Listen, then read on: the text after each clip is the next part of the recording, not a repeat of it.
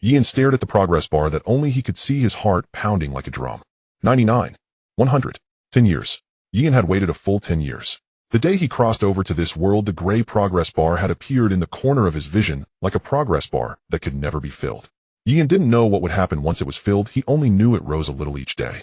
Rain or shine, it never stopped. And today it was full. Extracting talent. 3 panels of light unfolded before him.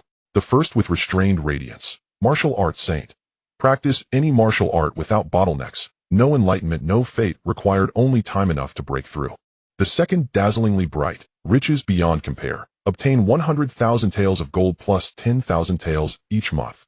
The third, softly glowing. Spiritual, vain Tao body. Permanently raise innate aptitude by 2 major grades. Yian's gaze stopped on the first panel. Riches beyond compare was wealthy, and spiritual vain Tao body could enhance aptitude, but martial arts saint had no bottlenecks. In this world, a person with poor aptitude couldn't exchange even vast wealth for a breakthrough. What's more, aptitude could later be enhanced with treasures and medicines. Spiritual vain Tao body would only raise Yian's innate aptitude from upper C to upper A, giving first-rate talent, but breakthroughs still required resources and would still be blocked by bottlenecks. Only martial arts saint could allow Yin to walk to the very end himself. Yin reached out and tapped the first panel. Talent-bound martial arts saint. The progress bar returned to 0. Next draw 3 years later. Yin took a deep breath and sat up in bed. It was still dark outside the window. Xuan, time to eat. His eldest brother Yi Ping's voice came from the outer room, slow and gentle, just like the man himself. Yin responded and pushed open the door to go out. In the central room stood a wooden table with a chipped corner. His eldest brother Yi Ping was already seated upright there, holding a book and muttering to himself. His eldest brother Yi Ping was 17 this year, studying at the county school following the path of the imperial examinations. His father Yi Shouhua had said that his eldest brother's innate aptitude was poor, so martial arts held no future, at least studying offered a way to survive. His second brother Yi Ning sat across from him with a bowl of porridge, 2 steamed buns, and a plate of pork before him. He was 16 this year with middle B, innate aptitude the family's greatest hope. Yi Ning studied leg techniques at the Black Tiger Martial Hall in the county. The hall master Han Bao had personally said that if Yi Ning kept up this momentum, he had a chance to attempt the third body tempering before turning 20. Eat slowly, no one's going to snatch it from you. Their mother had passed away early. Their father Yi Shouhua sat at the head of the table, watching his second son, Yi Ning, wolf down his food, his eyes filled with both gratification and heartache. Yin took his seat and picked up his bowl of porridge. On the table were a plate of pickled vegetables and a plate of stir-fried greens. Only his second brother had an extra egg and a few pieces of dried meat. Every month his second brother's tuition and medicine cost 15 taels of silver. His father's grocery shop could earn a little over 20 taels a month, and the remaining 5 had to feed the whole family of 4. Father, I want to learn martial arts too. The 3 of them paused, chopsticks frozen. The room fell silent for a moment. Yi Ning was the first to react, frowning. What did you say? I want to learn martial arts. Yin repeated, his tone calm. With a sharp crack, Yi Ning slapped his chopsticks on the table. Do you know how much the medicine costs a month? The martial hall tuition. The family already has a hard enough time supporting me. Don't make trouble. I know. What do you know? Yi Ning's voice grew louder. With your upper C aptitude, you might not even reach the second body tempering in a lifetime of training. Why waste the money on it? Innate aptitude was divided into 4 grades, A, B, C, D, and each grade had 3 levels, upper, middle, lower. Yi Ning's middle B aptitude was considered good talent in the county. Yi An's upper C aptitude meant he could barely practice martial arts. It was an iron law among martial artists with poor innate aptitude. Training was just a waste of money. His eldest brother Yi Ping put down his book, glanced at Yin, and said nothing. His father Yi Shouhua was silent for a long moment, then spoke in a low voice. Xuan, why do you suddenly want to learn martial arts? Yin didn't tell the truth. He couldn't exactly say that the 10-year deadline had arrived and the Dragon King had returned to his throne. I want to try. 3 months. If I can't reach the first body tempering within 3 months, I'll give up. 3 months. Yi Ning sneered. What do you think the first body tempering is? Eldest brother. Yi Ning turned to look at eldest brother Yi Ping, swallowing the rest of the sentence. Eldest brother had also trained in martial arts back then, but after 4 months, he still hadn't reached the first body tempering, which was why he switched to studying. Yi Shouhua said nothing, carefully scrutinizing his youngest son. Yin returned his father Yi Shizuo's gaze, his eyes calm, but resolute. 3 months. Yi Shouhua finally spoke. If you don't make it well, never mention this again. All right. Yi Ning opened his mouth as if to say something, but seeing the matter settled, he fell silent. He lowered his head, finished the remaining porridge, then stood up and left. Yin knew his second brother felt aggrieved. The family was already not well off, and with one more mouth to feed and train, life would be even tighter. But he had no choice. In this world, the strong preyed on the weak. Without strength, words were empty. After the meal, as Ian was about to clear the dishes, eldest brother, Yi Ping, walked over and pressed a cloth bundle into his hand. This is left over from my school fees. Don't tell second brother. Ian opened it to see loose silver coins about 7 or 8 taels. He looked up at his eldest brother, but Yi Ping's face was expressionless. He merely patted Ian's shoulder and turned back into his room. That night his father called Yi into the back of the grocery shop. Yi Shouzhua pulled out an old money box from under the counter, counted and counted again, and put together 10 taels of silver. With your eldest brothers, that's 18 taels in total. Yi Shouzhua pushed the silver over. 3 months' tuition plus the cheapest medicinal herbs. That should be enough. Ian looked at the pile of loose silver, and his heart suddenly ached. He knew the family had no savings. These 18 taels were probably everything his father and eldest brother could scrape together. Father, I won't. 3 months. Yi Shouzhua interrupted him, his voice a bit hoarse. If you can't make it, come back. Don't push yourself. Ian clutched the silver tightly and nodded. Early the next morning, when his father left the house, Ian followed behind him. Yi Shouzhua didn't go to the grocery shop. Instead, he turned into a narrow alley and walked to an old house at its end. The door was unlocked. Yi Shouzhua pushed it open, and Ian followed behind. The room was very dark. The windows were covered with black cloth, and only a few thin rays of light leaked through the gaps. An old man sat in a rattan chair in the corner, eyes closed, motionless. His hair was completely white, his face deeply lined, as if carved by a knife.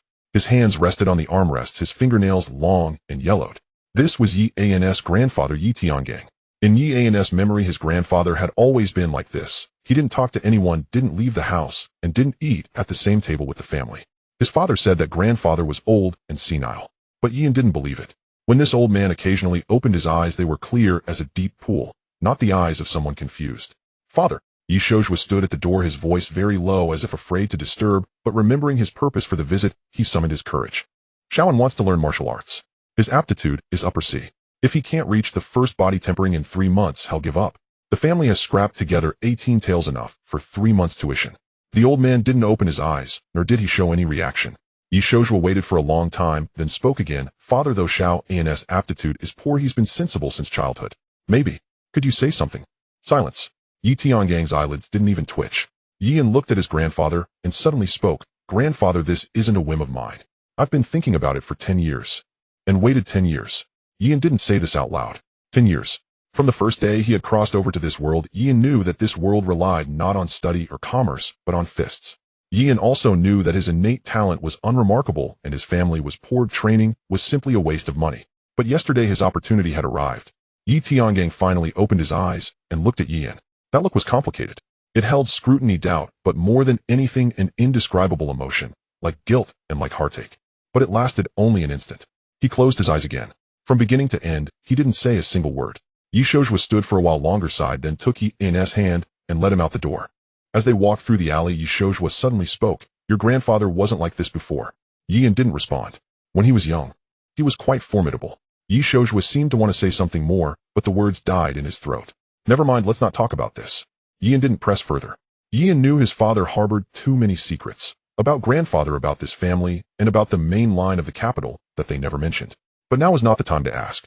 In 3 months, if he couldn't reach the first body tempering, asking about all this would be meaningless. When they got home, eldest brother Yi Ping was reciting texts in the courtyard. Seeing them return, he put down his book and walked over. Father, I've been thinking. Eldest brother Yi Ping took out 2 taels of loose silver from his sleeve. This is my food money for next month. Let third brother use it first. Yi Shouzhua looked at the 2 taels of silver, his eyes slightly red. What will you eat next month?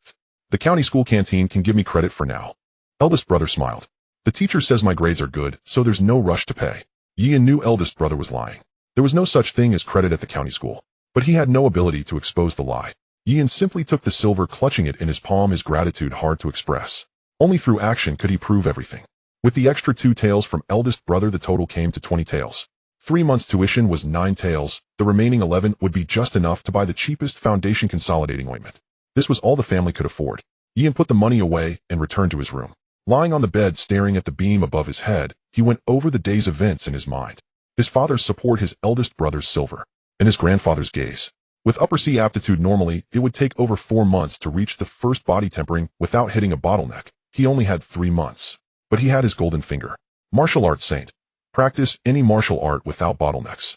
No enlightenment needed, no fate needed, only time. 3 months.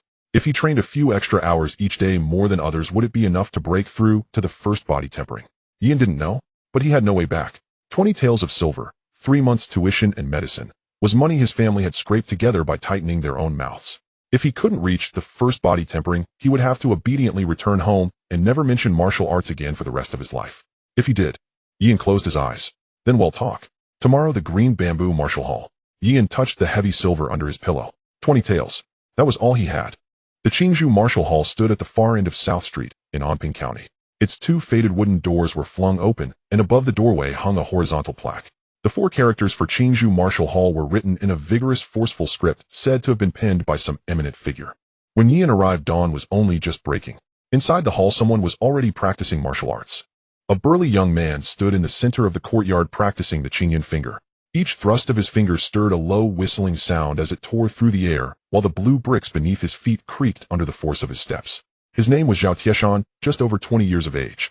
He had thick brows and large eyes, a simple, honest countenance, yet every finger strike he unleashed carried a razor-sharp ferocity. Beside Zhao Tieshan stood a youth a little younger than him, 17 or 18 at most. He stood with his arms folded across his chest, a look of considerable self-satisfaction on his face. His black hair was tied back behind his head, and his features were handsome. Though his clothes were not silk, the fabric was clearly superior to that worn by ordinary folk.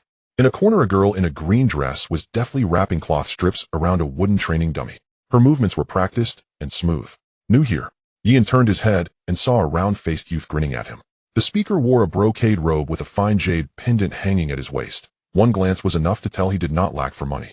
He held a folding fan in his hand, though the weather did not warrant its use. It lent him an air of ostentation. Yian announced his name. Qian Duo. The round-faced youth split into a broad grin, sizing Yian up from head to toe. His gaze paused for a moment on Yian's fingers wrapped with cloth strips. Your hand, you've trained before. I heard the Qingzhou Martial Hall cultivates Qingyan finger, so I experimented a bit at home. Ambitious. Qian Duo raised his thumb in praise, then lowered his voice. Let me tell you, our hall may be lacking in many respects, but the hall master is truly a man of real skill. Do you know where he was before? Yian shook his head. Xishang sect. When Qian Duo uttered these 3 words, his tone held the same reverence a small-town commoner would use when mentioning a high official from the capital.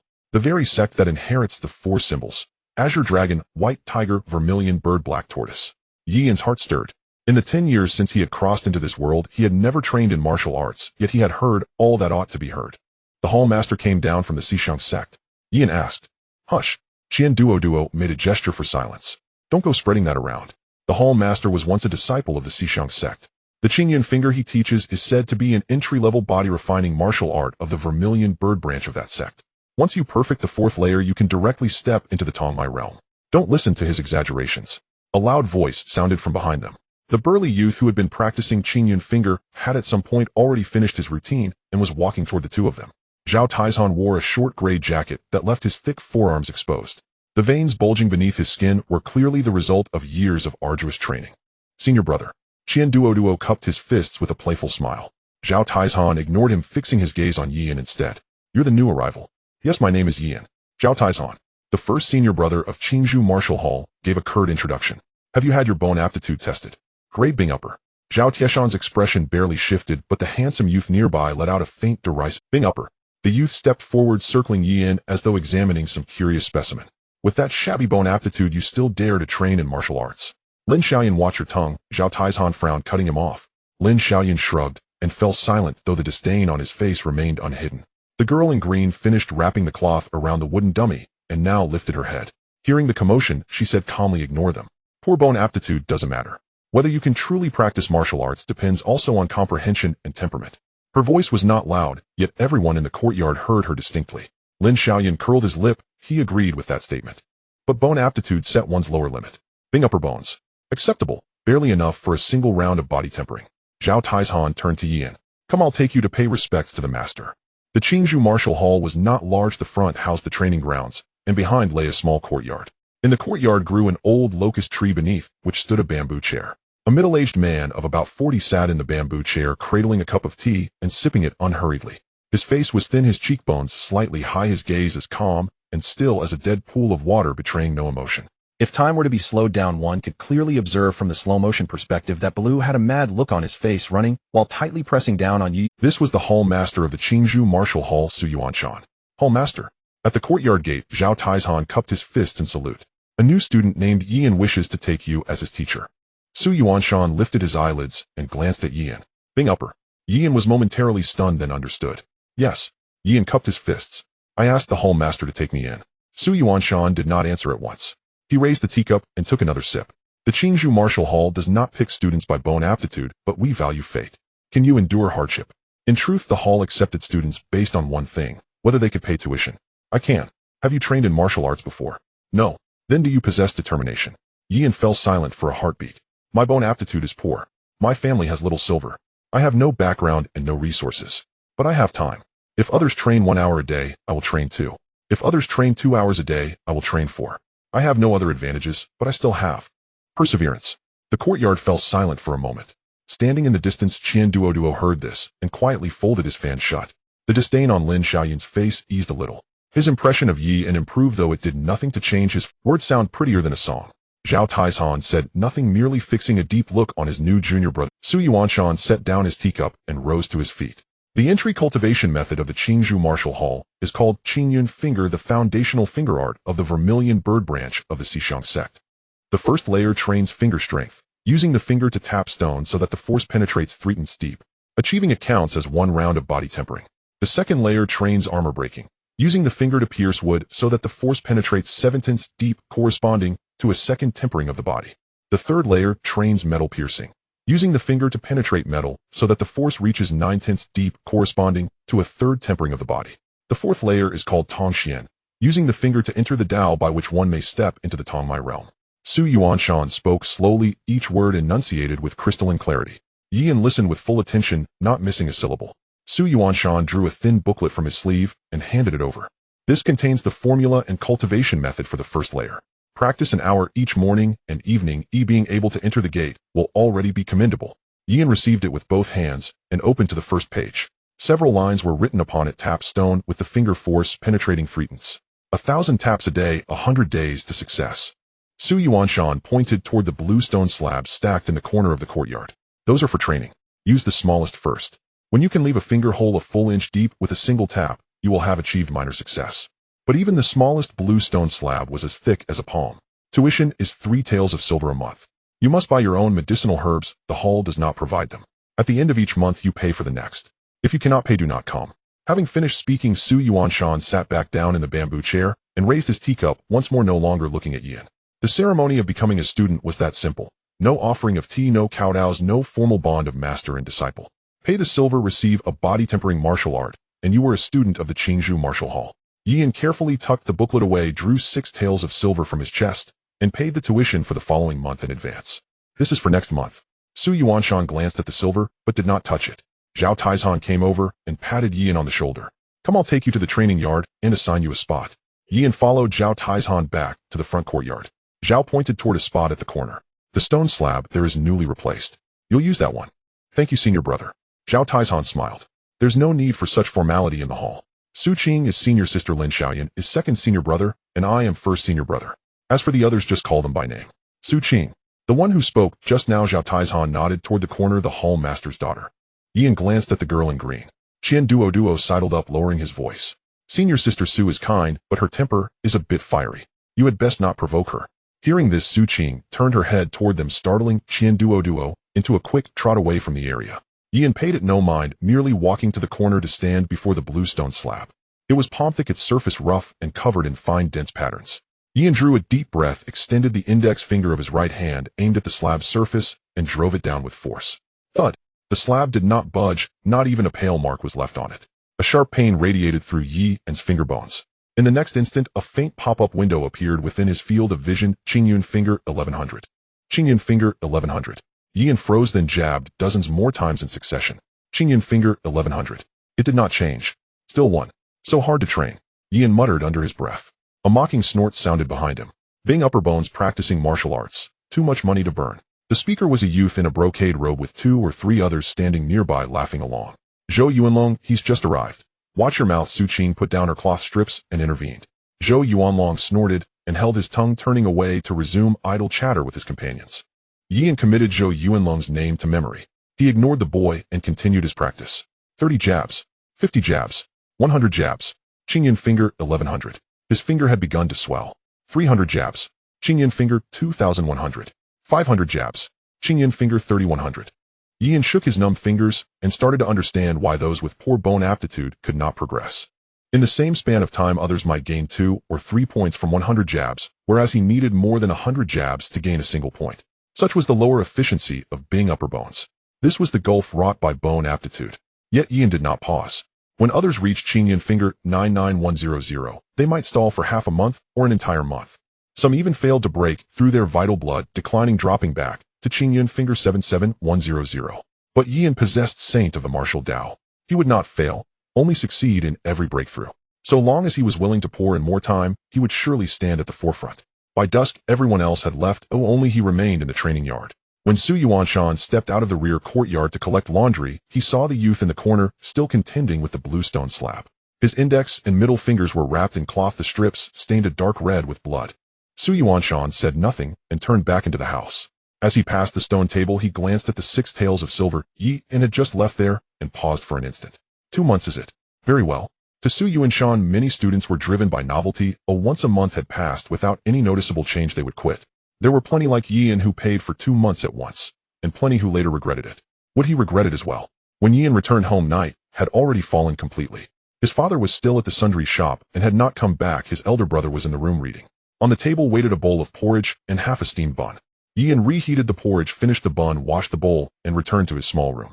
The sensation of striking the stone slab replayed in his mind again and again. Angles, forced breathing, all revisited in memory. His fingers were now greatly swollen. Touching anything sent a jolt of pain. Fortunately, he had ointment. Yian took out the freshly bought salve and rubbed it onto his fingers. A cool, tingling chill traveled from his fingertips straight to his forehead. It hurt, yet would hasten his recovery. Without it, the 4 points of proficiency he had gained today by way of relatively minor injuries would be hard to match tomorrow. As of now, Yian was merely an ordinary person. He would sustain injuries, and in the early and middle stages his rate of improvement would surely be slower than on this first day. Thus, the ointment became crucial. It could accelerate his recovery. Qingyun finger 4100. At this pace, he could still reach the first round of body tempering within 3 months. Thinking too much is useless. What matters now is to break through the first layer of Qingyun finger and become a one-time body tempering martial artist. Otherwise, all is but empty talk. 1 round of body tempering was only the first step. In the following days, Yian's life became exceedingly simple. He left home before dawn and returned after dark, following a straight line between Qingzhou Martial Arts Hall and the Liuxiang Cottage. The progress of Qingyun finger increased ever so slowly. Yian's aptitude was somewhat lacking, leading to lower efficiency, but he could compensate with time. While others practiced for 2 hours, he practiced for 4. Comfort is reserved for the dead. Yian must be relentless. One evening, as most practitioners left the training ground, Yian remained in the corner, diligently practicing Qingyun finger against the stone slab. The indentations on the stone slab were nearly half an inch deep. Qian Duo approached and squatted beside him, watching for a moment. How many times did you poke today? About 1,000, I guess. Yian was unsure of the exact number, but he was certain he had put in a lot of effort. Doesn't it hurt to push yourself like this, eh?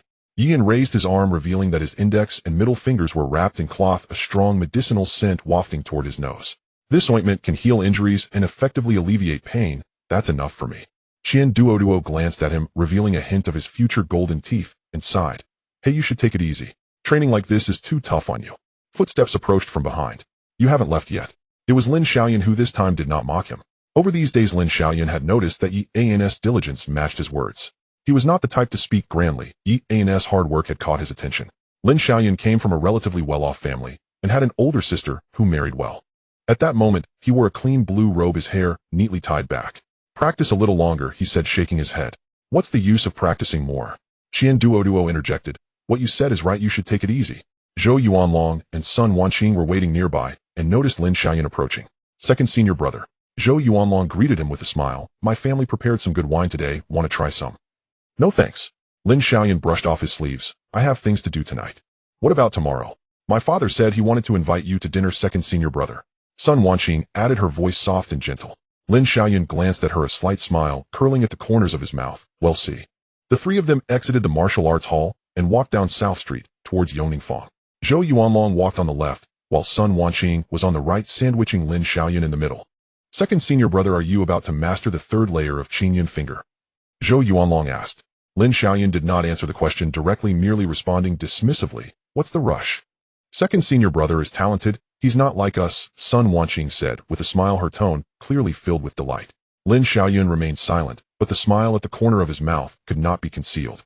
After the three of them walked a few steps from the martial arts hall, Zhou Yuanlong glanced back in that direction and teased, "That guy is still practicing, huh?"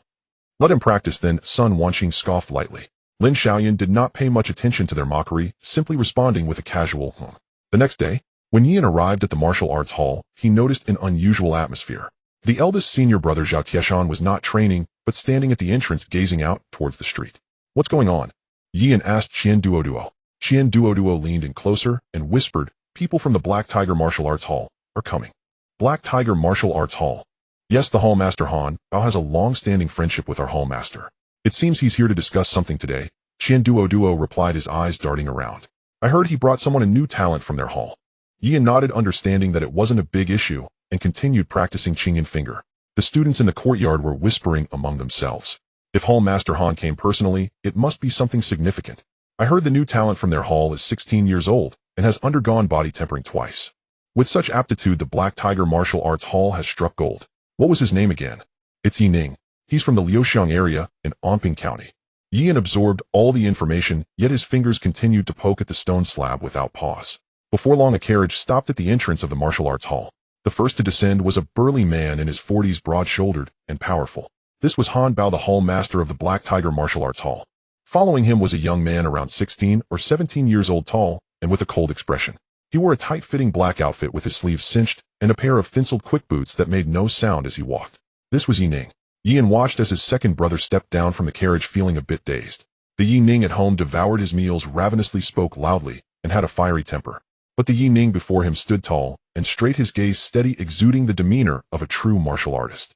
He resembled a genuine warrior. Han Bao led Yi Ning into the back courtyard, where Su Yuanshan was already waiting. The two hall masters greeted each other with a nod and entered the room to talk. Yi Ning stood guard at the door, standing straight and motionless. The people in the courtyard were discussing among themselves. "Is that Yi Ning? From the Black Tiger Martial Arts Hall, with great aptitude."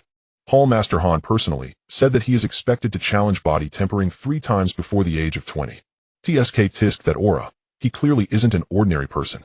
Zhou Yuanlong stood among the crowd, watching Yi Ning with a complex expression. Why didn't he have such talent? Then he thought of something, turned his head to look at Yan in the corner, and scoffed, "Same surname, yet why is there such a vast difference?" Sun Wanqing followed his gaze and glanced at Yi and then smiled slightly. Yan ignored them, continuing to refine Qingyan finger. His only goal was to undergo body tempering once. Time passed, and the conversation in the back courtyard came to an end. When Han Bao emerged, his expression was not good, while Su Yuanshan appeared unaffected. Yi Ning followed Han Bao out, passing by the training ground. His gaze swept across the students in the courtyard: Zhao Tieshan, Lin Xiaoyan, Su Qing, Qian Duoduo, Zhou Yuanlong, and Sun Wanqing. Then he stopped. In the corner, a slender youth stood before the blue stone slab, his right index and middle fingers wrapped in cloth, fully focused, as he poked at the stone slab. Thud, thud, thud. Each poke used all his strength, his fingertips striking the slab with a muffled sound. Yi Ning stood there watching for a while. Yan did not notice him. His entire focus was on the stone slab, and the cloth around his fingers was already stained with dark marks, yet Yan did not stop. Yi Ning's expression changed for a moment. He nodded slightly, then turned and followed Han Bao out of the martial arts hall, not speaking a word the entire time. Yan was unaware that his second brother had just looked at him. When he returned home at dusk, the sky was already completely dark. His eldest brother was reading in the room, and their father had not yet returned. On the table lay a bowl of porridge, 2 steamed buns, and a small dish of braised meat. Yan sat down, picked up the bowl of porridge, and was about to begin eating. The door curtain was lifted, and Yi Ning walked in. He had changed into a clean outfit, and was carrying a cloth bag. The two brothers exchanged a brief gaze under the dim light. Yan expected his second brother to say something. Mocking words, dismissive comments, or cold criticisms. Anything would do. But Yi Ning said nothing. He placed the cloth bag on the table, which contained 2 bottles of ointment. These were given by the martial arts hall, their surplus, he said flatly with no hint of emotion. Yan glanced at the 2 bottles of ointment. Bone-repairing ointment costs 2 taels of silver per bottle, and the Black Tiger Martial Arts Hall gives each student 1 bottle per month. Saying its surplus is a lie. Yan did not call him out. "Thank you, second brother." Yi Ning looked at him for a moment, fell silent, and then said, "Take care of yourself." Afterward, he turned and lifted the door curtain, entering the inner room. Yan sat under the light, staring at the 2 bottles of ointment on the table, remaining silent for a long time. He picked up a piece of braised meat, slowly chewing it. The meat was fragrant. Since Yi Ning began training, the family's meat had been prioritized for him, as he was talented and seen as a promising martial artist. Yan also understood that if he did not possess a golden finger, practicing martial arts would indeed be a waste of money. He finished the remaining half bowl of porridge and returned to his small room. Qingyan finger 37100, only 63 points left. Time flew by swiftly. Yi's life was like a winding clock repeating the same rhythm every day. Dawn at the martial arts hall, dusk returning home with all the time in between dedicated to the stone slab. People came and went in the training ground. Some praised Yi's perseverance, while others mocked his innate talent. Yin paid them no mind. What concerned him was the progress bar in his field of vision. Qingyan finger 37100. This was the progress of the first day. 10 days had passed. Qingyan finger 49100, yet Yi's current training speed was slower than at the beginning. There was no way around it. This was an issue of innate talent. Yin silently calculated in his heart that at this speed he would reach 100 in about 2 months. Compared to the usual talent of a middle grade, he was ahead by quite a margin, as Yin practiced much longer each day than others. All Yin could do was dedicate more time. That evening he finished his training and loosened the cloth strips wrapped around his fingers. "Hey, newcomer." Yin looked up to see a young man in his mid-20s standing on a nearby stone block grinning at him. He wore a gray training short coat, and his cloth shoes had 2 holes in them. His face was clean, but when he smiled, deep wrinkles formed at the corners of his eyes, making him appear older than his actual age, giving him a somewhat worn look. "Who are you?" "Wang Tai." The young man jumped down from the stone block and dusted off his pants. "I've been here for 2 years longer than you. Just call me Taigu." Yin nodded. "Hello, Taigu." Wang Tai looked him up and down, his gaze landing on Yi's fingers wrapped in cloth. "How long have you been training that hand?" "More than a month." "How many times do you poke each day?" "Just over 1,000. Wang Tai whistled. "That's harsh. If I had trained like you back then, I wouldn't be in this situation now." "What's wrong now?" Wang Tai didn't answer, stretching lazily and nodding towards the door of the martial arts hall. "Let's go, I'll treat you to a bowl of tea." The two exited the martial arts hall and found a tea stall by the street. Wang Tai ordered 2 bowls of coarse tea costing 3 yuan each. The tea leaves settled at the bottom of the bowl, the broth a yellowish color with a bitter burnt taste. "Do you know?" Wang Tai held the tea bowl watching the floating tea leaves, his voice low. "I've been at the Qingzhou Martial Arts Hall when I joined 2 years ago, I was at the same level as you, middle grade." Wang Tai smiled. "No, I was a bit worse than you, lower middle." The hall master said, "With my talent, if I trained hard, I could reach body refinement in half a year." At the time I thought half a year isn't long. Wang Tai took a sip of tea, frowning, unsure if it was the tea's bitterness or the memory that was bitter. "The year before last I trained for more than an hour each day, and I was lucky. After half a year I reached body refinement. Not fast, but also not slow. And then I wanted to push for the second body refinement." Wang Tai put down the tea bowl. "Going from first body refinement to second normally takes a year. I saved up for over half a year, bought body refinement pills, bought breaking through pills, and closed myself off to attempt the breakthrough." Wang Tai made a gesture. "It failed." "Failed?" "Yeah, the breakthrough failed, and all my progress was reset starting from scratch." Wang Tai smiled bitterly. "Do you know what that feeling is like? After saving for over half a year, closing off for 7 days, at the last moment with a pop, everything was gone. It felt like letting out a fart." Yin was silent for a moment. "Did you try again afterwards?" "I did." Wang Tai's voice dropped. "For the second time I prepared for half a year, borrowed money to buy better pills, and then it failed again. And now.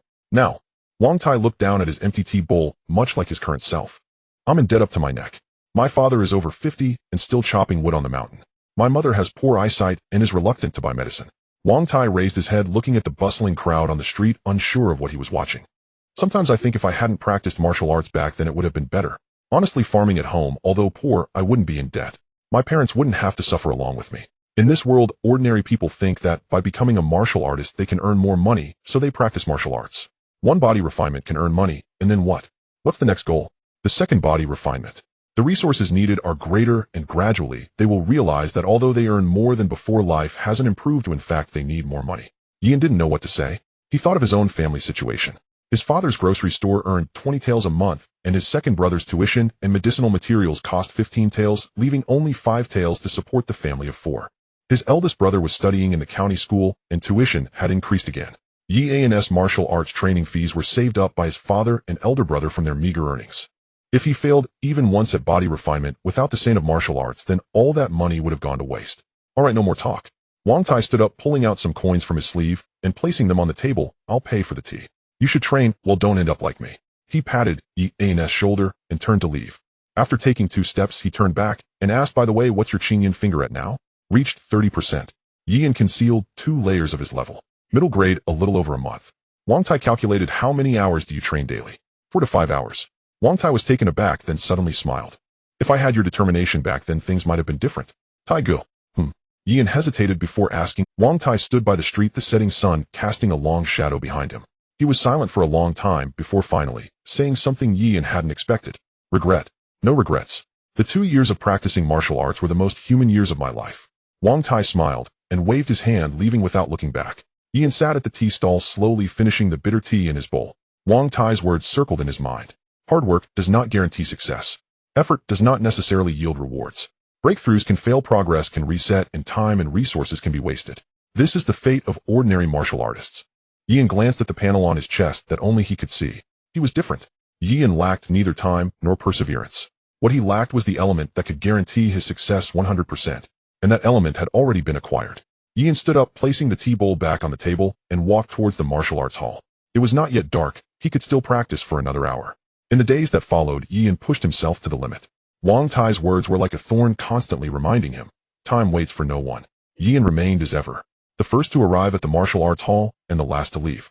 The dents on the stone slab grew from half an inch to an inch, almost piercing through.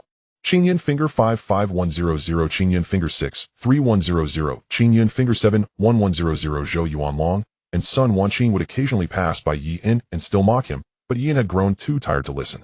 Lin Xiaoyun would occasionally glance at him, her gaze no longer filled with disdain as it had been when they first met. Qian Duoduo would still come over, chatting with Ian and checking on his progress with the Qingyun finger. Everything was calm, until one evening. Ian exited the martial arts hall, the sky already dark. He walked along South Street towards Liuxiang, passing by Drum Tower Street, where he saw a few people gathered at the corner of a grocery store. Ian recognized this store. The owner, Chun, was doing small business like his father. Manager Chin, it's time to pay this month's protection fee. A plump man in a brocade robe stood at the door, flanked by two burly men who looked like thugs. Manager Chun was bent over, his face full of forced smiles. Manager Zhou, business has been really poor this month. Can you allow me a few more days? Allow you? Manager Zhou sneered. You've already delayed for 10 days. If you don't pay soon, don't think you can keep this store open. Manager Chen's face immediately turned pale. Ian stood at the alley entrance, watching this scene with a heavy heart. He recognized the troublemaker. Someone from in Omping County shops had to pay a monthly protection fee to the Zhou family. Simply put, it was extortion. If they didn't pay, they couldn't expect to do business properly. The Chen family had no martial artists, so they had no choice but to pay. Ian lowered his head, quickening his pace home. He paused for a moment as he passed his own grocery store. The shop was still open. His father was inside, counting money, the dim light casting on his hunched back. Ian stood in the alley watching for a while. Manager Chen's store was collecting protection fees, but the Yi family store was not. It wasn't because the Zhou family was kind, but because the Yi family had Yi Ning. Middle grade talent, Black Tiger, Martial Hall, second body refinement. At 16 he reached second body refinement. With such a reputation, the Zhou family had to think twice. To offend a future martial artist who could potentially reach third body refinement, or even connect meridians for a mere monthly protection fee, wasn't worth it. This was the rule of the world. If your fists are strong enough, no one dares to bully you. If your fists aren't strong enough, you can only bow and smile like Manager Chen, allowing others to take advantage of you. Ian clenched his fists. He needed to reach body refinement without delay. Ian had already begun to lose track of the days. Every day, he woke up to practice. When hungry, he ate. When tired, he slept. Upon waking, he continued to train. On that midday, the students gathered at the entrance of the martial arts hall, eating their rations and chatting. Have you heard? The Black Wind Bandits have come down from the mountains again. Where did they strike this time? In the North Etley family hollow, they stole 3 cows and injured 2 villagers. Does the town's defender do nothing? What can he do? The Black Wind Bandits are holed up in Black Wind Ridge, easy to defend, but hard to attack. Not to mention Pang He's strength and the hundreds of men under him. How many would die if they forced a confrontation? Tisk this world. You're right. For us small martial artists, just being able to protect our little piece of land is already quite good. Ian sat in a corner, gnawing on dried meat. The Black Wind Bandits, Pang Hu. It was said that his strength had already broken through the meridian opening and should not be underestimated. Qian Duoduo leaned over, lowering his voice. The Black Wind Bandits are getting bolder. I heard they have dealings with certain families in the city, otherwise how could they be so daring? Ian glanced at him. Qian Duoduo chuckled, but did not dare to elaborate. Ian did not press further. The pit in the stone slab was growing deeper, about to be breached. Qingyun finger 9 1100, Qingyun finger 9 3100, Qingyun finger 9 5100. After reaching 95, the speed noticeably slowed down. The closer one got to the breakthrough stage, the more every martial artist would find themselves stuck, leading to slow progress in cultivation. At this moment, it tested the martial artist's comprehension and root bone, but Ian had no bottleneck. Yian's issue was time. All Ian needed was time. 1 day, 2 days, 3 days. Qingyun finger 9 6 100, Qingyun finger 9 7 100. The 4th day. Yian's fingers were more swollen than before, and the bandages with ointment had been changed several times. Zhao Taizhan finished practicing and stood beside Ian for a while. Take a break. I can see you're about to accumulate enough for a breakthrough stage. All right. Yian did not look up, continuing to practice the Qingyan finger. When I practiced the first layer, I was just like you. Every day I poked until my fingers bled, poking until I couldn't sleep at night. Yian stopped to glance at Zhao Taizhan. Zhao Taizhan chuckled, his smile somewhat simple. But it took me 3 months to reach the body refinement stage. How long has it been for you? Almost 3 months. 3 months. Zhao Taizhan repeated, acknowledging, faster than me. The 5th day? Qingyan finger 98100. The 6th day. Qingyan finger 99100. Yian looked at this number, his finger hovered in the air. 99. Just a little more. Yian took a deep breath and closed his eyes. Suddenly he opened them. With one finger he pressed down. Crack. The stone slab split in the middle, a hole piercing through from the front to the back. Qingyan finger 100100. Yian looked at the cracked stone slab, feeling the changes. With a surge of heat began at his fingertips, rushing up his arm, passing through his wrist, forearm, and elbow, spreading all the way to his shoulder, then cascading down his spine, flowing throughout his body. This was no illusion. It was real power. Yian's skin tightened, his muscles swelled, and his bones cracked. This was a transformation from the inside out, as if something had shattered and grown back anew. Yian clenched, his knuckles cracked a few times, the air in his palms compressed, and emitted a faint muffled sound. Yian stood up, his steps steadier than ever. Yian walked over to the black stone in the courtyard used for testing strength. The black stone was a foot high, half a foot wide, grayish-green, and smooth on the surface. It was a testing stone specifically used to measure the body refinement realm. The standard for a body refinement was to leave a mark on it. Su Yuanshan was standing under the corridor at some point. Zhao Taizhan retracted his fist and looked this way. Lin Xiaoyun walked out from the back courtyard, arms crossed over his chest, leaning against the doorframe, watching Yian. Su Qing stopped repairing the wooden post and looked up. Qian Duo jumped up from the bench, the rations in his hand, paused at his mouth. Yian extended his right index finger. With no build-up, no flashy movements, he simply used the strength from his body refinement to poke at it. Crack. A crack spread from his fingertip across the surface of the black stone, deep enough to be half a finger's width. One body refinement. The training ground fell silent for a moment. It worked. Zhao Taizhan was the first to speak, his voice not loud, but filled with joy. Su Qing tossed her tools to the ground, clapping her hands in appreciation. Congratulations. Congratulations. Congratulations, echoed from around. The addition of a true martial artist to the martial arts hall represented an enhancement of Qingzhou Martial Hall's strength. Qian Duo stuffed dried meat into his mouth, chewing, while saying indistinctly, it really worked. Zhou Yuanlong stood at the back of the crowd, his expression not too good. Meanwhile, Sun Wanqing bit her lip and said little. Just lucky.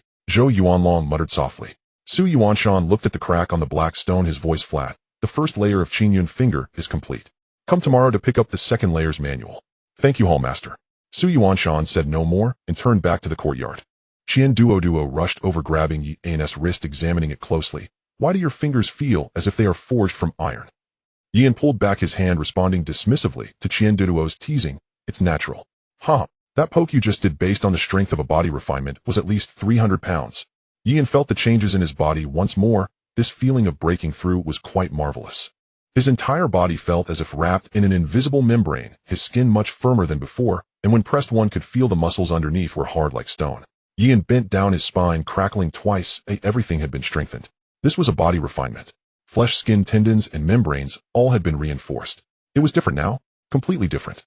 Zhao Taizhan walked over and asked once Yian had calmed down, how do you feel? It's like, I've changed bodies. Exactly. Zhao Taizhan nodded. A body refinement is a watershed. Until then, no matter how hard you train, you're still just an ordinary person. Once you reach it, you've truly entered the door. Zhao Taizhan glanced at Yian's fingers. Go back and rest for a few days, don't train too hard. The second layer requires even greater strength. If you force it in your current state, it will only backfire. Thank you for the guidance, senior brother. Yian acknowledged Zhao Taizhan's words, realizing he indeed needed to rest. The sky had darkened and the lanterns on the streets lit up one by one. Yian walked home quickly today. He wanted to share this good news with his father, to tell his older brother, to tell his second brother. When Yian reached Lu Alley, he saw the light in his father's general store still on. Yi Shouzhua was behind the counter counting accounts. The sound of the abacus clicking echoed in the room. Yi Shouzhua was currently rolling up his sleeves, which were covered in dust and sweat, revealing his slender wrists. The dim light illuminated his face, the corners of his eyes and brows etched with the marks of time, as if carved by a knife, stroke by stroke. Father. Yi Shouzhua lifted his head, his gaze moving away from the account book. I completed a body refinement. Yi Shouzhua certainly knew what a body refinement was. The sound of the abacus stopped. Yi Shizhuo's hand paused midair, taking a long time before he put down the abacus. He looked at Yi, and his gaze stopping for a moment on the bandaged fingers, then shifting to Yi's face. Did it work? Yi Shizhuo's voice was somewhat hoarse. It worked. Yi Shouzhua fell silent. He lowered his head, adjusting the abacus again, the beads clacking together, producing a crisp sound. Good. Yi Shouzhua appeared composed, but his fingers moving the abacus trembled slightly. Father, aren't you going to take a look? What is there to look at? You are my son. Oh, how could I not know whether you can do it or not? Yian smiled brightly, understanding that his father's and older brother's support had taken immense determination. And Yian did not disappoint them. Then I'll head back to my room. Yian turned and exited the general store, heading towards the courtyard. As he passed by his older brother's room, Yian knocked on the door. Brother, come in. Yian pushed the door open. Yiping was sitting at the table, reading, a flame of the oil lamp flickering in the wind, casting a shadow on the wall, sometimes large, sometimes small. I completed a body refinement. Yiping put down the book in his hand. He looked at Yi, and his gentle smile filled with happiness. Good. I knew you could do it. How did you know? Yian teased. Because you are my brother. Yian couldn't help but laugh. When did you start saying such things? From reading books. Yiping laughed along. That's what it says in the books. The two brothers exchanged glances and burst into laughter. This joy of breakthrough brought shared delight to both. Where's the second brother? The second brother should be patrolling in the East Square now. Oh, let's wait for him to return to share this surprise. After a body refinement, the subsequent training would require body refinement pills. He could also find work just like the second brother. Tomorrow he would go to learn the second layer of the Qingyun finger, his next goal being the second body refinement. After a body tempering session, Yi An's status in the martial arts academy changed. He was still the same boy practicing in the corner, but the way others looked at him had shifted. In Anping County, a single body tempering session does not make one a master, but it signifies the official entry into the realm of martial artists, no longer regarded as a waste with inferior bones. Su Yuanshan was enjoying tea in the backyard when he saw Yian arrive and nodded towards several pieces of paper on the stone table. The second layer of Qingyun finger. Take it and practice. If you don't understand, ask Zhao Taizhan. Yian picked up the papers, which were yellowed with age and had curled corners. The handwriting was somewhat faded, and it was unclear how long they had been stored. Yian cupped his fists in thanks and turned to head to the front courtyard. Zhao Tieshan, seeing Yian approach, ceased his training and wiped the sweat from his forehead. Did you get the formula? Yes. The second layer is different from the first. Zhao Taizhan walked to a pile of lumber in the corner, casually picking up a wooden board. The first layer focuses on finger strength. As long as it is hard and fierce, one can succeed. The second layer practices penetration. He stood the board upright, extended his index finger, and gently poked it. Crack. The board split neatly down the middle, and Zhao Taizhan's finger resembled a sword. The force penetrates 7/10. It's not just about piercing the board, it's about sending the force inside to explode from within. Yian gazed at the cracked board, feeling a sense of understanding. You give it a try? Zhao Taizhan handed Yi a new wooden board. Yian stood the board upright, took a deep breath, and pointed out. Thud. The board shook slightly, leaving a white mark on the surface without cracking. No rush. Zhao Taizhan patted Yi An's shoulder reassuringly. The second layer usually requires over half a year of practice. Take your time. Around noon, Zhao Taizhan called out to Yian.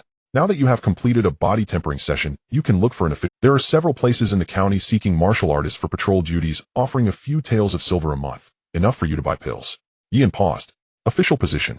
He had heard that martial artists with one body tempering session could take official positions in the county and receive a salary. While not government officials, they held a semi-official status with monthly pay. Where should I go? Does senior brother have any recommendations? Beitsong. That area has plenty of granaries, constantly hiring for night patrols. The work isn't heavy, but it requires vigilance. You can't sleep at night. It pays 4 taels a month. Are there other places? Nanshire has openings too, but it's chaotic there. They offer more silver, but the risks are high. Since you just broke through with body tempering, I wouldn't recommend going. Yian weighed the pros and cons and finally decided he'll check out Beitsong. All right. The manager's surname is Liu. Just mention my name. That afternoon, Yi and went to Beitsong. Beitsong is located in the northern part of the county, covering dozens of acres with rows of granaries neatly arranged like gray blocks. The air was filled with the scent of grains mixed with the earthy and dry aroma of rain-soaked soil. Yian found the manager's house and knocked on the door. Come in. Inside sat an elderly man in his 50s, dressed in a somewhat worn black robe, his face lined with deep creases, yet his eyes were quite bright. He looked Yian up and down, his gaze resting on him for a moment. One body tempering session. Yes. What is Yian? Who recommended you? Zhao Taizhan. The manager nodded, rummaged through a drawer, flipped through a booklet, and then closed it after finding what he wanted. Beikang's rules are few, just a few points. The old man held up 3 fingers. First, from the hour of the dog to the hour of the rabbit at night, you must patrol Beitsong, especially the 3 rows of granaries on the east side. There are issues with the walls there, and they can collapse easily. Yian listened attentively. Second, if you spot any suspicious individuals, do not engage directly. Blow the whistle, the patrol team will be nearby. As a newcomer, do not be reckless. Third, if any grain goes missing, you must compensate. Do you understand? Understood. The manager pulled out a copper plate from the drawer and tossed it to him. The copper plate was not large, with the words Batesong engraved on the front and a serial number on the back. You will receive 4 taels of silver each month, settled at the end of the month. Start tonight and do not be late. Ian accepted the copper plate and nodded seriously. That night Ian arrived at Batesong on time. The manager Lou was the old man he had seen during the day. He pointed out the patrol route to Ian and gave a few more instructions before returning to his room to sleep. Ian walked along the narrow path between the granaries, holding a lantern, moving quietly. The night breeze blew in from the north, carrying the chill of the fields. The surroundings were quiet, with only the occasional distant barking of dogs. As Ian walked, his mind began to wander. The second layer of xuan finger requires a target of 200 points. With body tempering pills, he could gain 3 or 4 points a day, reaching 200 in just over 2 months. But currently he did not have much silver and could not afford the body tempering pills, which would slow his progress. At this moment, he couldn't even buy a single body tempering pill. Ian shook his head, casting aside those distracting thoughts. What does it matter if there are no resources? As long as there is enough time, everything can be achieved. First practice, then worry about the rest. In the days that followed, Ian's life became more structured. He practiced xuan finger at the Qingzhou Martial Arts Academy during the day and patrolled Batesong at night. The progress bar steadily climbed. Xuan finger second layer 1200, xuan finger second layer 60, 200, xuan finger second layer 14200, xuan finger second layer 23200. A month passed. Xuan finger second layer 48200. Ian looked at this string of numbers and calculated in his mind. At this rate, he would need over 3 more months. By the end of the second month, Ian was practicing his finger techniques in the corner of the Martial Arts Academy as usual. At this point, his finger had already caused a small bulge on the back of the wooden board. Suddenly, Qian Duoduo spoke up. Ian, at this level, shouldn't you buy some body tempering pills? Ian did not stop his hands. I can't afford them even if I buy them. What are you planning to do then? Just keep practicing. Qian Duoduo chewed on some jerky, lost in thought. His gaze lingered on Ian for quite a while, as if weighing something, but in the end he said nothing. Xuan finger second layer 61200. That evening, Ian exited the Martial Arts Academy and headed to Batesong for his night patrol. As he walked along the road, he did not notice a pair of eyes watching him from the street corner. They belonged to a middle-aged man with a brutish face. He stood in the shadows of the alley, watching Ian's figure disappear around the corner before turning and walking toward the grocery store across from the Ocean. The grocery store's door was half open and a light was on inside. Wang Yud was busy counting money behind the counter. Hearing the door chime, he looked up and paused when he saw the visitor. Lu Yi, what brings you here? Lu Yi said nothing and walked to the counter. About that matter you mentioned last. Wang Yud was taken aback for a moment, then his eyes lit up. Has Lu Yi come to a decision? I've inquired. Yi Ning of the Yi family has been patrolling in the Eastern District recently. There's an opportunity. Lu Yi's voice was very low. Wang Yud rubbed his hands together. And Yi Shouzhua. It's a matter of one. Before Wang Yud could finish, Lu Yi interrupted directly. How much? Wang Yud swallowed hard and asked. Lu Yi held up 4 fingers, 40 taels. Deal. Thankfully this was within his means. When do we act? Wang Yud's voice came from behind. Lu Yi did not turn back, but let out a casual reply. Wait for the notification. The door slammed shut. Wang Yud stood behind the counter, soon breaking into a sinister grin. Xuan finger second layer 61200. Ian felt no disturbance in his heart as the numbers slowly increased. The progress may not be fast, but at least there was a goal. Even without the body refining pill, Ian could still make a few points of progress each day through sheer hard work, which was already quite good for him. After 2 months, the calluses on Ian's fingers had thickened, and the bulge on the back of the wooden board grew larger. Just a little more time until it truly cracked open. Just a little more breath, Zhao Taizhan said after observing Ian's performance. Once this breath is through, the second layer will be complete. Thank you, senior brother, for your guidance. After expressing his thanks, Ian continued to practice. That evening, he was preparing to go to the North Warehouse. Suddenly, he heard Zhou Yuanlong's voice behind him. Don't leave, everyone. I'm treating tonight at the Drunken Immortal Tower. Ian was about to leave the Qingzhou Martial Hall, but was called back. Yi and Zhou Yuanlong called out. Upon hearing the voice, Ian turned around and saw Zhou Yuanlong standing in the middle of the courtyard, accompanied by Sun Wanqing and a few other students who had reached at least the body refinement stage. Lin Xiaoyan was also present, but his expression was rather indifferent, appearing somewhat aloof. Zhou Yuanlong smiled his smile, neither warm nor cold. Now that you've reached the body refinement stage, you can be considered officially initiated. Shall we go for a drink? The braised pork at Drunken Immortal Tower is a specialty of Anping County. Sun Wanqing chimed in. Yeah, before you reached body refinement, calling you would have been pointless. Now it's different, at least you're a martial artist. On the surface it sounded friendly, but there was an underlying tone of condescension. Ian glanced at the two and replied bluntly. I'm not going. Zhou Yuanlong's smile momentarily froze. Why not? I have something to attend to tonight, you all go ahead. The previously lively courtyard fell silent for a moment. Zhou Yuanlong's expression changed while Sun Wanqing gritted her teeth, wanting to retort, but holding back. At this moment, Zhao Taizhan had just finished his training and was wiping his fingers. Noticing something was off, he immediately stepped in to smooth things over. Alright, Yan has something to do today, we'll talk about it next time. Zhou Yuanlong treating in the martial hall was nothing new. He did it once or twice every month, inviting those he deemed useful. Previously, he invited Lin Xiaoyan and Zhao Tieshan, who were at the second body refinement stage, and later began inviting those at the body refinement stage and above. Whoever broke through, he invited. The invitation was a pretense, but the intention was real. The Zhou family wasn't short on money, but lacked usable martial artists. Yan had never been invited before because he wasn't deemed worthy. What good is inviting someone who hasn't even reached body refinement? It's a waste of resources. Now that Yan had reached body refinement, Zhou Yuanlong came to invite him. But Yan rejected him outright, leaving no room for negotiation. I have something to attend to tonight. What kind of excuse was that? In fact, Yan did have something to do that night. He had to patrol the North Warehouse, earning 4 taels of silver a month, which was his only hope of buying body refining pills. Zhou Yuanlong's expression gradually returned to normal as he forced a smile. Alright, you have matters to attend to, we'll talk next time. He turned to greet the others. Let's go and drink. His voice was somewhat loud, deliberately directed at Yan. The group left in 2s and 3s behind him. Lin Xiaoyan stood up from the doorframe and paused beside Yan. He didn't look at Yan, but whispered, Zhou Yuanlong is treating with fine if you don't go. After saying that, after all, just because Yan wasn't going didn't mean Lin Xiaoyan wouldn't.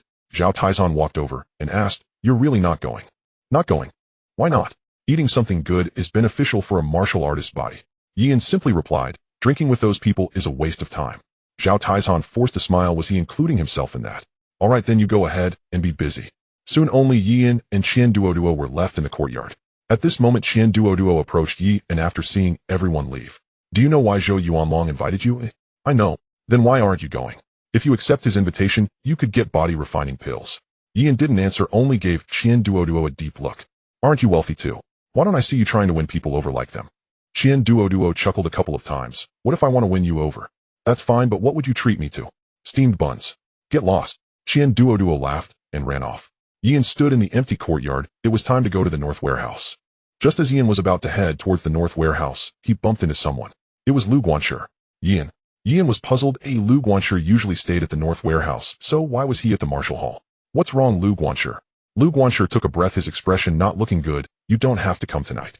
Something happened at the North Warehouse. It's locked down for a thorough check, and outsiders can't enter. You can take a day off. What happened? Lu Guanshi waved his hand. Don't ask, it has nothing to do with you. Just come back normally tomorrow. After Lu Guanshi finished speaking, he turned and walked towards the Martial Hall, presumably to find Master Su. No night patrol tonight. This was a first. Since he didn't have to go to the North Warehouse tonight, he might as well practice a bit longer. An hour later, the sky was completely dark. Yan walked out the Martial Hall's main door, and the moonlight shone on the southern street, illuminating the bluestone path. There weren't many people on the street, most shops had closed, and only a few lanterns swayed in the wind. Yan walked along the southern street towards Lu Lane. As he turned into Lu Lane, his footsteps slowed. The alley was quite dark, with the walls on both sides blocking most of the moonlight, leaving only a beam of light on the narrow path. Yan took a few steps and suddenly stopped. About 50 steps ahead, there was a figure. The figure walked slowly, moving lightly, each step taking place in the shadow of the wall. He was dressed in dark clothes, deliberately keeping his head down, making it difficult to see his face. Yan had lived in Lu Lane for over a decade. He knew everyone in this alley. Zhang San swayed his shoulders when he walked. Li Si made a loud dragging sound, and Wang Wu liked to hum little tunes as he walked. But this person's build didn't match anyone from Lu Lane. He was too unfamiliar. Moreover, this person was not heading deeper into the alley, but rather towards the exit. If he was leaving, he should take the main road. Why stick close to the wall? Something was off. Yan stepped back, concealing his body in the shadow of the alley entrance. He watched as the figure reached the middle of the alley and suddenly turned into a side path. This side path led to a courtyard. Yan recognized that courtyard. It was Wang Yu's grocery store. Yan's eyelids twitched. He remembered that 2 months ago the owner of the store across from his father's grocery was Wang Yu. They were business rivals. His father had said that Wang Yu was unscrupulous, always trying to ruin his business. Yan remained silent, mimicking the figure as he stealthily followed. The side path was narrow, allowing only one person to pass. Both sides were lined with high walls, and the moonlight couldn't penetrate. It was dark enough to see nothing. At the end of the path was a wooden door. The door was slightly ajar, with dim yellow light seeping out. Yan pressed against the wall, straining to listen. Inside, someone was talking. Master Lu Yining is in the East Square tonight, and won't be coming back. It was Wang Yu's voice. Even though he lowered his tone, he couldn't hide the excitement that was hard to suppress. Wait a moment. Master Lu paused at this point, but made a request. However, I have a condition. Please go ahead. After this deal, I need to leave Omping County for a while. You will cover my travel expenses. How much do you need? Wang Yu's excitement instantly vanished. Working with a tiger would naturally come at a cost. 50 taels. The travel expenses were surprisingly 10 taels more expensive than hiring a killer. Don't worry, you won't lose on this deal. Once he Shouhua is dead, won't everyone come to you to buy things? Moreover, this 50 taels also includes a confidentiality fee. It's a bargain. Master Lu watched Wang Yu closely. If Wang Yu disagreed, Master Lu might not hesitate to turn against him right then and there and kill him. Wang Yu's eyelids twitched, cursing inwardly, a dog that can't be fed. Yet he forced a smile, pretending to be magnanimous. Fine. Yan heard everything. Wang Yu hired a killer to kill his father. Yan took a deep breath, suppressing the surging anger in his chest. He slowly retreated, backing up to the entrance of the side path, then turned and quickly left the alley. This was an abandoned mill surrounded by stone grinding wheels and dry weeds. Footsteps sounded behind him. A shadow emerged from the alley, standing at the edge of the mill. The moonlight illuminated his face, revealing a rugged appearance with a sinister glint in his eyes and a slightly drooping mouth, giving him an inherently fierce look. Master Lu was dressed in black shorts with a short knife at his waist and black cloth wrapped around his hands. Kid, what are you following me for? Master Liu's voice wasn't loud, but since they were both martial artists, it was clear to hear. What are you looking for Wang Yu for? Yan knew the question was rhetorical. Master Lu squinted, scanning Yan with his gaze. Body refinement stage 1. Master Liu's tone carried some disdain. Just recently broke through, right? Your fingers are still swollen. Aren't you the same? Martial artists could sense each other's vitality levels, and at that moment Yan could feel the other's vitality fluctuations, which was far inferior to Lin Xiaoyan. He hadn't reached the second body refinement stage yet. Master Lu snorted. There's a difference even among body refinement stage 1. Let me show you what a body refinement stage 1 who has broken through 5 times is capable of. Sounds good, but you failed to break through to the second body refinement stage 5 times, didn't you? Yan spoke. Master Lu smiled, but it was a rather ugly smile, as if his scar had been pulled open. I originally didn't want to kill indiscriminately, but some people just don't know their place. Master Lu drew the short knife from his waist. He twirled it in his hand, the blade glinting in the moonlight. More people have died at my hands than you've seen. Are you scared? Yan didn't answer. Instead, he extended his right hand, his index and middle fingers together, pointing forward. Master Lu looked at his fingers and sneered. You think practicing finger techniques for a few days means you can fight me? Before he finished speaking, Master Lu suddenly disappeared from his spot. The short knife sliced upward, quick and vicious. Yan gently sidestepped. The blade grazed his left arm, followed by a cut on his clothing, barely missing Yan's flesh. Master Lu changed his approach quickly. After one failed strike, he twisted his wrist again, swinging the blade horizontally toward Yan's neck. Seeing this, Yan squatted down directly. The blade sliced over his head, cutting off a few strands of hair that fell onto the moonlit ground. Yan stepped back, creating distance. Master Lu didn't give Yan a chance to breathe, pursuing him with another strike. This time the knife aimed straight for Yan's heart. This time, Yan did not retreat. He swiftly pointed his finger against the blade. A clear sound resonated. Clang. The short knife shifted direction, piercing into the air beside Yan's shoulder. Master Liu's palm went numb from the shock, and he nearly lost his grip on the knife. His expression changed as he stepped back 2 paces. What kind of finger technique is that? Yan didn't respond. Instead, he seized the opening and stepped forward. Master Lu gritted his teeth, enduring the pain in his palm, and swung the knife again. This time he was smarter, targeting Yan's wrist, elbow, and neck, the weaker areas. Yan dodged left and right, accumulating 3 more cuts on his body. One on his left arm, one on his right shoulder, and one on his back. Die for me. Master Liu's knife came down again. Yan sidestepped while thrusting forward. His left hand fiercely grabbed Master Liu's wrist, holding the knife, fingers locking tightly. Master Lu felt something was amiss and frantically tried to break free, seeking to regain the advantage with his weapon. Yan would not give him that chance. A Qinyan finger struck. His right index finger had already pointed out. This finger unleashed its power flawlessly. It landed on Master Liu's chest, precisely on his ribs. Crack. The sound of a rib breaking was particularly crisp in the empty mill. Master Liu's eyes widened. Suddenly his mouth opened, yet no sound came out. His body stiffened for a moment, and then like a marionette with its strings cut, he leaned back. The short knife slipped from his hand, falling to the ground with a crisp sound. Yan stepped back, gasping for breath. Master Lu lay on the ground, his chest caved in, blood oozing from the corner of his mouth. He was dead. Yan didn't linger, first searching Master Liu's body. A short knife, average quality, could be bought for 5 taels at the blacksmith shop. A money pouch opened to reveal about 30 taels of broken silver. There was also a thin booklet, Breath Cultivation Technique. Yan opened the first page, which read, The way of cultivating qi lies in calming the mind. When the heart is calm, the qi flows smoothly, and when the qi flows smoothly, the strength is reached. This was a basic internal martial arts technique. Yan had never seen such a thing. He tucked everything into his clothes. After finishing these tasks, he looked at the corpse on the ground, hesitating not too long.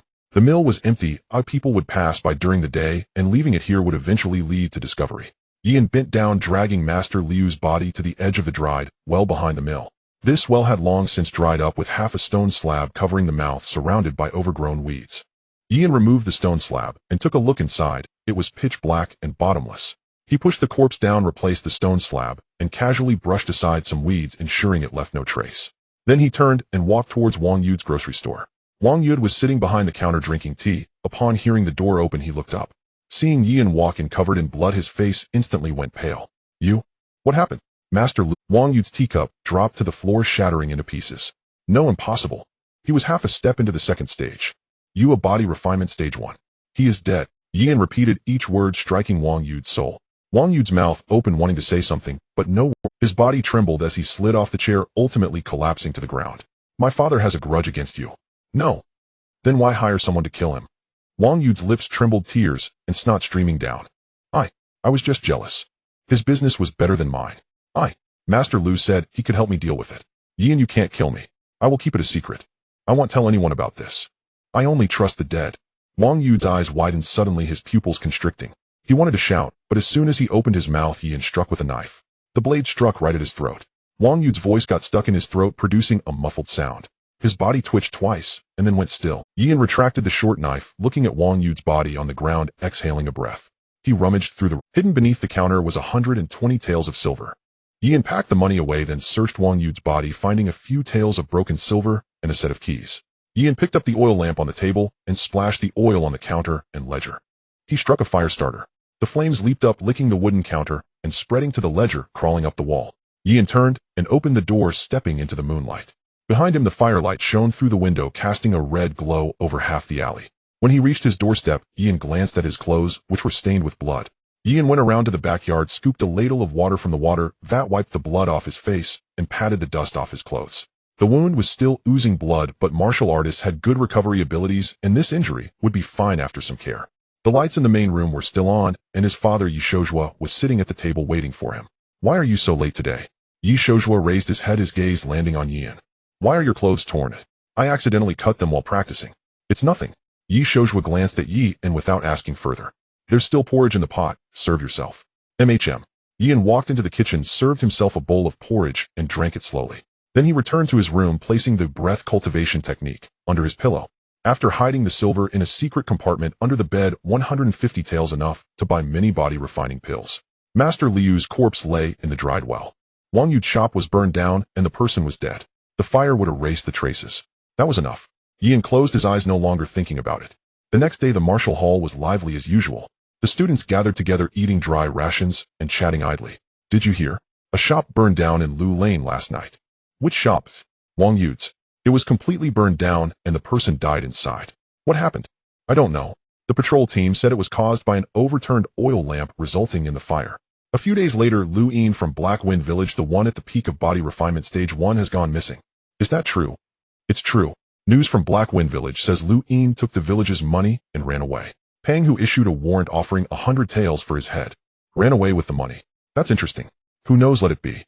Qian Duo listened to these idle talks while chewing on jerky, clearly enjoying himself. Life went on as usual.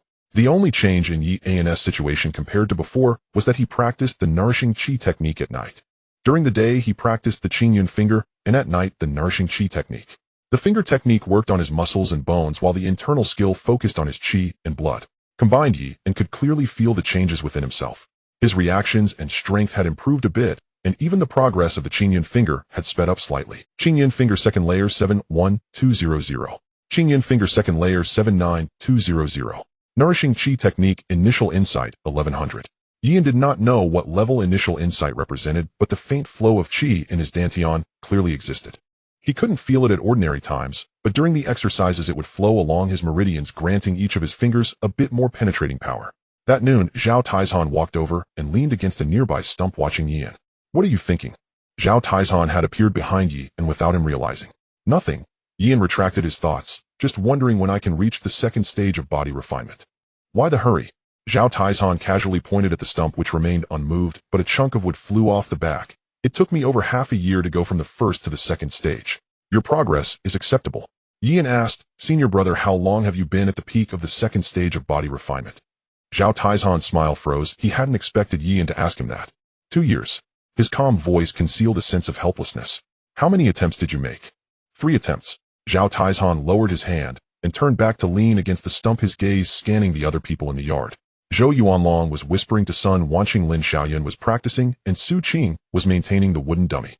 The first attempt at body refinement was last spring. Zhao Taizhan's voice was low, as if he were talking to himself. "I saved up money for half a year, bought 3 body refinement pills, 1 breakthrough pill, and went into seclusion for 10 days. And the result? Almost made it."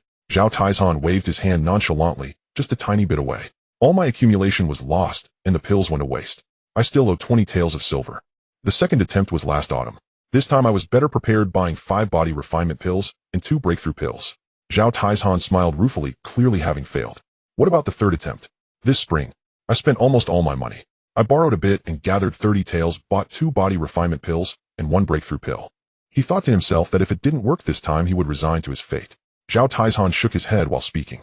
Yian already knew the outcome. Zhao Taizhan reminded Yian, "So I'm not in a hurry. Why are you?" Although Zhao Taizhan claimed to be calm, Yian knew that his pursuit of the third stage of body refinement had already changed his mentality.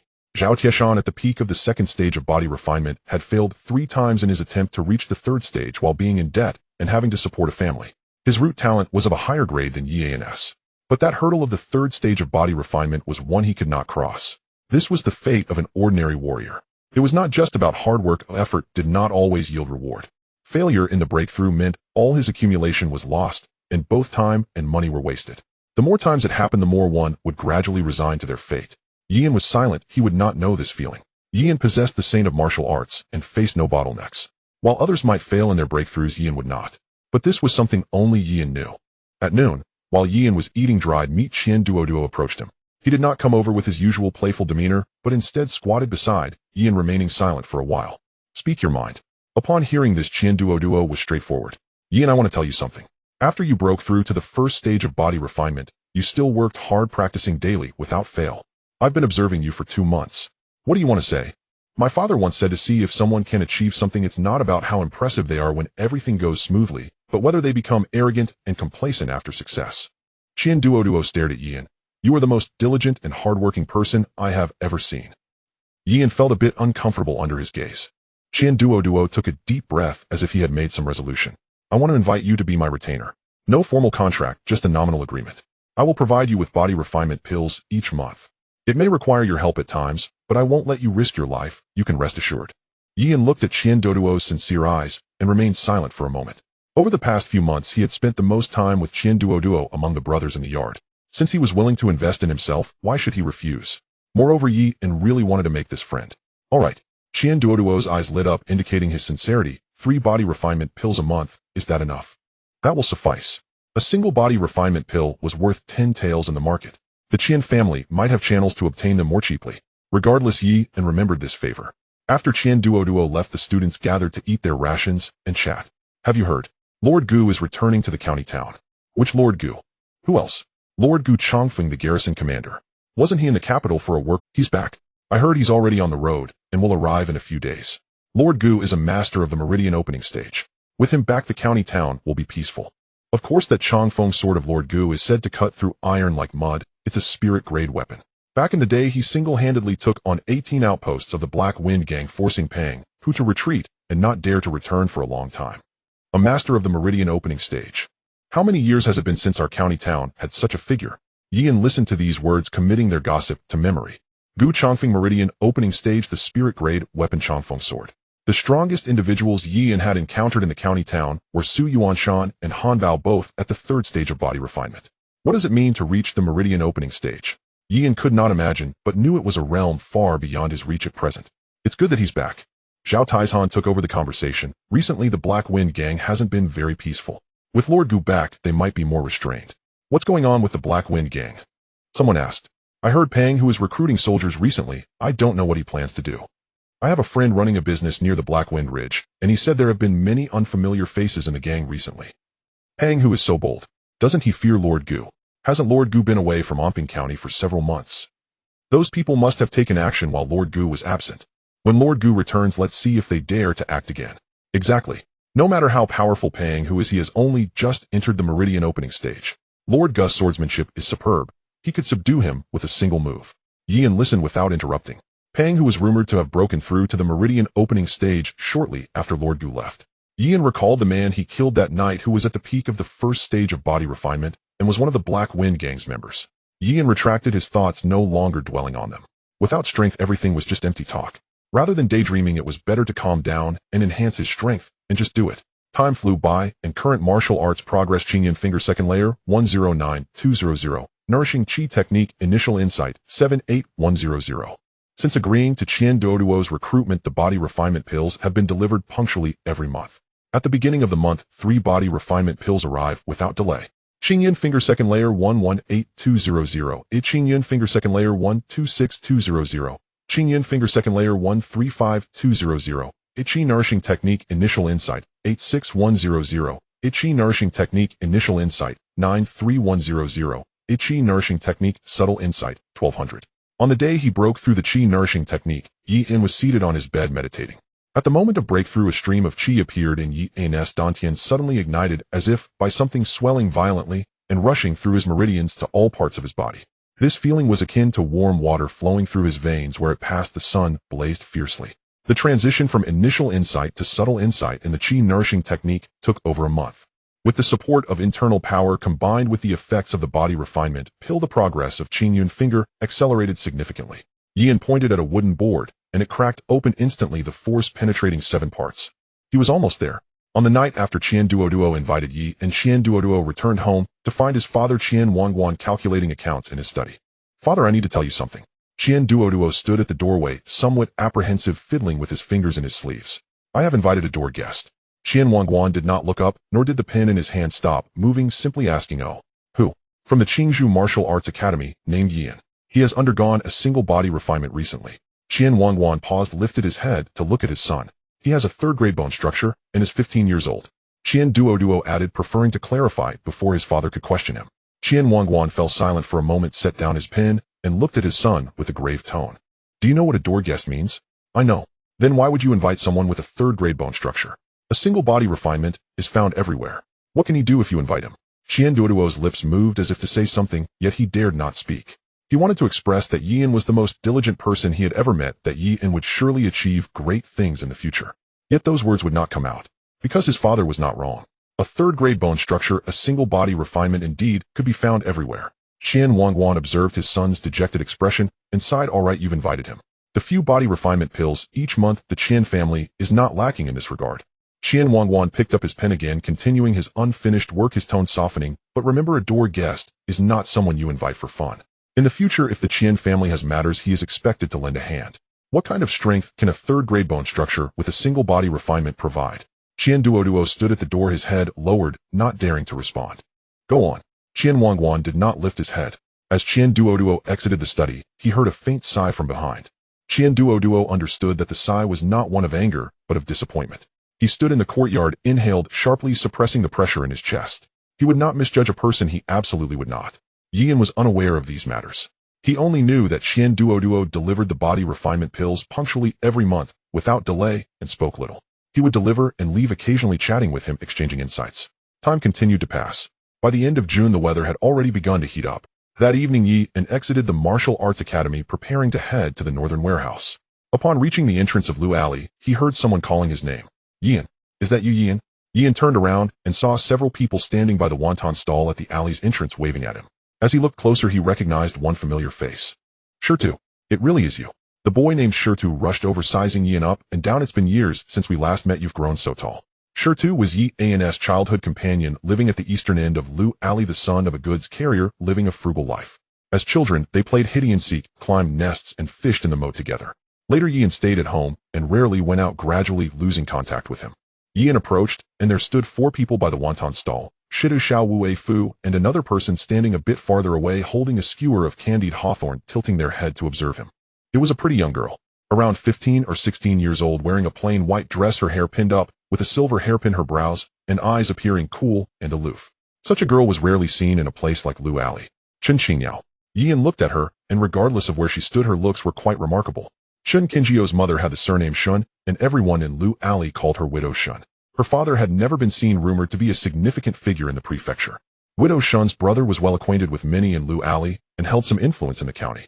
Although people gossiped behind their backs, no one dared to provoke them openly. Widow Shun lived in Lu Alley with Chun Qingyao, never mingling with the locals, always holding her head high, as if everyone owed her money. Yan had played with Chun Qingyao when they were young, but now they were all grown up, and looking at her again, she was no longer the same as before. Shirtu joked beside him, "Yan, what are you doing now?" "Still studying." "No longer studying." "I'm currently training at the martial arts academy." "Training?" Xiao Wu's eyes lit up. "So you're already a martial artist?" "Yeah." "What level are you at?" A Fu leaned and looking curious. Yan hesitated, then replied, "One body refinement." A moment of silence fell over the wonton stall. Shirtu was the first to react, his voice changing. "One body refinement. Are you serious?" Seeing Yan did not deny it, and his expression was relatively unchanged. "No way." Shirtu glanced at Xiao Wu and a Fu, and the three exchanged looks, their expressions shifting from surprise to envy, then to something indescribable. "One body refinement." Xiao Wu murmured, "That must lead to pretty good income for any job, right?" "Much better than us." A Fu sighed, looking down at his frayed sleeve. "I'm an apprentice at a fabric shop, earning a single coin a month." Shirtu carries goods, earning 3 coins a month is considered good. Xiao Wu had it worse, working at the dock, carrying packages, earning 2 coins a month for a month of hard labor. Shirtu was about to pat Yan on the shoulder like they used to, but suddenly hesitated, stopping his arm before it could touch Yan's shoulder, pulling it back. "All right, and go, looks like you're about to make it big." His tone had changed as well. Yan keenly noticed this small gesture, and a faint smile appeared on his lips, saying nothing. Chun Qingyao stood beside them, and after they finished speaking, slowly opened her mouth. "Is one body refinement really that impressive?" Shirtu turned to look at her. "Of course it's impressive. How many people in Lu Alley have reached one body refinement over the years?" For ordinary people, any martial artist was a lofty existence. Because practicing martial arts requires not only talent, but also money. Chun Qingyao bit into the candied hawthorn, unconvinced though. She did not say anything further, finishing the last piece of candied hawthorn, tossing the stick into the nearby bamboo basket, and clapping her hands. "I'll head back first, you all continue chatting. Aren't you waiting for your uncle to pick you up?" "No need, what could happen in the alley?" Her skirt swayed in the twilight, and soon disappeared at the alley's entrance. After walking a few steps, Chun Qingyao slowed her pace, turning back to glance at her companions from Lu Alley. Shirtu was still talking to Yi, and Xiao Wu was gesturing about something, and a Fu chimed in occasionally. One body refinement. To Chun Qingyao, it was just a number. Her mother had said that even a master with 3 body refinements would treat her unseen father with respect. What significance did one body refinement hold? From today onward, she would have no further connection with these people. Her father's letter had arrived, and once her uncle made the arrangements, they would leave Lu Alley, leave Anping County, and go to the prefecture. This place, this alley, these people would become part of the past. Shirtu looked at her back and sighed. "She's still the same." "What do you mean?" "Just." Shirtu scratched his head. "I can't. Anyway, she's not one of us." Xiao Wu lowered his voice. "Did you know? Her father sent a letter saying he wants to take her to the Is that true?" "It is." Widow Shun was talking to someone at the alley entrance the other day, loud enough for the whole alley. Xiao Wu curled his lip. "She said that her daughter Qingyao is meant to be a young lady, and that a place like Lu Alley is unworthy of her." Xiao Wu even mimicked Widow Shun's tone. A Fu snorted. "That father of hers hasn't shown his face in over a decade, and now suddenly wants to take her away. Who knows what he's up to?" "Shoo." Shirtu made a shushing gesture. "Keep your voice down. Her uncle works in our Anping County." The group tacitly. Yan did not speak further. He was not close to Chun Qingyao, nor was he familiar with Widow Shun, so these matters did not concern him much. After chatting for a while, Shirtu glanced at the sky and said he needed to head back to help, while Xiao Wu and a Fu dispersed as well. Childhood companions now living their own lives. He trained at the martial arts academy while they struggled to make a living. One body refinement was merely Yan's starting point, yet to them it was an unattainable height. Yan did not know how to express himself, but he had his own matters to attend to. Life continued as usual at the northern warehouse. Night patrols, inspections, blowing whistles, and leaving. Manager Lu still appeared half dead. The only change was that the atmosphere around the northern warehouse had tightened considerably lately. Those people from Blackwind Stronghold are getting more and more arrogant. Indeed. The other day the eastern granary was breached, and several bags were stolen. Is the patrol team just slacking off? Slacking off. I heard the thieves were completely silent, and what do those new recruits in the patrol team have to catch them? Yan listened to the news, but did not interject. That night Yan returned from the northern warehouse, quite late. The moonlight shone on the stone path of Lu Alley, a blue-white light resembling a layer of frost. As Yan pushed the door and entered the courtyard, the light in his father's room had already been extinguished. Yan quietly returned to his room, looking at his martial arts progress. Qingyun finger second layer 148200, a Qi nourishing technique subtle insight 32200. He still needed 52 points. At the current pace, in just over a month the second layer could be perfected. By then he would have achieved the second body refinement. It was drawing near. In the city of Anping in July the heat was suffocating like a steamer. The stone road of Liuxiang was scorched by the sun, and the wonton stall owner had moved his table to the shade of a tree at the alley's entrance, sitting on a bench nearby dozing off. The sound of cicadas chirped incessantly from morning till night, making people's heads ache. Yet Yian felt little discomfort. The practice area of the martial arts school was well ventilated and quite cool. The night patrol in Baitsong wasn't too bad. Zhao Taizhan said Yian was the most diligent among their group of senior brothers. Yian took it lightly, only he knew how joyful it was to be blessed with talent. Yian glanced at the numbers in his field of vision, silently calculating. Qingyun finger second level 156200, Qingyun finger second level 163200, Qingyun finger second level 171200, nurturing chi technique subtle 32200, nurturing chi technique subtle 48200, nurturing chi technique subtle 65200. Only about 30 points were left for the second level of Qingyun finger. At the current pace, he could break through to the second body refinement by late July. The nurturing chi technique was slower, it required 200 points, and he had just reached 65, estimating it would take another 2 to 3 months to break through. Yian was not in a hurry. To him, cultivation was a gradual process. That evening, he just came out of the martial arts school preparing to head to Baitsong. Just as he reached the entrance of Liuxiang, the wonton stall owner called out to him. Yian, someone is looking for you. Who? Sure to. The owner pointed into the alley. He's waiting at your doorstep. Yian turned into Liuxiang and soon saw Shirtu squatting on the stone steps in front of his house, drawing on the ground with a piece of dogtail grass. Shirtu looked up when he saw Yian and quickly stood up. His expression was a bit awkward, his movements fidgety, as if he had something difficult to say and go. Just say what you need to say. Yian observed Shitti's behavior. Shirtu scratched his head, unsure how to start, and after hesitating for a long time, he finally said in Guai, I want to borrow some money from you. Yian remained silent, looking at him. Shirtu felt uneasy under Yian's gaze, lowering his head, his voice becoming softer. My father is sick, and the doctor said he needs medicine. We can't come up with the money at home. How much? 2 taels. No, just 1 tael will do. Shirtu looked up and quickly added, I will pay you back. I will return it once I save enough money. Yian pulled out a pouch from his clothes and handed over 2 taels of silver. Childhood friends growing up bring some issues that are hard to face. Yian thought it would be good to help a little. Currently, he didn't lack money that much. Shirtu looked at the 2 taels of silver Yian handed over, hesitated for a moment, then took it. And good, thank you. Shitti's voice was a bit muffled. What illness does your father have? Yian asked casually. The doctor said it's from overexertion from years of carrying heavy loads. Shirtu tucked the silver away. He needs to recuperate and can't carry loads anymore. But if he doesn't work, how will the family make money? He didn't continue. Yian didn't know what to say. He wasn't a doctor and couldn't really help. 2 taels of silver could buy a few doses of medicine, but it wasn't enough to support a family. If you need any help, just let me know. Shirtu nodded gratefully. And good, you're a martial artist now. You're different from us. But you're still the same as before, unchanged. Yian watched Shitti's figure disappear at the alley's entrance. The world is like this. Misfortune often targets the wretched. That afternoon, Qian Duoduo delivered the pills and didn't leave immediately as usual. Instead, he sat beside Yian, doing nothing but watching him practice. Yian, I want to ask you something. How far along are you with that Qingyun finger now?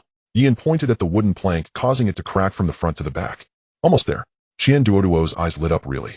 Yian didn't say how much further he had to go, but just those 2 words made Qian Duoduo happy. Sometimes, Yian truly feared that one day, Qian Duoduo would be fooled. If he failed to break through to the second body refinement, would the others still support a second try? Even if they would, what about a third time? Trust would collapse and friendships would fade. But Yian wouldn't fail. The sage of martial arts knows no bottleneck, and there would be no failure in breaking through. Qian Duoduo excitedly said, then I'll prepare a few more body refinement pills for you next month. Yian didn't refuse. After Qian Duoduo left, Zhao Taizhan approached. That Qian Duoduo really treats you well. Yian nodded. He was clear about how many resources Qian Duoduo had invested in him. Do you know that his father disagrees with him hiring a guest instructor? Yian paused his movements practicing Qingyun finger and turned to look at Zhao Taizhan. Zhao Taizhan felt a bit awkward under Yian's gaze and waved his hand. Don't look at me, it's not me who said it. The martial arts school is this small, what can't be heard. Yian understood that these powers ultimately care about interests, just like Zhou Yuanlong and Sun Wanqing, who circled around Lin Xiaoyan aiming to recruit this potential genius who might break through 3 times. And here he was, just an average martial artist with a poor foundation, only achieving body refinement once. How much pressure did Qian Duoduo have to endure to support an ordinary martial artist like him? Qian Wangguan is quite clever, but that Qian Duoduo definitely bears the pressure from his father, yet still delivers pills every month. There aren't many like him these days. Don't overthink, I just want to say don't let him down. Zhao Taizhan broke the tension. Yian understood that only by breaking through could he prove everything. Otherwise it would all be empty talk. The patrols in Baitsong had tightened compared to before. Have the people from Haifeng's High been quiet lately? Yian asked Zhou Tudu. Zhou Tudu was sharpening his knife. and didn't raise his head quiet. They're probably just holding back.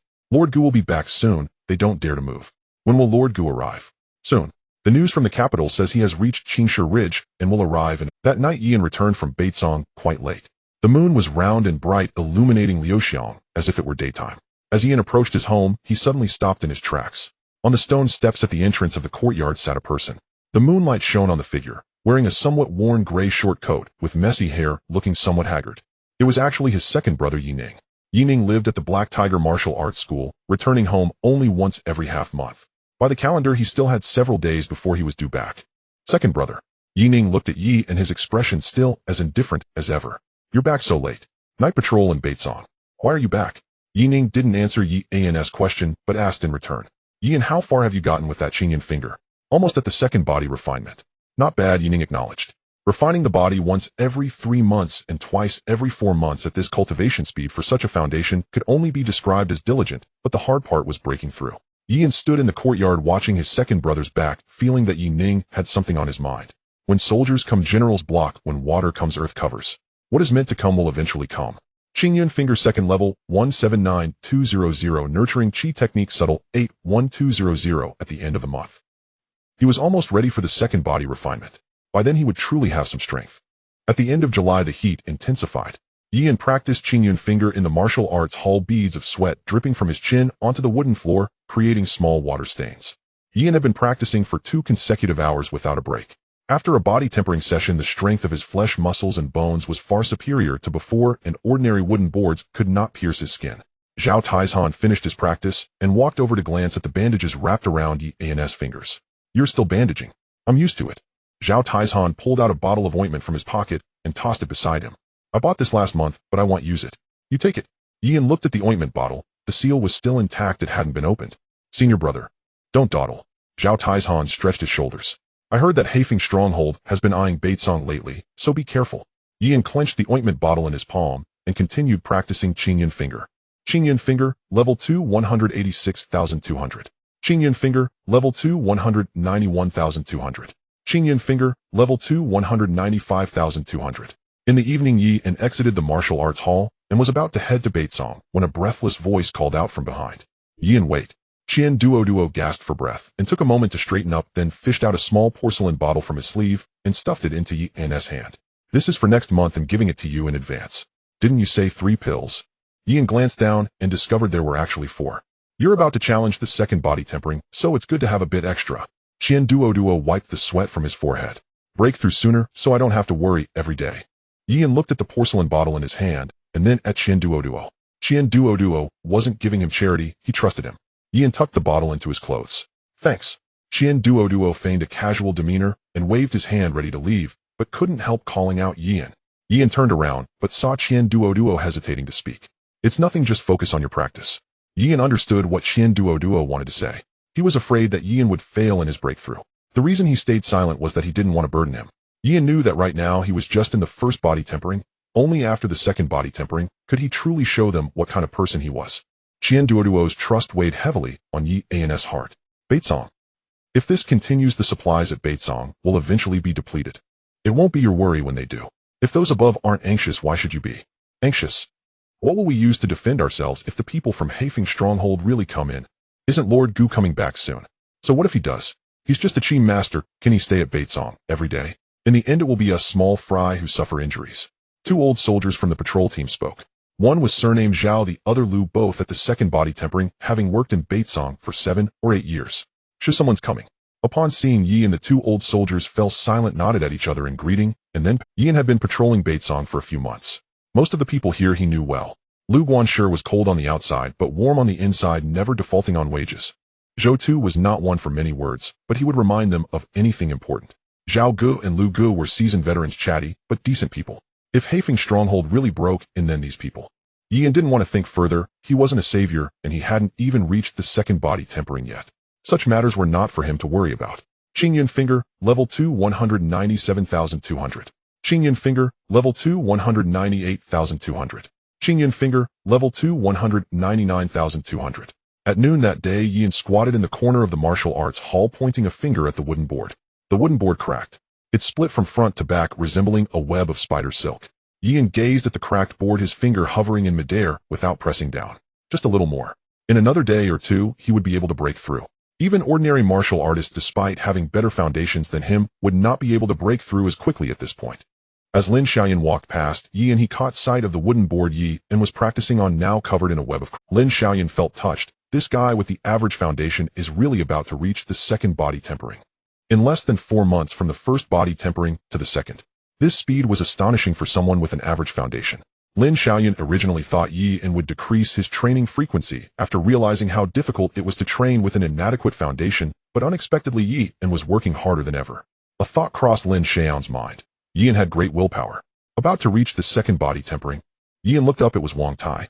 The old student with an average foundation had failed twice in his attempt to reach the second body tempering, accumulating a mountain of debt, and was currently helping the hall master with chores in exchange for some tuition. Wang Tai looked at the cracked board, reached out to touch the edge of the crack, and exclaimed, "Truly impressive." Wang Tai stared at the board for a long time, his expression complex, filled with envy, bitterness, and an indescribable feeling. Wang Tai stood up and solemnly said to Yian, "This board of yours has cracked more beautifully than mine did back in the day. Don't end up like me." Wang Tai spoke with a tone of nostalgia, as if he was the one preparing to break through. Yian gathered his things and left the martial arts hall early. As he stepped out of the martial arts hall, the sunlight was blinding, and he squinted. The streets were bustling with people, and no one noticed Yian. He was just an ordinary boy. But Yian knew that after today, everything would change. The second body tempering. In Anping County, reaching the second body tempering already counted as a notable achievement. The Zhou family, Qian family, Sun family. Most of the family retainers in Anping County were at the second body tempering. The first body tempering could only qualify one to be a patrolman, while the second body tempering allowed one to become a guard, a coach, a true warrior. Yian was on his way home when he reached the entrance of Lu Alley and encountered Shirtu. Shirtu stood next to a wonton stall holding a bowl of wontons, staring blankly at the steam rising from the bowl. Shirtu. Upon seeing Yian approach, Shirtu hurriedly stood up, almost spilling the wontons from his hands. "And Gu, how is your father?" "Much better." Shirtu smiled, but his smile was somewhat forced. "He can get out of bed now after taking medicine." Yian nodded and didn't ask further. Shitta's family situation weighed heavily on him, a sick father and his own youth. "And Gu, you have bandages on your hands." Shirtu looked at Yian's weathered hands. "Aren't your fingers going to get hurt?" "It's fine." Shirtu was an ordinary person and didn't realize that these minor injuries were nothing to Yian. "And Gu, you're a warrior now." After saying this, Shirtu seemed to sigh. "Goodbye, and Gu, I have to go." Boss Huang's. Yian returned to his room. He poured the 4 body tempering pills from the porcelain bottle into his palm. Yian swallowed them down. Yian calmed his mind, waiting for the qi in his dantian to flow smoothly, feeling the warmth travel from his dantian to his chest, then from his chest to his arms, and finally to his fingertips. Yian opened his eyes, extended his finger toward the wooden pillar, and gently poked it. Crack. The wooden pillar split open, a fissure spreading from the front to the back, resembling lightning. Yian looked at the crack, a slight smile appearing at the corners of his mouth. Qingyan finger, level 2, 200,200. Second body tempering. It worked. The moonlight illuminated Yian's face, enveloping his entire body. Yian could feel his muscles warming, blood surging through his veins, and his muscles twitching beneath his skin. This sensation was similar to the first body tempering, as if his entire body was being reforged. The difference from the first body tempering was like turning a body into iron, while the second body tempering transformed it into steel. Yian closed his eyes, hearing the sound of his father counting in the grocery store behind him, his brother flipping through pages, and the wonton stall owners closing up, noises at the alley entrance. Neighbors were arguing and children were crying. Yian absorbed it all. This was the change brought about by the second body tempering. Not just his body, but even his 5 senses had been enhanced. Yian opened his eyes and walked to the corner of the yard where there was a piece of bluestone slab he used to practice on. The slab had over a dozen finger holes densely packed like a honeycomb. Yian extended his right index finger, aimed at the slab, and poked it. Boom! The slab exploded in the middle, shattering into several pieces that flew everywhere. Yian looked at his finger. The nail wasn't cracked, the bones weren't broken, only the tip was slightly red, nothing more. Second body tempering. Yian just like that had arrived. Yian stood in the yard, the moonlight shining on him, casting a long shadow. He suddenly thought of Qian Duo. If that kid knew he had broken through, he would definitely jump for joy. His second brother wasn't home tonight, but he would find out soon. He wondered if his brother would still say that phrase, "Not bad. Tomorrow."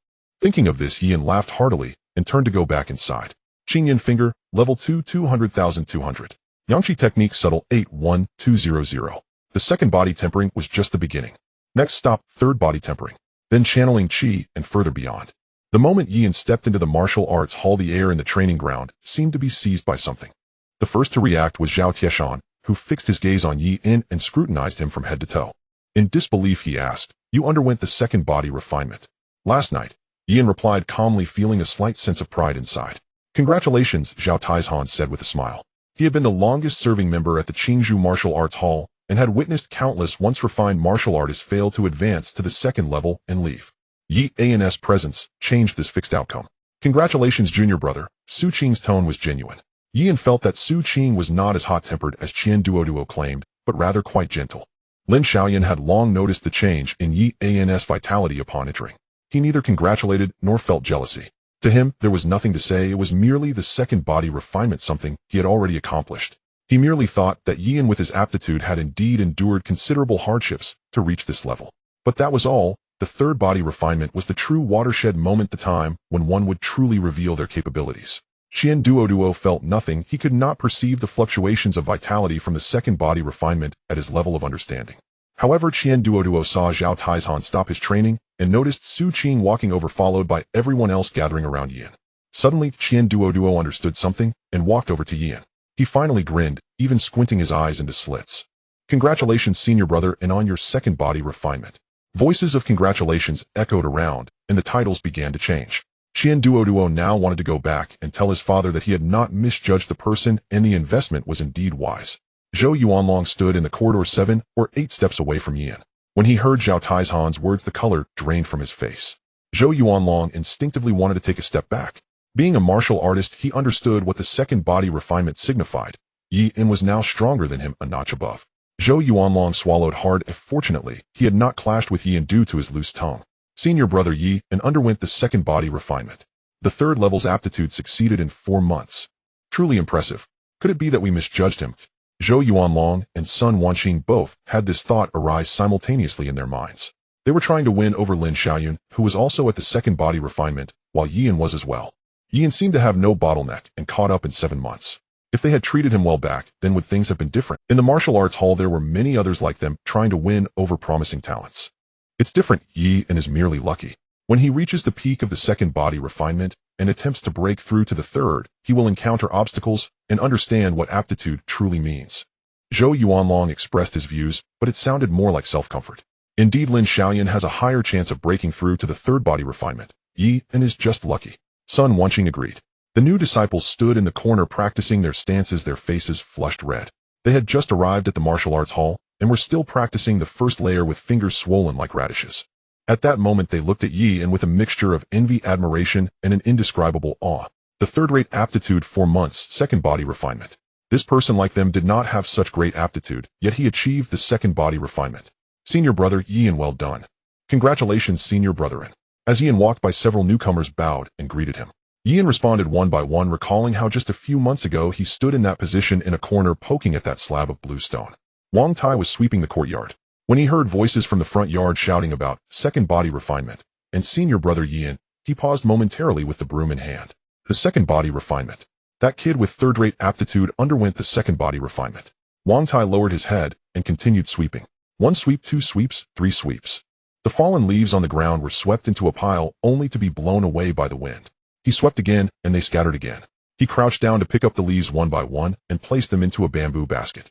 There was nothing to say. He had succeeded while he had not. Such is fate. But after gathering the leaves, he glanced toward the front yard.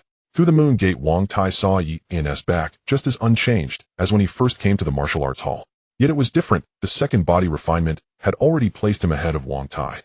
Su Yuanshan appeared in the afternoon holding a teacup as he walked out from the backyard. His gaze paused upon Yi. Come to the backyard. Yin followed him into the backyard. Su Yuanshan sat on a bamboo chair and gestured to the stone bench beside him. Yin sat down while Su Yuanshan took a sip of tea, placed the cup down, and looked at Yin. You've undergone the second body refinement. Yes. I previously gave you the formula for the third layer. Yin nodded. Su Yuanshan stood up, walked to the wall, and picked up a metal plate, setting it upright on the ground. The third layer is called penetrating gold. To pierce through gold with your fingers, the force must penetrate deeply. It is not about piercing, it is about exploding. Su Yuanshan extended his right index finger and gently tapped. Bang! The metal plate exploded in the middle, shards flying everywhere. Yin watched the shattered plate, his pupils slightly constricting.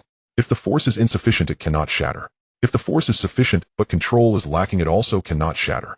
Su Yuanshan retracted his finger. What you need to practice is not just strength, but control over your body. Yian stood up, attempted to pick up a new metal plate, set it upright, and pointed at it. Clang. The plate did not budge, leaving a white mark on its surface. Yian's fingertip tingled, turning slightly red. Su Yuanshan looked at the white mark, neither shaking his head nor nodding, simply returning to the bamboo chair to sip tea leisurely. Practice slowly, you do not rush. Qingyun finger third layer 1500 breathing technique entry level 81200 in the evening. Yian exited the backyard and returned to the front yard. Most of the people in the training ground had already left except for senior brother Zhao Tieshan, who seemed to be waiting specifically for him. Tonight the martial arts hall is gathering at the Zuaxian Lu. Are you coming? In the past, Yian would always decline, but seeing that Zhao Taizhan was waiting for him after his breakthrough to the second body refinement, he decided to ask. Sorry, senior brother, I just broke through and need to consolidate my realm, so I won't be going tonight. Yian declined as usual. What he needed most right now was time. As long as he had enough time, even the third body refinement would not be out of reach. That's fine, or I will take my leave then. Yian stood in the training ground watching senior brother's departing figure, his goals becoming even clearer in his heart. Senior brother had failed multiple times in breaking through to the third body refinement. Perhaps the initial fervor for the martial path had long since faded. No matter how much he sighed, it was meaningless. Yian only knew that his steps would not falter. Yian, having just broken through to the second body tempering stage, went to the northern granary to collect his stipend. He watched as manager Lu continued sorting official documents and waited quietly beside him until Lu had finished all his tasks. You've reached the second body tempering stage. Manager Liu's voice rasped like sandpaper grating against iron. Yes. Second body tempering doubles your stipend. 8 taels per month, settled at month's end. Yian clasped his fists in salute. Thank you, Manager Lu. Don't thank me, Lu waved dismissively. This is protocol. Your cultivation level dictates your pay. The northern granary owes no one. As Yian stepped toward the threshold, Lu called after him. Things have grown unsettled lately. Take care of yourself. Yian nodded silently. 8 taels a month, plus 3 body tempering pills monthly from Qian Duodua, and the equipment looted earlier from Luin.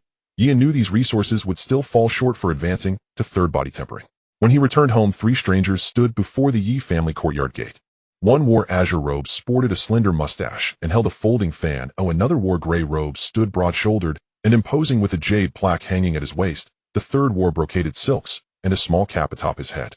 Upon spotting Yi, and all 3 stepped forward simultaneously. This must be young Master Yian. The man in azure robes spoke first, smiling broadly as he clasped his fists in greeting. I am Zhou Tong, steward of the Zhou family. We heard you'd broken through to second body tempering. Hence our visit.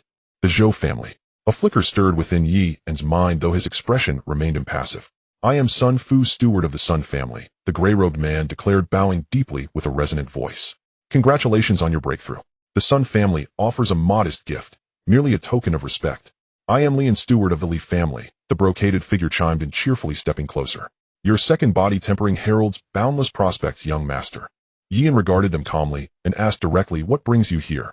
Zhou Tong answered first. The Zhou family wishes to retain you as a retainer. Generous terms: 5 body tempering pills monthly plus 20 taels in stipend. Sun Fu followed swiftly. The Sun family offers 6 pills and 25 taels. Lian chuckled softly. Gentlemen, no need to compete. The Li family pledges 8 body tempering pills and 30 taels. What say you, young Master Yi? 3 of Amping County's 4 great families had sent invoice. Yian studied their faces, his expression unchanged, yet his thoughts churned rapidly. Second body tempering was indeed notable in Amping County, but for all 3 families to dispatch stewards simultaneously offering such exorbitant terms was highly irregular. Moreover, all 4 great families had recently begun courting first body tempering cultivators.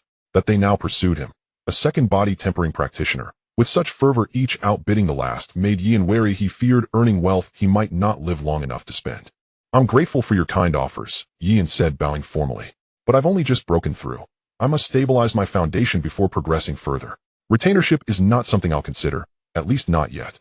All 3 men's expressions shifted instantly. Zhou Tong recovered first, smile unwavering. You're absolutely right. Foundation stabilization comes first. Indeed, Sun Fu echoed. Train well, there's no rush.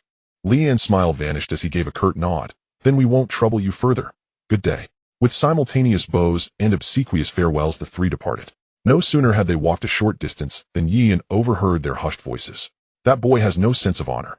Patience. We'll wait until he tastes the bitterness of scarce resources, then he'll come begging to us. True enough. Without pills, even second body tempering will take lifetimes to advance. Yian ignored them, pushed open the courtyard gate, and entered. In the courtyard, his father, Yi Shoujua, sat upon a stone bench, letter in hand, brow deeply furrowed. His elder brother, Yi Ping, stood nearby holding several letters, his expression complex. His second brother, Yining, leaned silently against the wall, indifferent to the correspondence. When Yian entered, all three looked up. Father, elder brother, second brother. Yian greeted them in turn. Yi Shouzhua rose and lifted the letter he held. These arrived today, all inviting you to serve as a retainer of the Zhou Sun, Li, and Wang families.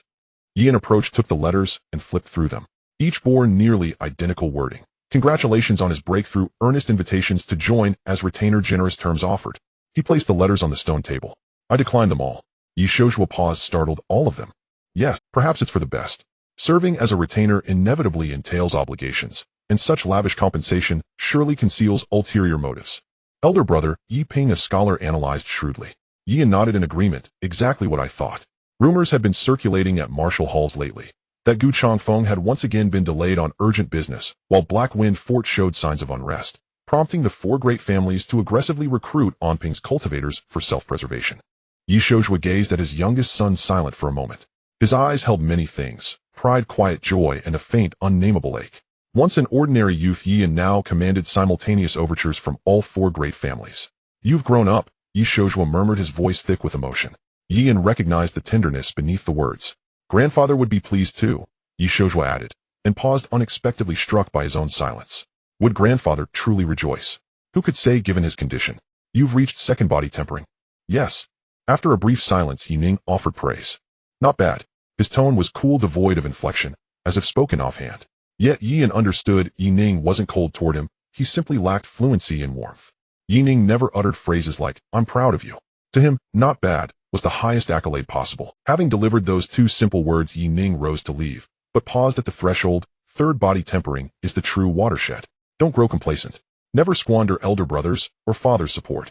Yian watched his retreating back and stifled a quiet chuckle. That evening, Qian Duoduo arrived at the Yi residence. Yian immediately sensed his grim expression. What's wrong? Qian Duoduo sighed heavily. I told my family. Told them what? That you'd broken through to second body tempering. Qian residence. Qian Duoduo dropped his money pouch onto the table and addressed his father, Qian Wangguan, who continued tallying accounts. Father, do you recall that Yi and I mentioned before? Qian Wangguan didn't pause. The first body tempering disciple from Qingzhou Martial Hall. Does he require something? Yian has broken through to second body tempering. Qian Wangguan's brush stilled mid-stroke. He lifted his gaze, measuring, assessing. He remained silent for so long, Qian Duoduo braced for anger. Second body tempering. In 4 months, Qian Wangguan finally said, voice low. From first to second, 4 months. Qian Duoduo nodded. Qian Wangguan set down his brush, leaned back into his chair, and tapped twice upon its armrest. How long have you trained at Qingzhou Martial Hall? Nearly a year. And how long have you known Yian? About 7 months, Qian Duoduo calculated. Qian Wangguan nodded, as if balancing figures in a ledger. This time fortune favored you by accident. Many cultivators stalled at a single stage for years. Qian Wangguan hadn't expected Yian, whose root capacity was merely class Bing, would succeed on his first attempt. Or perhaps it was his own son's fortune, his discerning eye for talent. Qian Duoduo's anxiety eased halfway. Since Yian is now a retainer of the Qian family, his stipend must be upgraded, Qian Wangguan declared. 6 body tempering pills monthly, and 20 taels. Also tell him the Qian family asks nothing of him. Yet when we call, we expect no refusal. Qian Duoduo nodded, committing every word to memory. Just as he prepared to leave, his father called after him. Qian Wangguan's expression softened. This time, you did well. Of course, Qian Duoduo omitted he only relayed the improved stipend terms. After hearing Qian Duoduo's report, Yian asked, did your father say anything else? Yian was no freeloader.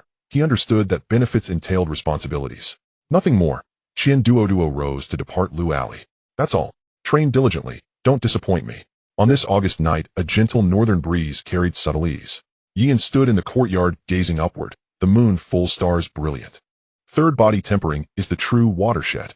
Indeed, second body tempering was merely the beginning. Third body tempering was his next milestone, and meridian opening the one beyond. Azure Cloud Finger, third tier, 16500. Qi Cultivation Manual, subtle proficiency, 99200. The road stretched far ahead, but he had already begun walking it. In August, the heat waves rolled through Anping County, making even the dogs on the street reluctant to venture out. But Yian was not just anyone. He went to the martial arts hall to practice as usual. The progress of the techniques was slower than that of the finger techniques, but Yian was not in a hurry. The Qi nourishing technique was not the primary cultivation method. Its purpose was to assist the Qi Yun finger, enhancing each strike's penetrating power. It was sufficient to raise the technique to the next level before attempting the third body tempering. That evening, Yian came out of the martial arts hall and walked towards Liuxiang along the South Street. The sun had already set, leaving just a hint of red on the horizon, and the shops on the street were gradually closing. When Yian reached the entrance of Liuxiang, he saw a carriage parked there. The carriage was made from a special dark brown wood with copper fittings at the corners, and the curtains were made of fine silk embroidered with subtle patterns. The horse pulling the carriage was jet black, powerfully built, clearly not something that could be obtained in the county. The coachman sat straight on the carriage, a short knife hanging from his waist. Yian glanced roughly at the scene. The coachman was stronger than Zhao Tai's Han, but weaker than Su Yuanshan with 3 body temperings. In Anping County, 3 body temperings already made one a noteworthy figure. Among the 4 prominent families, he would be considered a guest elder. Beside the carriage stood a person dressed in a simple white dress, her hair tied up with a silver hairpin, and she held a small bundle. Her features were cool and serene, standing in the dusk like a person who stepped out of a painting. Chen Qingyao. She also spotted Yi and tilted her head, confirmed, and then spoke. Yian. Seeing her greet him, Yian walked over and asked, "Are you leaving?" "To Qinghe County. My father sent someone to pick me up." Yian did not ask further. Childhood playmates became more distant as they grew up, both in terms of each other and themselves. A voice came from inside the carriage. "Qingyao, haven't you gotten in yet? What are you dawdling for?" The voice was not loud, but it carried a sharp impatience. Yian recognized it as the voice of Widow Shun. Chen Qingyao's brow slightly twitched, and she turned towards the carriage, saying, "Coming." Then she turned back to Yian and said, "I'm leaving. Take care." Chen Qingyao said nothing more and turned to board the carriage. Just before the curtain fell, she glanced at Yi and her lips moved slightly, but no words came out. The carriage slowly drove away. The coachman cracked the whip and the black horse trotted, the wheels rolling over the bluestone, making a rumbling sound. Yian stood at the entrance of the alley, watching the carriage disappear around the corner. A corner of the curtain was lifted, revealing half a face. Widow Shun glanced at Yian through the curtain. Her gaze contained an indescribable quality, scrutiny, assessment, and a hint of disdain. The curtain fell. Widow Shun leaned against the carriage wall, glanced at Chen Qingyao, and a smile curved at the corners of her mouth. "Is that the Yi family boy from Liuxiang?" Chen Qingyao did not answer, lowering her head to organize her bundle. "Twice-tempered," Widow Shun snorted. "In a place like Liuxiang, that's quite rare. But once they reach Qinghe County, what does twice-tempered count for? Not even qualified to be your father's guard." Chen Qingyao raised her head and looked at her mother, remaining silent. "I'm talking to you," Widow Shun frowned. "Don't think leaving Liuxiang is the end. In the county, there will be many things you need to learn. Etiquette, rules, and how to treat others. None of these are any less important than what you learned in Liuxiang." Chen Qingyao secured her bundle, placed it aside, and looked at Widow Shun. "I understand. That's good to hear." Widow Shun's tone softened, her face regaining that smug smile. "Once you reach the county, you don't know how many young talents you will meet. You've inherited my good looks. This face cannot be wasted."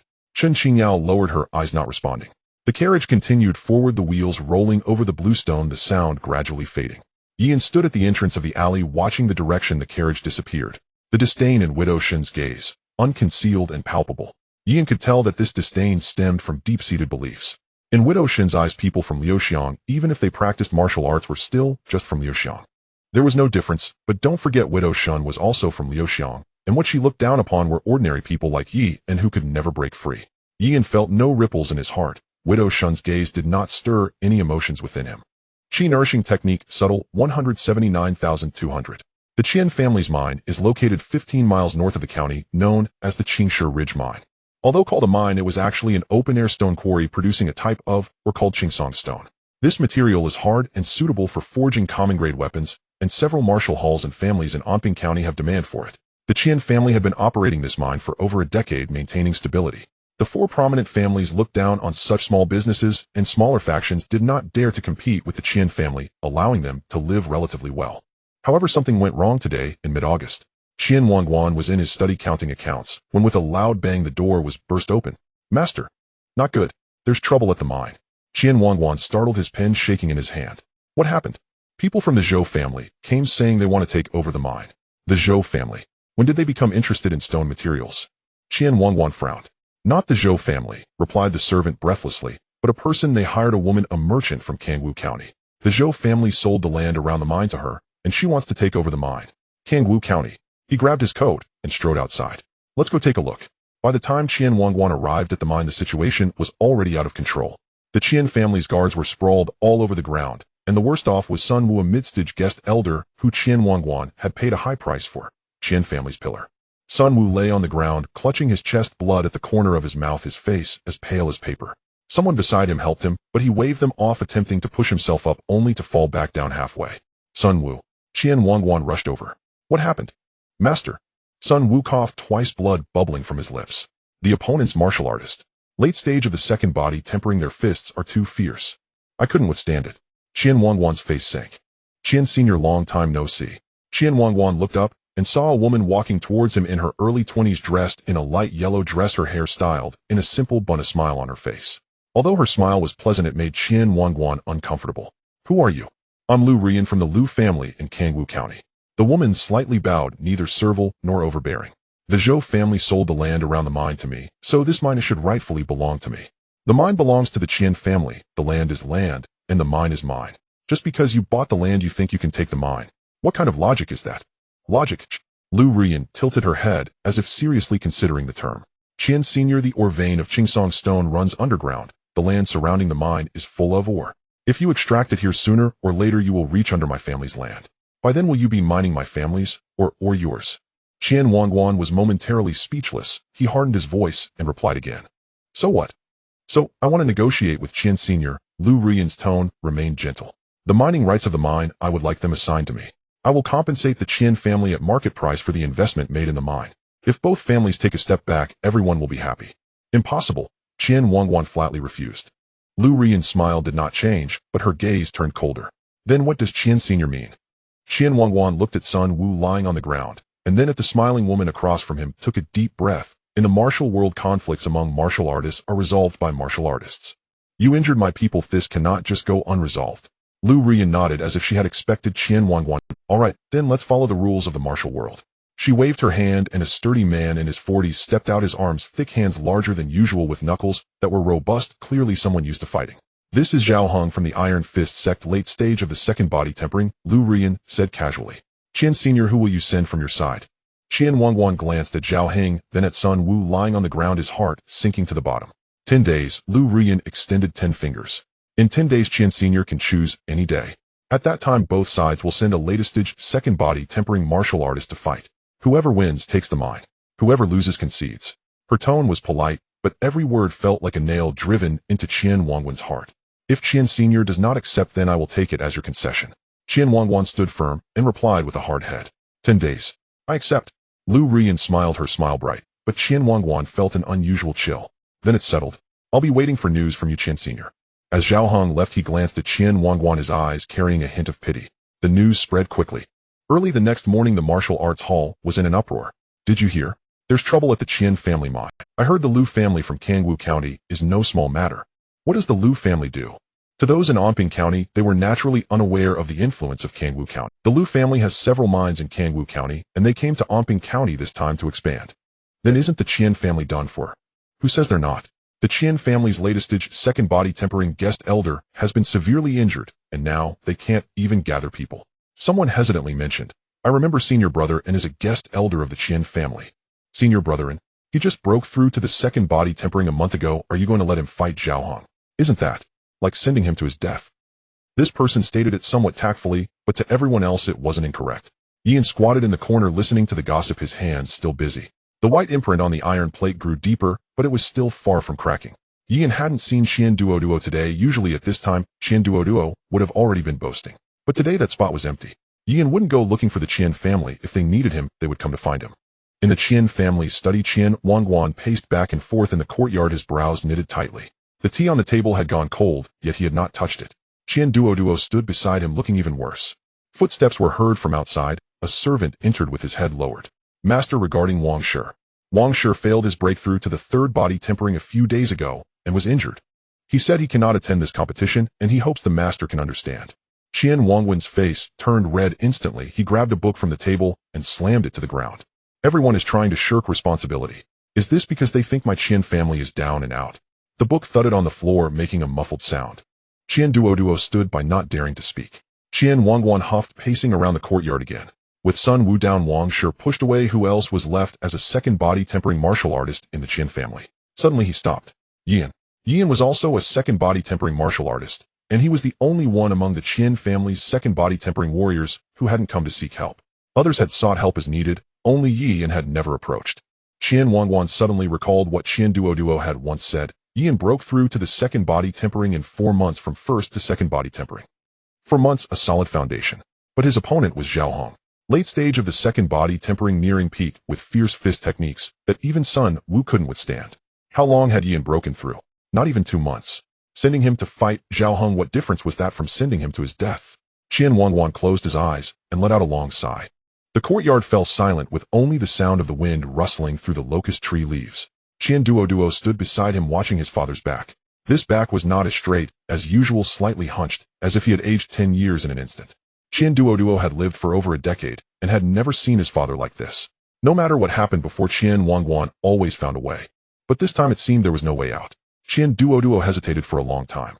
Father, how about I go find Yan? Qian Wangguan did not scold him, nor did he agree or refuse. He just stood under the locust tree facing away from Qian Duoduo motionless, then waved his hand lightly, as if to shoo away a fly or brush aside an invisible haze. He neither approved of Qian Duoduo's suggestion nor rejected it. It was simply, whatever. What else could he do? Qian Duoduo looked at his father's back, feeling a lump in his heart. Sigh.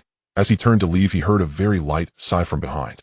Qian Duoduo did not dare to look back and pushed the door open to exit. Perhaps there was still hope. Qian Wangguan stood in the courtyard listening to his son's footsteps growing distant, gradually fading away. The surroundings fell silent again. Qian Wangguan raised his head, looking at the leaves of the old locust tree overhead. They had started to yellow, signaling that autumn was approaching. This mine, it seemed, would not be kept. Qian Duoduo stepped out of the house, originally intending to go directly to the martial arts hall to find Yan, but he fell into hesitation. What would he say upon seeing Yan? My family is in trouble. Can you help me fight? His opponent was a veteran of the second body tempering. How long had it been since Yan broke through? This was not helping, it was sending someone to their death. Qian Duoduo was lost in thought for a long time, so long that the wonton stall owner asked him a bowl, and at that moment Qian Duoduo's mind was filled with the image of Qian Wangguan slightly hunched, helpless, suddenly aged 10 years. Whatever, I'll just go and see. Yan was practicing the Qingyun finger in the martial arts hall, striking the iron plate again and again. Qian Duoduo approached, squatting beside Yan, not daring to speak. Yan paid him no mind and continued practicing the Qingyun finger. The two of them remained like this for a while. One struck the iron plate, and the other squatted and watched. Yan, Qian Duoduo finally spoke.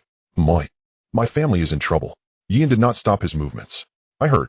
The mine has been targeted. The opponent has someone at the late stage of the second body tempering, and Sun Wu was in 10 days there will be a match. Whoever wins takes the mine. Yan pointed again. If you want me to fight the... On the third night, Yan sat on his bed, and suddenly the flow of qi in his dantian seemed to be ignited by something. A surge of previously sluggish qi suddenly expanded, pouring out from his dantian and rushing through his meridians toward his limbs. It felt like a river that had been dammed for too long finally found its outlet. Yan's back involuntarily straightened. A layer of fine goosebumps rose on his skin, and a stream of qi seeped into his dermis from his meridians.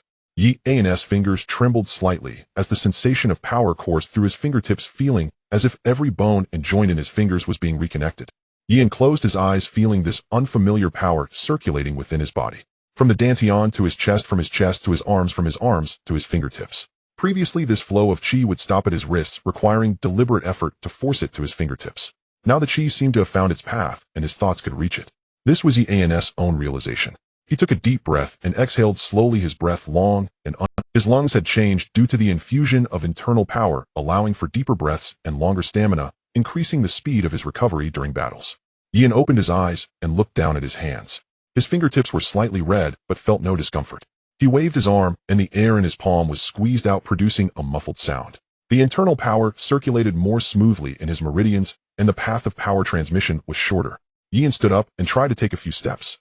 Each time his foot landed, the internal power supported him, alleviating most of the impact. After prolonged battles, Yan's physical consumption would be much less than before. He inhaled deeply and pointed a finger. Whoosh. The sound of his fingertip cutting through the air was sharper than before. The force was not much different, but the speed had changed. With the support of internal power, the initial speed of his finger was at least 30% faster. Do not underestimate this 30%. In a clash between experts, a moment's difference can mean life or death. Qi Nourishing Technique Connection 1300. I did it. Yan felt a surge of joy in his heart, and promptly pulled out the stack of papers sent by Qian Duoduo from under his pillow, flipping it open under the oil lamp. Zhao Heng, age 4, Titwo, a disciple from the outer sect of Iron Fist sect. He has fought 23 matches, winning 18 and losing 5. The 5 losses were against opponents at the peak of the second body refinement. His boxing technique is called Iron Bull Fist, which is the entry-level technique of Iron Fist sect, but he has immersed himself in it for over 20 years and has long since mastered it. Qian Duoduo's recount was densely written in the margins. With one punch, he can break a tree as thick as a bowl. There were also several pills wrapped in oil paper beside it. High-grade body refinement pills of a higher quality than those Qian Duo brings every month. Their medicinal aroma rich, just sitting next to the pillow, makes one's blood and qi surge.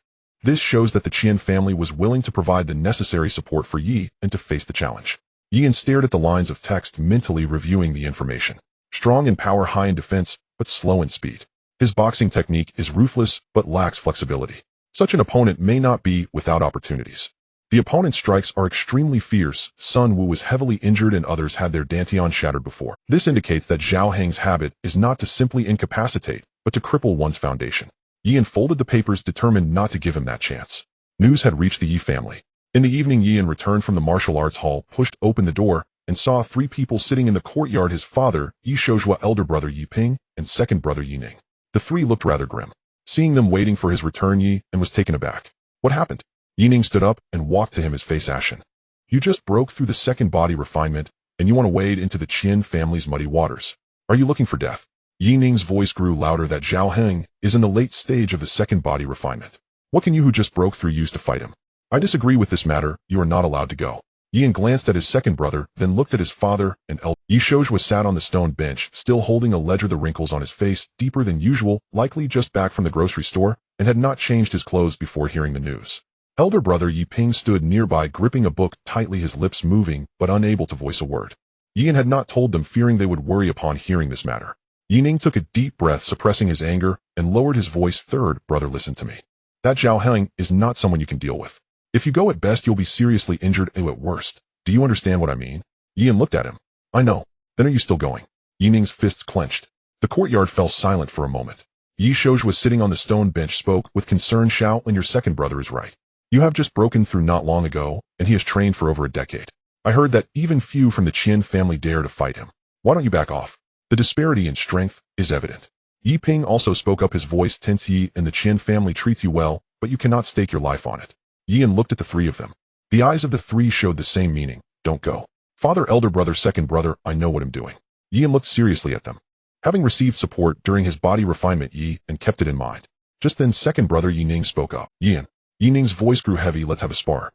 Yi looked up at his second brother. Let me see what your current level. Yi Ning took off his coat, draping it over the stone bench, and walked to the center of the courtyard. If you can withstand my leg techniques, I won't stop you. If you can't, stay at home, honestly. Yi Ning thought to himself, I'll use 70% of my strength, and I'll make sure my third brother knows the difficulty.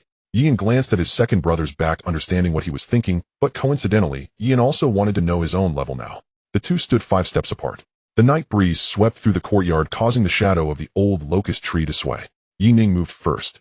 His leg techniques were known for their speed and ferocity, having practiced them at the Black Tiger Martial Arts Hall for almost a year, and he had perfected this set of techniques after countless repetitions. The first kick was a direct strike, fast and straight. The tip of his foot aimed right at Yi's chest. Yi did not dodge. After the chi nourishing technique connected, the flow of internal power in his meridians was more than twice as fast as before. Previously, launching a strike required adjusting his breath, circulating chi, and exerting force, a process that took at least 2 or 3 breaths. Now, with the thought, he could strike wherever he wanted. Yi thrust his finger forward. One finger met Yi Ning's foot. Crack. The collision produced a crisp sound. Yi Ning's foot recoiled. He stepped back, looking down at his foot, slightly numb but not painful. Yi Ning felt a wave of surprise rising in his heart as he raised his head to look at Yi. Very good, next I will use a level even higher than before, be careful. Immediately, the second kick was already in motion. This kick swept toward Yi's waist, fast and heavy. Yi sidestepped, calculating the distance accurately, and deftly evaded by 2 inches, while simultaneously thrusting a finger out. This finger struck the side of Yi Ning's knee. After the chi nourishing technique connected, everything about Yi's body moved more smoothly than before. Previously, when turning, his body would experience brief stiffness, needing to rely on muscle strength to force the twist. Now, with the internal power flowing in his meridians, the inertia of the turn was neutralized by the internal power, making the movements as fluid as flowing water. Each movement required no adjustment of balance. The internal power would automatically pull the body back to a balanced state. Yi Ning's knee retracted, and his sweeping kick was withdrawn. He glanced at Yi. Yi Ning understood that unless he got serious, he could not dissuade Yi. Black Tiger Chain Kick. Yi Ning no longer held back, delivering kick after kick like a fierce storm toward Yi. This was Yi Ning's signature move. At the Black Tiger Martial Arts Hall, few of his peers could withstand this complete chain. Seeing this, Yi did not forcefully engage. Instead, he relied on his advantage, dodging rhythmically, one move at a time. A spar should not rely on brute force, but require a touch of wisdom. Breathe in, step back half a step. Breathe out, thrust a finger. Breathe in, shift a foot. Breathe out, another thrust. Each step was in sync with the rhythm of his breath, as if his body was fighting on its own. In this state, Yi's speed was at least 30% faster than usual. Yining's chain kicks had landed over 20 times, yet not a single kick had struck true. This led to his breathing becoming erratic. Yin could hear it. After the qi nourishing technique connected, his hearing was sharper than before. He could hear the rhythm of Yining's breathing. The exhalation was the strongest while the inhalation was weaker by half. This was the flaw. Yining delivered another kick, the 12th kick of his chain. According to his habit, there would be a very brief pause afterwards to catch his breath. Yin seized the opportunity. He stepped forward, the internal power supporting him from beneath his foot, gliding like he was skating on ice, fast and stable. Yining's toes barely missed him, passing just an inch away. Yi's finger had already landed on Yining's calf, the force not strong, but the position precise, right on the line where the muscle was thinnest and the tendons most exposed. After the qi nourishing technique connected, the internal power could seep to the surface of his body. Yining's entire leg tingled for a moment, causing his movement to slow half a beat. This was the reaction of internal power invading the meridians. It did not cause injury, but temporarily rendered that leg less agile. Yining was astonished, realizing he had unknowingly exerted all his strength. He seemed to have realized something, quietly watching Yin. Yin stood still, breathing steadily, as if nothing had happened a moment ago. His chest did not rise and fall, his forehead bore no sweat, and even his fingers did not tremble. At first, Yining had used 70% of his strength, but as the chain kicks continued, he had nearly reached full power. In contrast, Yin maintained steady breathing throughout, never missing a step, and each thrust was delivered without delay. Even without the suppression of power in terms of rhythm, Yin had firmly established dominance over Yining. Yin used his breathing rhythm to disrupt Yining's attack rhythm. Yining lowered his stance and walked in front of Yin, sighing. He understood he could not dissuade this brother anymore. Zhao Heng is ruthless in his boxing technique and aims to cripple others. In a match, do not hold back and be very careful. Yining did not want to admit it, but he understood that if they continued fighting, the one who would lose would not be his brother. Yi's every move was devoid of excess, flowing smooth and precise. There was no waste of unnecessary energy, no superfluous actions. Each thrust was just right. Yin felt the changes brought about by the qi nourishing technique. His improvement was significant. I know. Yin nodded like an honest child. Yin understood that Yining initially wanted to test him, then to suppress him, and finally to win, but failed. Yi Shoujua sat on the stone bench, remaining silent throughout. He looked at his youngest son, then at the direction his second son had disappeared. His lips moved slightly, and finally, he sighed, stood up, took the ledger, and returned to the house. Yi Ping walked over and patted Yi's shoulder. Though I do not practice martial arts, if your second brother's words fail to persuade you, then I, as someone outside the martial path, am even less qualified to dissuade you. Elder brother trusts you, you have your considerations and thoughts. However, I want to tell you that your second brother is right. Be cautious and do not hold back. Yi Ping spoke earnestly. Yin stood alone in the courtyard. He lowered his head and looked at his hands. The internal power flowed quietly in his meridians, neither rushing nor slow, like a river. On the day of the martial arts competition before dawn, the Qian family's carriage had already stopped at the entrance of Lu Alley. The coachman, surnamed Zhao, had worked for the Qian family for over a decade, witnessing countless scenes. But today was different. He sat on the carriage shaft, gripping the reins, occasionally glancing back at the carriage curtains. After years in the Qian family, he had seen many guests. Some guests would pound their chests and assure them when it came to money, yet when the moment arrived, they would vanish without a trace. Others would talk grandly, but when it was time to step up, their legs would tremble uncontrollably. However, this young man was different. The coachman Zhao heard that Yin had agreed willingly when their young master sought him out. He simply replied with one word. All right. It was that simple. The coachman Zhao couldn't help but glance back at the carriage curtains again. They remained motionless, and there was no sound from within. The coachman Zhao did not know what the young man in the carriage was thinking, but he knew that the Qian family had recruited a good guest this time. The carriage drove past South Street, turning onto Northgate Avenue. The wheels rolled over the bluestone pavement, the rumbling sound echoing far into the morning streets. The Qingshe Ridge Mine was 15 miles north of the county town, an open-air quarry. Piles of gray-white stones formed small hills surrounded by a crowd. Our rough count revealed at least 70 or 80 people. When Yin got out of the carriage, the crowd automatically parted. People stepped aside, continuously sizing up Yin. Is that him? The one sent by the Qian family. Yin from the Qingzhou Martial Arts Academy, at the early stage of the second body refining. Early stage of the second body refining. Fighting Zhao Heng. Isn't that a death sentence? Who knows? The Qian family is out of options. All the capable ones have fallen. Whispers surged from all directions. Yin showed little expression on his face as he passed through the crowd, heading toward the Qian family. At the eastern edge of the mine, Lu Ruyan sat in a grandmaster's chair with Zhao Heng standing behind her. Dressed in a goose-yellow gown, she stood out vividly against the gray stone piles. Is that him? Zhao Heng crossed his arms, his gaze landing on Yi and sizing him up from head to toe. Zhao Heng was tall and robust with thick calluses on his fingers from years of martial arts practice. Having fought for over a decade, what kind of opponents had he not seen? A 16 or 17-year-old boy like this, he did not take seriously. Early stage of the second body, refining bone, age 16 or 17, just recently broke through. Zhao Heng's tone carried a hint of disdain. The Qingzhou Martial Arts Academy's students practice the Qingyan finger. Qingyan finger. It's the introductory finger technique of the Zhuke branch of the Four Symbols sect.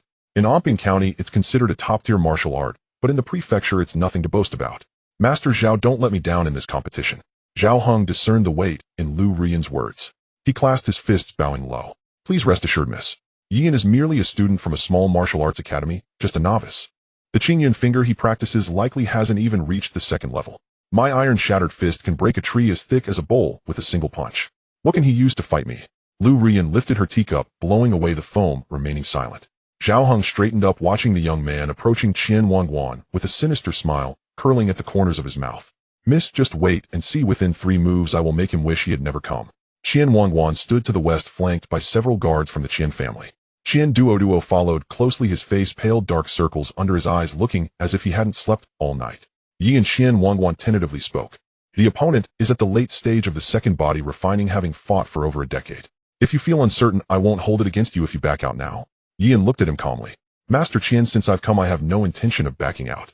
Qian Wangguan swallowed hard, cupping his hands, solemnly bending his back. By 3 inches, young master, I won't be able to express my gratitude. Yian did not return the greeting and walked toward the center of the arena. In the center stood a table with 2 pieces of paper along with brushes and inkstone. An old man stood beside the table. He was a well-known notary in Anping County, surnamed Meng. Having been a martial artist in his youth, he retired 10 years ago due to age and frailty, now serving as a notary for such occasions. Yian walked over and stood on the left side of the table. Zhao Heng approached from the opposite side, taking his place on the right. The old man picked up one of the papers, unfolded it, and spoke loudly. Today's martial arts competition is voluntary for both parties. The victor will gain the mining rights to Qingshe Ridge, while the loser shall not contest again. Life and death are not accounted for. Injuries causing death will not be pursued. Signing means the agreement is valid. Life and death are not accounted for. Injuries causing death will not be pursued. Yian picked up the brush and wrote his name on the paper. Seeing this, Zhao Heng snorted and also picked up the brush, writing his name. Their handwriting appeared side by side on the paper. One was elegant, the other messy. The crowd watching began to murmur again. Yian? Which Yian? I've never heard of him. From the Qingzhou Martial Arts Academy. Hasn't even been 2 months in the early stage of the second body refining. Not even 2 months. Zhao Heng is a veteran at the late stage of the second body refining. The Qian family is using a dead horse to try and revive a living one. Sighed the young man, unaware of the heights of heaven and depths of the earth. If this fight goes on, he might even lose his life. No one had faith in Yian. A 16 or 17-year-old young man at the early stage of the second body refining, having practiced finger techniques for a few months, facing off against an old hand who had been in the body refining realm for over a decade. From any angle, it seemed like a death sentence. Let the arena begin. Just as the old man finished speaking, Zhao Heng suddenly vanished from his spot. His boxing style was called Iron Shattered Fist, the introductory technique of the Iron Fist sect. Iron Shattered Fist emphasizes a punch thrown has no return. Zhao Heng had immersed himself in this set of punches for over 20 years, and each punch carried immense strength. The first punch was named Shatter Punch. The force of this punch relies not on the fist's surface, but on the back of the fist. Zhao Heng's fist came crashing down, targeting Yi's collarbone. The collarbone is one of the most fragile bones in the human body. If Zhao Heng's punch landed, Yi's entire upper body would be ruined. Yian sidestepped by 2 inches, the wind from the punch brushing past his shoulder, the force causing his clothing to flutter audibly. Zhao Heng grinned and said, "Little brother, Yi, just admit defeat. Otherwise my fist won't heed my command, and if you get hurt or injured you won't have a place to cry." His tone was polite, but his fist showed no signs of slowing down. The second punch followed swiftly, this time aimed straight at Yi's temple. Warriors' martial arts are inherently lethal techniques. They may speak of mercy, yet their hands seek lives. Seeing this, Yi calculated the timing and lowered his head.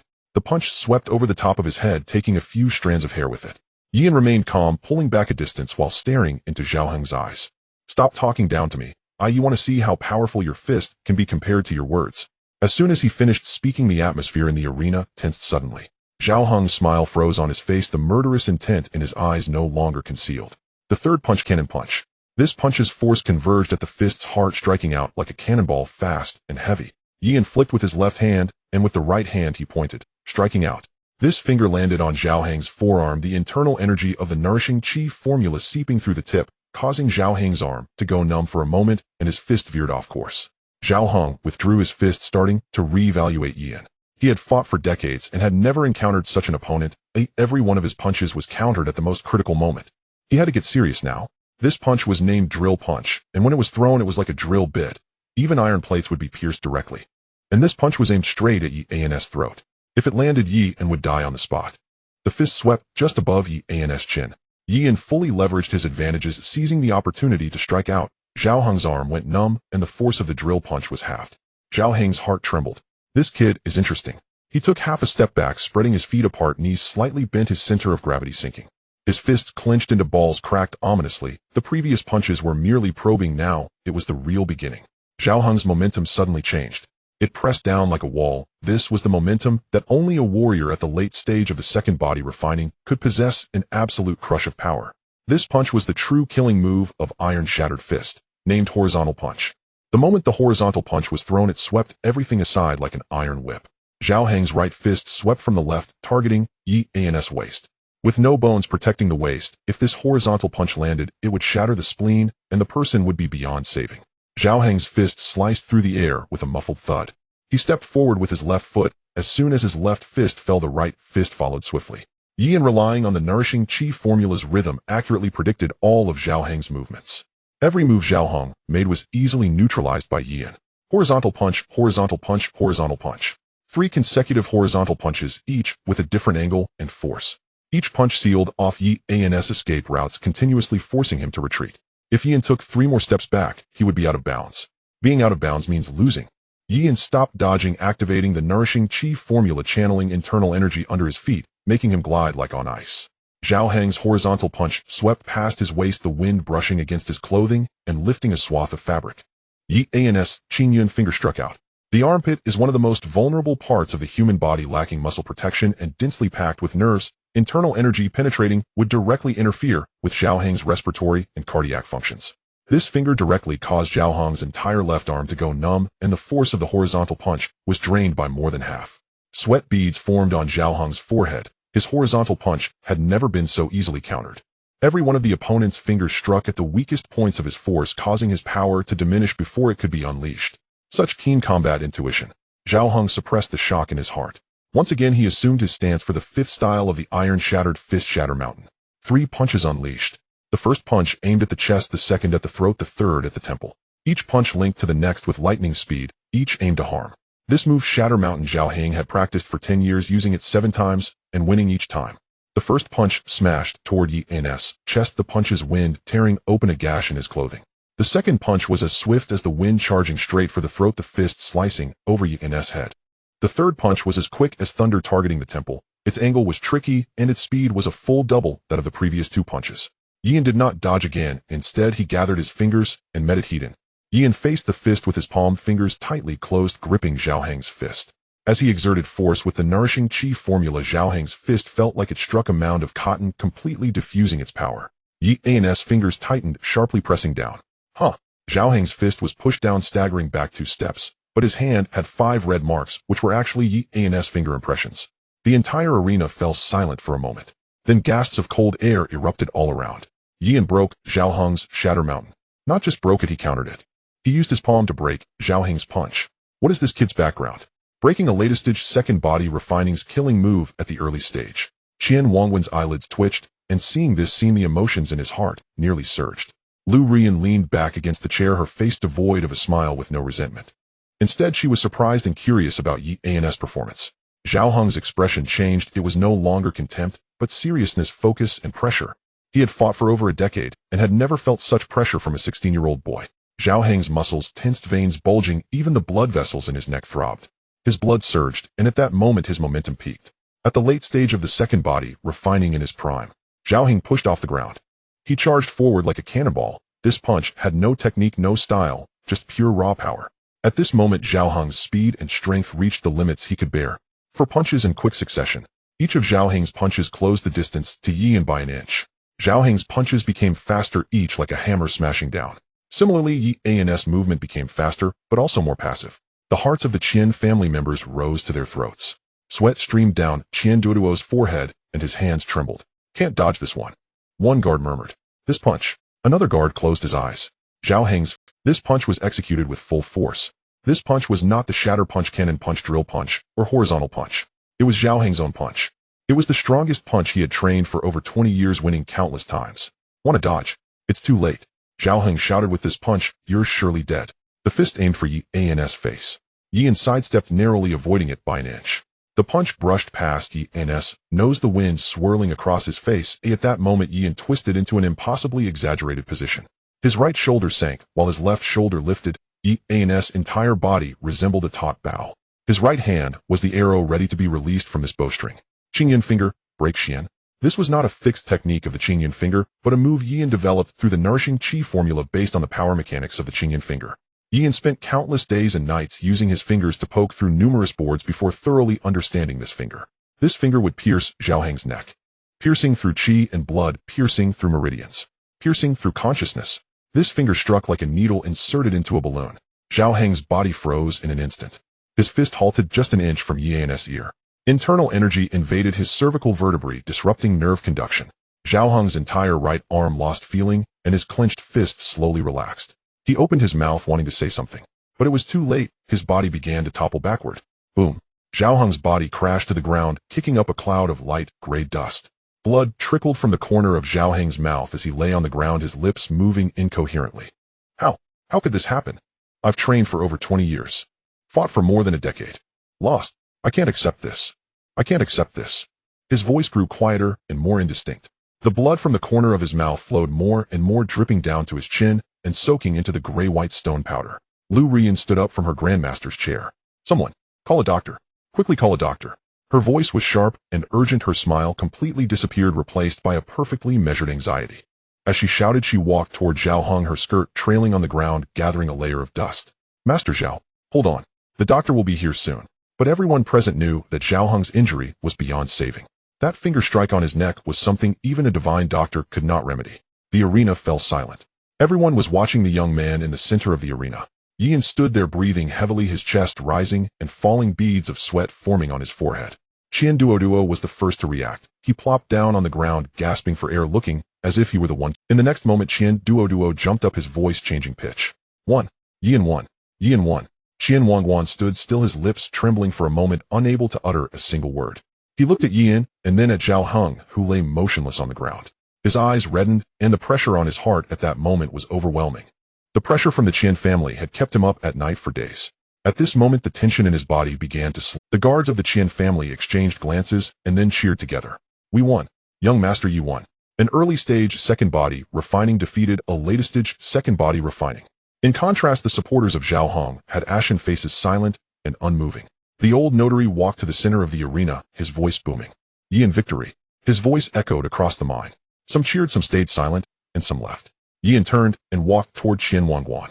His figure swayed, looking as if he might be blown down by the wind. Of course, all this was an act by Yian, as was the heavy breathing before. Yian approached Qian Wangguan and cupped his fists. Master Qian, I have not disappointed you. Qian Wangguan looked into Yian's sincere and resolute eyes. In those eyes there was no arrogance, no excitement. It was as if he hadn't just fought a life-and-death battle, but had merely practiced for an hour. Qian Wangguan cupped his fists and bowed at a 90 angle.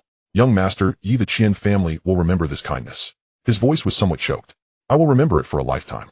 As the carriage departed from the Qingstone Ridge, the sun had just begun its ascent to the mountaintop. Yian leaned against the carriage wall, closing his eyes to rest, his fingers gently resting on his knees. The light outside the window filtered through the light brown curtain, casting a blurred shadow across his face. The coachman Master Zhao sat outside, the whip in his hand, rising and falling, yet he never seemed to have the heart to strike. The horse moved slowly, and he did not urge it on. He glanced back at the curtain, remaining utterly still. Master Zhao turned around and let out a soft sigh. He had served the Qian family for over a decade, encountering numerous guests. Some guests, after winning a duel, would boast endlessly about how they easily took down their opponents with just a few moves. Others who lost would be covered in dirt and scold their opponents, blaming them for cheating the weather or ill-fitting shoes. But this young man was different. He had defeated a seasoned opponent who had undergone the late stage of the second refining body. Not a word escaped his lips, and even his breathing was subdued. It was as if the recent life-and-death battle had nothing to do with him. Master Zhao gently flicked the horse's back, and the horse quickened its pace. The wheels rattled over the gravel, producing a crunching sound. As the carriage turned onto the main road back to the city, another carriage suddenly appeared ahead. Its deep brown body was adorned with fine silk curtains embroidered with numerous dark golden patterns. The horse pulling the carriage was jet black with strong and elongated hooves. Master Zhao instinctively tightened the reins. Lu Rian descended from the carriage, now dressed in a light blue gown, her face adorned with a gentle smile. Though she appeared more genuine than at the mine, her true intentions still remained elusive. Behind her was a maid dressed in plain white attire, a short sword hanging at her waist, with a delicate face and indifferent eyes. She stood half a step behind Lu Rian, her gaze fixed on the carriage where Yan sat. Yan lifted the curtain and stepped out. He first glanced at the smiling Lu Rian, then at her indifferent maid. The maid's presence was inscrutable to Yan. Was she at the third refining body stage? Or perhaps higher? He could not discern. Master Yi, why are you in such a hurry? Lu Rian spoke with a smile, her tone akin to greeting an old friend. I didn't get a chance to have a proper conversation with you back at the mine. I am Lu Rian from the Lu family of Kangwu Prefecture. Lu Rian took a few steps forward, stopping 5 paces away from Yan. The earlier dispute was a common occurrence in the pugilistic world over territory, and I hope Master Yi does not take it to heart. Yan remained silent. Lu Rian tilted her head, her smile unwavering. Master Yi, I would like to invite you to be my guest. The terms are twice as good as those of the Qian family. Medicinal pills, salary, weapons, whatever you desire, feel free to ask. Miss Liu's kindness is appreciated. Yi and clasped his hands together, but I am currently still aligned with the Qian family. Moreover, my own status is too lowly to catch Miss Liu's eye. Lu Rian smiled charmingly, as if she had anticipated Yi's response. No worries, Master Yi. Whenever you come to a realization, you can come find me. My door is always open for you. This statement made Yan understand her intentions. Lu Rian wanted to win him over personally rather than draw him to the Lu family.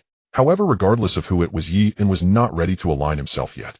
Yan glanced at Master Zhao, who understood without words, gently tugging the reins as the carriage began to move forward.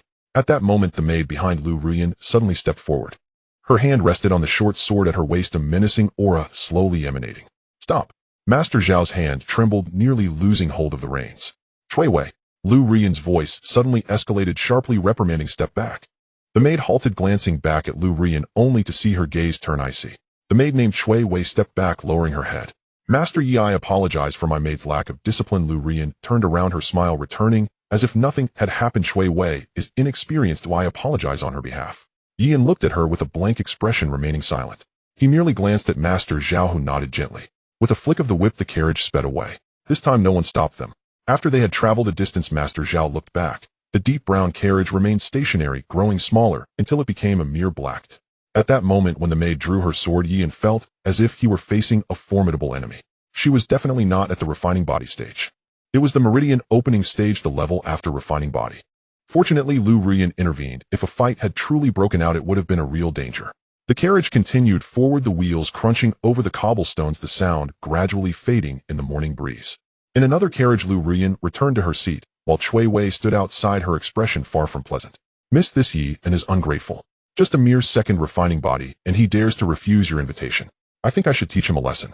Lu Rian did not look at her, instead fixing her gaze on the departing carriage. Shui Wei, how long have you been with me? Shui Wei answered truthfully, for 3 years. 3 years? Lu Rian looked at her, and you still don't understand. If we can win him over, he would be a great asset to me. Finding someone willing to stand up for you in times of danger is exceedingly rare in this world. What has the Qian family given him? A meager monthly salary of 20 taels and a few refining body pills. Is he fighting for the Qian family for just that? No. He fights for the Qian family's loyalty. Such a person values emotions. Those who value emotions are hard to recruit. But once we win him over, he will be more useful than 10 Zhaohongs. Shui Wei raised her head, understanding Lu Rian's intent, yet still retorted. I understand what you mean, miss. But him, a second refining body. Isn't that a bit too optimistic of you? Lu Rian did not respond. She smiled gently. It would be good to form a pleasant connection. Her voice was soft, as if speaking to herself. As the carriage turned into Lu Alley, many people were already standing at the entrance. The wonton stall owner was the first to spot the carriage, his spoon pausing midair. He craned his neck, squinting for a moment, before suddenly turning back to shout into the alley, they're back. The carriage is back. This shout was like poking a hornet's nest. People from Lu Alley surged out from all. Old Shun, the tofu seller, set down his shoulder pole. Aunt Wang, who was washing clothes, ran with her wooden basin. Even the old man at the alley's end, who spent all day lying on a rattan chair, soaking up the sun, leaned on his cane and came out. I heard Master Yes Sun went to help the Qian family in the duel. Yes, I heard too. The opponent is a fierce and ruthless character who has been fighting for over 10 years. Sai old Yes Sun has only trained for a few months, yet dares to get involved in such matters. I think it's a bad idea. Those who train are not the same as us. What's so different? Aren't they just 2 arms and 2 legs? I heard that Zhao Hong can break a tree the thickness of a bowl with 1 punch. Can Yin withstand that? Some were sympathetic, others analyzed rationally, and some secretly rejoiced. Whispers buzzed from all directions like a swarm of flies. The carriage came to a stop at the Yi family's entrance. Yin lifted the curtain and stepped out. His clothes had several rips and his hair was somewhat disheveled. However, as Yin stepped out, the people of Lu Alley saw him intact. The alley fell silent for a moment. Then the murmurs began anew. He's fine. Did he win? I don't know. But he walked down by himself without anyone carrying him. So not necessarily. Maybe he lost, but wasn't injured. Yi Ping was the first to rush out from the courtyard. He wore a gray long shirt clutching a book which had crumpled pages. Upon closer inspection, Yi Ping's eyes were slightly red, likely from worrying about Yin. He stood at the courtyard entrance looking at Yi and scanning him from head to toe. Yin nodded at his elder brother, indicating he was fine. Yi Ping grabbed Yi's shoulder, inspecting him again. After confirming everything was in order, he let out a sigh of relief and said, "Come in." Yi Shouzhua stood at the doorway of the main hall, still holding the account book. Although there was no business at that moment, he feigned calculation to divert his attention, rushing out before he could set the book down upon hearing the commotion. Seeing Yi and unscathed, his lips trembled, unable to say a word for a long time. Yi Ning stood in the courtyard center, his face devoid of expression, but that did not mean he was not worried about Yin. Yin stood in the middle of the courtyard looking at the 3 of them. Father, elder brother, second brother. I'm back. Yi Shouzhua was the first to speak, his voice filled with tension. Are you hurt? Just a bruise on my side. What about your bones? I'm fine. Yi Shizhuo's tone was unclear, a mix of excitement and fear. Yi Ping placed his hand on Yi's shoulder, applying a bit more force than usual. Zhao Hong, although I don't know if you will cause trouble later, be careful. Yin looked at his elder brother, smiling sincerely. It's all good now. Zhao Hong no longer has a chance. The courtyard fell silent for a moment. The account book Yi Shouzhua had just picked up dropped to the ground, and Yi Ping's hand froze midair. Both looked at Yi in their eyes, asking if it was as they thought. Yi Ning was the first to react. As a martial artist, he understood the significance of Yi's words. No longer has a chance. Good. Yi Shouzhua only uttered 1 word, and no further explanation was necessary. Yi Ping withdrew his hand, looking at Yin seriously and nodding earnestly, indicating that Yin had done well. Facing an opponent capable of killing with a single strike required equal treatment. Yi Ning turned and walked out of the courtyard. Second brother Yin called out to him. Yi Ning paused, leaving only his back to the 3. Where are you going? To the martial arts hall. After saying that, Yi Ning did not stop. Yin looked at his retreating figure, a slight smile appearing at the corner of his mouth. Going to the martial arts hall. If he wanted to practice, he would have gone long ago. Why wait until seeing him safe to go? His second brother truly had a unique personality. Yi Shouzhua stood at the main hall entrance looking at his youngest. This boy, who only a few months ago had been crouching behind the general store, now had the ability to defeat a seasoned fighter at the late stage of the second refining body on the life and death arena. Old Yes' eyes were filled with pride and satisfaction. You've grown up. Rest well, Yi Ping said, patting Yi's shoulder once more before leaving. Yin stood alone in the courtyard. He recalled Lu Rian's words. Whenever you realize, you can come find me. If Yin were to evaluate, the more beautiful the woman, the more frightening she was. Someone who smiled at you while sending people to snatch your meal at the mine could just as easily smile and invite you to join her. Such a person could turn hostile faster than flipping a page of a book. Yin turned and returned to the house. Xingyun finger third layer 81500. Qi nourishing method connected 29300. Next, he would fully focus on breaking through to the third refining body. The day after the martial arts competition, Qian Duo arrived at the Yi family. He came early, reaching the entrance of Lu Alley just as dawn broke, followed by 2 servants from the Qian family carrying a red wooden box. The box was not large, but heavy, causing the 2 servants to sweat profusely. Yin was practicing in the courtyard and walked over after hearing the knocking on the door. Qian Duo stood at the door dressed in a brand new brocade robe. He smiled broadly at Yi and stepping aside to let the 2 servants carry the box into the courtyard, saying, "It's something that my family sent me to deliver." The red wooden box was placed in the center of the courtyard, the lid opened to reveal neatly arranged porcelain vials and silver ingots, 200 body refining pills, and 300 taels of silver. Qian Duo pointed at the items in the box, introducing them one by one. And there's one more thing that my father specifically had someone bring from Qinga County. He took out a long rectangular wooden box from the bottom of the chest and handed it to Yin with both hands. Yin, slightly curious, accepted the wooden box and opened it. Inside lay a pair of gloves made not from ordinary leather. They appeared to be crafted from some special material made with exquisite craftsmanship. The gloves were as thin as a cicada's wings, their deep gray hue almost transparent. The fingertips were thickened, giving them a rough texture resembling fine sandpaper. Yin took one of them and put it on his right hand. The gloves fit perfectly as if they were a part of Yian's own. The sensation at the fingertips was extraordinarily sharp, allowing him to feel the fine textured patterns on the surface of the gloves, indicating that even while wearing them his sense of touch for other objects would not be diminished. What are these called? Yian asked. Iron sand, Qian Duo replied, feeling a bit proud. Although not of spiritual level, they are much better than ordinary quality. The iron sand gloves were woven from ice silkworm silk and iron sand powder. The ice silkworm silk was lightweight and breathable, allowing for finger flexibility, while the iron sand powder adhered to the fingertips, providing an additional 3 points of strength with every poke. Yian flexed his fingers, the gloves opened and tightened with his movements, presenting no hindrance. The iron sand gloves felt as if they were an innate part of Yian's skin, completely unobtrusive to his finger movements. Good stuff. Yian understood that the Qian family had quite a bit of resources. Qian Duo could see Yian's enjoyment, and thought to himself that this gift was well chosen. I'm glad you like it.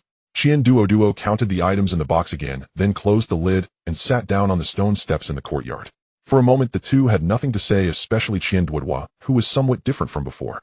He pretended to look at the old locust tree in the courtyard, nearly on the verge of tears. Yian, do you know? My father said that without this mine the Qian family would not be the Qian family anymore. Yian quietly listened to his first friend from the martial arts school venting. I grew up in the Qian family and have always known that the mine is the lifeblood of the Qian family. But I never knew what would happen to the Qian family without the mine.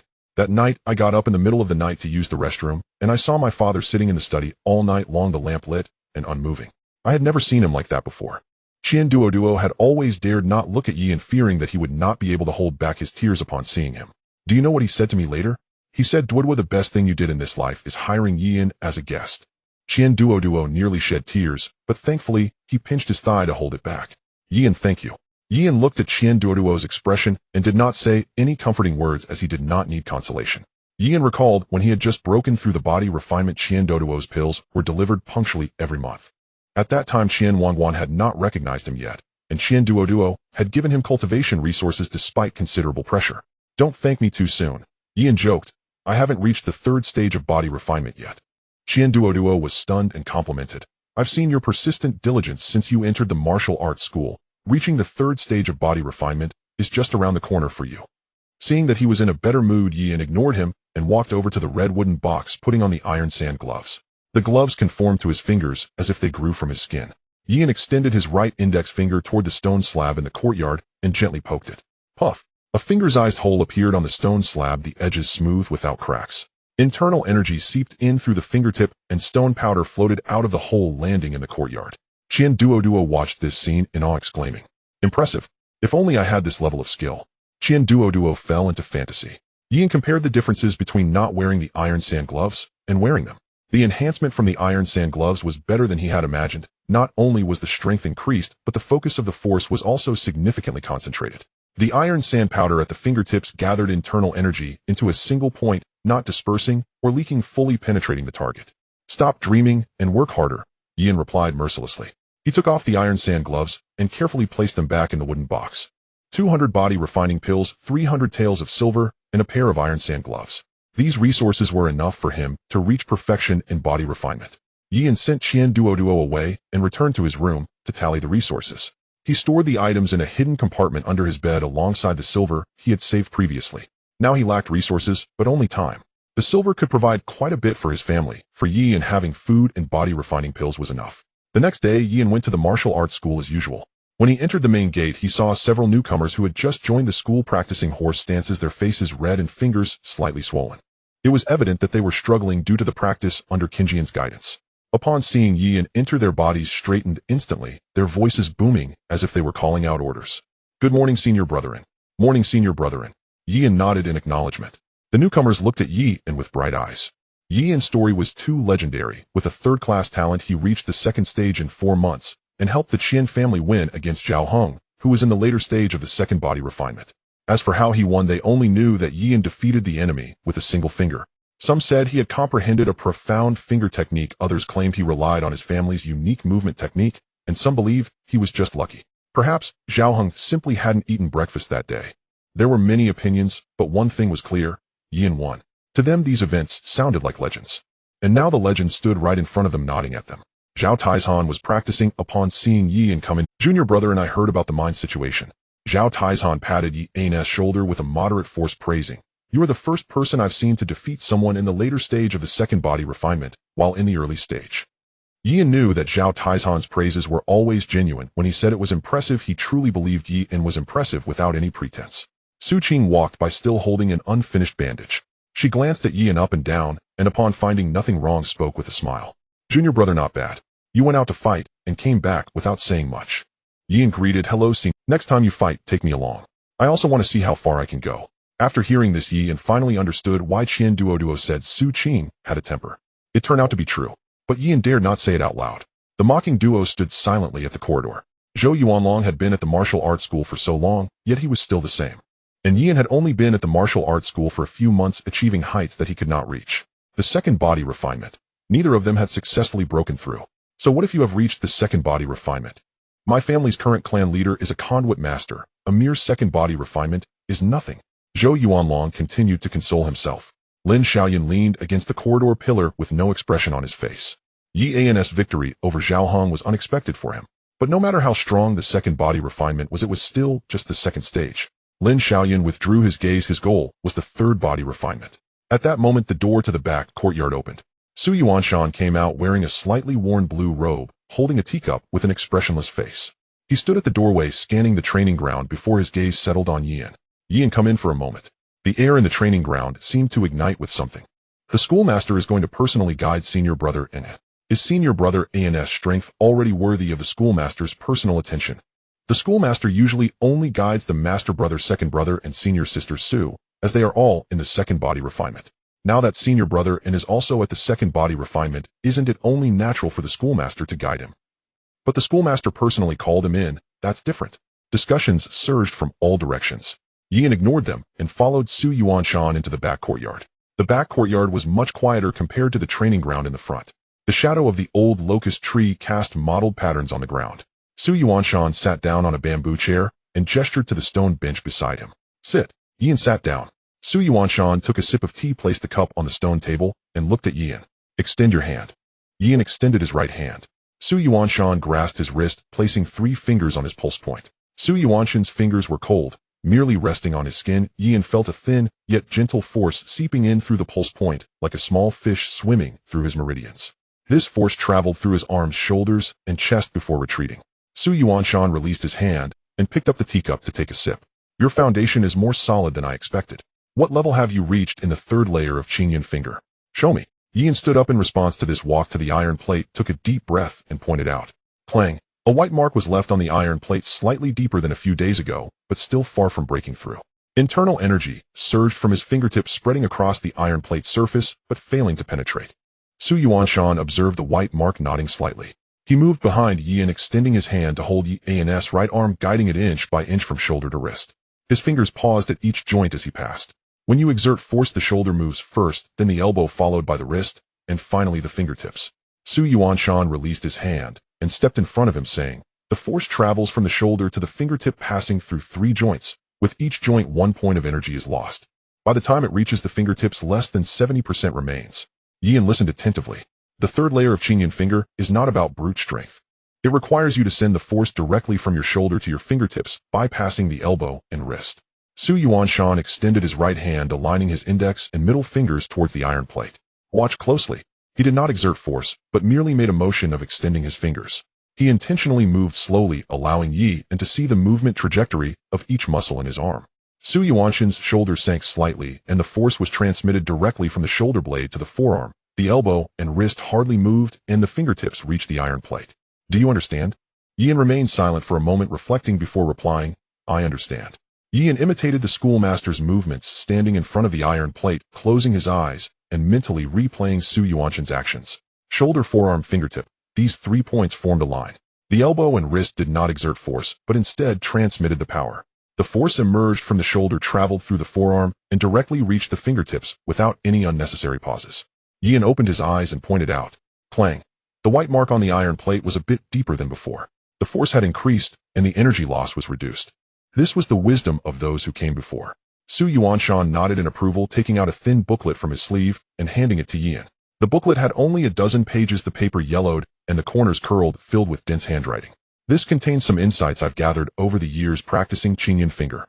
The techniques for exerting force, regulating breath, and channeling energy are all included. Look through it yourself and feel free to ask again if you don't understand. Yin accepted it with both hands and flipped through 2 pages. It detailed the application of various difficult points. Su Yuanshan had broken down each key point of the Qingyun finger into simpler parts and wrote them on paper. He clearly outlined where mistakes were likely to occur, where one might overlook, and where shortcuts could be taken. You're welcome. Su Yuanshan waved his hand, returning to the bamboo chair and picking up his teacup. Go practice. Yin nodded in gratitude once more.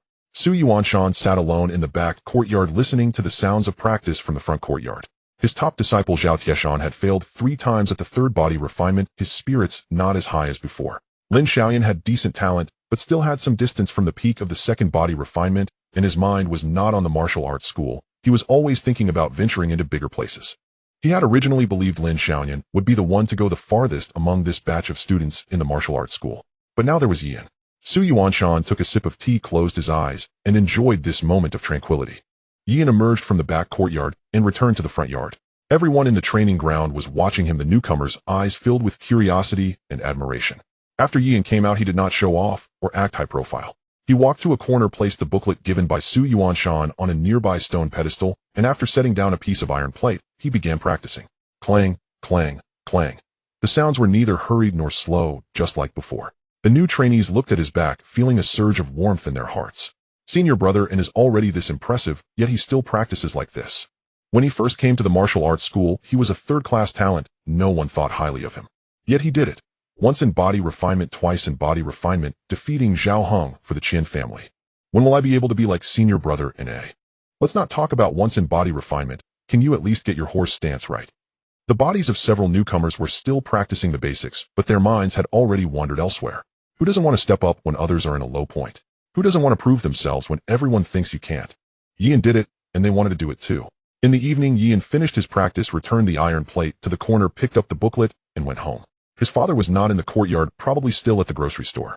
His elder brother was still in the room, studying, reading each word with great concentration. After returning to his room, Yin opened the booklet, flipping through the pages. Su Yuanshan's handwriting was small, but each stroke was clear. For the first layer of Qingyun finger, he wrote about the force exertion points, the stress surfaces, and the angles of the fingers. The second layer detailed the transmission path of internal energy from the dantian to the fingertips. The third layer discussed the balance between strength and control. When Yin reached the third layer, he paused. Su Yuanshan had written a sentence above. The key to the third layer: if strength is lacking, speed can compensate. If speed is lacking, strength can compensate. If both are lacking, neither can compensate. Can they truly complement each other? In the following days, Yi's life returned to tranquility. He went to the martial arts school at dawn to practice finger techniques, and returned home at dusk to study the book given by Su Yuanshan. The gifts from the Qian family ensured that he no longer had to worry about resources. 200 body refining pills would last him for a long time. With the pills from the Qian family and guidance from Su Yuanshan, his progress was indeed much faster than before. However, he was still far from achieving the third body refining stage. Recently, the Qingzhou Martial Arts School had become somewhat lively. The news of Yi and defeating Zhao Heng for the Qian family had spread throughout Anping City. Not many believed this rumor. How could someone in the early stage of the second body refining defeat someone in the late stage? It was simply absurd. Thus, inquiries began about the Qingzhou Martial Arts School. People asked about the location of the martial arts school, the tuition fees, who the master was, what techniques were taught, and which students had graduated. After inquiring, some shook their heads, some hesitated, while others clenched their teeth and sent their children over. Su Yuanshan did not intentionally welcome these newcomers, nor did he raise the prices due to the increased number of students. The tuition remained 3 taels a month. The body refining technique was still Qingyun finger, and the training grounds showed no changes. The only difference was that more people had come, making the front yard much livelier than before. Yin was indifferent to these matters. Who came and who left had nothing to do with him. Every day, he continued as usual in his corner, tapping the iron plate to practice the third layer of Qingyun finger. Until one day, an additional person appeared in his corner. It was a girl about 15 or 16 years old, wearing a light blue dress with a white silk ribbon tied around her waist, and her hair styled in a pretty light blue bow. She stood in the corner, tilting her head to watch Yin tap the iron plate, feeling a bit curious about him. "Hello, senior brethren." Yin glanced at her, but remained silent, continuing to practice Qingyun finger. "My name is Wang Jin's," the young girl introduced herself. "I am the legitimate daughter of the Wang family, and have just arrived at the martial arts school." Yin tapped his finger again, and replied with a single word, "mm." Wang Jin's, mimicking Qian Duodua, squatted beside Yin to watch him practice. After a while, her legs grew numb, and she stood up to rub her knees before squatting back down. Yin ignored her and continued tapping. After watching him for a while, Wang Jins suddenly spoke up, "Senior brother, and don't you ever take a break from practicing like this?" Yian withdrew his hand and turned to look at her. Wang Jins felt a bit uncomfortable under his gaze and took a step back. "Because I haven't reached the third body refining stage yet." After Yian spoke, he continued tapping. Wang Jins was stunned for a moment before suddenly bursting into a silver bell-like laughter, thinking Yian was really interesting. But soon that feeling faded. In the following days, Wang Jins came to squat in Yian's corner every day. Sometimes she brought a pot of tea, sometimes a plate of snacks, and other times she brought nothing at all, quietly watching Yian. Yian neither rejected nor accepted her presence. He didn't drink the tea, eat the snacks, or say much. Yian focused on his own practice, and as long as Wang Jins didn't leave, he wouldn't chase her away. After a few days, Wang Jins noticed a problem. Yian seemed to have only practice in his eyes. When she offered tea, he simply said, "Put it there," and then forgot to drink it. When she offered snacks, he again said, "Put it there," and forgot to eat. When she squatted beside him to talk, he responded with just "M-O" or "Okay," rotating through those three phrases without adding anything more. Wang Jins felt a bit frustrated. Growing up in the Wang family, although she wasn't the most favored one, she had never been treated so coldly before. Qian Duo laughed for a long time upon hearing she had hit a snag with Yian. "Don't bother trying," he said. "And Gu only has practice in his eyes. Even after knowing him for so long, he wouldn't go out to eat if I invited him." Wang Jins looked at him. "Then how did you become close with him?" Qian Duo pondered for a moment, saying, "I delivered pills to him, and he accepted them. I delivered pills again, and he accepted them again. I delivered pills once more, and he accepted them again. Then we became familiar." Wang Jins fell silent for a while before asking stubbornly, "Does he have any other hobbies?" Qian Duo thought for a moment and answered, "Seriously practicing." Wang Jins. After observing for a few more days, she found that Qian Duo was indeed correct. Yian was a person who practiced from morning to night. He didn't chat idly, didn't go out to eat, and didn't attend any gatherings. Even when Master Brother Zhao Taizhan invited him to drink, he had turned it down. But Wang Jins still did not give up. Initially, her family urged her to win over Yian, but now she had grown curious about him. That day at the mine, she saw Yian effortlessly defeat Zhao Heng with a single finger. The composed and swift figure was entirely different from the boy who was diligently tapping the iron plate in his corner. She really wanted to know which side of him was the real one. After learning that Wang Jins was the legitimate daughter of the Wang family, Yian did not take it seriously. He remained unchanged. He had turned down invitations from the four great families 3 times and didn't care for another. Now he only wished to practice to reach the third body refining stage, to open the meridians and then reach further places. The waters of the 4 great families were too deep. He did not wish to wade through them. As for why Wang Jins came to watch him practice every day, Yian was indifferent. If she wanted to watch, then let her watch her. It made no difference to him. That afternoon, while Yian was practicing in his corner, he overheard several students chatting nearby. "Let me tell you, Lord Gu has truly returned this time. Wasn't he supposed to have arrived earlier? Why has he only come back now? I heard he was ambushed on the way. He was injured and has been recovering, which delayed his return." Ambushed? Who has the guts to ambush the county's guardian? Who knows? Probably the people from Black Wind Camp, only they would have the guts. Black Wind Camp. They dare to touch Lord Gu. Lord Gu is a master of meridian opening. Even a master of meridian opening is still human. If someone ambushes him, what can he do? I heard Lord Gu was seriously injured out when he returned. He looked very unwell and had to be assisted off the horse.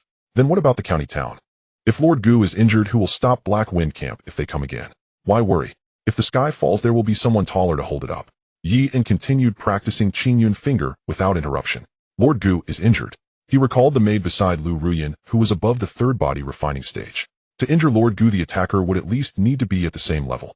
There are still many masters in Omping City. The third body refining stage, he still needed to put in more effort. In the Omping County office in the back hall, Lord Gu sat in an armchair, holding a cup of red tea. His complexion was rosy and his breathing steady, showing no signs of injury.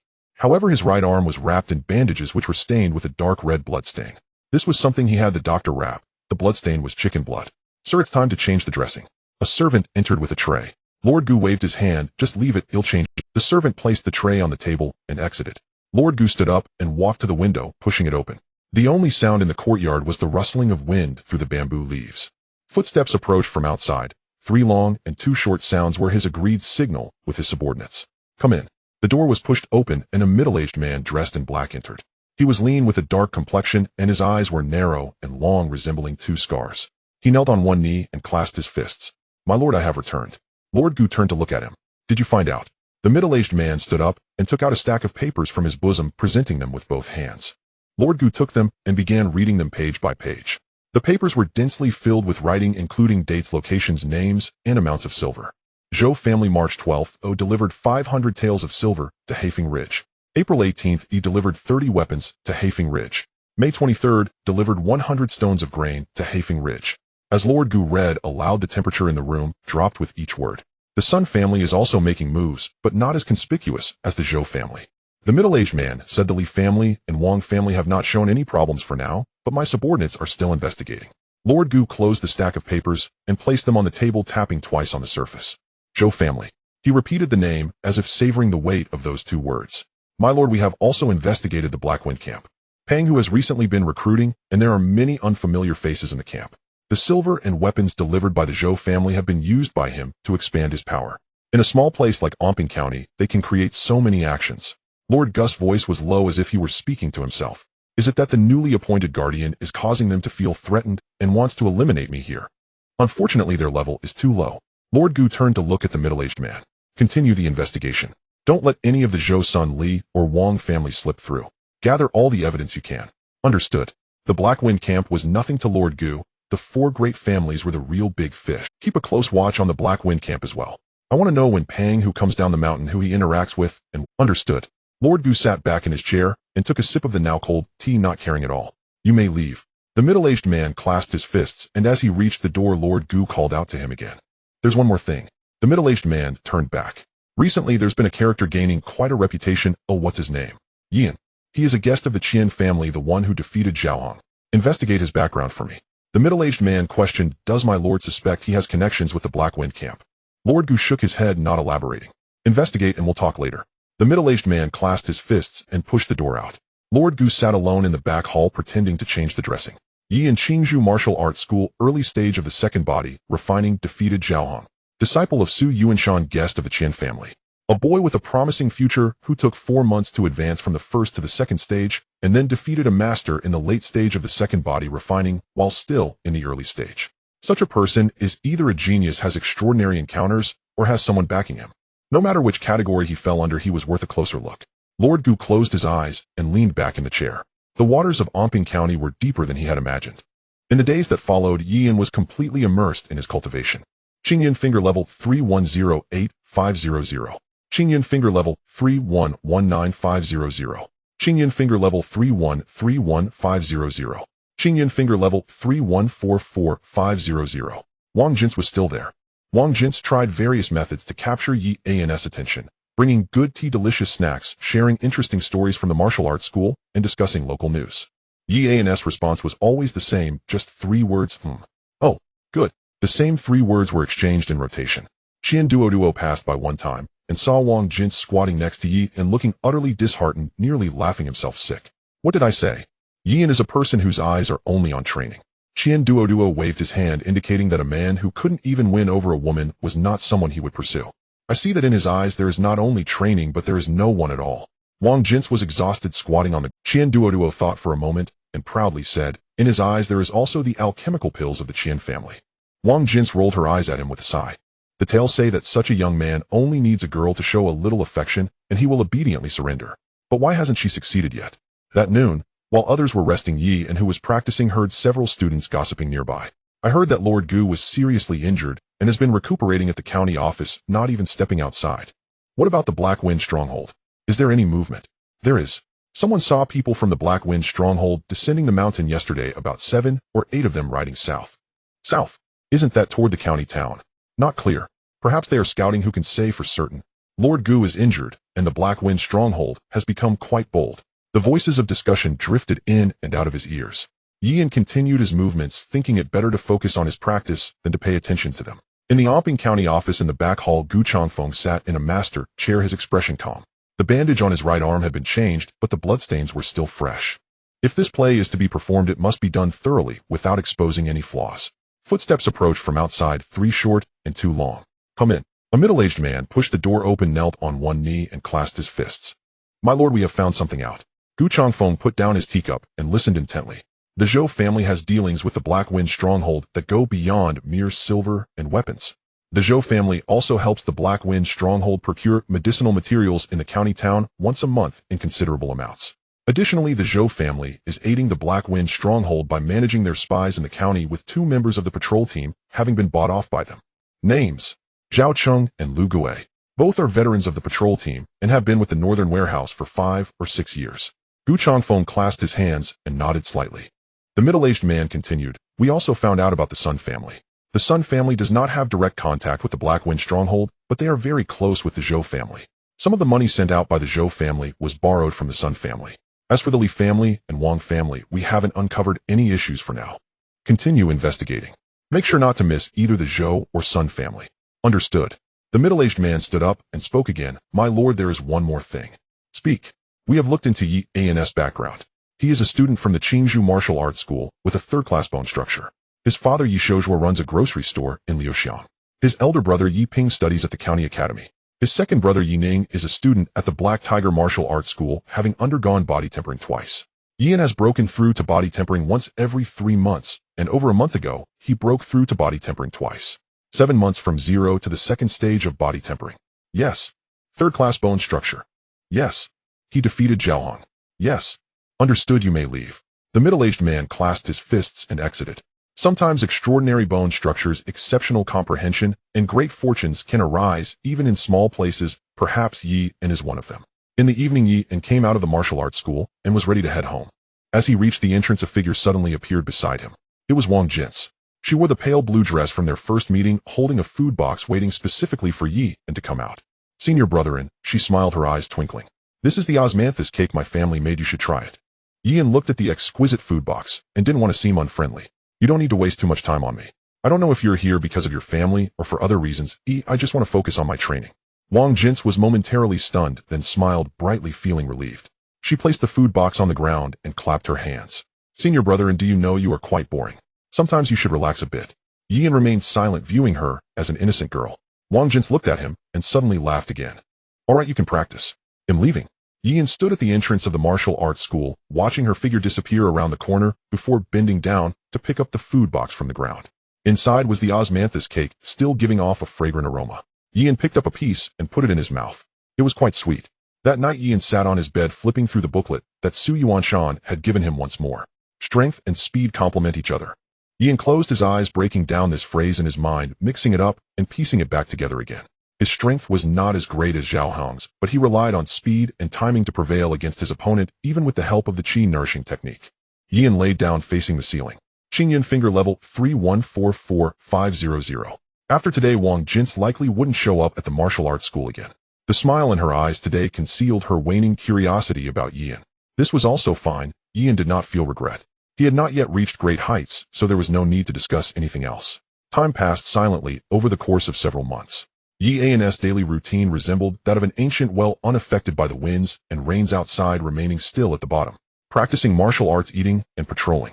3 tasks filled each day, akin to the main storyline of a game. The tips of his iron sand gloves had already been polished to a shine, and he had used up more than half of the 200 body refining pills given by the Qin family.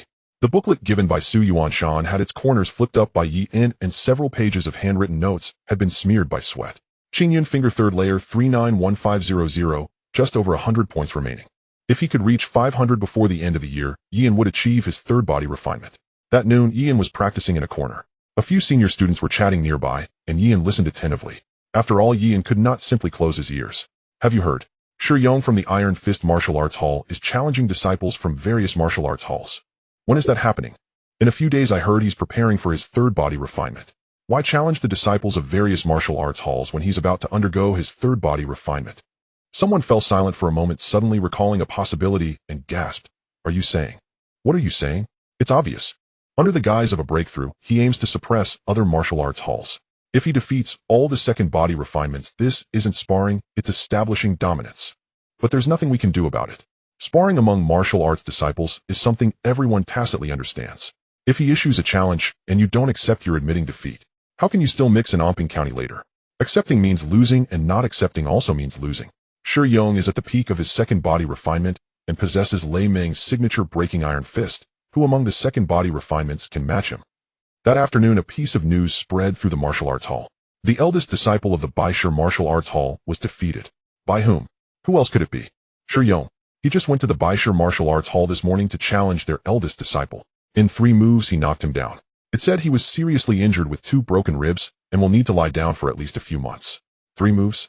isn't the eldest disciple of the Baisher martial arts hall at the late stage of the second body refinement. So what if he's at the late stage of the second body refinement?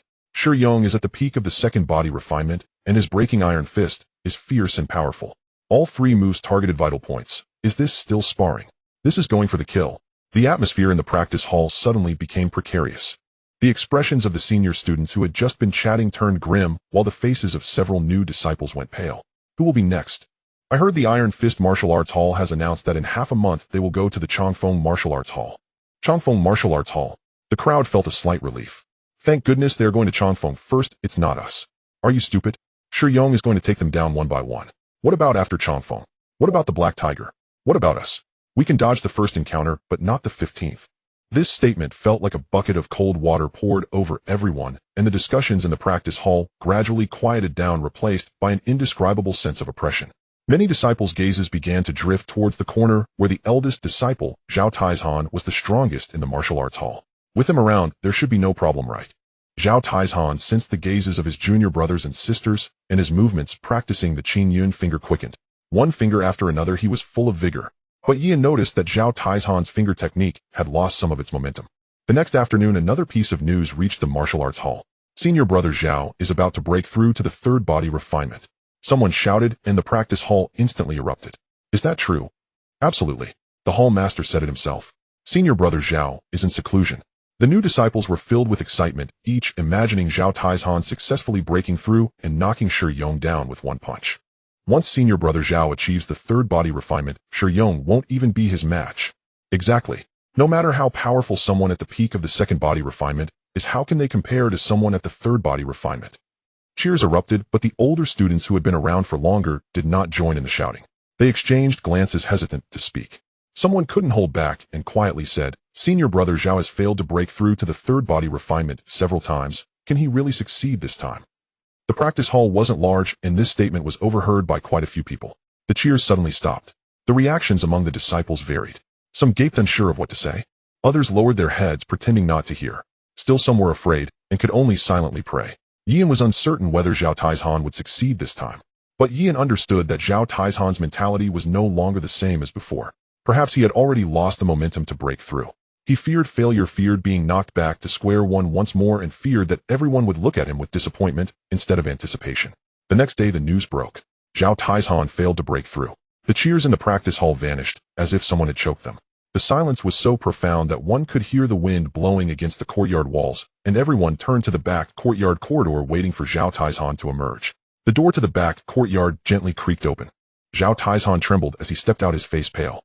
His steps were as if he were walking on cotton, unsteady. Su Qing was the first to rush forward, saying, Senior brother Yu. Zhao Taizhan raised his head and glanced at his junior brothers and sisters in the practice hall. His gaze paused briefly on Su Qing, then scanned Yi and finally settled on Lin Xiaoyan. His voice was hoarse, as if he hadn't drunk water for several days, as he said, I'm sorry for disappointing you. Yin observed Zhao Taizhan's condition. His blood flow was slightly erratic and his steps were unsteady, as if he were a tree hollowed out by insects. From the outside he appeared intact, but inside, he was already hollow. A martial artist who fails to break through will suffer injuries, and his foundation will also be damaged. The hidden injuries Zhao Taizhan accumulated from his repeated failures became increasingly severe. Most importantly, his confidence had long since vanished.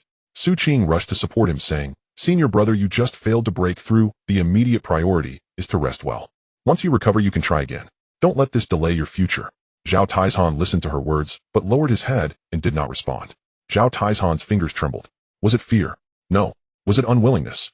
Yes. But when a person's confidence is repeatedly shattered, even if a trace of unwillingness remains, a hint of resignation will inevitably seep in. Resignation is more terrifying than unwillingness. Unwillingness allows for another attempt, and resignation means it's truly over. Su Qing wanted to say something more, but Zhao Taizhan waved his hand to interrupt her. I know. I am aware. He walked alone to a quiet spot on the corridor and sat down without seeking any. Lin Xiaoyan stood by watching. He did not approach to comfort Zhao Taizhan. Over the past few days, Lin Xiaoyan had seen the unease and fear on the faces of the junior brothers and sisters. He stepped forward to assure his junior disciples, if Shi Yong dares to come to the Qingzhou Martial Arts Hall, I will show him what the Qingyun finger is. After speaking, a peak state belonging to a martial artist was released. Su Qing and Zhao Taizhan both looked at Lin Xiaoyan. They suddenly realized that Lin Xiaoyan's blood fluctuation was different from before. The Lin Xiaoyan of the past was at the late stage of the second body refinement, sharp and fierce like a freshly sharpened blade. Now standing there, he needed no display of sharpness. His aura had already proven everything. Peak of the second body refinement. Zhao Taizhan stared at Lin Xiaoyan in shock. From this moment on, he perhaps was no longer the eldest brother. In the world of martial arts, strength equates to status. He had failed too many times while Lin Xiaoyan had already surpassed him. Lin Xiaoyan did not say anything more and turned to walk toward the entrance of the martial arts hall. Su Qing watched Lin Xiaoyan's back, then glanced at Zhao Tieshan, wanting to chase after Lin Xiaoyan to ask where he was going, but also wanting to stay and say something to Zhao Taizhan. But something saying them is comforting while not saying them is respectful. Zhao Taizhan opened his eyes and looked at Yan. I'm sorry, when Shi Yong comes I cannot fight for the martial arts hall. Yan walked over, took out a small porcelain bottle from his pocket, and handed it to Zhao Taizhan. This healing pill could accelerate recovery. He remembered how Zhao Taizhan had taken care of him when he first practiced martial arts. Senior brother, recover first. Zhao Taizhan looked down at the porcelain bottle. He wanted to say thank you, but the words stuck in his throat. The medicine in the porcelain bottle might be worth as much as body-refining pills, and he understood that Yan might be reluctant to use it himself. Zhao Taizhan didn't say thank you, merely nodded in appreciation, supporting himself against the wall as he walked step by step toward the back courtyard. He was right, recovering from his injuries meant there would still be opportunities. Yan stood in the practice hall watching the silhouette of his senior brother slowly disappear at the end of the corridor. The sunlight shone on the empty door frame, and the street outside was illuminated. The wooden dummy where Zhao Taizhan usually practiced stood alone, the cloth strips neatly wrapped around it, a testament to Su Qing's craftsmanship. Yan believed that this spot would no longer be vacant soon. The internal energy of the nourishing qi technique flowed slowly through his meridians. Qingyan finger, third layer, 396500, almost there, just over 100 points to go for the third body refinement. Shi Yong's movements were faster than anyone had anticipated. As the top disciple of the Changfeng Martial Arts School, he was a notable figure in Anping County at the mid-stage of second body refinement. Shi Yong used only 4 moves. The first broke open the door, the second interrupted the rhythm, the third struck the chest, and the fourth kicked the opponent off the stage. When the news returned to the Qingzhou Martial Arts School, the lunch bowls and chopsticks had yet to be cleared. The students in the training ground huddled together in small groups, their expressions drenched in cold water, chilling them from head to toe. 4 moves. The top disciple of the Changfeng Martial Arts School, defeated in 4 moves. I heard 2 bones were broken, just like at the Baisher Martial Arts School. Is Shi Yong crazy? Why is he so ruthless? Doesn't he fear offending others? What does he have to fear? He has the Iron Fist Martial Arts School backing him, with someone from the 4 great families supporting him. Offending others? He would rather offend everyone. Once he has subdued them, no one would dare to speak up. Someone swallowed hard, their voice dry. Next, it should be our turn, right? No one answered the question. Because everyone knew. After Shi Yong challenged the second body refinement disciples of each martial arts school, only the Black Tiger and Qingzhou remained. Zhao Taizhan of the Qingzhou Martial Arts School had just failed his breakthrough, his energy not yet recovered, and even standing still was a struggle. Lin Xiaoyan, although at the peak of second body refinement, had only recently reached this level, and his foundation was not yet fully stabilized. Shi Yong had been honing his skills at the peak of second body refinement for nearly 3 months, wielding the thunder fist passed down from Lei Meng, striking with lethal intent. The atmosphere in the training ground grew more oppressive by the day. The sounds from the wooden training dummy had also become noticeably lighter. The master Su Yuanshan had been more frequently seen these past few days, standing in the corridor watching the disciples train, saying nothing, but everyone could tell he was plotting a countermeasure. The next day at noon, the Iron Fist Martial Arts School's people arrived. The visitor was Shi Yong's junior brother, a youth at the peak of first body refinement, dressed in black shorts, standing at the entrance of the Qingzhou Martial Arts School, holding a letter aloft. Chin raised his voice, not loud, but each word was sharp. Listen, Qingzhou Martial Arts School. My senior brother Shi Yong said that your school's reputation is unworthy, tarnishing the name of the martial arts. I have come to instruct you. 3 days from now, come to challenge. He tossed the letter onto the ground and turned to leave. Before departing, he glanced back, a cold smile hanging at the corner of his mouth, colder than the winter wind. The training ground erupted in chaos. What does it mean that the school's reputation is unworthy? What does it mean to tarnish the name of the martial arts? Is this a challenge letter or a provocation letter? He is clearly here to create trouble, and you still want to reason with him. Several newcomers who had just entered the martial arts school flushed red, clenching their fists, itching to rush out and drag him back for a beating. But their levels were evident. None had even reached first body refinement. Rushing out would be akin to delivering a meal. They cursed furiously, and after a moment's silence, exchanged glances and fell silent.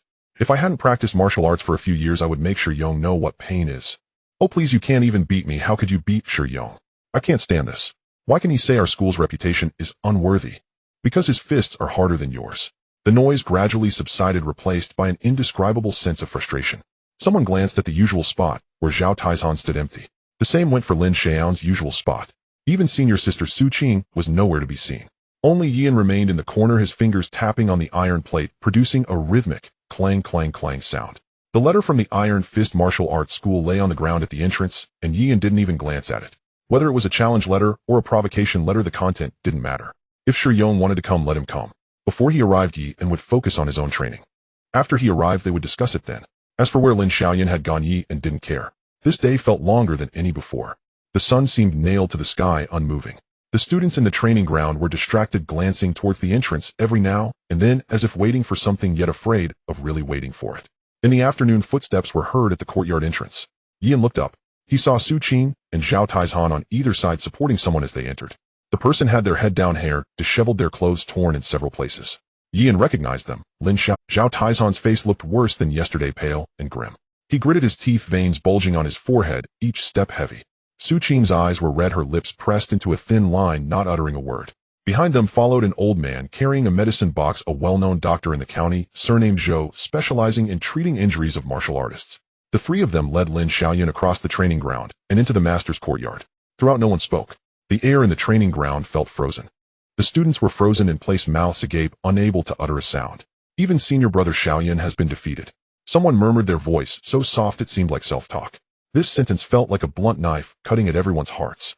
Lin Xiaoyan was the strongest among them, aside from the master, at the peak of second body refinement, having mastered the third layer of Qingyun finger. If he had been defeated, who could still fight? Are we really weaker than the other side at Qingzhou Martial Arts School? The voice carried a sense of unwillingness, humiliation, and an indescribable discomfort. Several newcomers' eyes reddened, biting their lips to hold back tears. The older students silently lowered their heads, feeling powerless. Yian remained in the corner. The sound of Qingyun fingers striking the iron plate rang out continuously from morning until afternoon, never ceasing. It rang when Shi Yong sent the letter, it rang while Lin Xiaoyan was brought in, and even as everyone was in panic, anger, and unwillingness, it still rang on. Senior brother Yian. Someone called softly, but the following words remained unspoken. Because when the words reached their lips, they felt it was unreasonable. The story of Yi and helping the Qian family defeat Zhao Hong was still circulating in the martial arts school, but Zhao Hong was at the late stage of second body refinement, while Shi Yong was at the peak.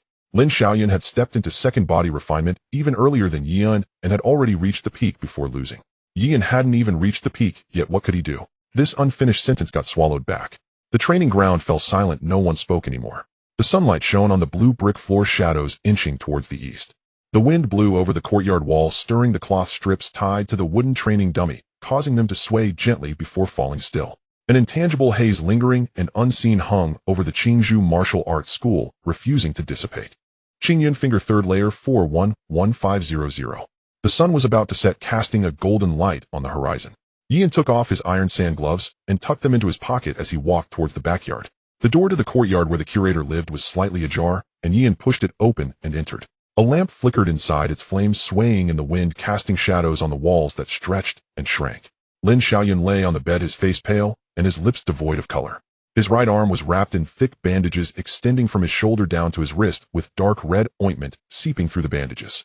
He had yet to awaken, his breath shallow and rapid, as if each breath required a great deal of effort. Su Qing sat on a stool by the bed, holding a damp cloth and wiping Lin Xiaoyan's forehead from time to time. Zhao Taizhan leaned against the wall, his expression worried, tapping his fingers on his arm. The curator Su Yuanshan was not present. Yian stood at the door for a moment without entering. He did not go in, nor did he ask what had happened or say anything at all. Yian's gaze fell upon Lin Xiaoyan's pale face. He was not indifferent, he was not a doctor, and could not heal wounds. Yian stepped out of the martial arts hall, and the sky had turned completely dark. As he stepped down the stairs, a figure rushed from across the street, nearly colliding with his shoulder. Xiao! Yian was momentarily taken aback. The figure turned out to be his elder brother, Yi Ping. At that moment, he was wearing a somewhat worn gray long shirt with sleeves unrolled like when he was studying, and the hem of his garment was dusty, his expression indicating that he had rushed all the way. Yi Ping's face was pale, his lips dry, and his eyes showed urgency and panic.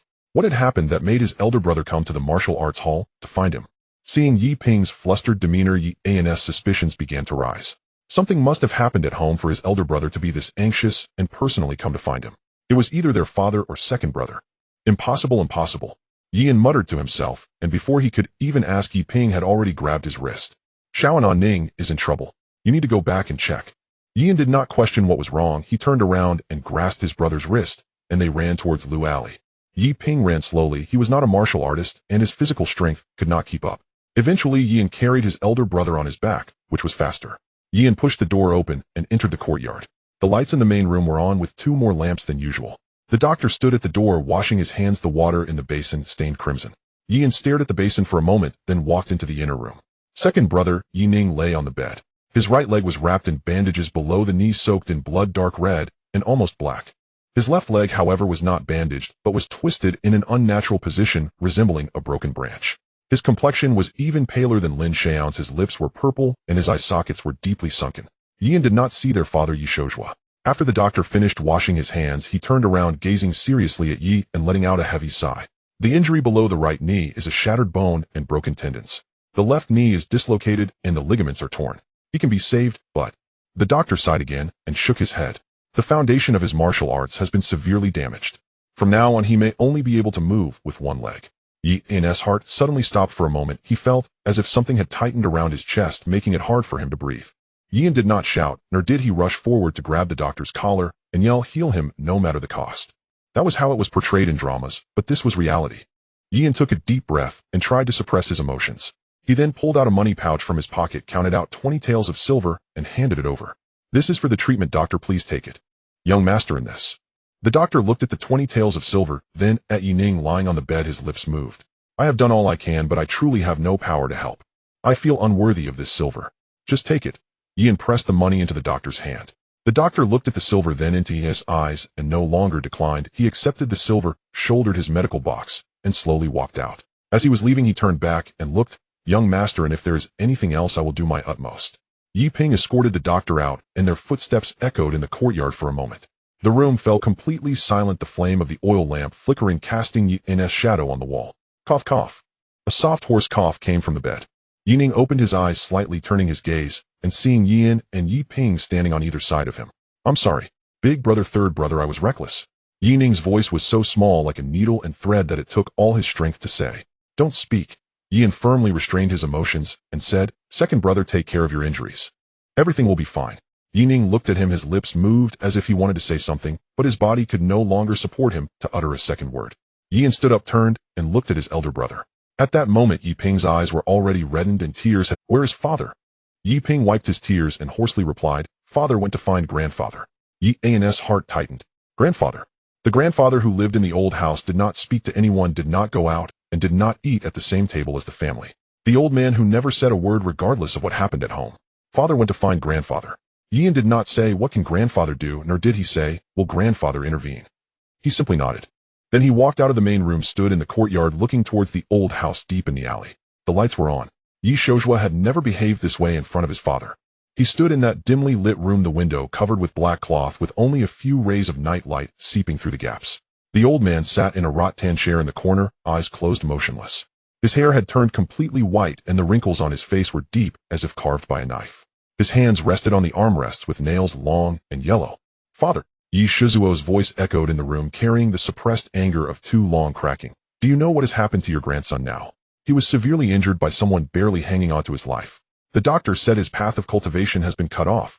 Moreover, even being an ordinary person is difficult." The old man did not open his eyes. "You still won't make a move?" Still silent. Silence. Yi Shozhua had never lost his composure this way in front of his father. He had known since childhood what kind of person his father was, stern, unapproachable, and taciturn. He had told Yi Shozhua to be an ordinary person, not to practice martial arts, not to get involved in martial matters. Yi Shozhua had agreed. He was told to live honestly in Anping County and not to think about matters in the capital. Yi Shozhua had also agreed. He was told not to mention second brother Yi Pejun's name, and Yi Shozhua had also agreed. In his life, he agreed to 3 things. "You initially told me to be an ordinary person, and I agreed." Yi Shizuo's voice lowered, no longer shouting or raging, sounding like it was squeezed out from his chest, tinged with blood. "You said not to mention second brother's name, and I also agreed. You said to stay in Anping County and not to think too much. I don't understand, but I still agreed." He looked at the old man in the rattan chair, his eyes reddening, his lips trembling. "But this time I want to rebel for once. I don't know what you think all I ask is. All I ask is to let Yi Ning be an ordinary person, just an ordinary person. Able to walk, able to eat, able to live. That's all." After saying the last word, Yi Shizuo's tears finally fell. He stood there like a tree bent by the wind, unable to stand straight again. A long silence ensued. The old man did not open his eyes, did not speak, and even the rhythm of his breathing did not change. It was as if what Yi Shouzhua had said had nothing to do with him. Yi Shouzhua waited for a long time, long enough for him to feel the air in this room had solidified. He lowered his head and looked at his hands. Those hands calloused from years of counting beads. He suddenly laughed. He had given up. At this moment he was utterly disappointed, no longer caring about anything. Good. You are ruthless. Yi Shouzhua did not even use a respectful title this time. He turned and walked out of the old house, leaving the door open. The moonlight streamed in, illuminating the old man. It cast his shadow leaning against the chair, long like a withered tree. Yi Shouzhua walked slowly away, his footsteps fading into the alley. After an unknown amount of time, the sword wrapped in its sheath beside the old man suddenly trembled. The clear and sharp sound of the sword echoed, each sound like a living thing crying out. The sheath shook, the blade inside buzzed as if protesting for Yi Ning or questioning its master. Yi Tiangang did not move. He extended his hand, that thin and bony hand, fingers spread towards the door. The door closed by itself with a crisp sound. Then he placed his hand back on the sheath. The sword's cry ceased. The room fell silent again. Only the sound of the wind blowing through the window remained. Sigh. A long sigh. A sense of something that had been suppressed for an unknown time finally being released. At that moment it felt like a stone had been lifted from his chest, but once lifted there was nothing left inside. Yi Tiangang sat motionless in the rattan chair. The moonlight seeped through the crevices of the window, illuminating his face. His expression remained as it was, silent and stoic, as if he did not care about anything. But something seemed different. He could not quite put his finger on what was different.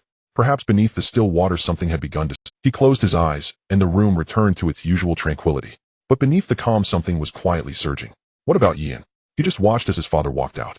Yi Shouzhua did not look at Yin. They brushed past each other without saying a word. The family remained silent that day. Early the next morning Yi did not go to the martial arts school. He first went to the market to buy a few items. A block of tofu, 2 pounds of beef, some scallions and ginger, along with various seasonings. While paying he noticed a small dog squatting nearby, its grayish-white fur and drooping ears, its round and bright eyes fixed on the bustling crowd by the meat stall, without moving or barking. Whose dog is this? Yin asked. The meat stall owner looked up and replied, I don't know. It has been wandering in the streets for several days without anyone claiming it. How much? You want it? The owner hesitated before saying, no money needed, you can just take it. Yin crouched down to look at the small yellow dog. The small yellow dog looked back at him, wagging its tail lightly. Yin reached out to stroke its head, and it did not shy away, but instead nudged its head into his palm. Yin picked it up and tucked it into his arms. All right, I'll take it then, he nodded to the meat stall owner. The owner waved him off, saying, just take it, but don't let it hang around my stall, it'll scare away the customers. With his purchases in hand and the dog tucked under his arm, Yin walked toward the depths of the alley. The door to the old house was ajar, just like yesterday. He did not knock, but simply pushed the door open. The room was dim. The windows were covered with black cloth, allowing only a few rays of light to seep through the gaps. An old man sat in a rattan chair in the corner, eyes closed and motionless. He looked the same as always, like a mummified corpse. Yin placed his belongings on the table and glanced around. The room was not dirty, but a thin layer of dust had settled. He found a broom and started sweeping the floor, moving from the corner to the door, then back to the corner, gathering the dust into a pile and using a dustpan to dispose of it. Then he found a rag and wiped down the table, chairs, and windowsill. The dog jumped out of his arms and squatted at the door, tilting its head to watch him, neither barking nor running away. Occasionally glancing at the old man in the rattan chair, and then back at Yi, and its gaze shifted between the two. Yi Tiangang kept his eyes closed and did not speak. The sounds of the brooms sweeping the floor, the rag wiping the table, Yi's footsteps, and breathing all fell into his ears. He was reminiscing, recalling the recent days when sounds drifted in from outside the courtyard wall. Yizhanga really has a good son. I heard that Yi Ning has already completed his first body tempering. Who would dare to collect protection fees from his family in Lu Alley now? Hey, I heard that his little brother also wants to practice martial arts. Is it Yin? So fast Yi Ning has completed his second body tempering, he might just be the future heir of the martial arts school. Have you heard about the Qian family's incident? Yi's competition with Zhao Heng was a true martial artist duel. It's a pity I wasn't there. Come on, I've heard enough of this at the inn these days. Yi and his third grandson. At that time he didn't think much of it, but today he kept replaying these words in his mind. Suddenly the sword wrapped in its sheath beside him twitched slightly, as if something had bounced off the hilt, and then fell. The sheath made a muffled sound on the ground, short and forceful. Yi Tiangang's eyelids twitched. The sword like itself moved as if it sensed him. This sword had lain dormant for so many years, yet yesterday it awakened. Today it seemed he was coming back to life as well. He wanted to stand up, but he felt so tired. No one knew what had happened to him in the past. Those events weighed on him, pressed down for too long enough for him to think he had forgotten. But the sword had not forgotten. The sword remembered for him. However, Yian had no interest in knowing what had happened in the past. He only knew that the only person who could help his second brother now was this grandfather with whom he had never spoken but shared blood. By noon, Yian began to use the culinary skills he had honed in his past life of being single for many years, preparing a few of his signature dishes. Soon he made mapo tofu beef stew with potatoes and beef. Wasn't selling beef prohibited in ancient times? Sorry, this is a fantasy world. He also prepared a simple boiled cabbage dish. The seasoning was incomplete, but the taste was not bad. He placed the table in front of his grandfather, first serving him a bowl, then serving himself one. The dog squatted at the door, sniffing the aroma, its nose twitching and its tail sweeping back and forth on the ground. "Grandpa, it's time to eat." The old man did not move. Yian did not urge him. He picked up his chopsticks, grabbed a piece of tofu, and chewed it slowly. Then he picked up a piece of beef and chewed it slowly as well. The fragrance spread throughout the room, mingling with the spiciness of scallions, ginger, and garlic, combined with the rich flavor of simmered meat and bones. Yi Tiangang's eyelids twitched slightly, involuntarily moving a bit. His nose twitched, and his lips pressed together. He could no longer remember the last time he smelled food. He opened his eyes. Yian did not look at him, focused on eating. The dog at the door glanced at him, then looked back at Yi and wagging its tail. Yi Tiangang supported himself on the armrest and slowly sat up. His movements were stiff, as if he hadn't used this body in a long time. His arms trembled slightly, but he eventually straightened up. He picked up the chopsticks from the table, his hands still shaking. He picked up a piece of beef, chewed it for a long time before swallowing. "It's been a long time since I ate with family." His voice was hoarse, as if he hadn't spoken in a long time, and his throat felt rough. Yi An's chopsticks paused for a moment. He simply picked up another piece of beef, put it in his mouth, chewed a couple of times, and said something very ordinary. "Aren't we together now?" Yi Tiangang was momentarily stunned, watching the young man before him, who was focused on eating. He wore a short jacket that had faded from washing, with cloth strips wrapped around his fingers and calluses in the gaps of his nails. Yi Tiangang suddenly smiled, a strange smile reminiscent of a child smiling in response to a situation, not knowing why he was smiling. When he laughed, a few grains of rice fell from his mouth onto the table. He didn't care whether it was clean, and instead he grabbed the fallen grains with his hand and stuffed them into his mouth, continuing to eat. Yian did not raise his head. He finished the rice in his bowl, picked up the last piece of tofu from the dish, and put it in his mouth. The dog at the door was getting anxious, whimpering, its tail wagging like a windmill. Yian picked up a bone and tossed it. The dog grabbed the bone, ran to the corner, laid down, and started crunching on it. Yian stood up, preparing to clean the dishes. "Wait," Yi Tiangang spoke. Yian paused, looking at him. Yi Tiangang did not look back, but instead stared at the dishes on the table, remaining silent for a while, before pulling out a small porcelain bottle from his robe and placing it on the table. The porcelain bottle was white jade in color, sealed with wax at the opening, and had no patterns on its body. "This is the Tianyuan continuation pill." Yi Tiangang's voice was still hoarse, but considerably clearer than before. "It can help Yi Ning recover his body, reshape his meridians, and reverse the marrow. After taking it, his aptitude can be raised by a whole level." He pushed the porcelain bottle toward the center of the table. "If you use it yourself, it can elevate to Class A." Yian dismissed his last statement as nonsense. Perhaps it was because he had been lonely for too long, not knowing how to speak. Yian did not dare to express this. The Tianyuan continuation pill.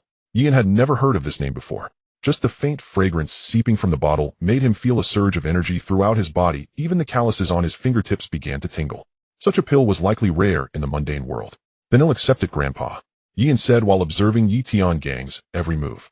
Yi Tiangang continued to gaze at the dishes on the table, his expression unchanged. But Yian noticed his fingers tapping lightly on his knees, seemingly restless. Perhaps it was because he had been alone for too long, suddenly being called Grandpa and not knowing how to respond. Yian did not wait for him to answer, reaching out to take the porcelain bottle and tucking it into his arms. He glanced at the dog squatting in the corner, then looked back at Yi Tiangang. "I'll leave the dog here with you, is that all right?" The dog seemed to understand, barking at Yian with a clear voice that echoed loudly in the quiet room. Yi Tiangang looked at the dog, and the dog tilted its head to look at him, then wagged its tail. "That's fine." Yian did not say much more, and after cleaning up, he turned to leave. He did not expect to achieve his goal with just one visit. Yian came out of the old house, the white jade porcelain bottle tucked in his arms, his steps quickening. The main door was open, and his father Yi Shojua sat in a chair, gripping a towel in his hand, not having gone to the. His older brother Yi Ping stood by the window, holding a book that had not been flipped for a while. Both of them looked up simultaneously when they saw Yian enter. Yi Ning lay on the bed. The bandage on his right leg had been changed, and fortunately, there was no more bleeding this time. However, his complexion was still very pale, as if he had been drained. Seeing Yian, he moved his lips slightly. "Why are you back?" Yi Ning spoke softly, not daring to use too much strength. "Did you not go to the martial arts school?" Yian did not answer. He closed the windows, dimming the light in the main room. Seeing this, Yi Ping did not say much, but went to light a lamp, the flame illuminating Yian's face. Yian took out the white jade porcelain bottle from his robe and placed it on the table. Yi Shouzhua looked at the porcelain bottle, his brows furrowing slightly. Yi Ping also leaned in to inspect it. Yi Ning lay on the bed. Although he could not see it, he heard the sound of the porcelain bottle being placed on the table. What is this? Yi Shouzhua asked. Yin looked at the porcelain bottle on the table, pausing for a moment before speaking. I just visited Grandpa. The air in the room seemed to be seized by something. Yi Shizhuo's hand froze in midair, Yi Ping's eyelids twitched, and Yi Ning's breath halted for a moment. Grandpa gave me this pill. Yin pushed the porcelain bottle toward the center of the table. It's called the Huan continuation pill. He said this pill can help my second brother recover his body, reshape his meridians, and reverse the marrow. After taking it, his martial arts aptitude can be raised by a whole level. The main room fell silent, quiet enough to hear the faint sound of the oil lamp, wick burning, and the slight creaking of Yi Ning's bed. Yi Shouzhua stared at the porcelain bottle, his eyes reddening, fingers trembling slightly on his knee. He had begged for so long yesterday, waited so long, yet the old man had not said a word. He thought there was no hope left. He thought Grandpa had truly made up his mind to ignore things. He thought that his words, "You are cruel enough," were the final conclusion. Yi Shouzhua lowered his head, wiping his eyes with the towel, remaining silent. Yi Ping was the first to come back to his senses, looking at Yin and asking the question on his mind. Grandpa, is he still okay? Still the same, Yin replied, sitting in the rattan chair, not moving much. Yi Ping nodded, not asking further. Yi Ning lay on the bed listening to his family's conversation, feeling like a knife was twisting in his heart. The Yuan continuation pill. He had never heard of that name before, but upon hearing Yi An's explanation, he understood that this kind of pill was rare in the mundane world. The fact that Grandpa could produce such a pill showed that he was not an ordinary man. However, for so many years Grandpa had never intervened, never spoken, and had not cared for this family.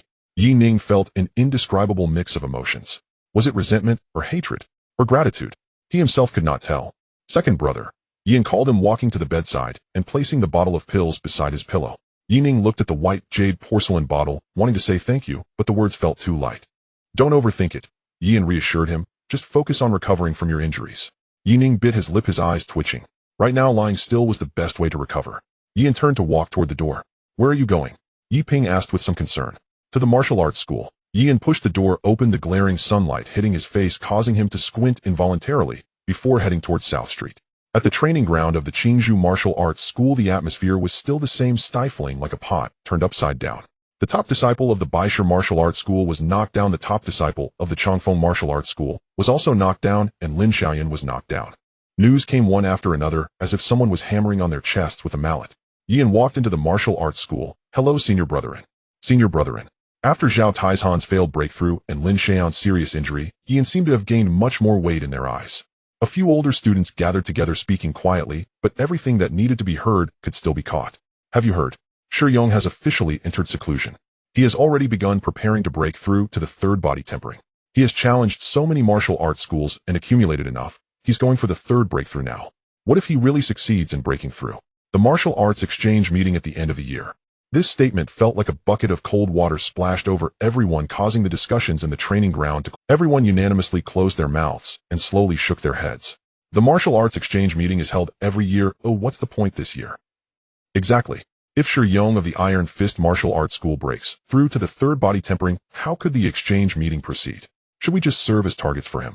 Who can argue against that? The Iron Fist Martial Arts School would likely dominate this year. Dominate? I think they want to ride on everyone's heads and take a dump. Yin was still practicing in his familiar spot, executing one move after another. Yin returned home from the martial arts hall, the sky already dark. The lights in the main room were on, and his father Yi Shouzhua sat at the table with a small wooden box in front of him. The box was not large, measuring about a foot on each side, made of ordinary wood with no patterns, the corners wrapped in leather, and the brass latch polished to a shine. Someone sent it over, Yi Shouzhua said, a hint of confusion in his voice. It was delivered in the afternoon without a name, just dropped off and left. I asked who it was, but they didn't say. At this time, who would send him something? The Qian family had already given what they needed to give, and Qian Duoduo had visited a few days ago, saying to just speak up if he needed anything. Yin opened the box, finding a porcelain vial and a letter inside. The vial was blue, sealed with wax at the top, much more exquisite than the porcelain vials used by the Qian family for their medicinal pills. The letter was folded twice, resting atop the vial. Yin picked up the letter and unfolded it. The handwriting was elegant, yet the strokes had strength. To young Master Yi, I am deeply regretful to hear about your brother's predicament. The pill for restoring meridians is rare in this world, and though I have the intention, I lack the ability. I hope you can forgive me. I also heard that the martial arts exchange meeting in Anping County is approaching, so I am sending you a small gift to aid your progress. Signed, Lu Rian. Yian finished reading the letter and fell silent for a while before folding it back and placing it in the box. He picked up the blue porcelain vial peeled off the wax seal and poured out a medicinal pill. The pill was round and smooth, its color warm like white jade with a fragrant aroma that was rich, but not overpowering, making him feel invigorated just by smelling it. He had seen high-quality body-refining pills at the Qian family which already had a strong aroma, but this pill's fragrance was purer, as if all impurities had been meticulously removed from the medicinal materials. Flawless quality. Yian put the pill back into the vial, capped it, and tucked it into his bosom. He did not refuse it, nor did he feel anxious. Lu Rian sent it, so he accepted this kindness, intending to repay it later. He needed resources to break through 3 levels of body refinement before the end of the year. A flawless body refining pill was just right. Yian kept this in mind. A flawless quality body refining pill's effects were far superior to those of high-quality body refining pills. Previously, taking a high-quality body refining pill would increase his training progress by 3 to 4 points in a day. Now taking a flawless body refining pill could raise it by 5 to 6 points in a day. With the insights from Su Yuanshan, Yian's progress surged like a flood, unstoppable. Qingyun Finger 3rd Level 430500, Qingyun Finger 3rd Level 435500, Qingyun Finger 3rd Level 451500, Nourishing Qi Technique Connected 41300, Nourishing Qi Technique Connected 53300. In half a month's time, Qingyun Finger increased by nearly 70 points, and Yian himself felt that it was rapid.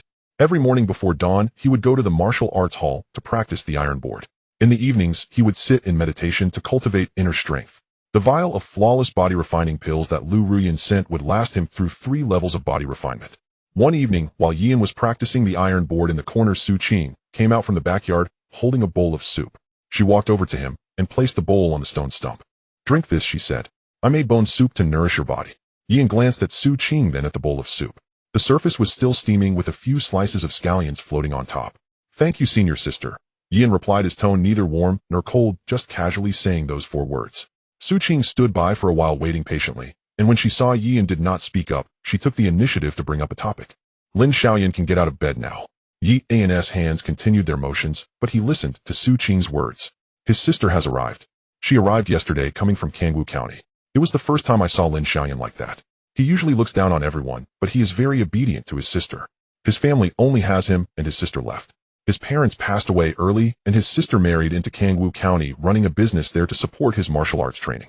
She is here this time to take him away." Yian finally responded with an, "Oh," but his hands continued to work. Indeed, during this time of injury, Zhou Yuanlong and Sun Wanqing didn't even bother to ask how he was doing. The group that used to revolve around him was nowhere to be seen now. After Su Qing finished speaking, she stood up and reminded him, "Drink the soup. While it's hot, it will be fishy if it cools down." Then she returned to the inner courtyard. Lin Xiaoyan was already able to walk like a normal person. His right arm was still wrapped in bandages, but he no longer needed to be suspended. His complexion had improved significantly, and he walked without the previous awkwardness. Now he wore a blue long robe, his hair neatly tied up just like before. When he entered the training ground, the students practicing saw him and lowered their heads, pretending not to notice. These people were the ones who rushed to flatter him before. Zhou Yuanlong stood at the corridor, seeing Lin Xiaoyan enter his folding fan, paused for a moment, but he too pretended not to see. Sun Wanqing stood beside him, glancing at Lin Xiaoyan, and then at Zhou Yuanlong, understanding without words. Lin Xiaoyan ignored them. He walked directly past them as if they were strangers. Lin Xiaoyan stopped by a wooden stake at the edge of the training. Standing there, he looked at everything familiar in the courtyard. The wooden man staked the iron boards, the bluestone slabs, and the young man who was always practicing the iron board in the corner. Lin Xiaoyan stared at that young man in a daze, eventually speaking up. "Yian." Lin Xiaoyan walked over and stood next to Yian. "Anping County is about to face an unpredictable vortex," Lin Xiaoyan said calmly, foretelling an impending catastrophe. "If this vortex isn't navigated correctly, it will lead to utter destruction." Yian did not respond, continuing his efforts to improve his Qingyun finger. Lin Xiaoyan continued, "I knew from the beginning that the 4 great families approached me because I am a second-time body refiner with potential. They do not want to befriend me, but to cultivate a servant. Today they nurture me, and tomorrow they can use me. In some ways we are the same kind of people. You will not be satisfied with a small Anping County, nor will I. You will eventually break through 3 levels of body refinement and move to a higher stage, and so will I. I did not agree to the 4 great families recruitment not because I am aloof, but because I do not want to remain in Anping County forever. I wish to go to the 4 Symbols sect to see deeper techniques and more exquisite martial arts." Ding! Yian struck the iron board again, producing a ringing sound. Lin Xiaoyan was neither angry nor disappointed. It seemed he had long expected Yian to respond this way. "You work harder than I do, and success is always accompanied by effort. I hope we will have the chance to meet again." He paused. Be careful of Shi. His breakthrough to 3 levels of body refinement is already a foregone conclusion, and the 4 great families stand behind the Iron Fist Martial Hall. After saying this, Lin Xiaoyan turned and left. He did not wait for Yi An's response. Yi An's reaction was not important to him. He paused at the entrance of the martial arts hall, looking back at the training ground of the Qingzhou Martial Hall. In that moment, he saw the entirety of his martial path in the first half of his life. The next morning, several students gathered together, whispering to each other. Did you hear? Lin Shixiang has left. Left? Where did he go? To Kangwu County. His sister is doing business there and took him to recover. Once his injury is healed, he won't be coming back, just staying there to develop. What about his injury? I heard it can heal, but it will take several months. Tisk Zhou Yuanlong and Sun Wanqing haven't even bothered to send a greeting. Those who used to revolve around him are now nowhere to be seen. If it were you, you wouldn't return either. Indeed. Qingyun Finger 3rd level 468500 soon, 3 levels of body refinement. Yian was on the verge of breaking through. 3 days after Lin Xiaoyan left, the oppressive atmosphere in the martial arts school had yet to dissipate. With Lin Xiaoyan gone, and Zhao Taizhan still recuperating, Su Qing could not hold the fort alone. The students occasionally glanced at the boy practicing on the iron plate in the corner, their eyes filled with both expectation and doubt. Yian paid no mind. He only knew that the white marks on the iron plate grew deeper by the day. Qingyun Finger 3rd level 468500. Qingyun Finger 3rd level 475500. Qingyun Finger 3rd level 481500. Qingyun Finger 3rd level 486500. On that midday, Qian Duo arrived. But his face bore no smile. He walked over to Yi and crouched down, observed for a while, and then spoke. Yi and my father asked me to inquire about something. Go ahead. What are your plans regarding Shi Yong? Yian glanced at him. Qian Duo felt a bit uncomfortable under Yi An's gaze, scratching his head. I heard from my father that at the upcoming martial arts exchange meeting at the end of the year, Iron Fist Martial School will definitely have Shi Yong perform. We have no one else here but you. My father said if you lack any resources, just let me know. I have enough pills. Please thank your father for me when you return. I have a handle on the exchange meeting situation. Qian Duo was about to say something, but held back at the last moment. In the evening, after finishing his training, Yi and prepared to head home. As he reached the entrance of the martial arts school, he saw a familiar figure in a light blue dress ahead, holding a food box, standing in the dusk with a smile. Yian was puzzled. Even in his current state, she had come again. Ding ding ding. Senior brother and my family made osmanthus cake, and I brought you a box. This time Yian did not refuse and accepted the osmanthus cake. Wang Jins tilted her head, looking at Yian. Senior brother and I've heard about Shi Yong's matter. Will you go up to fight at the martial arts exchange meeting at the end of the year? What do you think? Wang Jins looked at him and suddenly smiled. Someone as loyal and righteous as senior brother and will definitely take the stage, but at that time, I just feel that getting injured is inevitable. Is there anything else? Senior brother and my family wants me to get close to you, saying you have potential and to pull you over to our side. But I feel that talking to you is too tiring. So I gave up. I won't bring you osmanthus cake anymore. It's not that you're a bad person, but rather that you're too uninteresting. This time Wang Jins did not look back. She had initially been curious about Yian, but had no feelings of affection. Yian understood that continually showing enthusiasm to someone who was indifferent was simply a futile endeavor. The next morning, as Yian arrived at the martial arts school, he noticed a familiar figure in the training area. Zhao Taizhan stood in front of the wooden dummy practicing Qingyun Finger. His movements were much slower than before, yet each finger strike was imbued with a heavy will to win. Yian passed without speaking, knowing that Zhao Taizhan did not need consolation, he needed time. Ding! Qingyun Finger 3rd level 491500. Just 9 points short. Yi An's heart raced a beat. He was very close now. For the next few days, Yi An did not go to the martial arts. He locked himself in his room, needing a quiet environment to consolidate all the knowledge he had accumulated for the last 10 points needed for the final level of Qingyun Finger and breakthrough in one go. Qingyun Finger 3rd level 494500. Qingyun Finger 3rd level 497500. Qingyun Finger 3rd level 499500. Yian looked at the number in his view, 499, just a little bit more. Yian once again executed Qingyun Finger, pouring all his insights into this strike. The movement was very slow, as if he were submerged in water. When his fingertip touched the wooden pillar ahead, it made no sound. Immediately a finger hole appeared on the pillar, and this time his internal strength did not disperse, but was entirely directed into the pillar. Yian opened his eyes, gazing at the finger hole. Qingyun Finger 3rd level 500500. 3 times body tempering. Yi An's body felt slightly warm, his muscles rearranging. His blood surged, muscles twitched, as if something deep within him was awakening. Yian clenched his fists, feeling the air in his palms being compressed, producing a muffled sound. It was different now, completely unlike the second body tempering. During the second body tempering, Yi An felt like an iron piece forged into steel. After the third body tempering, he felt no longer like iron, but like a sharp sword. Yin stood up and walked to the courtyard, the winter moonlight shining on him. He extended his right index finger, aiming at the iron plate tied to the wooden post, and made a strike. Ding! A finger hole appeared in the center of the iron plate, the edges slightly curling outward, a swirling force striking down hard. The back of the iron plate bulged with fine cracks. The night wind passed through the hole, emitting a sharp whistle. Yin looked at the curling hole in the center of the iron plate, recalling how he couldn't even leave a mark on the stone slab during his first practice. Back then his fingers were wrapped in cloth, making it hard to grip chopsticks. And now the iron plate was no different from tofu in front of him. The moonlight filtered through the leaves, casting a moving mottled shadow on his face. Qingyan finger third, level 500500. After 3 times of body tempering, he had finally arrived. And the martial arts exchange meeting at the end of the year was also approaching. Yin had not gone to the martial arts school for rumors spread faster than the northern wind. With Yin absent from the martial arts school for several days, discussions in the training area spread quietly like mold in a corner. Have you heard? Yin hasn't been around for several days. Didn't they say he was in seclusion? Seclusion? Why would he choose to go into seclusion right before the martial arts exchange meeting? Zhou Yuanlong waved his folding fan with a casual rhythm, a faint smile gracing his lips. That's called knowing when to adapt to the situation. Sun Wanqing said languidly. True enough. Zhou Yuanlong closed his folding fan, lightly clapping it in his palm. Better than going on stage and being taken down. Sun Wanqing stood beside him, her small hands tucked in her sleeves, and smiled faintly at his words, her eyes shimmering with a light laugh. Some people act all high and mighty, but when it comes down to it, they run faster than anyone. The others remained silent. They were not like the two, able to return home after leaving the martial arts school. Currently, in terms of strength, Yi and was the most powerful student in the martial arts school. It was the 18th day of the 12th lunar month, and the dawn had not yet fully come. When Yin stepped out of the house, Yi Ning was already awake. His complexion had brightened considerably compared with a few days before, and the hollows beneath his eyes were no longer so deep. Yin stood in the doorway as the morning light began to creep in, washing over the pale, well-worn jacket he wore. Yi Ning lay in bed and simply watched the threshold in silence. The sunlight that fell on Yi and streamed across him and softened his face. Yi Ning's gaze swept over Yi An's figure. Body tempering martial artists sense one another keenly. Yi Ning was a martial artist himself. In that moment, Yi An seemed like a freshly honed blade.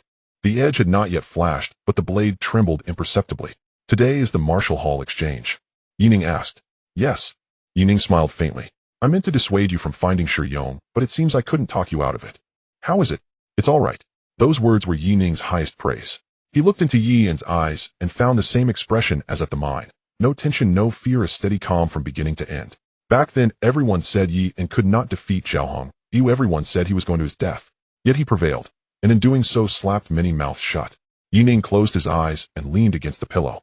Go, he said quietly, then mustered his voice. Remember to strike hard and be careful. Yi An's smile was deep as he nodded in reply. Don't worry. I know what to do. The southern city training grounds swelled with people. The 5 martial halls occupied separate corners, their banners snapping in the north wind. A 1-chi-high square ring was set in the center of the ground. On the stand sat representatives of the 4 great families, the Zhou, Sun, Li, and Wang clans, each sent a steward. Beneath the Qingzhou Martial Hall banner stood Su Yuanshan, Su Qing Zhao Tieshan, and Qian Duoduo. Zhou Yuanlong and Sun Wanqing were absent. Before the drawing began, they had slipped back to their family seats. Being scions of the 4 great houses themselves, their real purpose at the halls was to recruit promising fighters. It was accepted practice for them to return so openly, no one objected. Wang Jin stood at the Wang family stand in her pale blue dress. This time, she held no food box in her hand. She had arrived early and lingered behind the Wang steward, her eyes flicking constantly between the training ground entrance and the Qingzhou banner. Where is Yi An? Qian Duoduo looked left and right, unable to find that familiar figure. Su Qing said nothing. Zhao Taizhan leaned against the wall with his eyes closed and did not answer Qian Duoduo. Wang Jin noticed as well beneath the Qingzhou banner there was no one in the pale washed-out jacket. Something stirred faintly in her chest. She could not name the feeling. Disappointment. Somewhat. Predictable. A little. She recalled the day she had brought osmanthus cakes to Yi An. His reply was always the same 3 words, put it there. Neither warm nor cold. She told her family he was impossible to persuade, that speaking with him was tiresome, and so she gave up. That was true, but not the whole truth. She had not given up because conversation was wearying, but because she felt in Yi An's eyes no different from the wooden training dummy by the hall's gate. He did not care for her, so Wang Jin turned away. Yet today, standing there, her eyes kept drifting back to the training ground entrance. Qian Duoduo's heart began to pound. If Yi An did not come, perhaps that was for the best. Shi Yong was a 3rd-stage body-tempering martial artist. Yi An was only 2nd stage. How could he contend? If he came, he might be hurt. If he stayed away, at least his body would be safe. From a distance, Zhou Yuanlong at his family seat glanced toward Qing Zhu and snorted. Still not come. Sun Wanqing stood beside him and followed his gaze. Probably won't show. Zhou Yuanlong's smirk carried a hint of malice. Sun Wanqing joined the derision. Better than that, Lin Xiaoyan. At least he won't end up half crippled. Indeed, Zhou Yuanlong opened his folding fan and fanned himself with affectation. The elder presiding over the exchange climbed the stage and cleared his throat. The rules are as in past years. Each hall sends one disciple. Pairs are drawn by lot for duel. The victor advances, the defeated is eliminated. Those who remain on the ring at the end will be this year's winners. From the Taekwon Martial Hall, Shi Yong rose from his seat and walked onto the ring. He drew a lot from the elder and handed it back. The elder read aloud, Taekwon Martial Hall, bye. A murmur rippled through the crowd. A bye meant skipping the first round and advancing directly. Not a bad outcome. Anyone facing a third-stage body-tempering warrior would be unlucky. Black Tiger Martial Hall sent a mid-second stage student. Changfeng Martial Hall also sent a mid-second stage, as did Baishir Martial Hall. Zhao Taizhan moved stiffly but bit his teeth and climbed the ring step by step. Su Qing watched his retreating back and tightened her fist. Zhao Tieshan's injury had not healed. His gait betrayed a lack of fluidity. Qingzhou Martial Hall. Zhao Tieshan the elder called. The first match, Qingzhou versus Changfeng. Changfeng's representative was Meng Qing, a mid-second stage disciple. They bowed with joined fists, but the elders signaled the bout began. Zhao Taizhan extended his right hand, middle and index fingers together and struck. His Qingyun finger had been trained for years. Though he had not broken through to the third stage, the technique was second nature. The finger thrust carried the weight of his whole body. Meng Qing slipped aside and returned a punch. Zhao Taizhan struck again, hitting the knuckle of Meng Qing's fist with a muffled crack. Both men stepped back in unison. 3 moves 5-7. Blood began to seep from Zhao Tieshan's mouth. Old injuries bedeviled him. Each strike he issued had a desperate ferocity, as if he were not competing, but fighting for his life. On the 10th exchange, Zhao Tieshan's finger found the hollow of Meng Qing's shoulder. Meng Qing's entire arm tingled, and his movements lagged by half a beat. Zhao Taizhan did not press the advantage. He retreated one step and withdrew his finger. Meng Qing glanced at his shoulder, then at Zhao Tieshan, and bowed. I lose. Zhao Taizhan drew back, turned, and, supporting himself on the ring's edge, descended step by step. He gave no reaction and did not look back. Su Qing reached to steady him. He waved her off. The second bout, Black Tiger Martial Hall versus Baishir Martial Hall. The Black Tiger student dispatched his opponent in 3 moves and advanced. Next, Qingzhou received a bye and went straight to the final. Taekwon Martial Hall versus Black Tiger Martial Hall followed. Shi Yong stepped onto the ring and with a single punch sent the Black Tiger student flying against the ring's edge. He could not rise. The final match would be Taekwon against Qingzhou. As the words fell, Zhao Taizhan propped himself against the wall, rose, and moved toward the ring. Senior brother, you're wound. Su Qing called after him. Zhao Taizhan halted and turned. It's fine, Zhao Taizhan forced, trying to appear steady. Shi Yong stood in the ring with his arms folded, a practiced sneer at his lips. Senior brother, are you still fit to fight? Zhao Taizhan said nothing. Su Qing glanced at Su Yuanshan. At that instant both seemed to be about to say forfeit. It's enough. Su Qing's voice trembled slightly. Zhao Taizhan remained motionless. He won't come, Wang Jin said, still watching toward Qingzhou. Shi Yong basked atop the ring in the crowd's attention. Today, he was the center. The presiding elder stepped forward to announce, wait. A familiar voice rang out. Those present turned toward the sound. At the training ground entrance, a figure strolled in at an unhurried pace, wearing the pale washed jacket and dark gray gloves. The sunlight stretched his shadow long across the ground. The arena fell silent for a heartbeat. Zhao Taizhan stopped and looked. Qian Duo raised his head. Su Qing covered her mouth. Su Yuanshan's lips twitched, but he said nothing, his teacup steady in his hand. Wang Jin's gaze fixed on the approaching figure. Her heart missed a beat.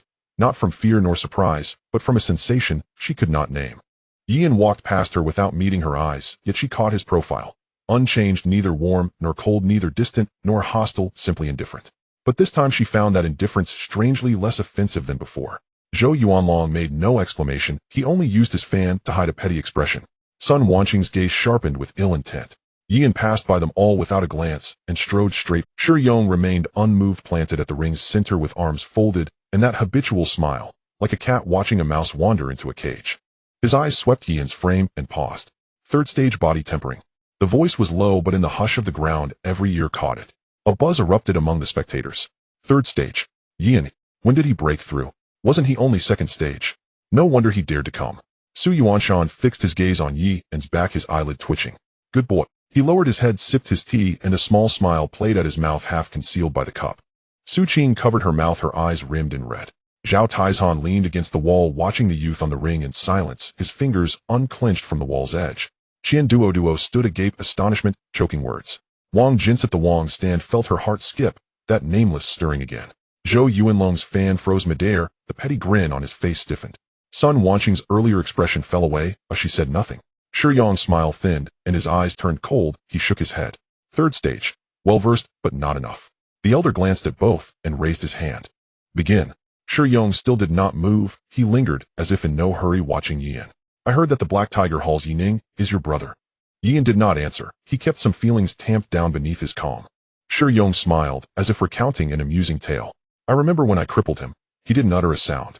I wonder whether your bones are as tough as his.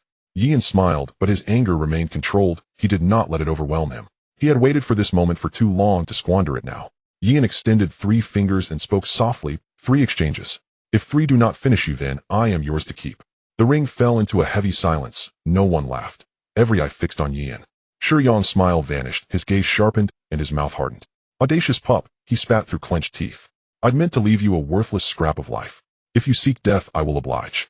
Before the words faded, he sprang forward like a projectile. Bendy fist, Taekwon Martial Hall's hallmark, was famed for its brutality. Shi Yong had mastered that punch for years. His fist was harder than iron. A single strike could shatter blue bricks and snap bone. This blow aimed straight for Yian's face with no mercy, intent on destroying him in one strike. Yian did not retreat, did not dodge, employed no fancy technique. He intended to crush Shi Yong with thunderous force before anyone could react. Yian stepped forward. The wooden boards of the ring creaked under his foot, as if unwilling to bear that weight. Yian's right hand closed fingers together and thrust outward. He had refined the Qingyun finger's power to an extreme. The force rose from the soles of his feet, twisted through his waist and hips, surged through shoulder, elbow, and wrist, and finally concentrated at the fingertip. Power from 3 joints was compressed into a single straight line, no loss, no lag. Where his intent reached, the fingertip arrived at once. Shi Yong's fist thundered in. Yian's finger met it. At the instant, fingertip met knuckle. Yian did not clap. His wrist sank slightly. The fingertip slid through Shi Yong's knuckle seam, slipping into the hollow and finding the tiger's mouth of the hand. Shi Yong's right arm flinched as if pricked by a needle, a sudden numbness racing from fingers to shoulder. Before Shi Yong could retract his fist, Yian's second finger followed. It struck the inner side of the elbow joint, an area without muscular protection where skin lay over tendon. Internal energy surged from the fingertip like a driven needle. Shi Yong's right arm lost all feeling and hung at his side like a wooden limb. Shi Yong's eyes flew wide, terror flickered in his gaze. His mouth opened, but no sound escaped before Yian's third finger had already circled past his front. Yian shifted his step and slid from Shi Yong's front to his flank in one fluid motion. His body became a blade slicing through Shi Yong's defense. His right shoulder rammed under Shi Yong's armpit, while his left hand seized the left shoulder and drove the body forward. Shi Yong lost his balance and pitched forward. He glimpsed the ground, his own shadow, the red ribbon at the ring's edge, and his master Lei Meng rising to his feet. Then Yian's fingertip struck again, a piercing stab like a needle. With index and middle finger pressed together, the tip angled downward and found the gap between Shi Yong's third and fourth dorsal vertebrae. A sudden thrust. That place along the spine was the most vulnerable point. No muscle to shield, no bone to guard, only a thin covering of skin. Internal energy poured from Yian's finger, condensed into a point like an invisible awl. At the last moment, his wrist twisted. That force spiraled in like a screw into wood, like a serpent's fang into a vein. Stop him. Lei Meng sprang from his chair. It toppled and crashed. No one dared to move to assist. His face flushed a dark, sickly hue. Veins bulged from neck to brow, his eyes bloodshot. He pointed at the ring, knuckles grinding with rage. But he stood too far away. His voice traveled too slowly. His reach was too short. Yian's finger was already set upon Shi Yong's back. A faint sound crack, bones splitting, vertebrae dislocating. The noises were subtle, yet every person after those 2 sounds, the entire training ground fell into stunned silence. Shi Yong's body thudded onto the ring. His legs kicked, but his waist would not move. His fingers clawed at the wood, as if grasping for something unattainable. His mouth gaped, and his throat emitted ragged, ho-ho breaths like a rusted bellows. The spinal column was broken. From now on, he would have no feeling below his waist. You insolent! How dare you! Lei Meng took a step forward. Su Yuanshan, still holding his teacup, rose composedly. You want to fight? I will join you. Lei Meng snarled, fists cracking. The 2 men locked eyes. Lei Meng's hands tightened, but he did not move. Su Yuanshan steadied his cup like a mountain posture. Yian withdrew his hand, rose, and straightened. He turned to face Lei Meng in the stance. He gave his right wrist a light roll. The knuckles clicked softly twice. The irons in Glove's fingertips carried a trace of dust. He flicked his wrist, as if shaking away a non-existent grime and ease that suggested he had only just finished training. Then he let his hand fall and looked directly at Lei Ming. Old fool, do you wish to spar with me? I will stand right here. The entire place throbbed with the force of those words. No one spoke. The stewards of the four great families exchanged glances, but remained silent. Zhou Yuanlong's fan slipped to the ground, and he did not pick it up. Sun Wanqing bit her lip and went pale. Wang Jin's clenched at the hem of her garment. In her eyes, something new and inexplicable stirred like a seed finding soil. Lei Ming's complexion drained from red to blue to white. His lips quivered, and through clenched teeth, he forced out a few words. I am unworthy to trade barbs with one so junior.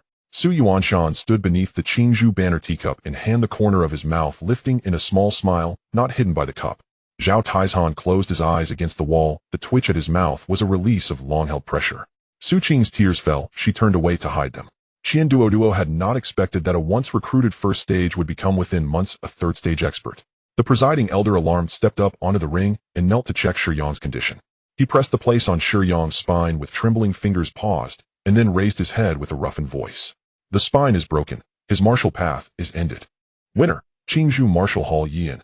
The training ground held its breath and then erupted into deafening cheers. Yian's arrival had overturned the expected outcome of the bout. It was not only Qingzhou's people who cheered. Black Tiger Chongfeng Baishe. Those who had once been beaten, had bones broken, or had their confidence shattered by Shi Yong, joined the cry. Yian stood at the ring's center and listened to those voices with an unreadable face. He turned and descended the ring step by slow step, unhurried and composed. The gathering dispersed. The crowd flowed out of the training ground like receding tides, a cacophony of sounds rising and falling as some were excited, some sighed, and others were still haunted by their fears. Shi Yong was carried away by the people of the Iron Fist Martial Arts Hall, while Lei Ming walked ahead, his face ashen and silent. No one stopped Yian as he descended from the arena. On the viewing platform of the four great families, several key figures had not yet left. The head of the Zhou family stood up, adjusting his collar. He scanned the crowd still lingering in the training ground, his voice low but brimming with authority, every word clear to all. Everyone, please wait a moment. Some stopped in their tracks and looked back. Today the martial artists of Anping County gathered together. It is rare to see so many present, and I Zhou have a few words to say. The head of the Zhou family glanced around, his gaze sweeping across the faces of various martial art hall masters. With so many martial artists in Anping County, some are scattered and some are solitary. The Iron Fist Martial Arts Hall is led by Master Lei, while the Green Bamboo Martial Arts Hall is managed by Master Su. Each has its own connections and disciples, but ultimately they are like a pile of scattered sand. He paused, his tone growing heavier. The Zhou family's intention is to take advantage of today to unite the martial artists of Anping County and establish a martial alliance. In the future, resources will be allocated uniformly, and we will speak with one voice externally. Martial halls that join the alliance will receive body refining pills monthly, consolidating the resources of Anping County for everyone to share. Martial artists who refine their bodies 3 times or more will receive additional offerings. The audience fell silent for a moment. In simple terms, it is to unite the martial artists of Anping County into one force. The head of the Zhou family smiled, his expression neither warm nor cold, revealing little sincerity. Please consider I Zhou await good news. Just as he finished speaking, the head of the Sun family nodded. Brother Zhou is right. The martial artists of Anping County do need to unite. What do you think, Iron Fist Martial Arts Hall? Lei Ming stood under the Iron Fist Martial Arts Hall's banner, his complexion still pale, but his mouth reacted faster than his face. Good thing. The Iron Fist Martial Arts Hall will join. The head of the Li family hesitated, glancing at the head of the Zhou family, and then at Lei Ming before nodding. The Li family will also join. All eyes turned to the Wang family's viewing platform. Wang Jin stood behind the head of the Wang family, and even she understood that the Zhou family's true intentions were not as they appeared. The head of the Wang family remained silent for a moment, cupped his hands in greeting. The Wang family needs to consider this. We will provide a response on another day. There was no disturbance below, but everyone understood the meaning behind this statement. The Wang family would not participate. The smile of the head of the Zhou family remained unchanged as he shifted his gaze toward the martial halls, scanning them one by one. Su Yuanshan held a teacup, seemingly oblivious.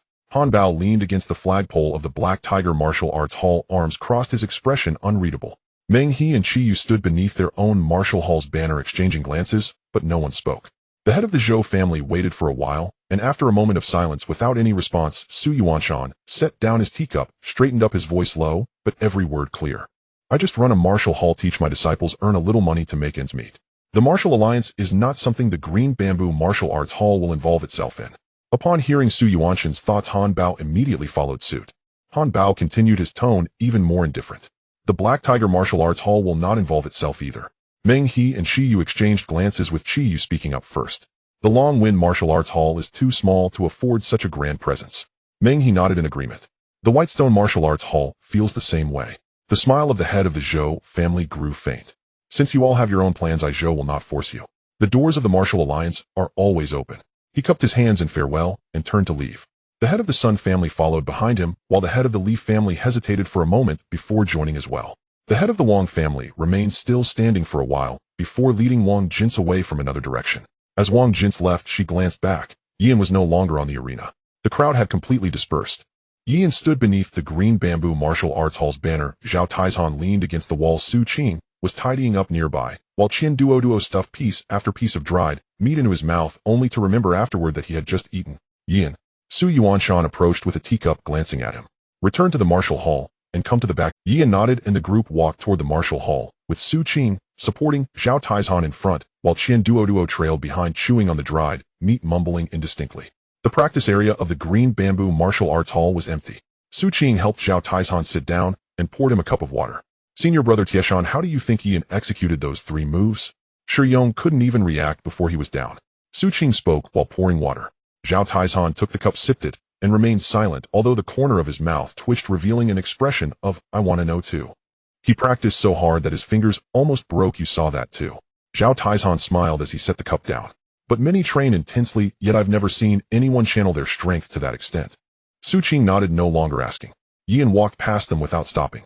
The backyard was very quiet. The shadow of the old locust tree fell on the ground, patchy and dappled. Su Yuanshan sat on a bamboo chair and gestured to the stone bench beside him. Sit. Yan complied and sat down. Su Yuanshan took a sip of tea, placed the cup on the stone table, and looked at Yan. He observed for a long time, scanning from top to bottom, then from bottom to top. You have already mastered the first 3 levels of the Qingyun finger. Yes. For the 4th level I previously gave you the formula, but did not teach you. Su Yuanshan stood up, walked to the wall, and picked up an iron plate, standing it upright on the ground. The 4th level is called Tong Xian. It is not about exploding or piercing, it is about sending internal power outward. Across the air. Yi An's pupils constricted. Across the air. Sending internal power outward was something only achievable at the meridian opening stage. Su Yuanshan extended his right index finger toward the iron plate without touching it. His finger stopped 3 inches away from the iron plate. A hole appeared on the iron plate, its edge smooth and free of cracks. Yan stared at the hole, speechless. The 4th level of the Qingyun finger, when perfected, is Tong Mai. Su Yuanshan retracted his hand and turned to look at Yan. On that day, even if you go to the 4 Elephants sect, you will be an inner disciple. Yan nodded. I was stuck on the last barrier of the 4th level for 8 years. Su Yuanshan sat back on the bamboo chair, lifted his teacup, his tone flat, as if recounting someone else's tale. 8 years I charged countless times, but not once did I succeed. Eventually, as I grew older, my vitality waned, and my foundation weakened. This lifetime will end here. He glanced at Yan. Do not follow my path. Yan remained silent. Su Yuanshan took out a scroll of paper from his sleeve and handed it over. The paper was yellowed, its corners curled, filled with intricate diagrams of meridians, annotations, and formulas. This is the copy of the Qingyun finger. Such a thing is rare for ordinary people in Omping County, but is fundamental martial arts learned by outer disciples in the 4 Elephants sect. The diagram's key points and insights for the 4th level are all included. Look at it yourself and ask if you do not understand. Yan took it with both hands. Thank you, master. Su Yuanshan waved his hand, lifted his teacup, and said no more. Yan stood up, walked to the corner of the backyard, spread the scroll on a stone pedestal, and lowered his head to examine it. The lines on the meridian diagram were densely packed, starting from the dantian, passing through the chest, shoulders, and arms, extending all the way to the fingertips. Each segment was annotated, the handwriting, neat, a relic of Su Yuanshan's youth. He looked through it once, then again, mentally retracing the lines. Yan rolled up the paper, tucked it into his robe, approached the iron plate, and extended his right index finger. Following the annotations on the diagram, he guided the internal power from the dantian upward through the chest, shoulders, and arms, all the way to the fingertips. He pressed out. Clang. A muffled sound echoed. The white imprint on the iron plate was deeper than before, but it did not pierce through. The internal power failed to exit the fingertips, striking the surface of the iron plate instead. Yan was not disheartened and continued to press. Su Yuanshan sat on the bamboo chair drinking tea while listening to the sounds from the iron plate. Qingyun finger 4th level, 1800. In the days that followed, Yan's life sank back into monotony. He had flipped through the meridian diagrams given by Su Yuanshan dozens of times, engraving every line in his mind and digesting each annotation. With his eyes closed, he could traverse the flow of the meridians in his mind, yet he still struggled to send his internal force to his fingertips, as if a thin layer of paper obstructed him. Qingyun finger 4th level, 1800. Qingyun finger 4th level, 16800. Qingyan finger 4th level, 31800. The progress was neither fast nor slow. He calculated that at this speed he would reach 800 in about 6 months. By then he should be able to send his internal force out through his fingertips. The newly arrived junior brothers squatted in the corner practicing their stances, occasionally glancing at the iron plate. Senior brother and has already undergone the body tempering 3 times, yet he still trains like this. Do you think he received his 3 body temperings from the heavens, eh? So that's why he's impressive. In the corner the sound of the iron plate was still steady, neither hurried nor slow. Zhao Taizhan stood in front of the wooden training dummy listening to that sound. His injuries had not fully healed, but he was already able to train. His movements were much slower than before, and even his strength was considerably lighter. Some people after their confidence is shattered can never stand up again. But him.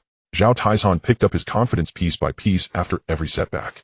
Even if he no longer had the completeness of his first training, this courage to dare reclaim his confidence was worth learning. Su Qing sat under the corridor, her hands motionless.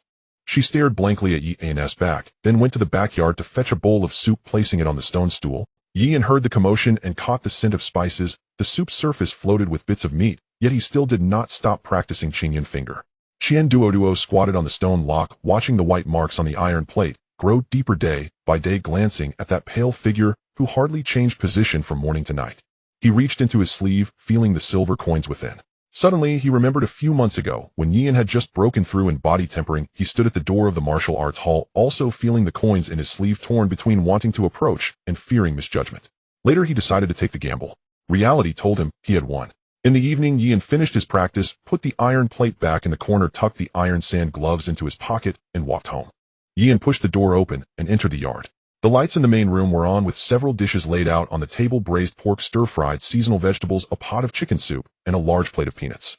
His elder brother Yi Ping was setting the bowls and chopsticks, while their father, Yi Shouzhua, brought out the last dish from the kitchen. Yi Ning was seated at the table. His right leg was still wrapped in bandages, but it had healed significantly. The color in his face was much better than a few days ago, and his eye sockets were no longer sunken. The effect of the Tianyuan Meridian continuation pill was better than he had anticipated. Second brother, can you sit up now? The doctor said I can get out of bed in another half-month. Yi Ning's voice was still light, but it gained some thickness, no longer as thin as thread. Yi An sat down opposite him. Yi Ping placed the last bowl, and Yi Shouzhua took his seat at the head of the table. The family of 4 had not sat together for a meal like this in a long time. Yi Ping picked up a piece of braised pork, chewed it a couple of times, swallowed, and then raised his cup to take a sip. However, Yi Ping wasn't good at drinking. His cup contained tea. Yi An, about that match you had today. Yi Ping set down his cup, looking at Yi An. I've heard about it. Yi An said nothing. Sure, Yong was crippled. Yes. Yi Ping was silent for a long while. His hand reaching for the braised pork trembled slightly. The revenge for the second brother was taken by the third brother, and the long-suppressed frustration was released at that moment. Yi Shouzhua held his bowl, his chopsticks frozen in midair, not moving for a long time. Yi Ning's expression was very calm, and his movement of picking up food did not show any abnormality, but his heart was not at peace. He had known for a long time that Yi An had undergone body tempering 3 times, but he did not expect Yi An could directly cripple Shi Yong. After all, it was a martial arts hall match. Lei Ming was right there beneath the stage, indicating that he had not had time to stop Yi An. Yi Ning glanced at Yi An, wanting to know Yi An's expression, but found Yi An merely looking down at his rice, without any extra emotions. Yi Ning put down his chopsticks. That pill. He paused, unsure of how to express it.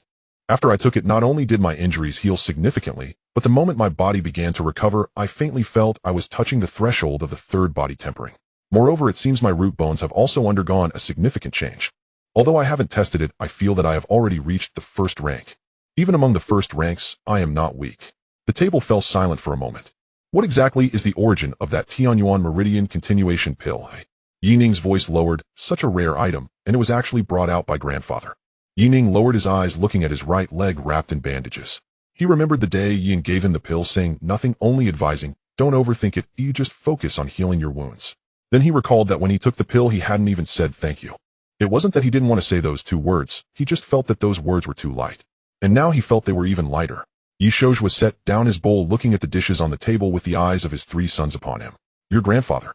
Yi Shouzhua finally spoke, his voice somewhat sour. We'll talk about his matters when you all are a bit. After saying this, he choked up again. Grandfather has had a hard life these years. He indeed has problems, but you must not hold a grudge against him. Yi Ping was the first to speak. Dad, we haven't even seen grandfather's face much over the years. What grudges could we hold? Yi Ning remained silent, merely nodding in agreement. Yi Ping turned his head to look at Yi and smiling as he said, speaking of which, our 3rd brother is impressive. With an understanding that transcends the heavens, he broke through the 3rd body tempering early, and even crippled Shuyong. This pill was obtained by Xiao in seeking out grandfather. After a few days, Ian visited the old house. Grandpa was still the same, sitting in the rattan chair with his eyes closed, resembling a piece of withered wood. A small yellow dog squatted by his feet, perking up its ears at the sound of footsteps and wagging its tail. Ian placed the pastries he had brought on the table, noticing his grandfather still in that state, and decided not to linger. The footsteps faded along the corridor, disappearing outside the courtyard gate. The small yellow dog stood up, walked to the doorframe to look outside, and after seeing Ian leave, returned to lie down beside the old man. Yi Tiangang's eyelids twitched slightly, though he did not open his eyes. His index finger resting on the armrest tapped lightly twice. The door of the old house was ajar, and the wind blew in through the gap, rustling the pastry wrappers on the table. Returning to the martial arts school, life continued as usual. Qingyan finger, level 4, 44,800. Qingyan finger, level 4, 59,800. Nourishing Qi technique connected 86,300. Nourishing Qi technique connected 94,300. That noon, Ian was practicing in a corner when he heard a commotion from the front yard. Wang Tai emerged from the backyard carrying a cloth bundle, his head down, as he slowly walked toward the main gate. His footsteps were heavy, as if measuring the past with each step. Su Qing stood under the corridor watching as someone like Wang Tai, who had not made progress in martial arts for so long, left in a daze. Zhao Taizhan leaned against the wooden dummy, having witnessed this scene countless times. Wang Tai swayed as he reached the door, paused, and turned to glance back at the training ground. His gaze swept over the wooden dummy, the iron plates, and the boy still striking the iron plates in the corner. Wang Tai smiled. Some things would ultimately remain regrets. He stepped over the threshold and left the martial arts school. His bundle brushed against the doorframe, swaying slightly, but he did not look back. The training ground fell silent for a moment. Tai Gu has left, a newly arrived junior brother asked softly. No one answered. He failed the second body tempering again. Another student whispered, keeping his voice low, how many times is this now? But he wouldn't just leave, right? What else? Having accumulated a mountain of debt working at the martial arts school to offset tuition only earned him so little each month.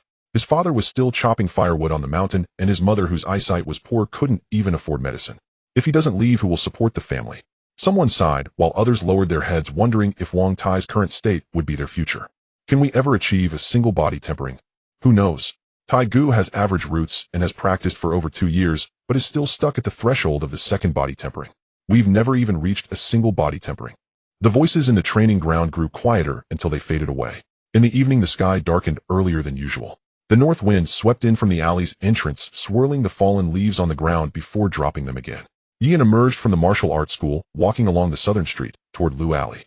Most of the shops on the street had closed, lanterns were blown askew by the wind, and the light flickered intermittently. When he reached the fork at Lu Alley, the alley was devoid of light. The walls on either side blocked out the dusk, leaving the environment so dark he couldn't see his fingers. Ian had not taken many steps when he suddenly stopped. Ahead stood a figure dressed in black, wrapped in darkness. From the other party stood motionless in the middle of the alley, as if appearing out of thin air. Ian curled his fingers, already prepared to face the danger. Ian's gaze swept over the figure, but through the feeling of chi and blood between warriors, he could not discern their depth. The person was like a pool of water. Ian reached out to touch it, but could not find the bottom. This situation likely indicated a significant disparity in martial arts realms. The dark figure moved, and moonlight leaked through the clouds above, illuminating their face. The newcomer appeared to be in their 40s with a square face and high brow bones. Their eyes glimmered in the night. The shadow's lips curved slightly, presenting a smile of someone accustomed to hardships. I wonder if you recognize me. I am Gu Changfeng. Gu Changfeng, the defender of the county town in the connected realm. The foremost master in Anping County. Wasn't it said that he was recuperating in the county office? Wasn't it said that he was severely injured by a sneak attack from the Black Wind Bandit? Yet here he stood, his back straight and breathing steady, showing no signs of injury. Ian did not dare to act rashly. Gu Changfeng's realm was much higher than his. Gu Changfeng looked at Ian, speaking in a tone meant to reassure him. Don't worry, I'm not here to cause you trouble. Gu Changfeng took a step forward, stopping about 5 or 6 steps away from Ian. The Zhou family wants to completely control Anping County and become a local tyrant. They have even allied with the Black Wind Bandit to ambush me on the road, Gu Changfeng said calmly. Unfortunately, they were deceived by me. As you can see, I'm fine. Those rumors were merely something I wanted others to hear and see. Yian's heart raced. Gu Changfeng's conversation with him suggested either an invitation or a warning. It has now been confirmed that the Zhou Sun and Li families have violated national laws. They must be punished, Gu Changfeng stated again. I heard that you incapacitated Shuyong from the Iron Fist martial arts school. You did well in that regard. If Shuyong had truly swept through all the martial arts schools, Anping County would have lost a few more martial arts establishments. Yian finally spoke up in response. What does Guard Gu want from me in saying all this? In the near future, I will be settling accounts with these factions. Are you interested in being the captain of a team under my command? Yan observed Gu Changfeng's expression. He pondered those few sentences carefully in his mind. Settling accounts with the four great families. A captain. Was Gu Changfeng looking for his assistance in looting? What are the risks? What benefits are there? Yan wanted to inquire further. Gu Changfeng extended 2 fingers. First, all matters related to the connected realm will be handled by me personally, so you won't encounter any problems. Second, he retracted his fingers and placed his hands behind his back. When the time comes you can join the team for the looting, how much you can take will depend on your own abilities. Yan's eyelids twitched. It was indeed about looting. The 3 families among the 4 great families, Zhou Sun and Li. The accumulated wealth of these 3 families over the years, including pills, money, techniques, and weapons, could fill several granaries in Beizong. There is danger, but the benefits are greater. Gu Changfeng looked into Yan's eyes, asking, "What do you think?" Yan remained silent for a moment before his voice, though soft, carried a sense of righteousness, each word imbued with integrity. I have always viewed those who disrupt the stability of the nation and people's livelihood as enemies. Unfortunately, due to my low strength, I have never had the opportunity to serve the country. Since Guard Gu thinks highly of me, I am willing to go. Gu Changfeng looked at him, his expression twitching slightly. Did this kid's words align with his own thoughts? Gu Changfeng smiled and did not expose him. All right. He pulled out a metal plate from his pocket and tossed it to Yan. Yan caught it and glanced at the token. The black surface was engraved with the character Xuan, and the back bore a serial number. When the time is right, someone will come to find you with the corresponding token. Yan tucked the token into his pocket. As he raised his head to say something more, Gu Changfeng's figure had already vanished. At this moment, the alley was left with only Yi and the north wind blowing and causing the hem of Yan's clothes to gently slap against his ankles. Yan pushed open the door and walked into the courtyard. The lights in the main room were on, and his elder brother and father had not yet gone to sleep. Yan did not disturb them. After returning to his own room, he took out the token, examining it under the lamp. After memorizing the serial number, Yan placed the token under his pillow, recalling Gu Changfeng's words, looting how much you could take depended on your own abilities. The Zhou family, huh? Yan pondered, planning to slightly boost his strength over the next few days to prepare for. In the following days, Yan practiced more diligently than ever before. It wasn't that the rhythm had changed, but rather that the string in his heart had tightened.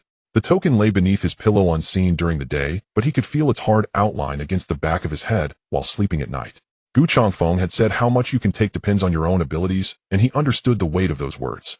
Qingyun finger 4th layer 71800, Qingyun finger 4th layer 84800, nourishing qi technique connected 103300, nourishing qi technique connected 112,300. The white marks on the iron plate deepened day by day, but he was still far from space separation.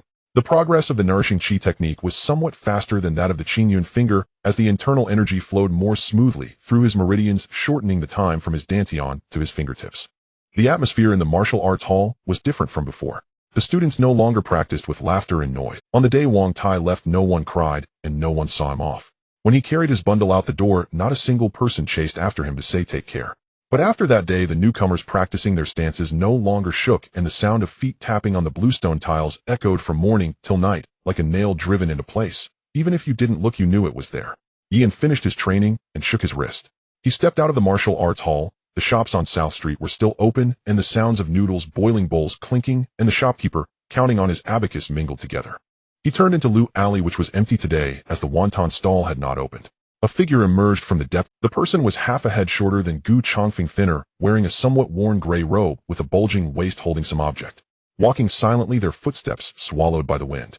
The person approached Yan and pulled out an iron plate from their chest. It was black with the character Zhan engraved on the front. Yan took out his token from his pocket and compared them. The numbers matched. The person took the token back, their expression unreadable. Tomorrow at the hour of the pig, behind the Zhou family's back door. Wear dark clothes and bring your weapons. What's the target? Leave no one from the Zhou family alive. The person finished speaking and walked past Yan, their footsteps still silent, like a leaf blown through the alley by the wind. Yan looked back for a moment. The alley was already empty. He pushed open the door and entered the courtyard. The lights in the main room were on and dishes were laid out on the table. Yining sat at the table without a cane. His right leg had completely healed, and he walked without any signs of a limp, though he still dared not engage in strenuous activity.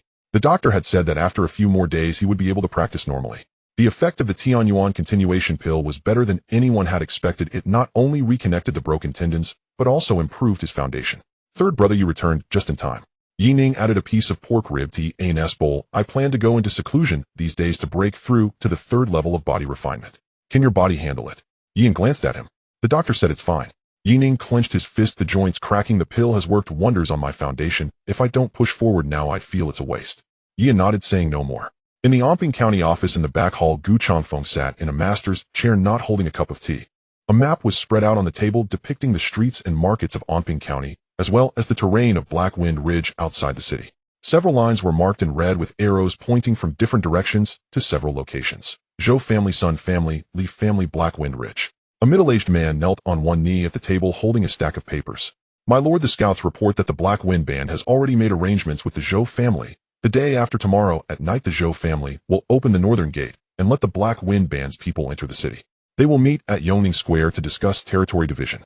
Gu Changfeng tapped his fingers on the map twice. Have you confirmed the meeting location? Yes, it's the Zhou family ancestral hall in the innermost part of Yongning Square. The Zhou Sun and Li families will send people to attend, and the one coming from the Black Wind Band will be Peng Hu himself. Gu Changfeng's lips twitched slightly, not a smile, but a sense of relief, as if saying finally, after waiting so long, it has come. Peng Hu is coming in person. Yes. The scout said that after Peng Hu recently broke through to the connecting vessels, he has become bolder, believing that with the Zhou family's internal and external cooperation, Anping County is already in his grasp. Gu Changfeng stood up and walked to the window, pushing it open. The bamboo in the courtyard rustled in the wind, casting shadows that danced on the ground. He watched for a moment before turning back to the table. Send the orders down. The middle-aged man straightened his back. 3 teams will act simultaneously at the hour of the pig. 1 team will surround the Zhou family, 1 will surround the Sun family, and 1 will surround the Li family. Not a single person is to escape, not even a rat. His finger pointed at the location of Black Wind Ridge. Additionally, send someone to keep an eye on the movements of Black Wind Ridge. Once Peng Hu leaves the door, he'll have cut off his own escape route. Since he dares to come, he shouldn't think of going back. The middle-aged man hesitated for a moment. My lord, there are still many lackeys on the Black Wind Band side. What if? Lackeys? Gu Changfeng interrupted him with Peng Hu gone, will the lackeys still be around for the new year? His meaning was clear: leave no one alive. The middle-aged man said nothing further, clasping his fists and retreating. Gu Changfeng stood alone in front of the map, drawing a line across the Zhou Sun and Li family positions, then circling the center line. He then rolled up the map and placed it on the candlestick. The flame licked the edge of the paper, first creating a charm mark, then leaping up fiercely. He tossed the burning map into the copper basin, watching it curl, blacken, and turn to ash. The firelight flickered across his face. Ian finished his meal and returned to his room. He took off the iron sand gloves and placed them on the table, then pulled out the short knife from under his bed, the one he had confiscated from Lu Yin, which he had hardly used. There was a scratch on the sheath, and the blade was still relatively sharp, but it paled in comparison to the iron sand gloves. He then put on the gloves and clenched his fist. The gloves fit snugly on his fingers, and the iron sand powder at his fingertips glimmered faintly under the light. This short knife was merely a backup. His trump card had never been a knife. He retrieved the token from beneath his pillow, turning it in his hand. Made of black iron, it was icy cold with the character Jin deeply engraved on the front. A thin layer of dust settled in the groove. He rubbed it with his thumb and the dust disappeared, but the character remained unchanged. He tucked the token into his chest pocket, where his inner garment had a pocket just right for it. Yian stood up and walked into the courtyard. The moonlight illuminated the bluestone ground, a bright expanse. The branches of the old locust tree were bare, and in another month new buds would sprout. He stood for a while before turning back inside. Tomorrow at the hour of the pig. Yian tucked the token into his inner pocket and paused at the entrance of Yining's room. Second brother, no matter what happens tonight, do not go out. Close the door properly and let father and elder brother know.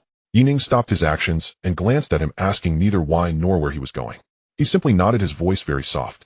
Got it. Yining sat at the table listening to the footsteps crossing the courtyard, pushing open the courtyard door and disappearing in the direction of Lu Alley. He stood up, walked to the main room, closed the door, and secured the latch. It was the hour of high. The north wind stopped, and the fallen leaves in the alley remained still. Yian crouched in the shadows of the back alley of the Zhou family, leaning against the wall, the fingertips of his iron sand gloves gleaming a dark gray in the moonlight. He did not wait long before a series of synchronized footsteps approached from the alley. The sound of boots on the bluestone slabs was light, but dense like raindrops hitting tiles. The leader wore a complete set of black soft armor, a long knife strapped to his waist, and held a token in his hand. It was the same as Yian's with the character Zhan engraved on the front. He waved his hand behind him, and a dozen people split into 3 teams. 1 blocked the front door, 1 the back door, and 1 climbed over the wall. Yian stood up from the shadows. The leader saw him, his gaze briefly stopping on the iron sand gloves on his hands, then glancing at the token hanging at his waist. Without asking further, he simply uttered 2 words. Follow me. Yian followed the team, climbing over the wall through the side door into the Zhou family residence. The courtyard was brightly lit, but there were no voices. A few guards rushed out upon hearing the commotion, but before they could see the intruders' faces, they were pressed to the ground. The foremost guard at the peak of the first stage of body refinement tried to struggle, but Yin pointed at his shoulder, causing his entire arm to drop the pain, making him sweat, coldly gritting his teeth without a sound. Bind him, the leader commanded with a wave of his hand. Several officers came up to tie the person up, gagging him and dragging him to the corner. Yin did not linger on the periphery. With his strength at the third stage of body refinement and the token given by Gu Chongfeng, he did not need to search for any loose ends like those officers at the first or second stage of body refinement. He greeted the leader and walked straight toward the inner courtyard. The Zhou family's courtyard was much larger than he had imagined. Passing through a moon gate, he entered a corridor paved with blue bricks flanked by bamboo, swaying in the wind. At the end of the corridor was another door slightly ajar. Inside it was dark, and no one could be seen. Yin did not rush in. He stood at the door, closed his eyes, and directed the internal energy of the qi cultivation technique to his ears. After enhancing his internal energy, his senses were much sharper than during the second stage of body refinement, but it was still not enough to hear sounds through the wall. He needed to send the internal energy into the meridians of his ears to hear the subtle sounds blocked by the wall. There were sounds of breathing. It came from the second room on the left, very light, and even like someone was meditating. This was not an ordinary person, but a martial artist, and not a low-level one. Yin opened his eyes and walked toward that room. He moved slowly, but each step was very light. The fingertips of his iron sand gloves hung by his side, neither clenched nor open. He reached the door and pushed it. The door was not locked. Moonlight leaked through the gaps in the window, illuminating the figure inside. The person sat cross-legged on a mat, hands resting on his knees, eyes closed. He wore a black short outfit with a gray cloth belt around his waist, and his hair tied with a wooden hairpin. The moonlight split his face in half, one side bright, the other dark. Lei Meng. Yi's fingers curled slightly. The master of the Iron Fist Martial Arts Institute at the peak of the third stage of body refinement, the heir of the Iron Fist technique. What was he doing at the Zhou family instead of staying at the Iron Fist Martial Arts Institute? A thought flashed through Yi's mind, and he quickly answered himself. The Zhou family's guard dog, when its master is in trouble, of course the dog must protect the home. Lei Meng opened his eyes and looked at Yin. The corners of his mouth slowly rose, forming a smile, but it was an ugly one, like a cut made by a knife. Yin, his voice was not loud, but each word seemed to be squeezed out from between his teeth. I was just worried I couldn't find you. The day of the exchange meeting you crippled my disciple. Tonight, we should settle that debt. Yin remained silent, his gaze shifting from Lei Meng's face to his hands. Both hands were clenched into fists with thick knuckles and calluses all over his fingertips. A brat from a martial arts institute daring to intrude into the Zhou family, relying on the third stage of body refinement. Lei Meng stood up from the mat, brushed off his clothes, and said leisurely, "Do you think being at the third stage of body refinement is impressive? I've been at the peak of the third stage of body refinement for 10 years. What do you have to fight me?" Yin did not respond. His right hand hung by his side with his index and middle fingers together, pointing downward. Lei Meng looked at his posture and laughed. "Qingyan finger, that set of tricks from Su Yuanshan, and you dare to take it out to embarrass yourself. Today I'll let you see what true Iron Fist technique is." Before his words finished, Lei Meng lunged forward, his body moving like a crushing mountain, barreling toward Yi. With each step on the blue bricks, the surface of the bricks cracked with fine lines. The wind from his punch arrived first, whooshing and slamming the door behind Yi and against the wall, producing a muffled sound. The force of the Qingyan finger was pushed to its limit by Yin, with power transmitted from his feet, twisting through his waist, and hips finally sent through his shoulder, passing through his elbow, wrist, and culminating at his fingertips. The force from the three joints was compressed by Yin into a straight line. Lei Meng's fist came smashing down, and Yin met it with his Qingyan finger. At the moment of contact between his fingertip and the fist, Yin's wrist sank slightly, his fingertip gliding through Lei Meng's fingers, slipping into the gaps between the bones of the fist, and striking his tiger's mouth. Lei Meng's entire right arm felt as if it had been electrocuted, numbing from his fingers to his shoulder for a moment. Before his fist could retract, Yin's second finger was already in motion. This finger struck the inner side of Lei Meng's elbow, an area without muscle protection, where beneath the skin were tendons. Internal energy surged from Yin's fingertip, piercing like a needle. Lei Meng's expression changed. His right arm dropped, but he did not lose his fighting strength like Shi Yong. The foundation of being at the peak of the third stage of body refinement was there, and his internal energy resistance was much stronger than Shi Yong's, who had just reached the third stage. Gritting his teeth, he swung his left fist. Yin stepped aside, slipping from in front of Lei Meng to his side, cutting into Lei Meng's defense. Lei Meng lost his balance and stumbled forward, but at the last moment his left hand braced against the ground, and he sprang back like a spring. Yin had no intention of giving him that chance. Yin's third finger shot out again, aiming straight for his chest. The point was at the dantian. This acupoint of the human body meridian had internal energy penetrate it, causing blood energy to reverse and rendering his power useless. Lei Meng felt the threat of this strike. He quickly pulled back his left fist to block his chest, his fist meeting Yin's fingertip. Crack! The sound of finger bones breaking. The power of the Qingyun finger penetrated Lei Ming's fist, struck into his palm, and then drilled into his arm. His left arm drooped like a piece of wood hanging from his shoulder. You. Lei Ming's eyes bulged wide, his pupils shrinking to 2 black dots. He looked at Yi and his lips trembling, wanting to say something, but nothing came out. Yin did not stop. His 4th finger shot out. This finger struck at Lei Ming's dantian. Internal energy surged from his fingertip like an invisible cone, piercing into his qi. Lei Ming's body stiffened suddenly, and then slumped down like a deflated ball. He knelt on the ground, hands pressed on the surface, gasping for breath. Sweat dripped from his nose onto the blue bricks, leaving dark stains. His mouth was agape, his throat making wheezing sounds like a broken bellows. Yin retracted his hand, standing in front of him, looking down at him. Lei Ming raised his head, eyes filled with unwillingness. He had practiced fist techniques for over 20 years, stuck at the peak of the 3rd stage of body refinement for 10 years, thinking he was the strongest martial artist in Anping County, except for those who can circulate qi. Yet he was defeated by a teenage boy's 4 fingers without any chance to retaliate. Yin said nothing.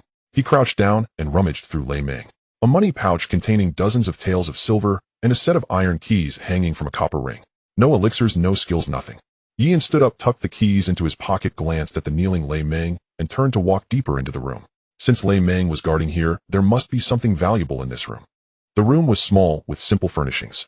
A table, a chair, a mat, and a calligraphy hanging on the wall inscribed with the words, "Martial Tao communicates with the divine," with strong brushwork, but Yin did not recognize the name of the calligrapher. He glanced around, without lingering, his gaze landing on the door in the corner of the wall. The door was made of iron with a large lock hanging on it, and the keyhole was made of copper polished to a shine. Yin took out the set of keys from his pocket and tried them one by one.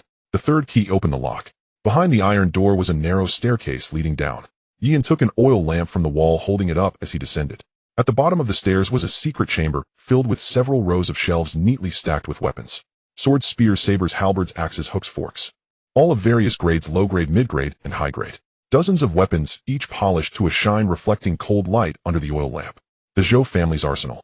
Yi's gaze swept across the shelves without stopping. High-grade weapons were already valuable in Anping County, but they were not enough for him.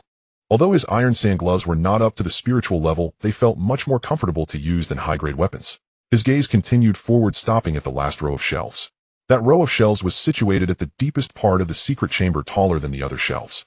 It was not filled with weapons, only a single sword was displayed. The scabbard was dark brown, inlaid with fine silver threads, forming a phoenix in flight. The sword handle was dark gray, wrapped with dark silver threads at the grip, which were somewhat worn, but still showed signs of exquisite craftsmanship from years past. The handguard was silver and cast into 2 outspread wings, the edges sharp as blades. Yin reached out to grasp the sword handle and lifted it from the shelf. The sword was lighter than he expected, but felt heavy in his hand, not in terms of weight, but in texture. He drew the sword from the scabbard, and the blade shimmered with a faint blue light in the oil lamp's glow, like a pool of clear water. The spine of the sword was engraved with 2 ancient characters, Frost Hong. Spiritual level, medium grade. Yin returned the sword to its scabbard and hung it at his waist. The scabbard brushed against the iron sand gloves, producing a soft sound. He did not glance back, turning to exit the secret chamber. Outside the secret chamber, Lei Ming was still kneeling on the ground, breathless. His head drooped, hands pressed against the ground like a collapsed stone statue. Yin walked past him without a... He walked out of the room, and the courtyard was already filled with officers. They were moving boxes, counting silver, and escorting prisoners. The leader noticed the sword at Yi's waist and paused for a moment, but did not ask further, continuing to command his men to move the items. Just as Yin was about to head elsewhere, he suddenly heard a voice behind him. Senior Brethren, save me. Yin turned around. Zhou Yuanlong was being held down by 2 officers, his face covered in dirt, hair disheveled, and his clothes torn in several places. His eyes were red, blood dripping from his nose, and his lip was split, making him look like a rat trampled in the mud. When he saw Yin, it was as if he saw a lifeline struggling desperately, but being held tighter by the officers. Senior Brethren, I was wrong. I didn't mean it before. Please help me for the sake of our sect. His voice grew sharper and more urgent, as if fearing that he would lose his chance if he spoke too slowly. Though I am a Zhou family member, I truly do not know what the Zhou family has been doing all these years. I don't want to go to prison. Save me. Yin looked at him without speaking. Whether it was true or not was not important. Zhou Yuanlong's voice got quieter and quieter, more hoarse. Senior Brethren. Yin waved his hand. The 2 officers holding Zhou Yuanlong exchanged glances and then looked at the token at Yi's waist. The leader approached, and Yin pointed at Zhou Yuanlong. Take him away. The leader understood. He waved his hand to the 2 officers, and Zhou Yuanlong was pulled up from the ground and dragged out of the courtyard. His voice faded away, growing more distant, until it was swallowed by the night wind. Yin turned around and walked into another room. The items on the shelf had already been cleared out. A few sheets of paper lay scattered on the ground, trampled with footprints. He crouched down and picked up a sheet, which noted that on a certain day in a certain month the Zhou family sent 500 taels of silver to the Black Wind stronghold. He glanced at it a couple of times, crumpling the paper into a ball and tossing it back on the ground, turning to walk out. How much evidence Gu Changfeng must have collected. The entire raid lasted throughout the night. As the residences of the Zhou Sun and Li families were sealed off, dawn was just breaking.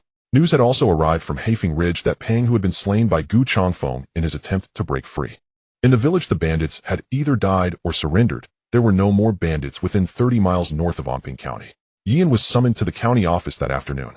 In the back hall of the county office, Gu Changfeng sat in a grand chair with a map spread out on the table, the ashes in the copper basin still untouched. He noticed Yan enter, but remained seated, merely raising his chin to indicate the chair across from him.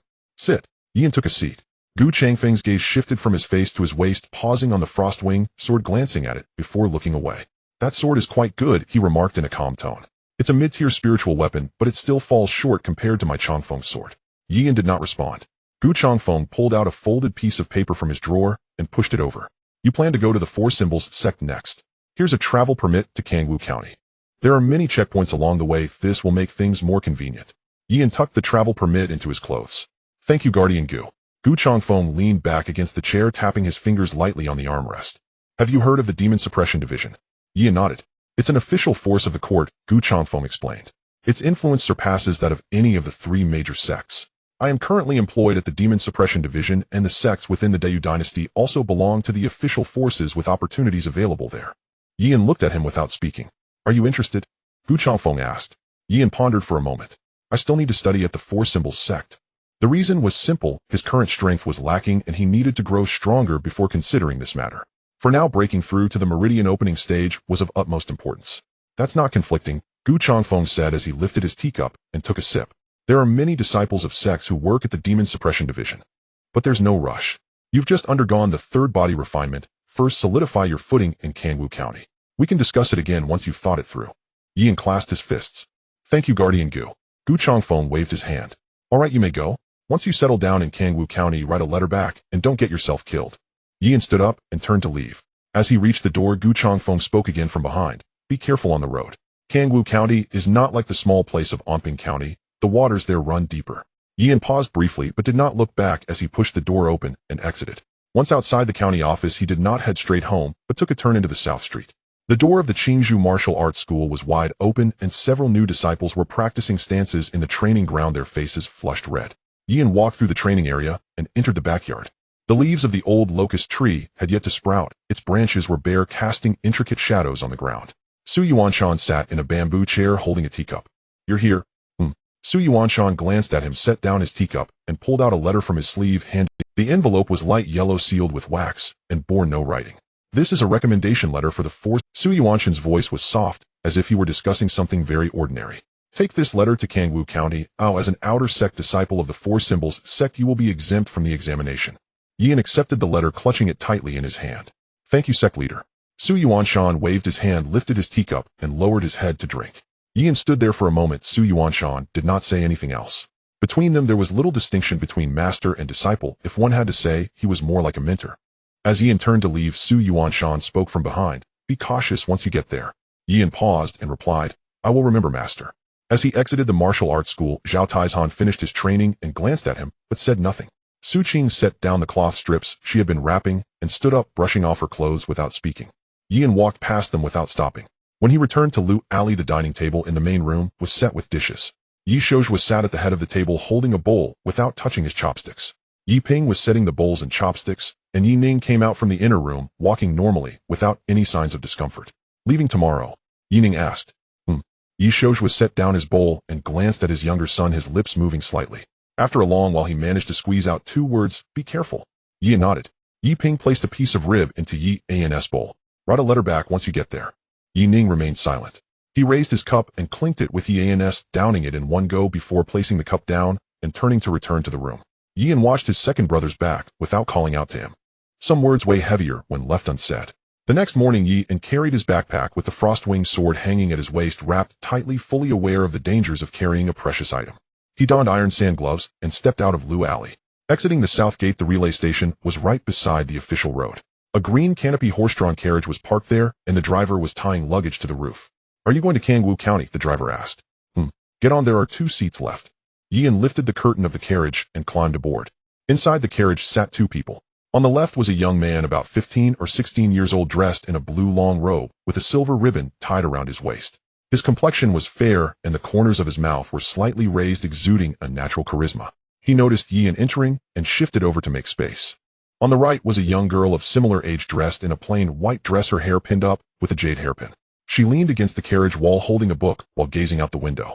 When Yian climbed in, she turned her head to glance at him, her gaze lingering for a moment before she returned to her book, acting as if nothing had happened. Are you also heading to Kangwoo County? The young man initiated the conversation. Seeing the boy of similar age speaking to him, Yian nodded in response. I'm from the neighboring Linjiang County, surname Lu Xingzhou. The young man smiled, then pointed to the girl beside him. This is Shenqing, also from my hometown. Shenqing nodded, slightly acknowledging the introduction without speaking. Having undergone 3 body refinements, I am heading to Kangwoo County for one purpose, to join the 4 Symbols sect. I am Yian from Amping County, who has also undergone 3 body refinements. Lu Xingzhou appraised Yian with his gaze, briefly noting the iron sand gloves on his hands and the sword at his waist. Amping County, I know it, not far from Linjiang County. What's your root bone level? Lu Xingzhou inquired. Grade C, upper tier. Lu Xingzhou did not show any signs of surprise or disdain, merely nodding. Root bone doesn't tell you much. I've seen those with grade B root bone who after a year still stagnated at the 2nd body refinement. I've also seen those with grade C who achieve equally impressive results.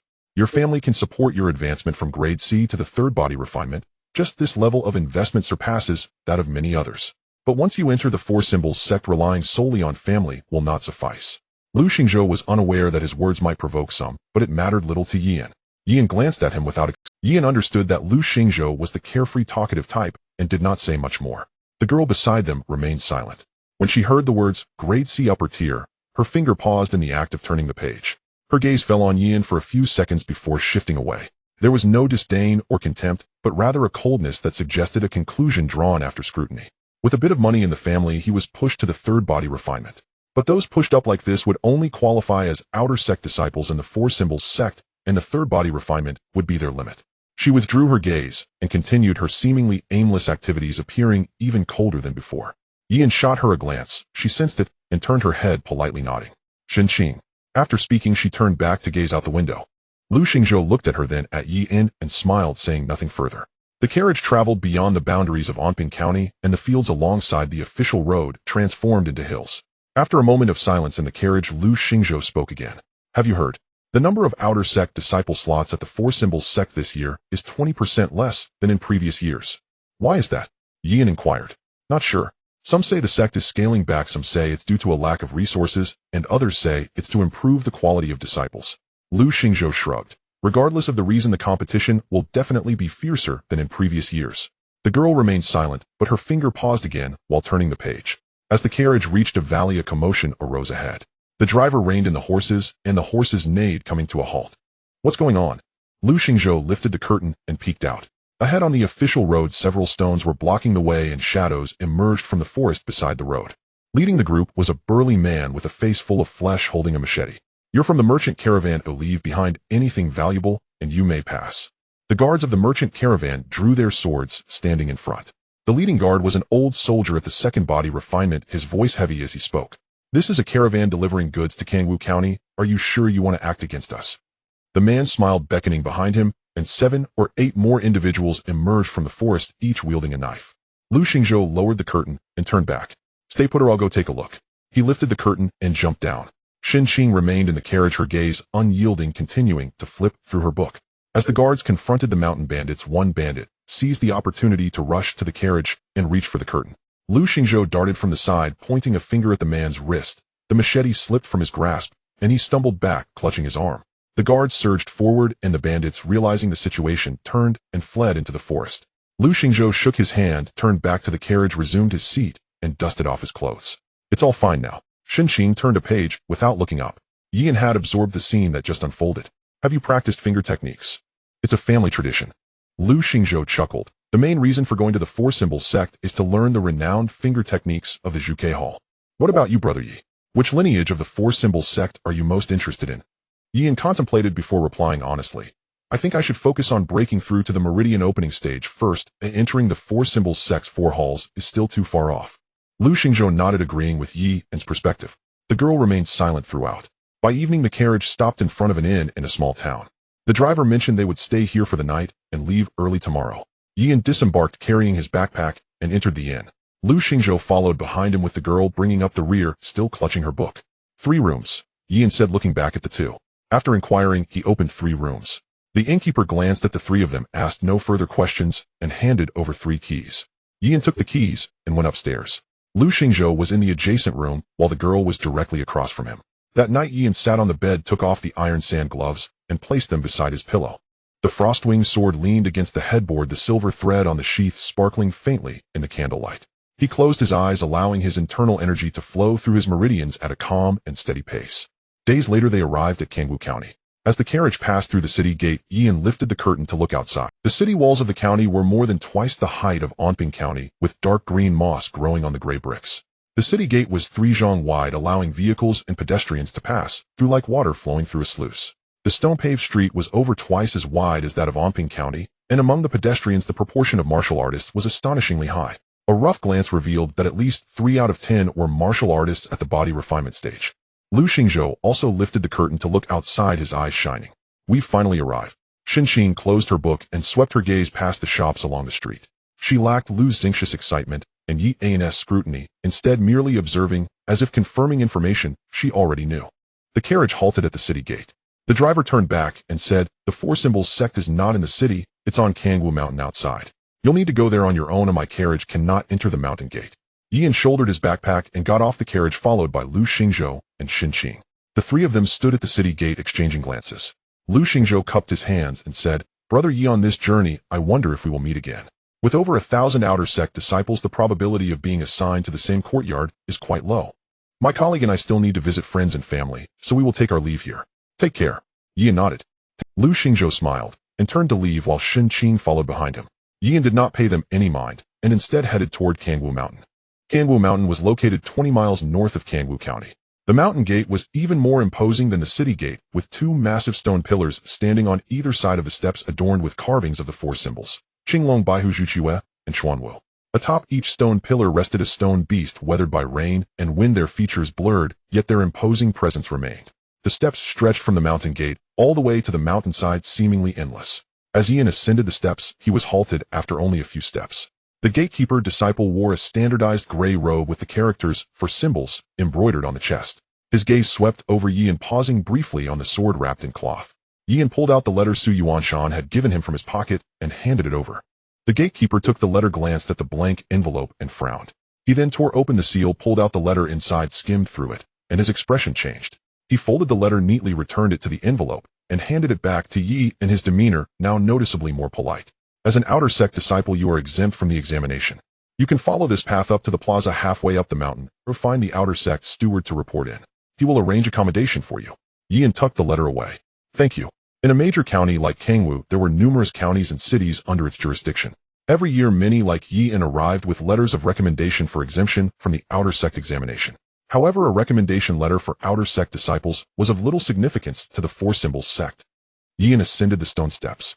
On either side of the stone staircase were dense woods, and occasionally, he could see a few disciples in gray robes sitting cross-legged under the trees or squatting by the stream practicing their skills, none of whom looked up at him. As he turned the final corner, his view suddenly opened up.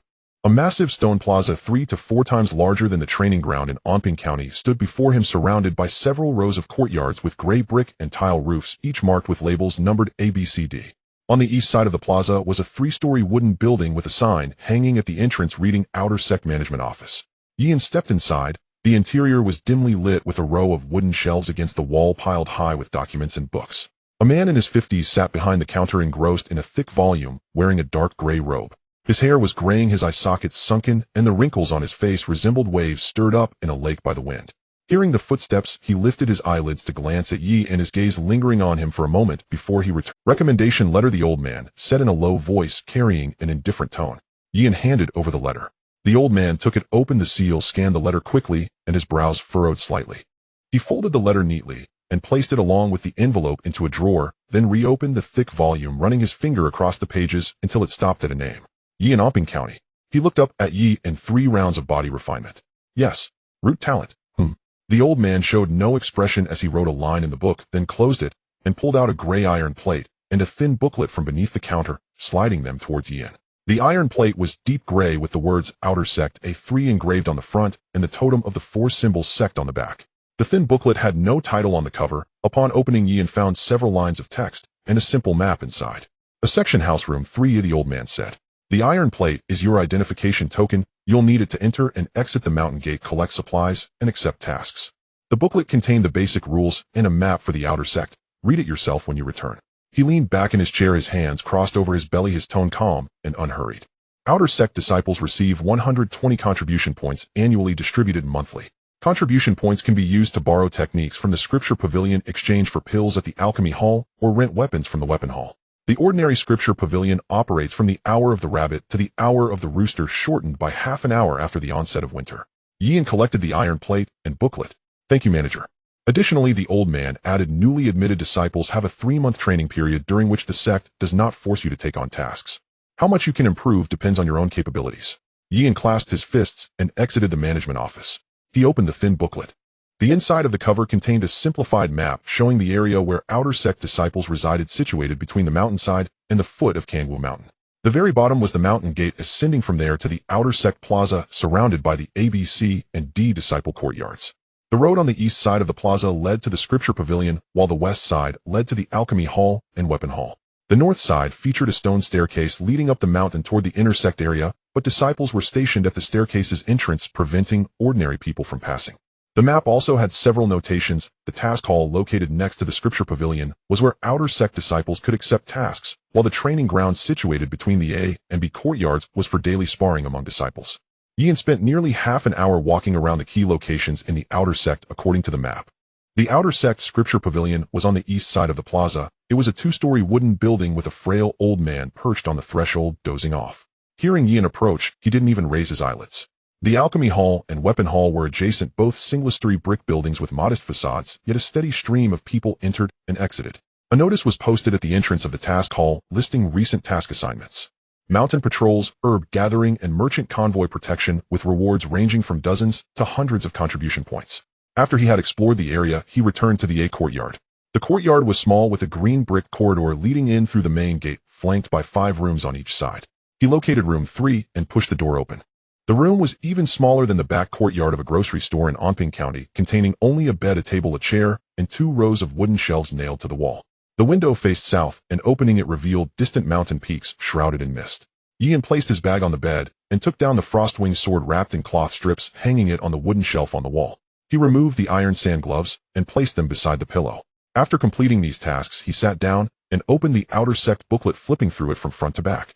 Then he closed his eyes and reorganized the information he had absorbed today in his mind: the manager's words, the map of the outer sect, the locations of various halls, the 3-month training period, and the 120 contribution points awarded annually. In 3 months, he aimed to advance one more step in the 4th level of the Qingyun finger, at least increasing his inner power by 300 points to channel it to his fingertips. The outer sect of the 4 symbols sect had countless disciples who had undergone 3 rounds of body refinement, making the competition extremely fierce. Many youths arriving from various places had superior root talents and resources far richer than his. Here no one would care whether his C-grade root talent was due to luck or hard work. Only by achieving meridian unblocking could one stand out. The door of the Scripture Pavilion was still open. The frail old man sat on the threshold this time, not dozing off. He held a chipped coarse porcelain bowl, drinking a murky tea. Yin approached and clasped his hands. "Senior, I wish to borrow a body technique or a hard skill." The old man lifted his eyelids, glanced at him, his gaze lingering on Yin's face for a moment before he set down the bowl and pointed to the shelf beside him.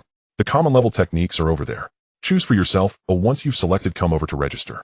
Each book costs 20 contribution points and will be deducted from your account." Yin walked over to the shelf. The shelf had 3 tiers displaying a dozen thin booklets, each spine labeled with titles like Iron Cloth Shirt, Grass on the Fly, Diamond Legs, 8 Steps to Catch the Cicada, and Crane Form Steps. Yin examined them one by one, picking up Iron Cloth Shirt and flipping through it. Hard skill, common level, top grade. After reaching great success, one could withstand 3 full force attacks during body refinement without injury, but the training cycle was long. Without relying on talent and resources, it would typically take a year to grasp the basics, 3 years to refine, and 10 years to integrate. He set down Iron Cloth Shirt and picked up another 8 Steps to Catch the Cicada. Body technique, common level top. The footwork itself is not particularly exquisite, but when cultivated to perfection, it can even surpass some spiritual level techniques in terms of speed. However, it is difficult to practice, requiring extremely high standards for the internal energy flow. Each step must be executed with perfectly stable internal energy, or one risks tripping and becoming immobilized. Few disciples achieve mastery of this technique. Most give up after the third step. Difficult. For Yin it means nothing. The saint of martial arts is his cheat, and diligence is his gift. He pulled the 8 steps to catch the cicada from the shelf and walked up to the old man. Senior, this one. The old man glanced at the book in his hand, then looked at him again, mumbling something under his breath. Only through hard work and perseverance can one achieve success. After taking the book and registering it, he waved his hand. Go on. Disciple will remember this. Yin returned to his room with the book, sat on the bed, and opened the first page of 8 Steps to Catch the Cicada. The paper displayed 8 groups of footwork illustrations accompanied by annotations with clear handwriting and neat strokes. He stared at the footwork for quite some time, then closed the book and mentally rehearsed the first step. The next morning before dawn, Yin stepped outside. The outer sex martial arts arena is a space paved with blue bricks located between the 2 courtyards. When he arrived, the arena was empty. He began to walk according to the first step of 8 Steps to Catch the Cicada. The left foot stepped diagonally forward, the right foot followed, then the left foot stepped again, and the right foot followed once more. The book states that this step requires the qi to sink into the dantian, the steps, to follow the body's turn. After trying it once, he found it not difficult, but the challenge lay in maintaining stable internal energy during the process. With each step, his internal energy would sway in the meridians like a bowl of water that was not level. He practiced all morning from the hour of the rabbit to the hour of the goat without taking a break. He managed to complete the first step. Not merely a glimpse, but just enough to perform it smoothly. He finished his practice, sat down on the stone steps at the edge of the martial arts arena, feeling soreness in his knees and a slight warmth in his ankles. He looked down at his toes and mentally rehearsed the first step again. The next day, Yin still left at the hour of the third step is a hurdle. The book states that most people give up at this point. He practiced all morning and fell 17 times. Each fall was due to the same reason. He hastily changed direction before his internal energy had stabilized, causing his center of gravity to shift and throwing him off balance. By evening, he had fallen 23 times. During the last fall, he did not immediately get up. Instead, he sat on the ground watching the sunset in the west, contemplating how to walk correctly. Then he stood up, brushed the dust off his clothes, returned to his room, and disassembled, reworked, and practiced the third step again in the courtyard. On the third day, Yin did not go to the martial arts arena. He sat on the stone steps in the courtyard, closed his eyes, and mentally went over the first 3 steps of 8 Steps to Catch the Cicada, analyzing each route and the flow of internal energy until he could see it clearly. Then he opened his eyes, stood up, and practiced the steps again in the courtyard. 1 step, 2 steps, 3 steps. He did not fall on the third step. It was not because he had mastered it, but because he had held his internal energy at the ankle for a moment longer, stabilizing his center of gravity. Yin stood still, looking down at his feet. The first step could be executed smoothly, the second step no longer hesitated, and the third step could also be landed. He walked through the steps once, paused, walked through them again, and paused again. Qingyan finger level 4135808 steps to catch the cicada, glimpse 1100. There are still 3 months of training time, during which he must improve his footwork while also advancing his Qingyan finger to halfway. Ultimately, the outer sex martial arts are at the mundane level. Only in the inner sect will there be more opportunity. That evening, Yin returned to room No. 3 of the Jiazi courtyard and saw a small cloth bag placed on the ground at the entrance. The bag was made of coarse hemp and was tied with a hemp rope. He crouched down to untie it, finding several letters inside. 3 letters were stacked together, while one was placed separately beside them, the paper of which was clearly of finer quality, with a subtle pattern embossed on the envelope. Yin took the letters into the room and sat at the table, first opening the top letter. The handwriting was crooked, as if penned by someone unaccustomed to writing, and the edge of the paper was stained with a small smudge of oil. Brother, and ever since your third body refinement breakthrough and the news spread to the 4 symbols sect, more and more people have come to seek education at the Qingzhou Martial Arts School. Of course, the number of those leaving has also increased. I have now reached the peak of the first body refinement and am preparing to attempt the second. I wonder how you are doing over there, and if the 4 symbols sect is good. When you return, remember to treat me to some dried meat. Qian Duoduo. Yin smiled slightly and placed Qian Duoduo's letter to his left before opening the second one. The handwriting was neat, the strokes clear. It was from his elder brother Yi Ping. Third brother, everything at home is well, do not worry. Father's grocery store is doing fine and he is in good health. Second brother has already achieved the third body refinement and is currently helping to teach at the Nanshire Martial Arts School, saying he is gaining experience to open his own martial arts school in the future. We have received the letters you sent back and read them several times. It is good to know you have settled down. Take care of yourself over there. He then opened the third letter. The handwriting was sharp, the strokes decisive. It was clearly written by someone who had long held a blade. The content was brief, consisting of only a few lines. I heard you have settled in the Four Symbols sect. How is it? There must be many geniuses there, right? Do you feel the third body refinement is nothing special? By the way, let's keep in touch lest I am afraid Yi Ning might misunderstand. Gu Changfeng. Yin stared at that line, the corner of his mouth twitching slightly. Gu Changfeng's words about keeping in touch less were both a joke and a promise. Your family in Anping County is under my protection. And also second brother Yi Ning. After he left, Yi Ning became the most outstanding young martial artist in Anping County, achieving the third body refinement with top-notch talent. Calling him a genius would not be an exaggeration. Yin put down Gu Changfeng's letter and looked at the last envelope. He had a good idea about the first three letters, but who could this last one be from? The envelope was light blue, the paper delicate, and a small flower he did not recognize was printed in the corner. He opened the seal and pulled out the letter. The handwriting was elegant, yet the strokes were powerful, similar to the letter he had seen before. Dear young Master Yi, I heard you have joined the Four Symbols sect. Congratulations. I am sending you a bottle of flawless body refinement pills as a token of my regard. The Liu family is also in Kangwu County. If you encounter difficulties in the sect, feel free to come to the Liu family to seek me. The address is attached with the letter. Liu Ruoyan. Beneath the letter was a note with an address written on it. No. 3 Liu Family Alley, North City, Kangwu County. It turned out to be Liu Ruoyan from the Liu family, which took Yin by surprise. He folded the letter neatly, returned it to the envelope, and took out the bottle of flawless body refinement pills from the cloth bag. The porcelain bottle was one size smaller than the previous one, but the wax seal on the mouth was intact. He broke the wax seal and poured out one pill, inspecting it under the light. The pill had a rich fragrance and a color that was warm like jade, matching the quality of the last one. Then Yin spread out some paper, prepared the ink, and wrote 3 reply letters in succession. One letter was for Qian Duoduo, one for his family, and one for Gu Changfeng. Hesitating for a moment, he also decided to write a reply to Liu Ruan. The content was simple, just thanking her for the pills and offering help if needed. 3 months' time could be neither long nor, but for someone who left home at the rooster hour and returned at the pig hour every day, 3 months could hold a lot of activities. Yin's time flew by, rapidly repeating the same rhythm each day. He went to the training ground at dawn to practice the 8 steps to chase the cicada. After finishing the footwork, he practiced the Qingyun finger. In the evening, he returned home to meditate. The bottle of flawless body refinement pills sent by Liu Ren was enough to speed up his progress. After 3 months, the results exceeded his expectations. Qingyun finger 4th layer 135800, Qingyun finger 4th layer 243800, Qingyun finger 4th layer 389800, Qingyun finger 4th layer 541800. On the day Yin broke through the 500 barrier in the Qingyun finger, he pointed at the bluestone slab. The slab did not crack, but a layer of fine cracks surfaced, as if something had pushed it from within. His inner strength could finally reach his fingertips. Although he could not yet project it externally, at least he could penetrate the stone slab internally rather than merely striking its surface. Su Yuanshan said that the 4th layer of the Qingyun finger is to send out inner strength. He could now send it out for half an inch. 8 steps to chase the cicada, initial insight 1108 steps to chase the cicada, initial insight 371008 steps to chase the cicada, initial insight 621008 steps to chase the cicada, subtle understanding 3200. The transition from initial insight to subtle understanding of the 8 steps to chase the cicada occurred in the middle of the 2nd month. On that day, Yin completed the full sequence of 8 steps in the training ground, not one more or one less, and the spot where he stopped after the 8 steps was exactly as he had envisioned. Not only had his footwork become smooth, but he could also truly master it effortlessly. He could now complete 4 directional changes within 8 steps, no longer fearing losing track while pursuing or being blocked while escaping. The lights in the outer gate flickered here and there while the stone steps of the inner gate were guarded by disciples. Looking further up, nothing was visible. The 3-month training period was nearing its end. He had checked the task list at the entrance of the task hall several times. Mountain patrolling, herb gathering, and escorting merchant convoys. He would have to accept those tasks sooner or later.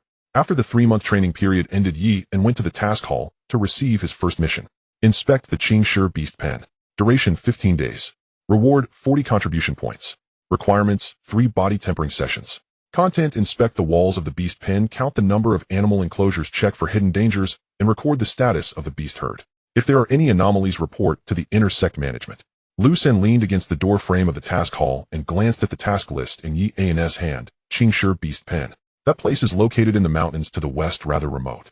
However, beast meat is a good thing, as valuable as body tempering pills for those at the body tempering stage. Outer sect disciples can occasionally receive beast meat, all sourced from these beast pens.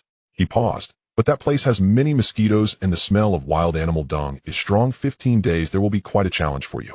Yin tucked the task list into his clothes, remaining silent. Early the next morning Yi-an exited the sect's western gate and walked west along the mountain path. The trees on both sides grew denser, and the stone path underfoot transformed into a dirt road that twisted and turned into the mountains. After walking for over half an hour, he finally spotted the entrance to the beast pen.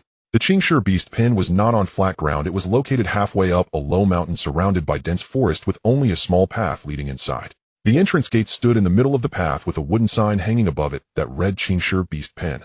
Yi-an pushed open the gate and walked in. It was much larger inside than he had anticipated. The entire hillside had been cleared with uneven ground covered in low grass and bushes.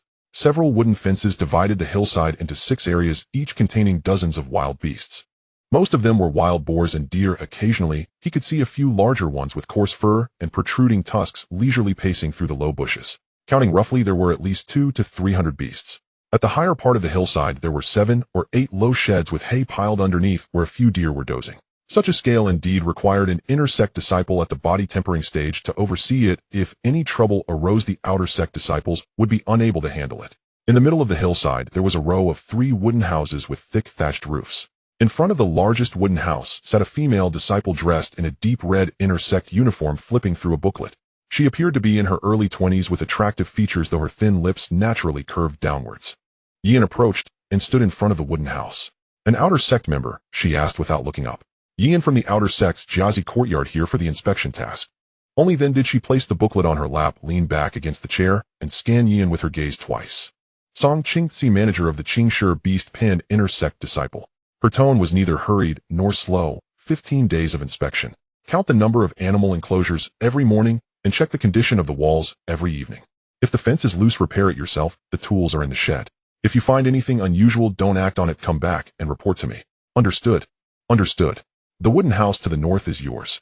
You are responsible for your own food. Water can be found in the stream behind the hillside. Do not disturb anything in the beast pen.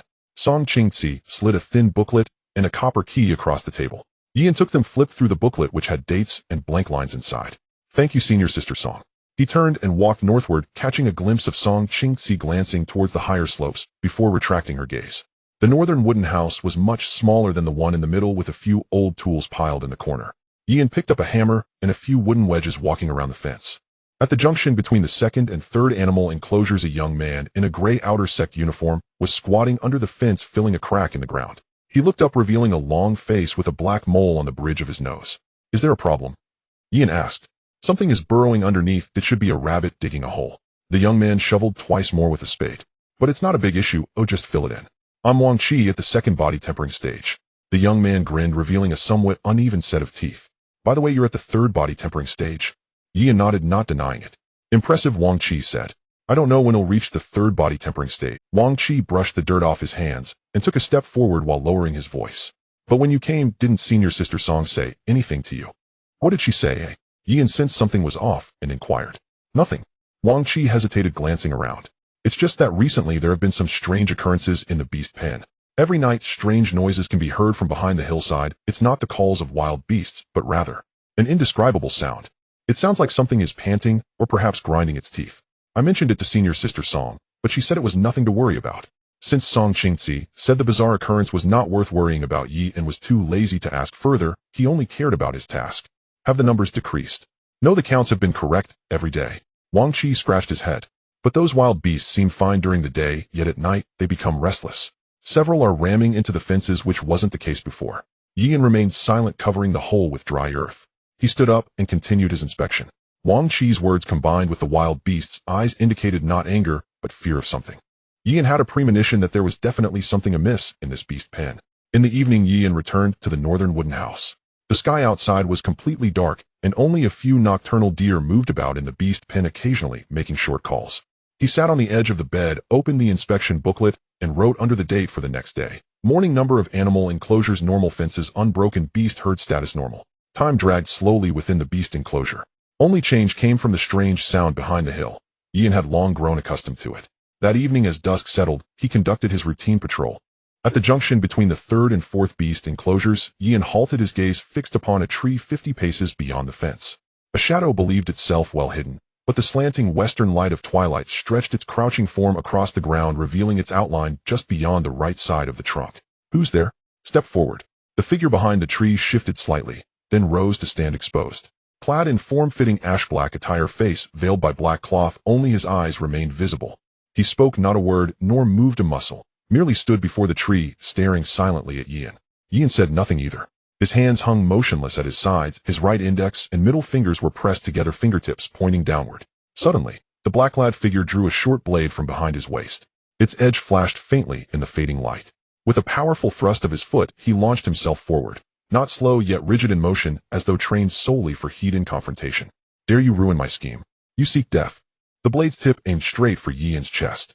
Yin did not retreat. Instead, he stepped forward, subtly shifting his torso, letting the blade graze past his chest, and struck with a single finger upon the assailant's wrist. The short blade flew from his grip, embedding itself deep into the muddy earth. Before the attacker could recover or shift stance, Yin's second strike landed precisely beneath his clavicle. A muffled grunt escaped the black-clad man. He froze for an instant, then collapsed heavily onto the ground with a dull, hollow thud. Yin knelt beside him and tore away the veil.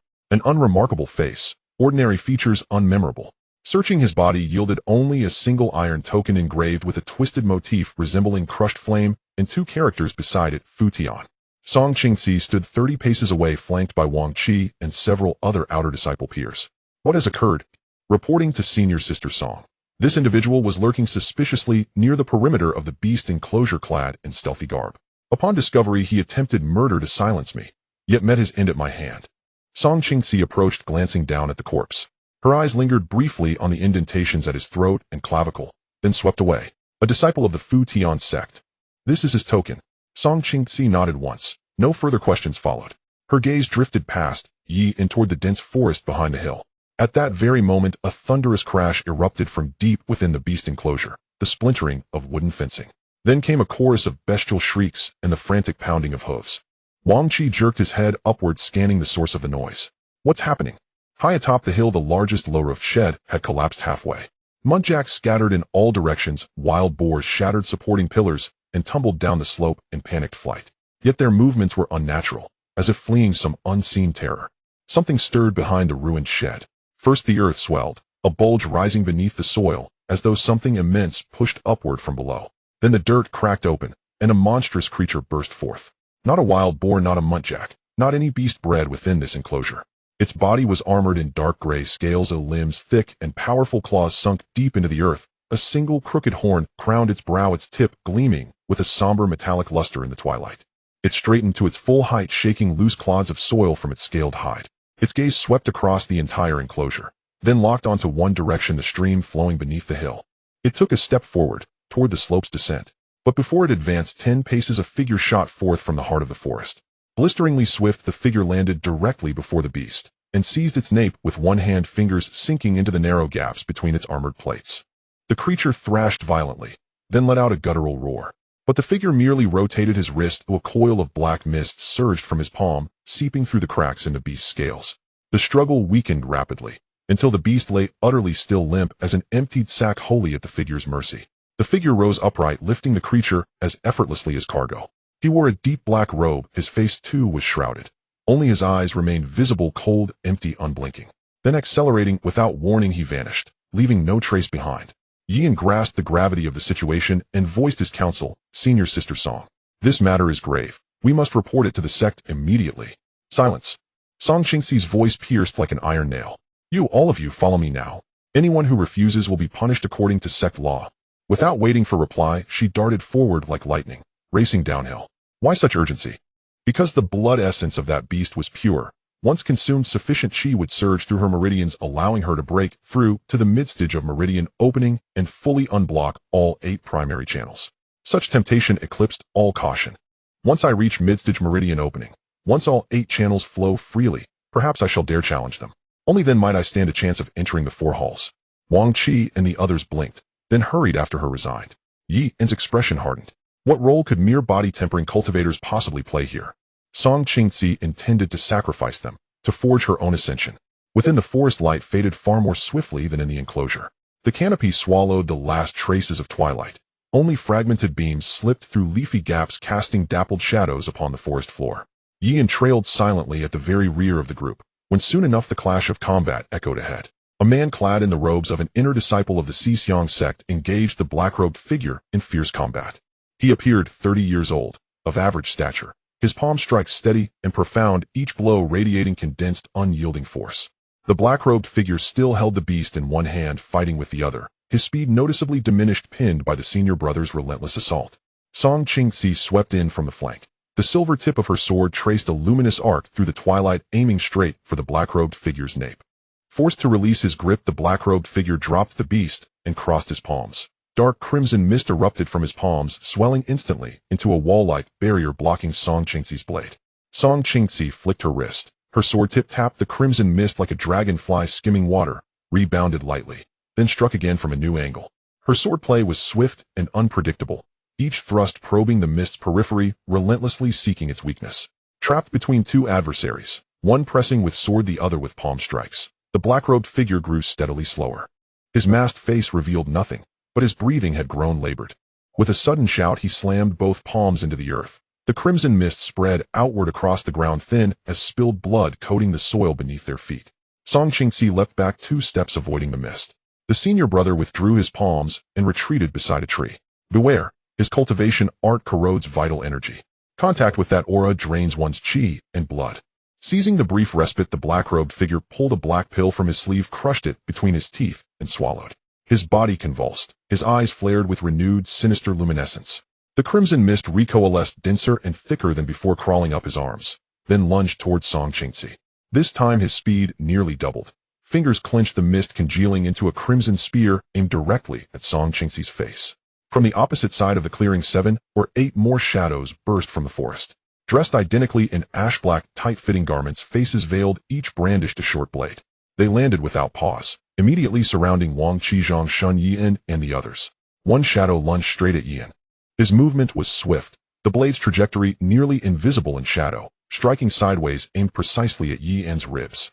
Yian stepped left, but another shadow pursued him relentlessly.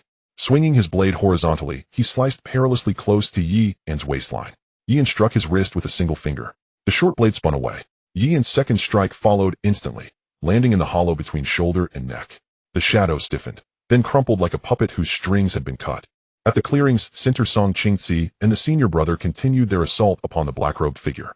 Suddenly, he slammed both palms into the earth once more. The crimson mist ignited as if set ablaze, detonating outward with violent force. Song Qingzi's sword was hurled from her grasp, spinning into the earth. The senior brother's palm technique shattered, sending him flying backward into a tree where he slid down, grievously wounded. Song Qingzi rolled twice across the ground. Blood gushed from the corner of her mouth. The blood prison rending palm. You are the night owl. She sprang upright, staggering toward Yian and the others. Blood streaked her face. Half her hair had come undone. Her voice was shrill, urgent. Stop him. Now. Compensation shall be lavish. In that instant, Yian understood. She meant to use them as shields, buying herself time to flee. Without hesitation, he channeled inner energy into his legs, activating the 8-step cicada-chasing art, and dashed off in another direction. Wang Qi stood frozen, before Song Qingzi, seized his collar, and yanked him backward. She hurled him forward like a stone. He flew through the air, colliding directly with the night owl. That split-second delay cost the night owl precious momentum, and when he looked up again, Song Qingzi had vanished. His chest heaved violently, coarse breaths rasped from his throat. The crimson mist had dissipated entirely. His arms hung limply at his sides, blood dripping steadily from his fingertips. He glanced once at the fallen beast, his objective achieved. To linger further would only tighten the noose. In the next heartbeat, he dissolved into the shadows, gone. Yian ran a distance before stopping behind a bush, crouching down and minimizing his breath to the faintest whisper. The surroundings were very quiet, with a few strands of moonlight filtering through the treetops, casting a silvery glow on the dead leaves below. He waited for a long time, ensuring that there were no pursuers behind him, before slowly straightening up, planning to change direction and circle back to the beast arena. Just as he took 2 steps, a faint gasp came from the depths of the grass, as if something was choking. Afraid to breathe, Yian's movements froze. He took a few steps in that direction, parting a clump of waist-high weeds, and saw a person halfling under the roots of an old tree, Song Qingzi. Her dress was torn in several places by branches, her hair was mostly disheveled, and her face was smeared with dirt and dried blood. Her right hand still gripped the sword, but the tip was resting on the ground, supported only by her last bit of strength. Seeing Yian, her pupils constricted slightly, and she forced herself to sit up a little, speaking in a flat voice, "Junior brother, leave here, quickly, it's not safe." Yian looked at her without speaking. The tone and demeanor of Song Qingzi were like those of a completely different person. It was as if she had suddenly transformed into a caring and considerate senior sister. Yian remained motionless, not responding, his gaze shifting from her face to the hand gripping the sword, and then to the rise and fall of her chest. She was still holding on, but her breathing had become noticeably intermittent. Every breath caused her shoulders to tremble. Song Qingzi realized Yi and had no intention of leaving. She changed her tone, softening it a bit. Junior brother Yi, I am the legitimate daughter of the Song family. If you save me, the Song family will never mistreat you.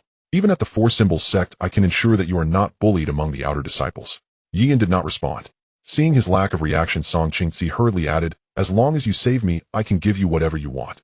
Yi looked at her and slowly took a step forward.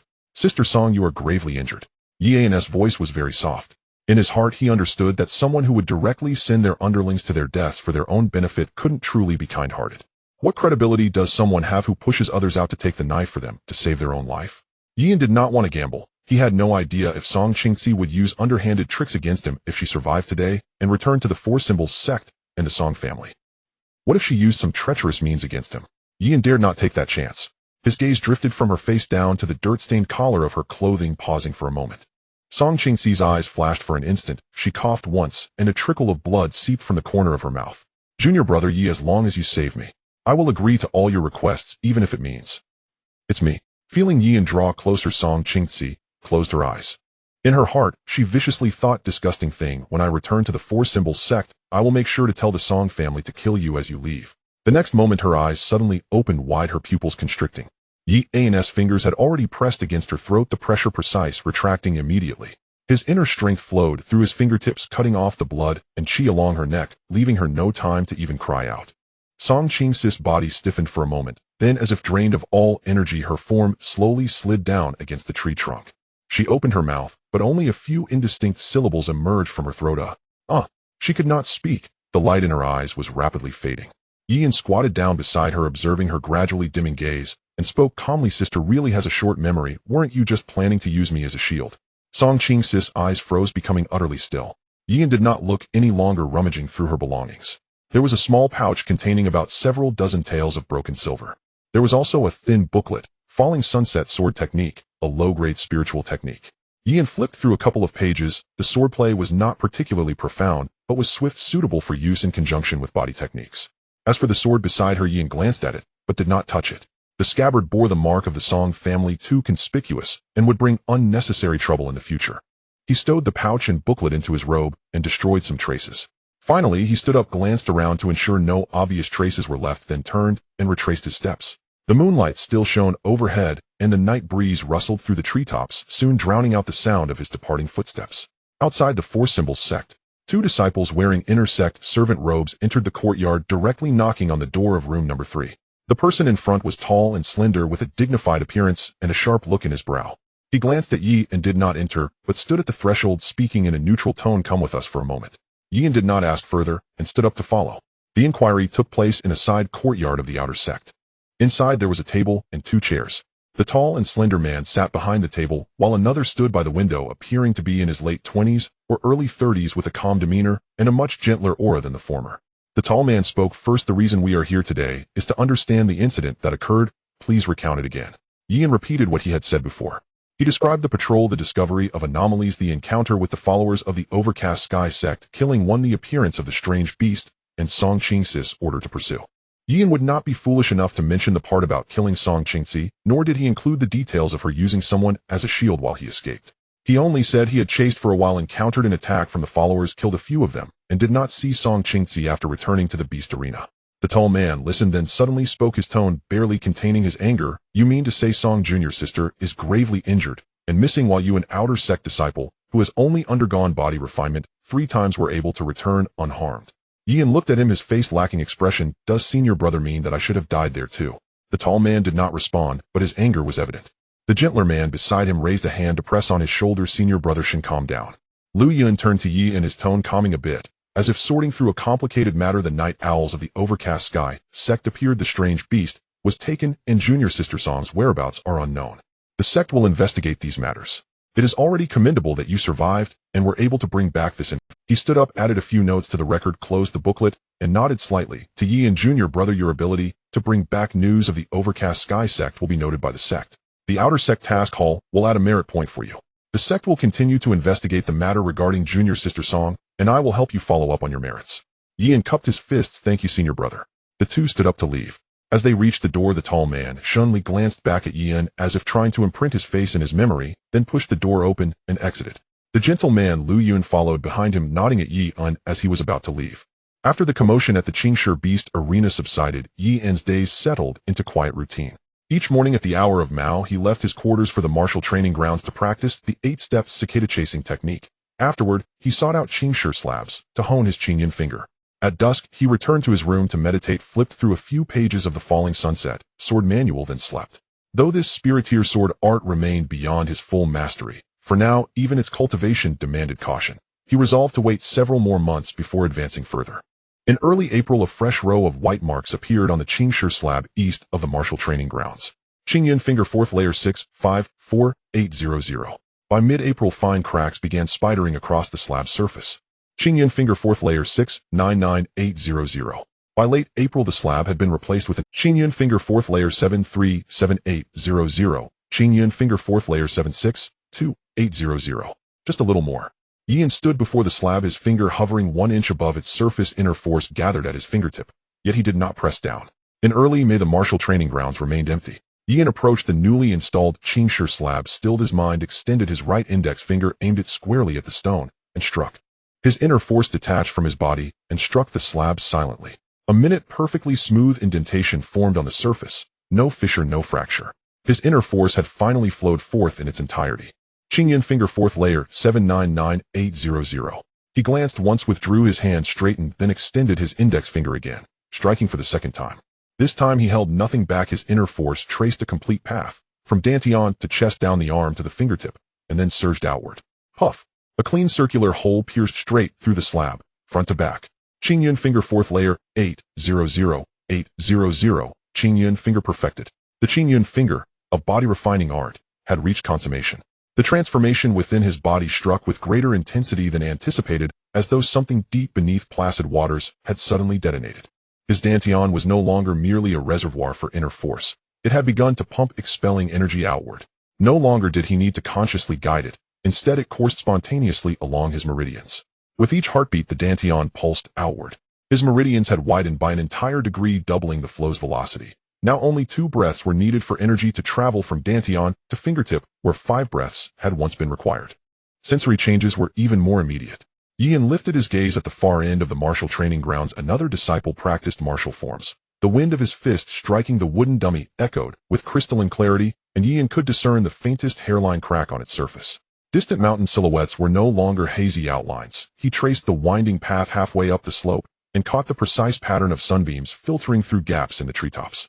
He picked up the pierced Qingshi slab, weighted in his palm. Its internal grain, the depth of fractures, the granularity of powdered stone, all flooded his fingertips in that single instant of contact. He released it. It struck the ground with a muffled thud. Between body refinement and meridian penetration lay not a thin veil, but an entire realm of difference. Before meridian penetration, inner force resided within the body, as a tool separate and wielded. Afterward, it became inseparable from his being, natural as breath, requiring no conscious act of use. Yian retracted his finger, rose, removed his irons and gloves, and strode toward the administrative office. As he stepped into the courtyard, a voice called after him. Yian. He turned toward the sound. At the courtyard gate stood 2 outer disciple initiates, a young man and woman, both wearing standard outer disciple robes and bearing iron identification plaques at their waists. The youth's face was fair and composed, a gentle smile playing on his lips. Lu Xingzhou. Beside him stood Shen Qing, the same aloof girl as before, though today she carried no book. For a fleeting moment, the 3 exchanged glances. Lu Xingzhou recovered first, scanning Yian from head to toe. His aura radiated extraordinary strength, far surpassing the vitality expected of a mere body refinement cultivator. His gaze lingered briefly on Yian's waist plaque, still the outer disciple insignia unchanged. Lu Xingzhou paused, then spoke with sudden realization. You've come to the intersect administrative office on official business. I was fortunate enough to break through, Yi and replied modestly. Lu Xingzhou opened his mouth, closed it again, as if reassessing an entirely new person before him. When Lu Xingzhou and Shen Qing had journeyed here from Linjiang County, they'd encountered Yian en route. His bone grade rated merely Bingshang, and he'd undergone only 3 rounds of body refinement.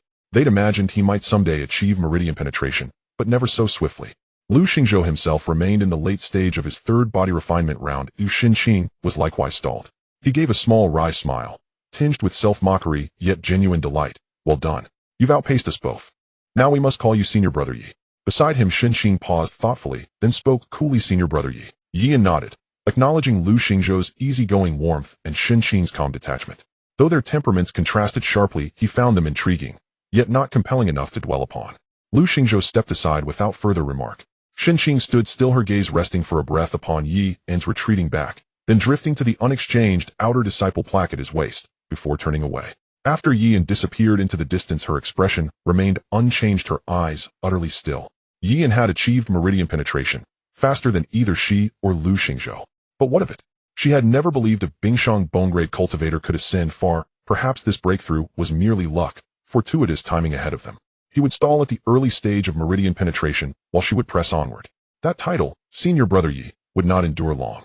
Unaware of her thoughts, Yi An entered the inner sect administrative office. Behind the counter sat a middle-aged sect steward.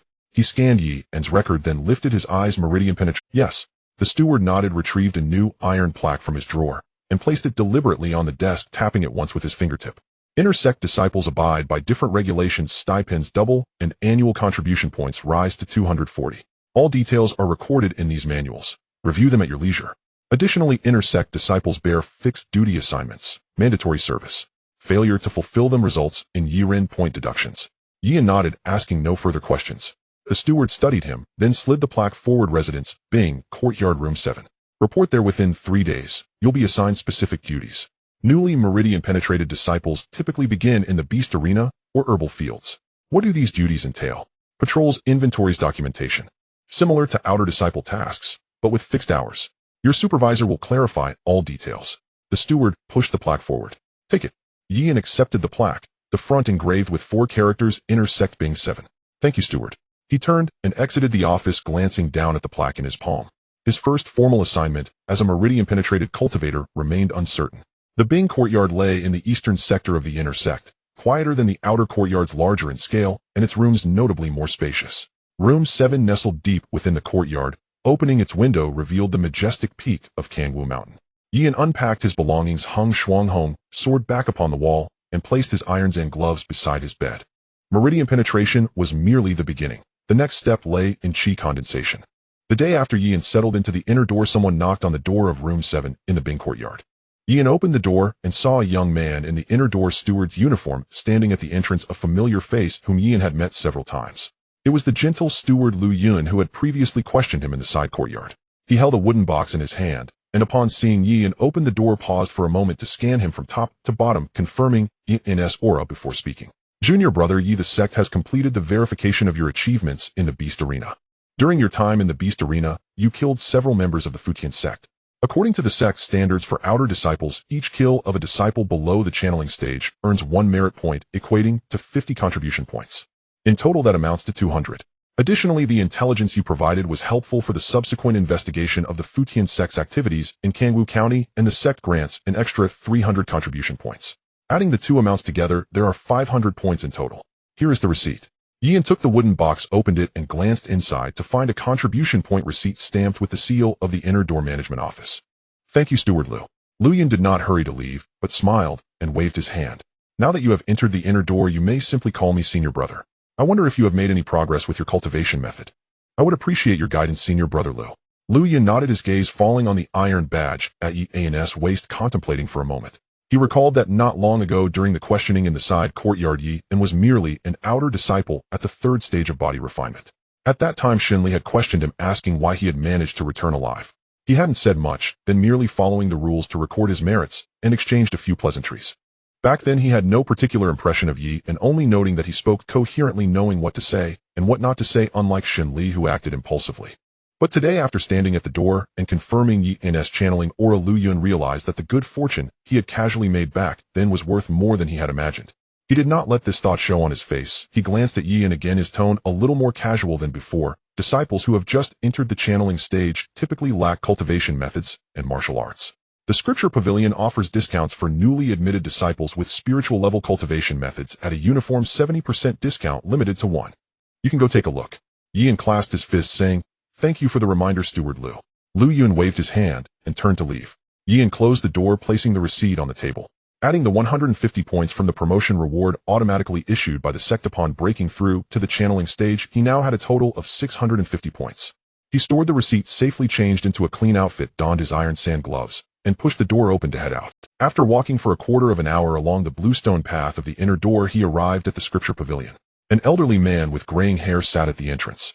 Yuan approached and placed his iron badge on the table. "I wish to borrow the cultivation methods and martial arts for the channeling stage." The old man set down his teacup, picked up the iron badge, and did not register it immediately, instead glancing at Yuan first. "You are that outer disciple who returned from the Qingshi beast arena." His tone was neither heavy nor light, as if confirming something he already knew. "Yes," Yuan replied, though with a hint of suspicion. The old man did not press further, flipping the iron badge over to glance at the number, placing it back on the table, and turning to look at the low shelf beside him. The shelf for channeling stage cultivation methods is on the left side of the first floor, while the martial arts are on the right. Newly admitted disciples receive a 70% discount on their first cultivation method, limited to one time. He paused. "I registered the documents for that beast arena. Your kills were clean and decisive, not like someone who has just come out of the outer door." Yuan understood, but before he was ready to respond, the old man waved his hand, indicating he could go in. Yuan did not dwell on this. It seemed the old man was merely chatting casually and did not care much about him. He entered the scripture pavilion. On the left shelf were volumes of channeling stage cultivation methods, and he flipped through them one by one. When he reached the third volume, Xian Yuan Gong, he closed it after turning 2 pages.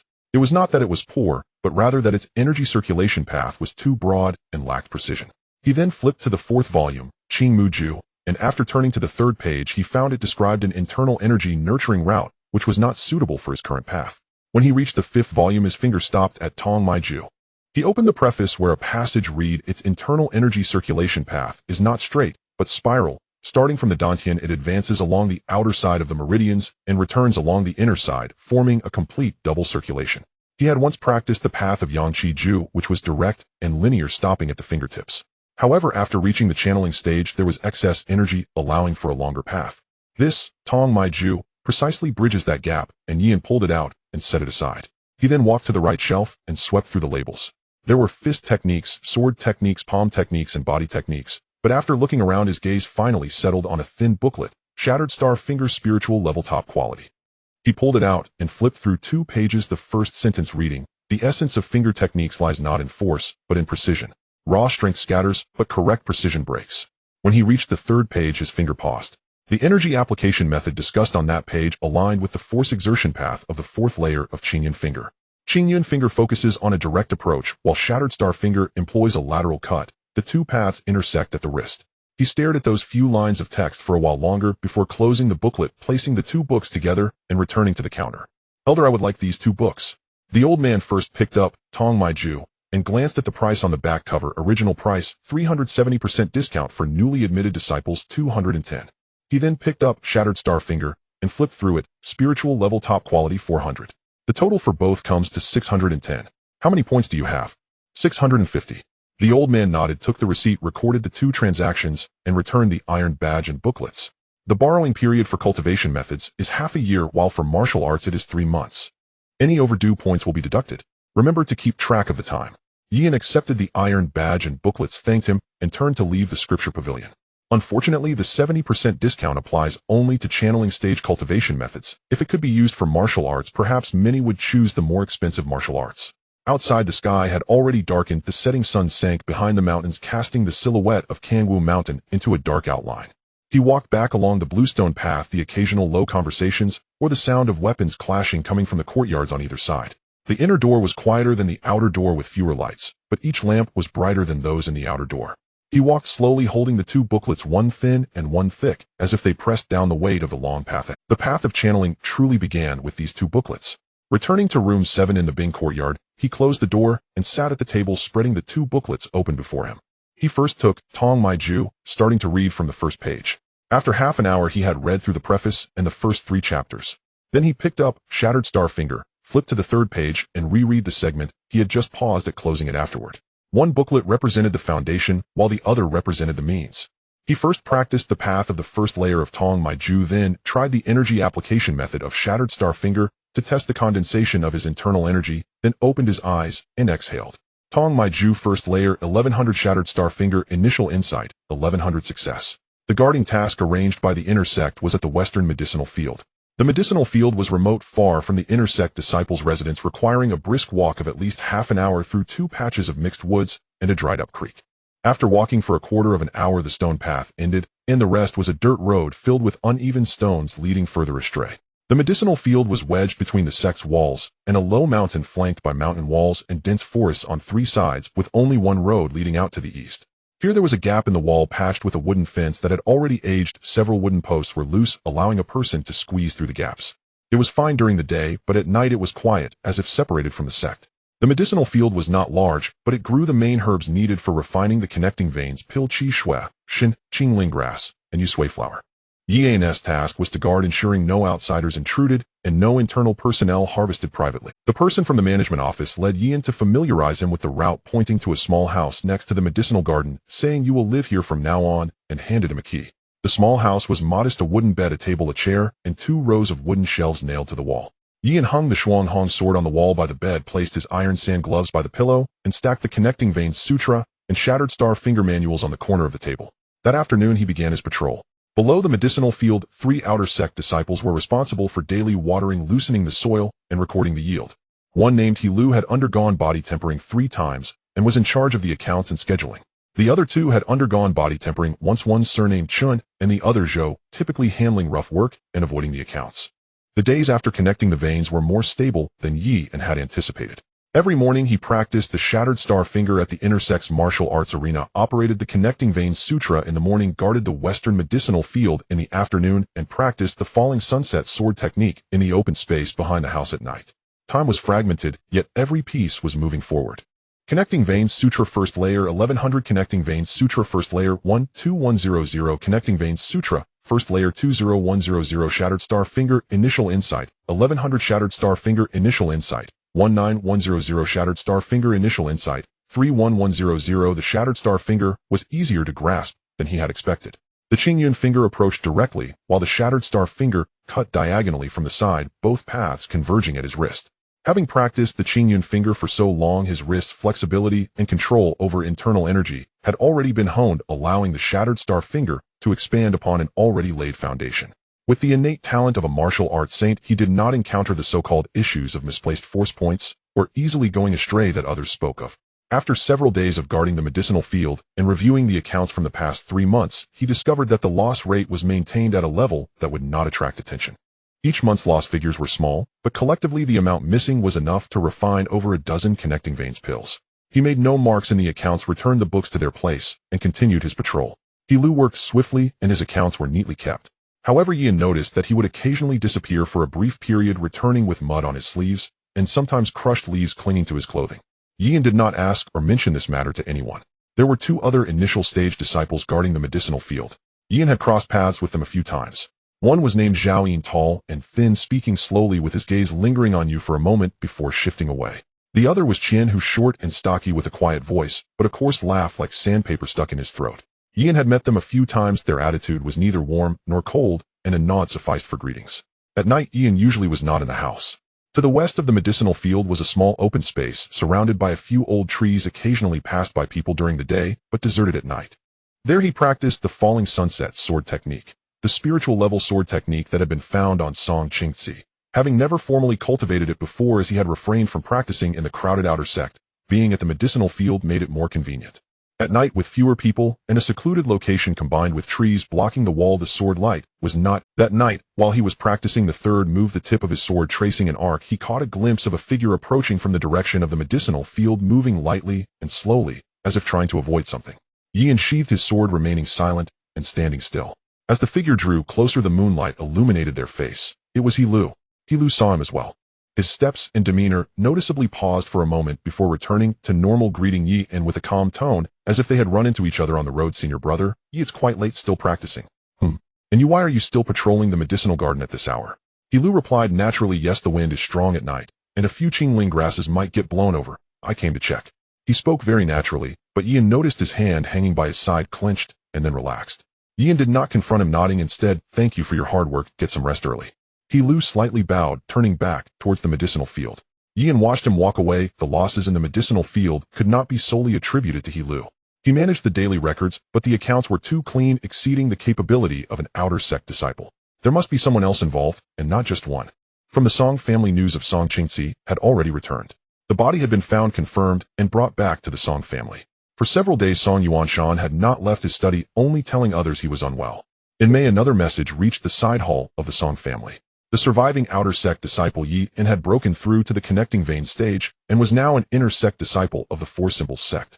With a root bone of grade B, he had been in the sect for less than half a year. The note was delivered to Song Yuanshan's desk, and he set down the account book, picking it up to read, twice remaining silent and not standing. He folded the note and placed it on the desk, pressing down the corner with his right index finger, lightly tapping it twice on the surface. The person in charge lowered their head, not daring to look at his expression. An outer sect disciple with a root bone of grade B, not yet in the sect for half a year, has connected the veins. He returned alive while my daughter did not. Truly the heavens are blind, allowing such an ordinary person to survive. Investigate. Use the Song family's methods to teach him a lesson. The person in charge nodded repeatedly. This news would not reach the Four Symbols sect. Yian was unaware of how many times Song Yuanshan had read his name. He only knew that the wind in the medicinal field remained cool, and there was something amiss in this place. By mid-June, he had already progressed through nearly half of the first layer of the connecting vein sutra, and the force at the fingertips of the shattered star finger had also become more solid than before. Yian closed the manual and placed it on the corner of the table, opening the window to glance outside. The medicinal field was quiet, the leaves of the Qingling grass gleaming with a dark green sheen under the moonlight, and the wooden fence by the wall remained unchanged. He closed the window, returned to the table, and continued to flip through the second layer. Connecting Vein Sutra, first layer 24100, shattered star finger, initial insight 36100, falling sunset, sword technique, initial insight 10100. In late June, Yi and went to the inner sect's management office. He knocked on the door frame. Lu Yan looked up, saw him, set down his book, and gestured for him to come in. Yian got straight to the point, placing the records of the medicinal fields he had organized over the past month on the table, pushing them forward by an inch. Senior brother Lu, this is the inventory record of my medicinal field. He then placed 3 additional sheets of paper next to it, arranged in order. This is the accounting data for the 2 adjacent medicinal fields borrowed from the management office. The shapes are different, but the trends are similar. The loss rate seemed to be deliberately kept within a range that wouldn't attract attention, and the numbers each month were very clean. The message was clear, and Lu Yan understood. After flipping through the first few pages, he turned to the back, comparing the accounting data of the adjacent medicinal fields twice, then closed the book and placed it on the table. After a moment of silence, he asked, "Who do you suspect?" The disciples guarding the adjacent medicinal fields, one is surnamed Zhao and the other surnamed Qian. Lu Yan did not press further, stacking the book and the 3 sheets of paper together and putting them in the drawer. Leave the matter of the medicinal fields alone for now. Continue with your duties and sign as usual. Everything remains the same. Yian nodded, did not linger, and left. In Kangwu County, at the Lu family's residence, Lu Ru Yin sat in the pavilion of the back courtyard. On the stone table opposite her were a few plates of pastries, and beside her sat a woman dressed in a pale lotus-colored dress. Each of them had a cup of tea in front of them, which had already been refilled twice, indicating they had been sitting for a while, but their conversation was not hurried. The woman was an old acquaintance of Lu Ru Yin in the county with the surname Zhao. Her family was in the silk business. They weren't wealthy, but had known the Lu family for several years. She held the teacup, glanced at the newly moved pot of orchids in the corridor, and was about to say something when a servant hurried over from the direction of the courtyard gate, standing outside the pavilion, and whispered, "Miss, there is news from the Four Symbols sect. Yian has broken through to the pulse connection and has entered the inner sect." Upon hearing this name, the Zhao woman paused with her teacup in hand, glancing at Lu Ru Yin without interrupting. Lu Ru Yin did not show any surprise, merely nodded, lifted her teacup, and took a sip, as if confirming something. After Zhao asked her to put down the teacup, she opened her mouth to inquire, "Is that the one you mentioned before?" Lu Ru Yin did not answer directly, only saying, "I have my eye on a young man, thinking his temperament is quite good, and I want to nurture him." The Zhao woman smiled slightly, not pressing further, lifting her teacup to sip. "Your judgment has always been keen-eyed. Anyone you take note of is indeed fortunate." She paused before continuing, "However, at this age, breaking through to the pulse connection and entering the inner sect is indeed noteworthy." Lu Ru Yin did not follow up, only holding her teacup and glancing toward the courtyard wall. The Zhao woman put down her teacup, her tone somewhat softer than before, "But I still need to remind you, such halfway invested guests are not very reliable. You provide him resources and status, and he may agree readily, but when real issues arise, he might not be willing to step forward. I have seen many like this. They take the benefits, but retreat faster than anyone else when trouble comes." She thought for a moment and added, "I had one at my house before, nurtured during the body refinement stage, supported all the way to pulse connection, but when it came time to compete for territory in the market, he directly resigned from being my guest, saying my mother is seriously ill and I need to return home to take care of her. He even took 3 bottles of pills with him on his way out. It was infuriating." The Zhao woman then smiled again, her tone softening. "Of course your judgment is better than mine. The person you have your eye on should not be so incompetent. However, it is still wise to keep some backup, lest he runs off, and you have no explanation on your end. Lu Ruyin took a sip of tea, set down her cup, and replied calmly, this person I have considered. In the past in Anping County, he represented the Qian family, which is enough to prove Yi An's loyalty and righteousness. In this world, finding such a character among martial artists is the hardest. The Zhao woman did not say more, as if she had already sent her words out and did not intend to retract them. The news reached Yi, and 3 days later, a thin letter sealed with the Lu family's emblem. When opened, the handwriting was neat still in Lu Ruyan style. The letter first congratulated him on breaking through to the Pulse connection, then mentioned something. She wishes to invite him to be her personal guest, not that of the Lu family. Yi placed the letter on the table, glanced outside the window. The wind in the medicinal fields was still cool, and the leaves of the red blood ginseng swayed gently in the breeze. He did not think for long. Lu Ruyan had previously supported him with the flawless body refinement pills when he was at the body refinement stage, and those few pills had helped him immensely. At that time he did not agree, but now that he had broken through to Pulse connection, he spread out the paper, prepared the ink, and replied with a letter. The content was brief, written in a single line: Miss Liu's kindness he accepts. He folded the letter, sealed it, and the next day entrusted someone to deliver it to Kangwu County. By the time he returned to the medicinal fields, it was already afternoon. Lu was squatting by the west side of the ridge, gripping a shovel in his hand. He wasn't working, just squatting there staring at the patch of red blood ginseng ahead. Yi approached a few steps, and Lu heard his footsteps and turned around, lowering his voice to say, "Brother, you look at that red blood ginseng." Yi followed his gaze. The leaves of the red blood ginseng in the middle of the ridge were larger than those of the surrounding plants, the edges glimmering with a dark red sheen, and the shape of the leaves was also slightly longer than that of ordinary red blood ginseng, as if it was about to mature, the roots absorbing ample earth energy, pushing the nutrients to the leaf surface. This plant has been nurtured for nearly 3 years, Lu said. The records at the management office did not mark it, so it is considered as having grown on its own, not in the accounts. He did not say, should we dig it up? But the implication was clear. Yi did not respond, merely glanced at the red blood ginseng, and then turned to leave. Lu did not follow nor mention the ginseng again. Yi did not linger at that red blood ginseng. But that evening he heard a short noise from the direction of the medicinal fields, as if something had crashed into the wooden fence. He set down the book in his hands, pushed open the door, and went out. In the low grass by the west ridge slithered a snake thinner than an adult's wrist, its entire body dark gray, with a deep brown stripe along its back, the edges of its scales shimmering with a faint green light, as if it had recently shed its skin. Its tongue was directed toward the red blood ginseng, half of its body slightly raised, as if discerning a scent. Yi did not approach, standing a few steps away to observe. The snake did not show any signs of being wary of him. Its attention was entirely focused on the red blood ginseng. That was an iron thread snake, not venomous but fast and adept at ambush, with combat strength roughly equivalent to between body refinement stages 1 and 2. It usually would not approach spiritual herbs, but the fragrance of the red blood ginseng before maturation was something different, allowing it to sense that something was ripe in this medicinal field from a distance. Yi glanced at the snake, made no move, and remained silent. Lu had also come over by this time, holding a wooden stick. His expression had changed. This was not the first time he had dealt with such matters. But before Lu could get closer, a sharp sound of wind broke overhead, heavy and urgent, as if someone had thrown a stone from a height. The sky suddenly darkened, and a large shadow swooped down from above, almost giving Lu no time to react. Its sharp claws landed on the snake's neck, crushing its scales, and the snake was pinned to the ground, struggling twice before growing still. The eagle perched on the snake, not immediately feasting, but lifted its head to glance at the red blood ginseng. Its size was a circle larger than that of an ordinary eagle, with a tuft of dark golden feathers on its head, particularly conspicuous in the dusk. When its wings spread, the shadow cast on the ground could cover half of the ridge.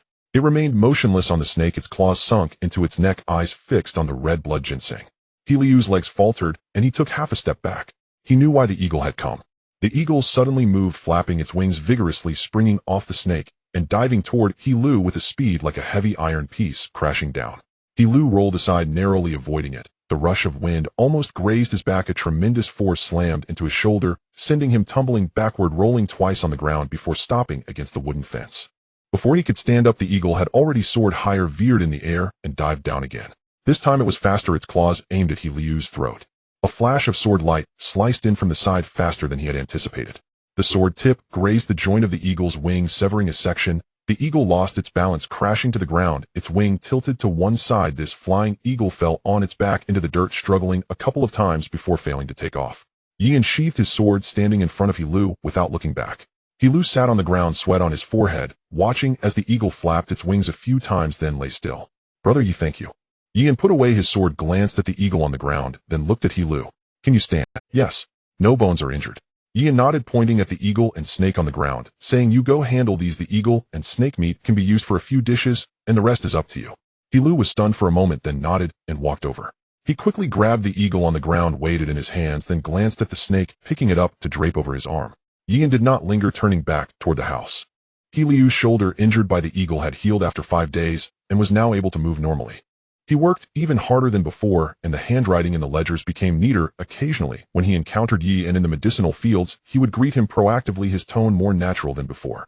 Yian could sense the subtle changes. It seemed that after being saved by Yi and Lu looked at him with less wariness and more of an indescribable emotion. However, Yi did not ease his watchfulness over Lu. The ledgers of the medicinal fields remained unchanged. The monthly loss figures were not significant, yet Yi no longer needed to check them. Lu was stealing, but the quantity he took was not large. Zhao Yin and Qian who were in charge, and Lu was merely doing their work. Last month's figures were down by 20%. Do you think we can't count? Zhao Yin's voice was slow and deliberate, yet every word pierced like a nail into wood, as if he had long prepared to strike Lu with the arrival of the new month. Lu did not respond. Qian who added from the side, "You know what your share is due at the end of the month. If you feel you can't manage, just say so. We have plenty of people." After a moment of silence in the shed, Lu trembled and said, "I can gather it before the end of the month." Zhao Yin let out a laugh as if he had heard a not-so-funny joke. His voice was not loud, but in the empty shed it sounded exceptionally clear. "Gather it. What will you use to gather it? Last month was short by so much. What do you plan to use to make up for it this month?" His tone suddenly dropped. "Do you think you've become tough, or that someone has your back lately, so you can do less work?" Lu hurriedly replied, "No, senior brother, you knows nothing." Zhao Yin did not immediately respond, leaving Liu's words hanging in the air. "Before the end of the month you must deliver everything that's due. If you can't do it, you know the consequences." Footsteps moved towards the door, the sound of a shovel being knocked over, and then set upright echoed, and then Zhao Yin and Qian who pushed the door open and walked out. Zhao Yin walked in front, his pace leisurely, while Qian who followed behind. As they walked, he glanced back towards Yi, not stopping his steps, quickly turning the corner of the tool shed and disappearing from sight. Yi now lacked no resources for his cultivation. Since agreeing to Lu Ruyan, he soon received enough resources to support his cultivation at the Meridian Opening realm, including a sufficient number of Meridian Opening pills, so he would not face shortages at least until the mid-stage of the Meridian Opening. What he lacked was never the pills but time. He had already traversed nearly half of the cultivation path for the first layer of the Meridian Opening art, and the force of the star-shattering finger was becoming more solid day by day. As long as there was enough time, he could reach the Qi condensation stage. The matters of the medicinal fields were merely a bend in the road. Once he passed it, he could continue moving forward. Meridian Opening Art, First Layer 30100.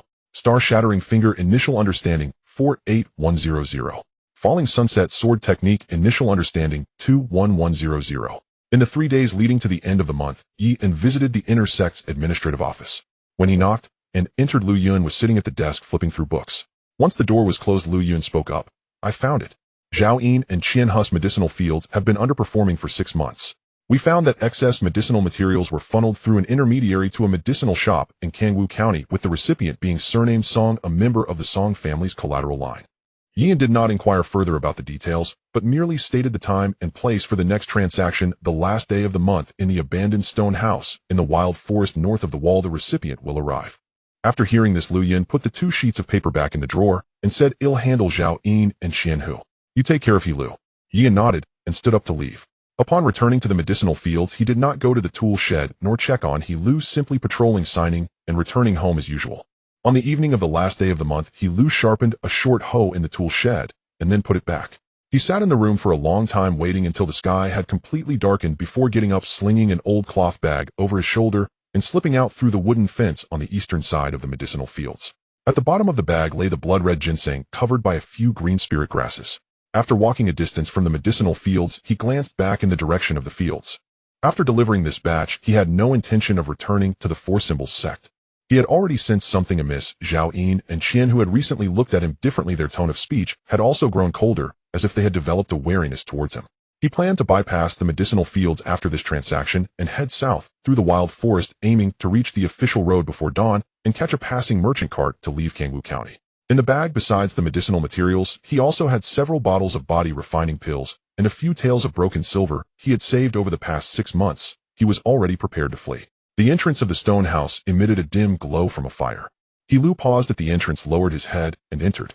"Where are the items?" "They're all here." The sound of the bag being rummaged through came through a few times. The recipient pulled out the blood-red ginseng to inspect it, then placed the bag in the corner. Lu stood in place waiting for the other party to finish counting and to say you can leave. However, the person did not speak. Instead, there was a moment of silence before they asked, has anyone asked you anything regarding the medicinal fields recently? Lu replied no. The other party acknowledged with an as if accepting his answer, yet also, as if not. After another moment of silence, the person asked, I heard you were injured by an eagle before. Was it the new intersect disciple who saved you? Lu did not deny it, but did not explain much either. Yes. The other party did not press further. He tied the bag shut and stood up preparing to conclude the transaction. Lu sighed in relief internally, took a step towards the door preparing to leave. Have you betrayed us?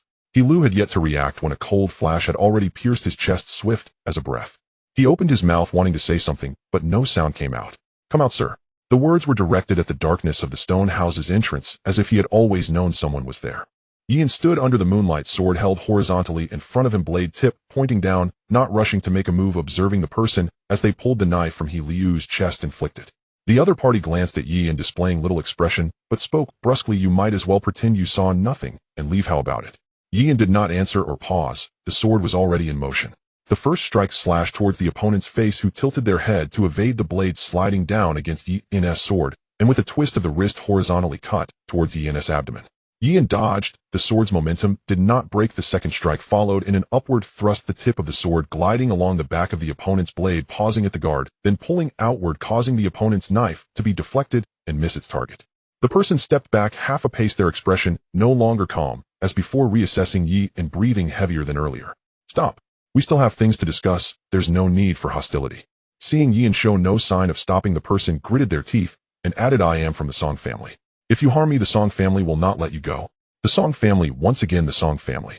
Aside from the matters of the beast arena, now there was also the issue with the medicinal garden, like fruit born from a vine, inextricably linked. Yin would not give them the opportunity. The third strike followed without reserve, the sword light, carving an arc under the moonlight, swift as a blink. The person retreated, raising their hand to block, but at the last moment the sword tip shifted half an inch and pierced through the gap in their guard, embedding itself in their throat. The Song family member glanced at Yi and one last time, seemingly perplexed as to why, even after mentioning the Song family's name, the other party did not relent. His lips moved as if wanting to say something, but only a muffled breath escaped his throat. Then his body slumped, falling backward and crashing onto the stone house floor, unmoving. Yi unsheathed his sword, not casting a second glance at him.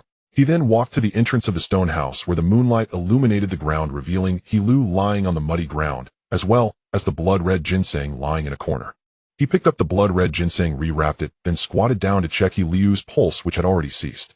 He waited for Lu Yun to arrive with people and briefly recounted the events. Lu Yun glanced at the person on the ground, then at Lu, asked no further questions, and simply said, I'll handle the follow-up. You should go back and rest. The incident at the medicinal herb field concluded more swiftly than Yi had anticipated. Early the next morning, Lu Yun sent someone to summon him to the intersect's administrative office. Zhao Yin and Qian, who were apprehended last night. Lu Yun slid one of the two official decrees across the desk toward Yin. The evidence is complete, and they have confessed, colluding with outsiders to secretly harvest spirit herbs. Per sect regulations, they are expelled from the intersect, their cultivation foundations shattered, and handed over to the enforcement hall for adjudication. Your intelligence has been formally recorded. The administrative office has approved a reward for you. Yin glanced briefly at the decree. 300 contribution points, 10 bottles of meridian opening pills, and 1 Class D sect merit. A cumulative total of 3 such merits grants access to a spiritier martial art from the intersect scripture pavilion. Additionally, Lu Yun tucked away the second decree, his tone growing noticeably colder. The man you killed last night has been confirmed as a collateral line member of the Song clan. The Song clan's herbal medicine shop in Kangwu Prefecture City closed this morning. Its ledgers incomplete, its staff vanished. On the surface, no further leads remain, but the Xixiang sect refuses to let the matter rest so easily. He paused, then closed the decree before him, his voice measured and deliberate. The Song clan planted spies within the Xixiang sect's medicinal fields, pilfered spirit herbs, and committed murder to silence witnesses, even daring to strike at the sect itself through their own collateral line kin. Have they forgotten where they stand in the hierarchy of Kangwu Prefecture? Yin remained silent. Lu Yun continued, calm, yet unshakably authoritative. The sect will not launch a direct assault upon the Song clan, but what is owed must be claimed. Within 1 month, the Song clan must not only replenish the missing herbs, but also pay substantial compensation, enough to leave them reeling. This directive originates from the administrative office, and from those above it. Having finished speaking, Yi handed 7 of the 10 meridian opening pill bottles he had just received to Lu Yun. I am deeply grateful for senior brother Lu's assistance. A promising disciple indeed. Though Lu Yun did not utter those words aloud, he accepted the offering without hesitation, as if it were his due. After exchanging a few casual remarks, Yin departed.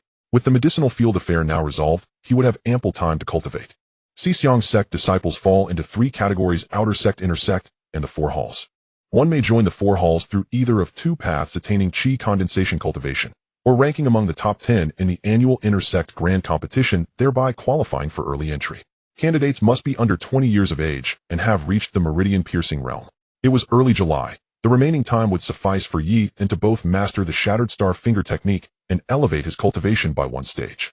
Perhaps he could enter the four halls ahead of schedule and begin studying their profound tier martial arts. Sunlight had risen fully by the time Yin stepped out of the administrative office, bathing the inner sect's bluestone pathways in golden light. The blood-red ginseng lay on the corner of the desk, covered by a worn cloth. The guardian duty over the medicinal field had ended. He Lu was dead. Zhao Yin and Qian, who had been crippled. A new occupant would soon move into that small hut. Yin need no longer dwell upon it. In Lu family manor, Kangwu Prefecture City, several elders from collateral branches gathered in the rear hall's main chamber. Seated at the head position was Lu Zhengtang, Lu Riyin's father. His complexion sallow, his vitality markedly diminished. The discussion began with the mining site. The Lu family owned a modest vein north of the city. Though small in scale, it served as a crucial auxiliary material in forging spiritier weapons, making it one of their most stable and significant revenue streams. Over the past 2 months, output had declined nearly 30%, not due to depletion of the vein, but because enforcers had begun greeting caravans along the transport route. Several merchant convoys had been detained. No violence occurred, yet deliveries were delayed and multiple shipments failed to reach buyers on schedule. Complaints had already been voiced orally. The collateral elders dismissed it as a minor nuisance, certain it would resolve itself. Lu Rian said nothing, but she knew instinctively this was no coincidence. She had dispatched investigators. Unfamiliar faces had appeared near the mine. Not ordinary merchants nor wandering cultivators, but observers methodically mapping the terrain. When she voiced her concerns, one elder set down his teacup with a smile devoid of warmth. Rian, you're still young. Some matters are simpler than you imagine. Another elder added, tone even more detached. Your father's health is frail. Remain quietly in the prefecture city. Don't burden yourself with distant affairs. You have another matter of great importance pending. You must devote your full attention to it. That phrase, another matter of great importance, was spoken softly, yet every person present understood. As a daughter, Lu Rian's earlier assignment to Omping County had served two purposes: expanding her influence within the Lu family and securing broader support, and crucially evading precisely this arrangement. Lu Rian offered no rebuttal. She simply lifted her teacup, head bowed, as though she had heard nothing, yet the knuckles of her fingers tightened almost imperceptibly around the porcelain. Lu Zhengtang coughed several times, seeming about to speak, then swallowed his words, merely murmuring, I'm tired. Dismissed. Once the gathering dispersed, Lu Rian and her attendant Tue walked side by side through the corridor back to her courtyard, the younger woman half a step behind. Suewei lowered her voice. Miss, shall I go personally to investigate the mining site? Yes, but your mission is solely reconnaissance. Under no circumstances engage in conflict. Exercise utmost caution. Lu Rian cautioned her. Suewei was her most trusted aide. Should she fall, Lu Rian, standing within the Lu family, would collapse entirely. Understood, miss. Suewei knew well this was no mere gang extortion. It bore the signature of calculated design. Their aim, she suspected, was to strip Lu Rian of all autonomy and force her into marriage. Having served Lu Rian for years, Suewei knew her mistress's true nature, and this matter demanded absolute. After July, Yi An's life became completely tranquil. The matters regarding the medicinal fields were settled, leaving him with even more time than before. Coupled with the supply of resources, his cultivation speed was incomparable. In the morning, he practiced the star-shattering finger at the inner sect's training ground, returned to his room to circulate the meridian technique in the afternoon, and practiced swordsmanship in the evening. Progress of meridian technique, level 147,100. Progress of meridian technique, level 154,100. Progress of star-shattering finger initial insight, 67100. Progress of star-shattering finger initial insight, 73100. Progress of falling sunset sword technique initial insight, 38100. Progress of falling sunset sword technique initial insight, 44100. The progress of star-shattering finger was smoother than expected. Movements that previously required deliberate adjustments of force angles were now instinctively remembered by his body. The sword forms of falling sunset sword technique had also stabilized somewhat, and the 5 forms could now flow together without interruption. In the Kangwu County town, in the Lu family courtyard, Lu Rian was seated in the back courtyard pavilion facing Zhao Huan. Zhao Huan was one of the few acquaintances Lu Rian could sit down with for tea and conversation in the county town. Her family engaged in the silk business. They were not particularly wealthy, but had known the Lu family for several years. Before them were 2 cups of tea, already refilled twice. Lu Rian held a letter, reading it twice before folding it neatly and placing it on the table, then picked up her teacup.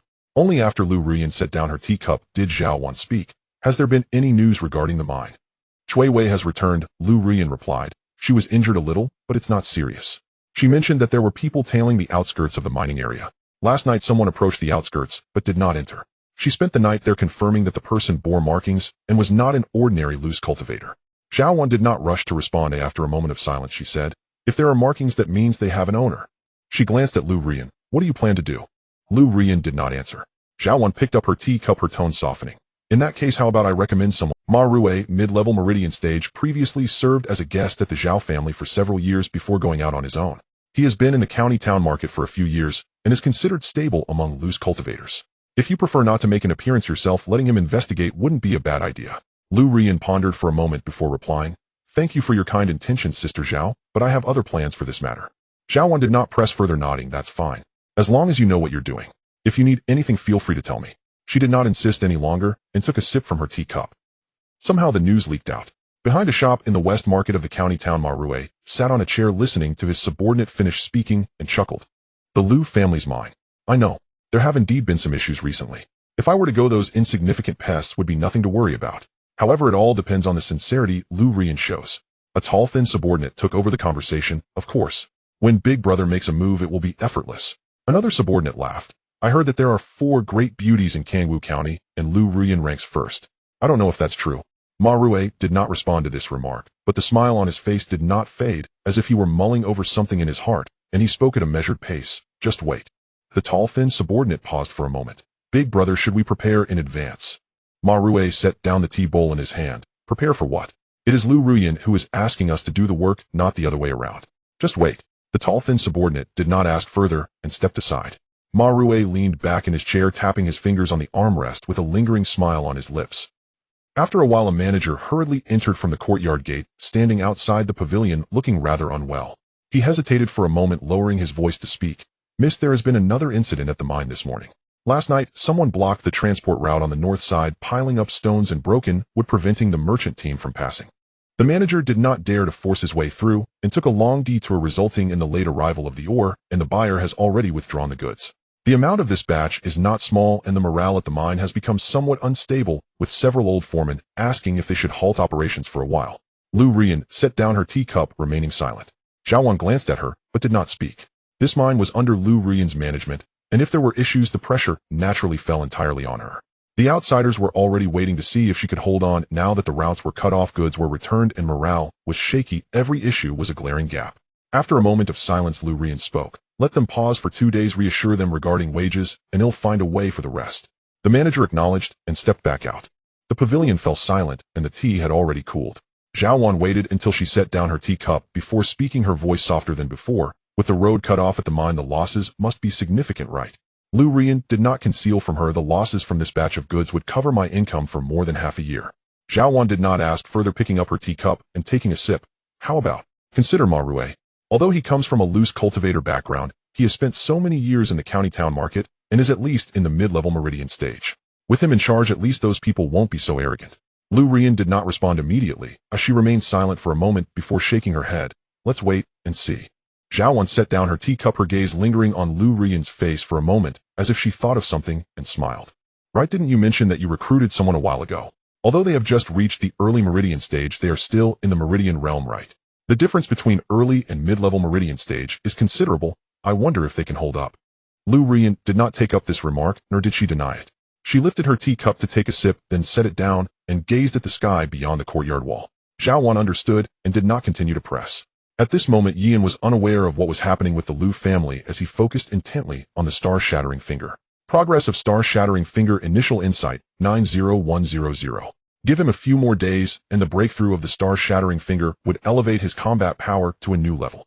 Yian withdrew his energy and looked down at his right hand. The fingertips were not red, and there were no abnormalities in the joints. The aura within him had stabilized. There was still a little bit left to achieve a breakthrough. He understood the signs of breaking through. Every finger technique would show a fleeting moment before crossing the threshold. Having practiced for so long, his body had already memorized that slanted path. What he needed was to make that path narrower, faster, and smoother, filling in the last bit of leeway. At that moment a knock sounded at the door. "Senior brother, you have a letter." An outer sect disciple stood at the door handing over a sealed letter pressed with a small flower. Yian took the letter, and the outer sect disciple turned to leave. He closed the door, opened the seal, and pulled out the letter, the handwriting neat, belonging to Lu Ruyan. The letter stated that there had been trouble in the mining area. The transport route had been cut off, and ores could not be shipped out on time, leading to the buyers withdrawing their orders. The overseer of the mining area said there were people active around the outer perimeter at night, warning not to approach or linger too long. Chui Wei had checked once and confirmed that the other party had a target and had engaged in action, resulting in some minor injuries. Most of those people were at the third level of body refinement, with only the leader being at the meridian opening stage, rarely making a move, but whenever they appeared they drove the merchant convoy away. Inside the envelope was a metal plate engraved with the Lu family crest. Lu Ruyan wrote in the letter that this token would allow unfettered access to the mining area. She hoped to ask Yian to guard it for a while, reassuring him that he would not need to fight. Just his presence would likely make the other party restrain themselves. After reading the letter, Yian folded the paper neatly and put it back in the envelope. He took the metal plate in his hand, turned it over, and then placed it on the table. He sat at the table for a moment and replied with a letter of his own, writing only 5 words: "Leave everything to me." After sealing it, he handed it to the delivering disciple. That afternoon 2 people arrived from the medicinal fields. When Yian heard the noise and opened the door, he saw 2 familiar figures standing at the entrance of the Bing courtyard. Lu Xingzhou was wearing the inner sect disciple's robe, his smile just as familiar as when they met on the carriage, exuding a friendly demeanor. Shenxing stood beside him, still wearing a somewhat reticent expression, but the aura around him was different. He had entered the meridian opening stage. Though it was only the initial phase, his aura was stable. Yian did not show any surprise upon seeing them. Instead, it was Lu Xingzhou who spoke first. "Senior brother Yi. From now on we will be colleagues both in the Bing courtyard. Let's communicate more." Shenxing did not respond, but simply glanced at Yi and nodded, and then turned to look at his own room. Lu Xingzhou chatted with Yian for a few more moments, mentioning the rules of the inner sect and the situation in the medicinal fields before he went to settle into his quarters.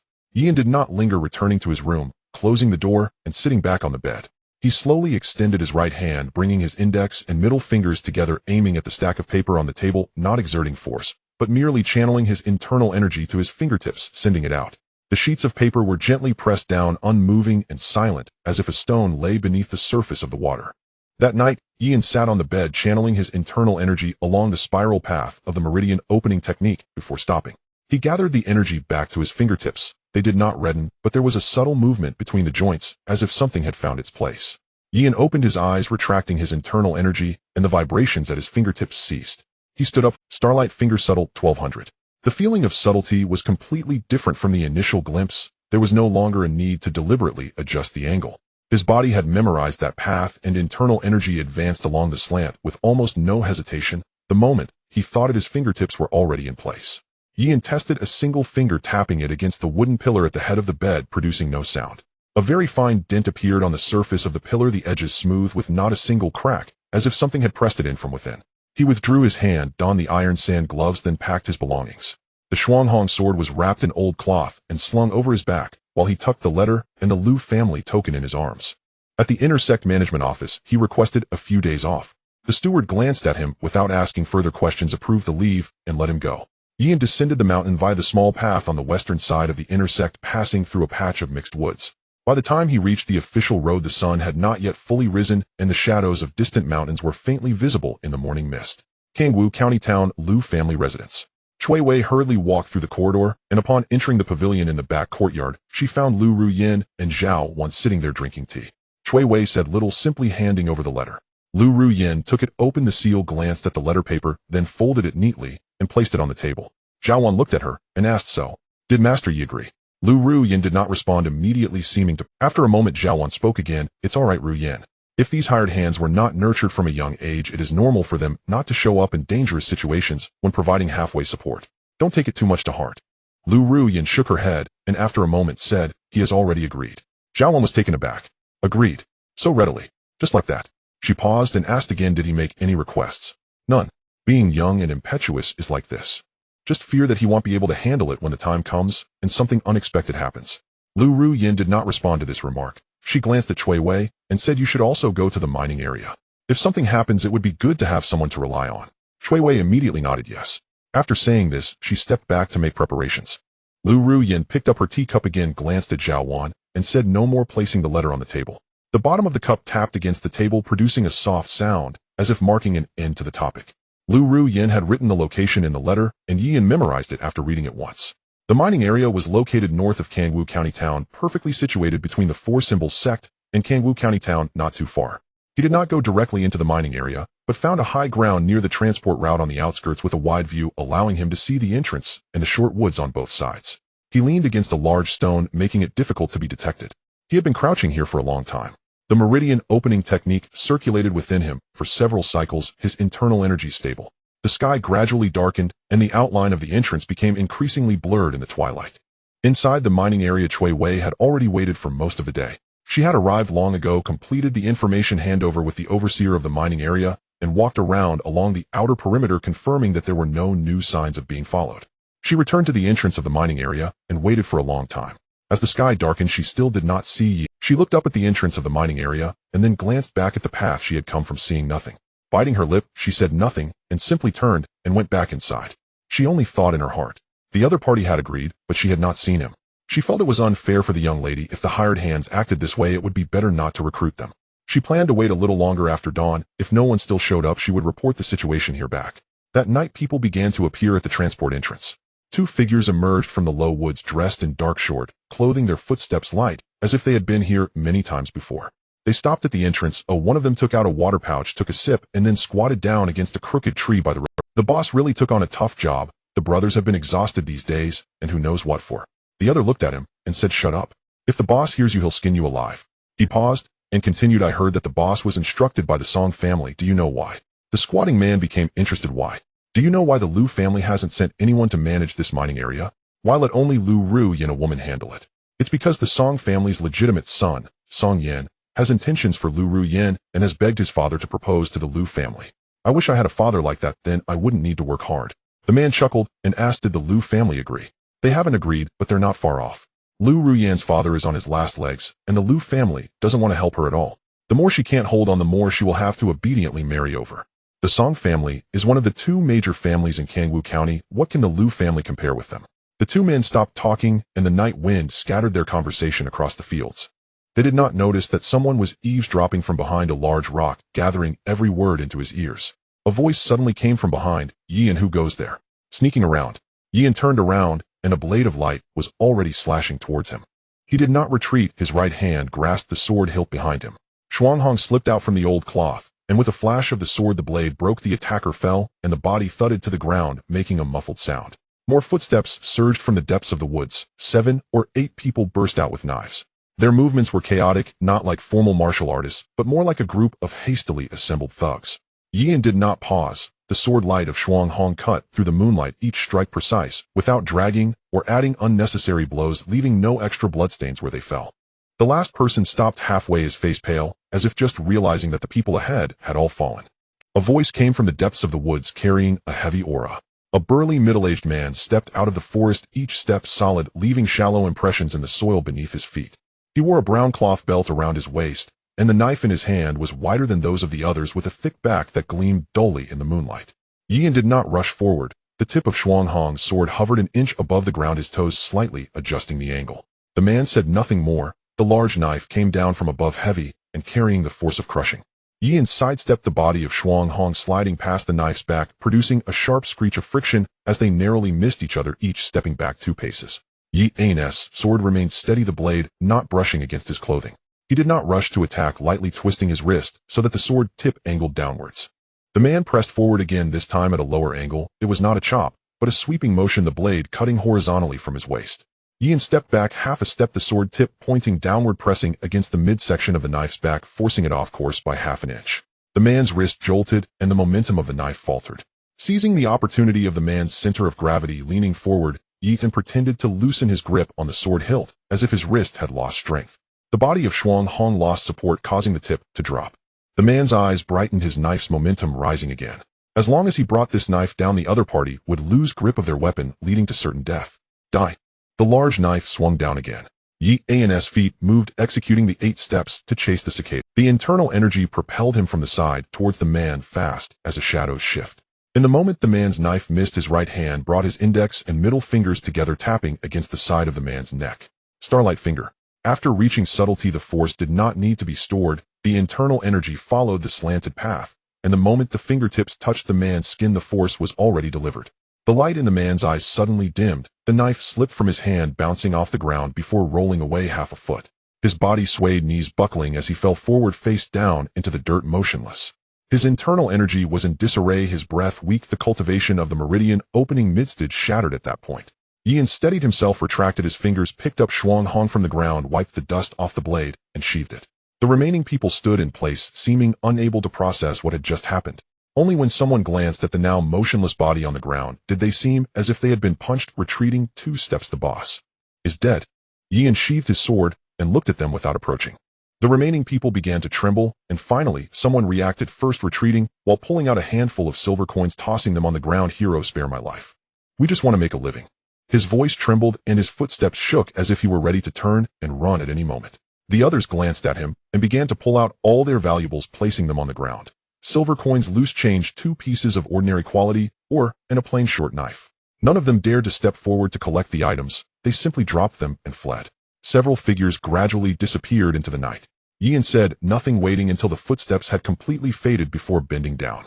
He glanced at the scattered items on the ground, collected the valuables into his arms, stood up, and turned towards the mining. The night outside the mining area had completely darkened, and the low woods on either side of the transport route only cast vague outlines in the moonlight.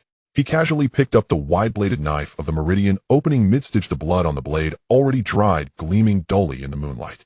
He did not turn back to look at the bodies, instead heading toward the mining area. The lamp at the entrance was still lit, though dimmer than before. Chui Wei sat on the stone steps at the entrance, her legs numb from sitting. She did not stand up, simply resting her chin on her knees, gazing in the direction of the path. She had long given up hope, planning to wait half an hour after dawn. If no one still arrived, she would return to the county town. She did not need to evaluate Yi and she only needed to relay the facts to the young lady, who would judge for herself. Then she saw a figure walking out of the night.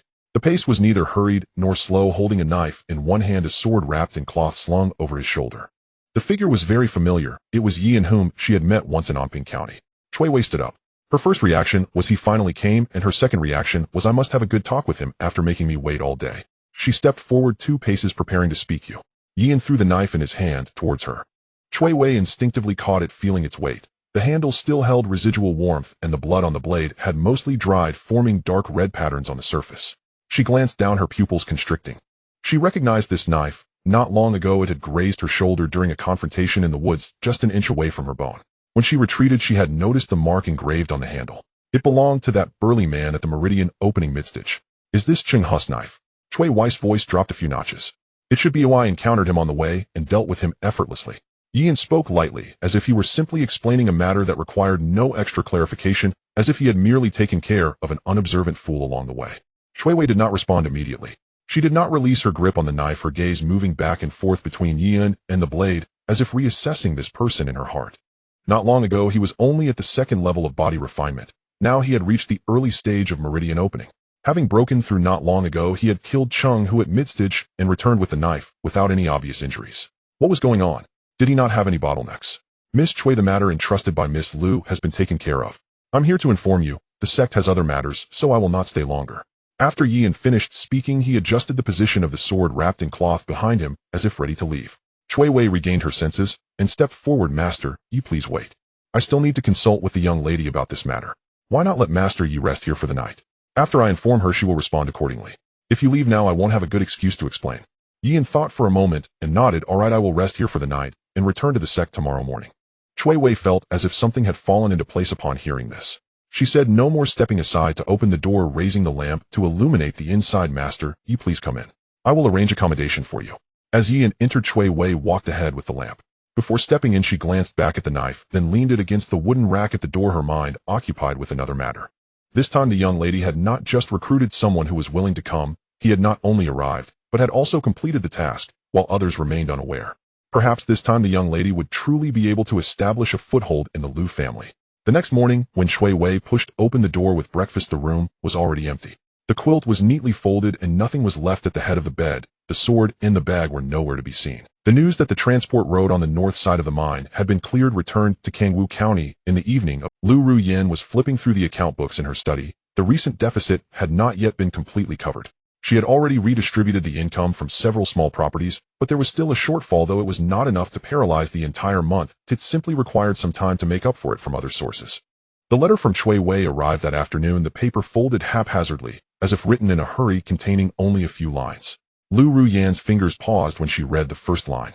She had expected the letter to report Yi and has arrived. The mine is currently stable. There are no issues for the time being. She had already prepared herself for the fact that Yi needed time to familiarize himself with the environment. Upon just arriving at the mine, it would take at least a few days to stabilize the situation. Lu Ruyan set down the account book and read the entire letter, repeatedly confirming that she had not misread. She had originally planned to ask Yi to guard the place, hoping that would make those people behave, but instead he had dealt with them directly. She placed the letter down and sat at the table for a while, the tea still warm. When she flipped to the third page of the letter, she realized she hadn't really been reading. Her gaze was drifting over the paper, failing to settle on any particular point. That afternoon, Zhao Wan arrived at Liu's house for tea as promised. When she walked into the backyard, Lu Ruyan was already sitting in the pavilion. On the stone table were 2 cups of tea, a plate of snacks, and a letter already folded and placed at the corner of the table with the ink already dried. Zhao Wan sat down, picked up a cup of tea, took a sip, and then her gaze fell on the letter. Is there news from the mine? It's a letter from Chui Wei. What does it say? The transport road has been opened, the tailing personnel are no longer present, and the leader has already been killed. Yi left the mine for the sect this morning. Zhao Wan paused for a moment, then set down her cup. She neither drank tea nor spoke, as if waiting for Lu Ruyan to continue, but Lu Ruyan did not say anything further. Zhao Wan remained silent for a while, then smiled. It was not a polite smile, but rather one of genuine surprise. So fast. I thought it would take at least 10 days to half a month to see results. It seems the person you recruited truly has some capability. At first I thought that someone in the early stage of Meridian opening wouldn't be able to hold the situation, but I was mistaken.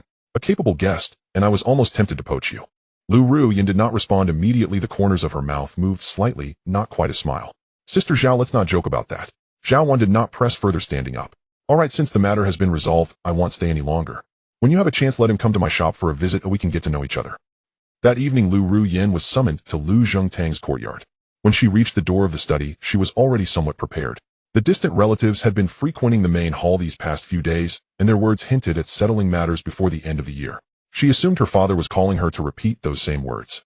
Lu Zhongtang sat behind the desk, his complexion still waxy, and his spirit even worse than before, but he could still hold a pen. Several pages of paper were spread out on the table with a few seals beside them, as if they had been organized before. Lu Ruyan stood at the door and called out, "Father." Lu Zhongtang glanced at her, pushing the pages in his hand toward her. "I've heard about the situation at the mine." His voice was low, carrying a sense of frailty, as if it had been squeezed out from his chest.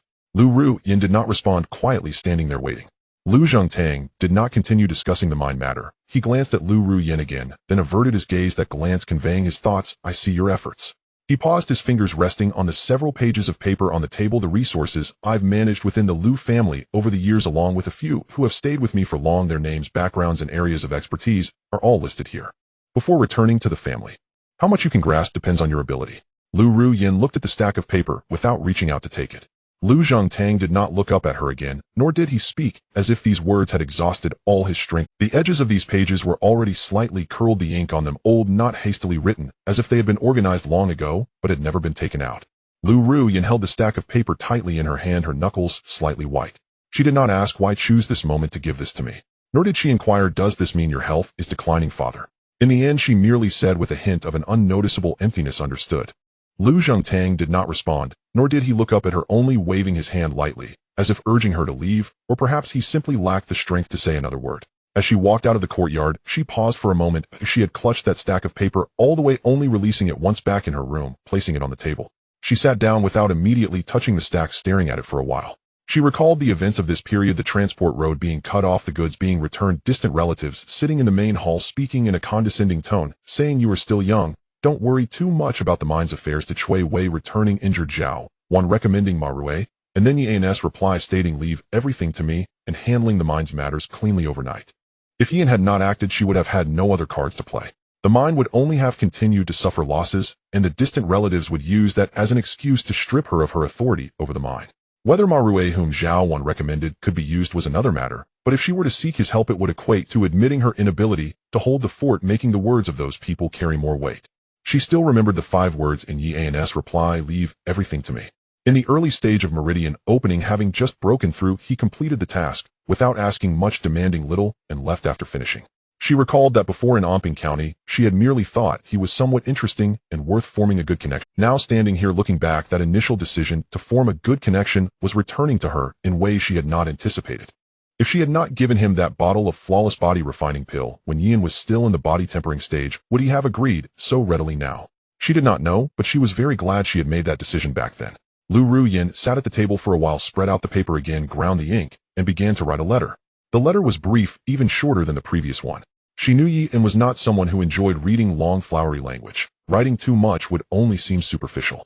The matter of the mine has been resolved, and soon I will send someone to deliver a token of gratitude to Master Yi. Additionally, there is another item that requires some time to prepare, which will be presented together at that time. If there are any needs in the future, the Lu family still has some resources in the county. Just speak up. She finished writing, set down her pen, waited for the ink to dry, folded it neatly, sealed it with the Lu family seal, and placed it at the corner of the table. At this moment, Yi had already arrived at the sect. Meridian opening technique, first level 57100 stellar finger minor, 3200 falling clouds sword technique, initial insight 61100. He aimed to break through to the midstage before the end of the year to solidify his realm and strive for an opportunity to enter the 4 halls ahead of time. Senior Brother Yi. A female disciple greeted around 17 or 18 years old with the surname Lin and given name Xiaoshui, having undergone 3 rounds of body tempering. She was a newly assigned outer disciple from the medicinal fields, assisting in daily inspections, taking over the tasks previously handled by He Lu.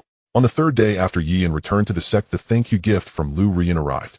The person delivering it was a stranger in charge who said little and simply handed over a wooden box stating that Miss Lu had instructed him to personally deliver it to Master Yi. The box was sealed with the Lu family's lacquer stamp untouched.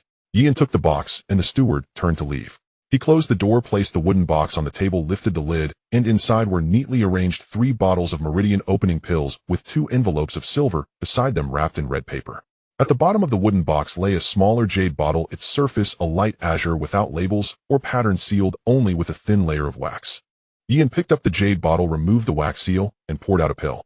The pill was dark in color with a very thin sheen on its surface, slightly smaller than the meridian opening pills, but denser, emitting a faint medicinal aroma that lingered only in the small space at the mouth of the bottle. The letter mentioned 2 things: the meridian opening pills and silver were the rewards for the mining task, while the pill in the jade bottle was called huan dan, which could elevate the quality of one's root bone below the 2nd grade by 1 tier. It could only be consumed once with no second effect after use. Huan dan. Yi had naturally heard of this pill, which could enhance his root bone grade. He had previously considered saving some contribution points to exchange for it in the sect. Unexpectedly, it appeared in his hands in such a manner. That evening, after finishing his breathing exercises, he took the huan dan. At first he felt no effect. It was neither bitter nor astringent, as it slid down his throat like a piece of jade warmed by body heat. Moments later, a warmth began to spread near his dantian, like a warm current slowly rotating against the inner wall of the dantian, extending toward the ends of his meridians, allowing the flow of internal energy to become smoother, reducing many existing obstructions. After about a quarter of an hour, the warmth began to fade, eventually disappearing completely. He stood up and walked to the wooden post at the head of the bed, extending his right index finger to poke at the post, creating a small indentation that was slightly deeper than before. He returned to his bed, opened the meridian opening technique, and continued to follow the path of the first layer, discovering that the speed of his internal energy circulation was slightly smoother than before. Root bone below grade 2. At this moment, Yi felt a surge of confidence regarding the upcoming internal sect competition. For the next 2 months, he devoted nearly all his time to cultivation.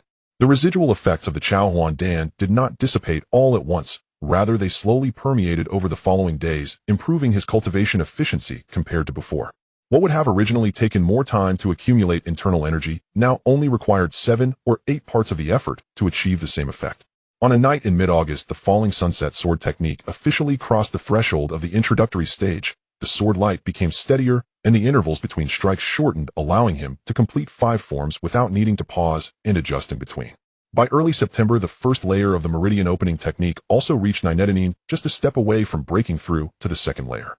His internal energy was much more solid than it had been 2 months ago, each circulation feeling nearly full, ready to push forward at any moment. That morning, Yi arrived at the internal sect's training ground. Lu Xingzhou was already there, standing in front of a wooden post and stretching his wrists. Seeing Yi approach, he stopped. Yi intended to greet him, but as he closed the distance, he halted, his gaze scrutinizing Yi from head to toe, then asked in surprise, "Senior Brother Yi, are you about to break through?" His tone carried a hint of confirmation, not probing, but rather stating something he had already discerned. Meridian opening technique, first layer, 99100 shattered star finger introductory, 17200, falling sunset, sword technique introductory, 1200. Yi glanced at the panel and replied, "Just a little more." Indeed, he was just 1 point short. Just a little more, Lu Xingzhou repeated, shaking his head, his tone tinged with the sentiment of one who has been there. Being just a little short of a breakthrough at a bottleneck is the hardest.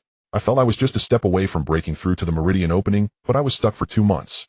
During those 2 months, nothing I practiced felt right, as if the door was ajar, but I couldn't push it open. Eventually, I broke through inexplicably, and looking back, I don't even know how I endured those 2 months.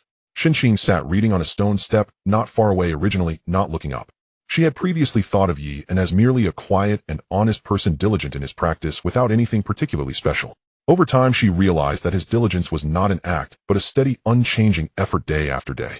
A person who appeared to be simple-minded was surprisingly fierce in his training. After Lu Xingzhi's question earlier, she looked at Yi, and confirming that his aura was indeed much thicker than it had been 2 months ago, that feeling was tangible. During a break in training, the three of them sat down on the stone steps beside the training ground to rest. Lu Xingzhou took a sip of water and, gazing at the distant mountain shadows, suddenly spoke up. "We are all internal sect disciples now, and our next goal is to become disciples of the Four Halls." Xinqing, upon hearing this, put down the book she was holding. Lu Xingzhou added, "In addition to reaching the condensation realm, there's another pathway to become a disciple of the Four Halls. That is to place in the top 10 of the internal sect competition at the end of the year, with participants not exceeding 20 years of age. We all meet the age requirement, so perhaps we can give it a try." He glanced at Xinqing, then at Yi, and asking, "Senior brother, Yi, what are your thoughts?" Before Yi could respond, Xinqing interjected, "Sign up. You should go ahead and register. The registration fee is also a resource. We still have plenty of time and can spend another year consolidating in the internal sect. Registering next year won't be too late." Her tone was very natural, stating a conclusion that did not require rebuttal. After spending time with the two, Yi sensed that Xinqing had changed somewhat from his initial impression. When they first met, her aloofness seemed to emanate from her bones, and he could count the times she spoke to others on one hand. At that time, Yi thought she was the type who naturally disliked socializing. But now he slowly felt that while she still rarely initiated conversation, she would only remain silent upon hearing something she did not wish to pursue. Perhaps she wasn't genuinely cold, just someone who spoke little. And a bit of unapologetic pride. Yi chimed in, "That's true. We can also participate next year. If not next year, we can try the year after. It's completely fine." Lu Xingzhou perked up upon hearing this. "Senior brother, Yi is right. We might still be in this medicinal field for a few more years." Yi smiled in agreement, neither denying nor correcting. Xinqing's gaze lingered on Yi's face for a moment before retracting. She always felt that this person appeared honest, yet his words had another layer of meaning. When he said if not next year then the year after, his tone held no fluctuation. Xinqing could not articulate why, but she felt that Yi did not view spending a year consolidating as an option for himself. At night, Yi sat on the bed with his eyes closed, circulating his inner strength along the first layer of the Tongmai technique in a spiral path for several cycles. As he reached the 6th cycle, he felt a sudden slight tremor in the qi flowing within his dantian, as if a taut string had been plucked for a brief moment before returning to stability. He did not stop, but continued to circulate. Upon completing the 7th cycle, the qi trembled once more, this time more steadily, as if it had finally found a suitable position. He opened his eyes, sensing that the meridians in his body were wider than before, and the speed of his inner strength. The passage from the first to the second layer of the Tongmai technique had been opened during this natural process, without any forced breakthrough, secluded meditation, or reliance on pills. It was simply that the inner strength he had cultivated that day had reached the right amount, allowing him to cross that threshold. He extended a finger and gently touched the wooden pillar, his fingertip making contact with a spot slightly over an inch from the surface. In the next moment, inner strength surged from his fingertip, forming a rotating thrust like a spinning top embedded into the surface of the wood, creating a slight vibration. A tiny dent appeared on the surface of the wooden pillar, surrounded by no cracks, as if it had been drilled in by a minute rotating object. He withdrew his hand and circulated his inner strength through the meridians, once more confirming that the rotational force could now be output steadily, before placing his hand back on his knee. Midstage of the Tongmai technique. The method of exerting force with the suishing finger became smoother after reaching midstage of the Tongmai technique, with inner strength naturally carrying a slight rotation when condensing at the fingertips, allowing it to penetrate the opponent's protective true qi and reach the target more easily. In the following days, Yin lived a quieter life than before. Most of the management of the medicinal fields was taken over by Lin Xiaoshui, with clear accounts and efficient work requiring no extra concern from him. Occasionally, he practiced with Lu Xingzhou and Xinqing, engaging in casual conversations. The atmosphere within the inner sect was subtly changing until a new paper was posted on the bulletin board at the entrance of the mission hall, stating Intersect Grand Competition to be held at the end of the year. Registration fee 300 contribution points, top 10 advance to 4 halls, open to those under 20. On the day the notice was posted, someone stood in front of the bulletin board for a while, glanced at it, and then left, while others lingered for a moment, whispering a few comments. As Ian passed by, he took a look and memorized the content. For nearly 3 months afterward, besides missions, meals, and sleep, all his time was devoted to a fixed rhythm of cultivation. The pathway of the second layer of the Tongmai technique was slightly more complex than the first layer, but with the foundation of the first layer it felt familiar during operation. The progress of the xuan finger was steadily advancing, with each point becoming more precise than before. The sword forms of the Luoxia sword technique also gradually became fluent and coherent. The weather in the medicinal fields transitioned from early autumn to coolness, with fallen leaves covering the stone steps at the edge of the training ground Lin Xiushui, changing into a thicker cotton coat. Lu Xingzhou starting to complain about the cold, and Xin Qing's frequency of readings slowly decreasing. By early December the weather had completely turned cold. A new notice was reposted at the entrance of the Intersect Mission Hall, more official than the last, detailing the registration deadline and competition date. That day Yin did not practice, but went directly to the mission hall. He pushed open the door and found the interior quieter than usual, with only one person sitting behind the counter, not the Intersect steward responsible for registrations, but an elderly man. Yin recognized him as the gatekeeper from the scripture pavilion. The old man clearly remembered him, glancing up and asking, "How is your practice of the xuan finger going? Are you here to register for the Intersect Grand Competition?" His tone was casual, clearly not viewing Yin as someone coming to register, but rather as someone passing by to take a look. Yin stepped up to the counter and replied calmly, "Senior, I am here to register." The old man had been flipping through an old book, and upon hearing this paused his fingers, looked up at Yin to confirm he hadn't misheard, and then began the registration process. "What is your name? Address? What position do you currently hold?" The old man asked while jotting down notes on paper. After writing the last word, he put down his pen, looked at Yin, and his tone became more serious, saying, 300 contribution points have been deducted. There is still some time before the competition. Go prepare." Yin cupped his hands in thanks, saying, "Thank you, senior." As he turned to leave the mission hall, the old man watched his departing figure without much concern. The number of registrations was not as Yin expected. Instead of a bustling crowd, it was rather sparse. The registration fee of 300 contribution points had already deterred most Intersect disciples, as it was a resource that could buy spirit-level martial skills. 10 days later, news of Yi's registration reached Lu Xingzhou and Xin Qing. Lu Xingzhou directly said, "Yi senior brother, it's one thing to break through to the mid-stage of Tongmai and connect the 8 meridians, but are you really registering for the Intersect Grand Competition?" "I will register too." He turned and headed for the door, but was grabbed by Xin Qing by the collar, saying, "Where will you get 300 contribution points?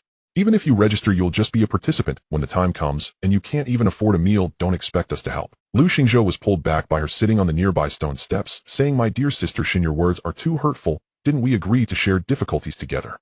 The two had known each other since they were from the same county and had met before they began their martial training. Xin Qing did not respond to him, her gaze passing over him to Yin, and for the first time, she proactively spoke to Yi and asking, "Yi senior brother, do you have confidence in making it into the top 10 in this Intersect Grand Competition?" Yin was caught off guard by the question and replied calmly, "Who can say for certain? Even if I don't succeed, accumulating experience in competition is still beneficial." His tone was very light, seemingly treating the matter as insignificant, to the point where Xin Qing thought he was speaking of something trivial. Lu Xingzhou chimed in, "You brother, you've already broken through to midstage for some time now. Oh, I assume you have solidified your realm and want to test your strength, planning to fight again next year, right?" "That's right." Xin Qing did not speak further. She looked at Yi's face, recalling what she had heard before about how one's appearance could reflect their character, but now looking at Yi's expression, she found him to speak with openness and calmness. While his words were true, they also held another meaning. Could such honesty truly be reflected in his appearance? She withdrew her gaze, choosing not to press further. On the same day in the Song family's residence, Song Yuanshan sat in the main seat with a person standing in front of him, whom Yin would recognize if he were there. This person was none other than Shun Li, who had come with Lu Yun to inquire after the incident involving Song Qingxi. Shun Li stood straight, his hands at his sides, speaking at a measured pace. "Head of the family, Yin has registered for this Intersect Grand Competition." Song Yuanshan's tone was colder than the tea. "Are you saying that Brad has also registered?" "I saw it with my own eyes," Shun Li replied. Song Yuanshan suddenly laughed. The smile was brief, like a long-awaited piece of news finally landing, releasing a momentary satisfaction. He glanced at Shun Li, his tone steady, devoid of excess emotion. "When the time comes, you will take care of him in the competition. Use whatever methods you deem necessary. I rest assured I will not treat you poorly once the task is completed." Shun Li nodded. "I already have a plan." He did not linger in the Song family, turning to exit the main gate and walking back along the main street of the county. Shun Li, soon to turn 20, had just broken through to the late stage of Tongmai not long ago. If he did not participate in the grand competition this year, he would only be able to break through to the Qi condensation stage and enter the 4 halls. As for Yin, he had already thought of a way to gain resources from the Song family and then enter the 4 halls. His future path would be smooth sailing, soaring to great heights. It was a pity that the Song family's legitimate daughter, whether she lived or died, was of no consequence to Shun Li. As long as he could improve himself, everything else was inconsequential. Time flew swiftly, and soon it was the day before the competition. Yian had not yet checked who his opponent was when Lu Xingzhou ran over. Senior Brother Yi, the results are out. Your opponent is Su Zhao at the peak of the mid-stage of meridian opening, just a step away from the late stage. He practices finger techniques which are aligned with your path. Lu Xingzhou added, to be honest, I think you might lose. What Lu Xingzhou said was not wrong. Any normal person would. Yian did not take it to heart. He simply remembered this person. Shen Qing did not say much. She was just waiting to see what Yian would do tomorrow. That night, Yian continued his cultivation as usual. Meridian opening technique, second layer, 93200. Star-shattering finger minor mastery, 115200. Falling sunset sword technique minor mastery, 106200. On the day of the great competition, many people had already gathered outside the intersect training arena. There were not many participants in the competition, but there were plenty of spectators. The ring was set up in the center of the venue, higher than the usual training platform, surrounded by a red line, with intersect disciples standing outside the line. A total of 18 people participated. A high platform was erected on the north side of the ring, with a single chair placed upon it, where an old man sat. The old man had gray hair, a thin face, and wore a gray-black robe, the hem of which hung down over the edge of the chair, his calm gaze sweeping over all those below. Whispers arose from the crowd. This old man's surname was Fu, given name Chongshan, and he was the deacon elder of the Four Symbols sect, having long surpassed the Qi condensation stage, and entered the gathering Yuan realm, representing the true high-level combat power of the sect. Fu Chongshan scanned the crowd, confirming the number of participants and the readiness of the arena, then spoke, his voice neither loud nor soft, but every word clear. The rules for the intersect competition remain the same. Draw lots for matchups, winners advance, and losers are eliminated. The final 10 will enter the 4 halls. Let's begin. Those whose names are called, please come up. The competition proceeded in rounds. The sound of weapons clashing intertwined with the cheers and discussions from the crowd. Yian stood below the ring waiting for his turn, and only heard his name called when the morning was past its midway point. Match 7, Yi and against Su Zhao. As Yian walked up to the ring, he heard Lu Xingzhou's voice from behind, kept low but tinged with uncertain encouragement. Go for it. The voice was soft, as if afraid that shouting too loudly would be awkward. Shen Qing stood beside him, remaining silent, but giving a slight nod towards Yian to express her support. Although he did not believe that Yian could win, he at least hoped for his success, since he knew Yian. Yian stepped up to the ring. A person walked up opposite him, looking nearly 20 of average build, wearing a gray intersect disciple robe, without any weapons hanging from his waist, his hands naturally hanging by his sides, with thick knuckles and slightly protruding joints. He looked at Yian and cupped his hand, saying, Junior Brother Yi. Yian returned the gesture, saying, Senior Brother Su. Su Zhao lowered his hands, his tone not quite polite, yet not cold either. I must secure one of the 4 hall slots, Senior Brother. I won't hold back. I hope Junior Brother understands. He paused for a moment and added, I practice this stone-shattering finger, which is a powerful technique. The 3 moves are interconnected, and the force grows heavier as it progresses. Be careful, Junior Brother. With that, he moved. The first finger struck forward, the wind of the strike fierce, aimed directly at Yian's chest. Yian did not retreat, and met it with the star-shattering finger. The moment their fingers collided, producing a muffled sound. Su Zhao's finger power was indeed heavy. The aggressive style of the technique emphasized hard hits coming at Yi, and without giving him a chance to breathe. At the moment Yian made contact with Su Zhao's fingertip, he felt the force increasing, as if Su Zhao intended to push him back all at once. He did not push back hard. Instead, he slightly tilted his wrist, redirecting the force of the star-shattering finger diagonally forward, absorbing some of Su Zhao's pressure and causing his attack direction to shift. Su Zhao retracted his first finger, but did not pause, sending the second finger forward at a lower angle with greater force, tracing an arc as it descended with a sound of wind. Stone-shattering finger, second form, breakhill. This finger was nearly 3 times heavier than the first. As the star-shattering finger made contact, it incorporated a subtle rotational force like a tiny drill that began to penetrate inward at the moment it touched Su Zhao's fingertip. After a moment of resisting Su Zhao's force, Su Zhao began to retreat, shifting his weight back slightly. After stabilizing his stance, he did not rush to execute the third finger. He glanced at Yian's fingertips, lowering his head to look at his own, and said, star-shattering finger.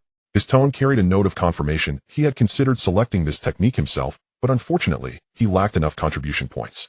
When considering Qi condensation, there were even better martial arts than this one. Su Zhao did not speak further. The third finger was already unleashed.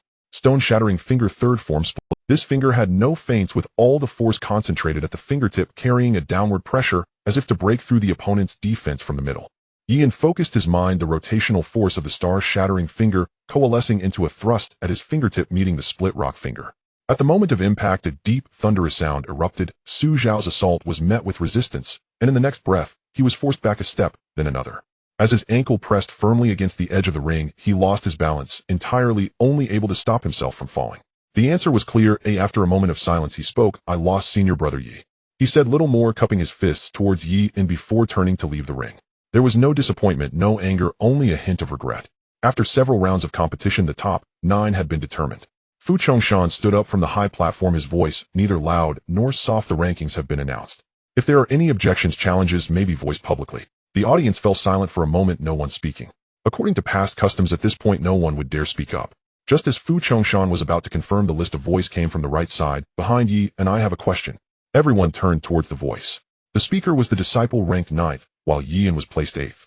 His gaze fell upon Shun Li. I wish to challenge the 3rd place holder, Shun Li, senior brother. I have a challenge. I hereby challenge the 3rd-ranked cultivator, Shun Li, senior brother Shun. In silence fell over the crowd for a fleeting moment. Fu Chongshan cast a sidelong glance at Shun Li, as if he had already seen through everything, barely lifting his eyelids, and remarked indifferently, report to the disciplinary hall for punishment after the match. Yes, this disciple understands. And Shun Li showed neither surprise nor resentment, as though he had anticipated being exposed yet cared not at all, so long as the system remained intact. The audience erupted.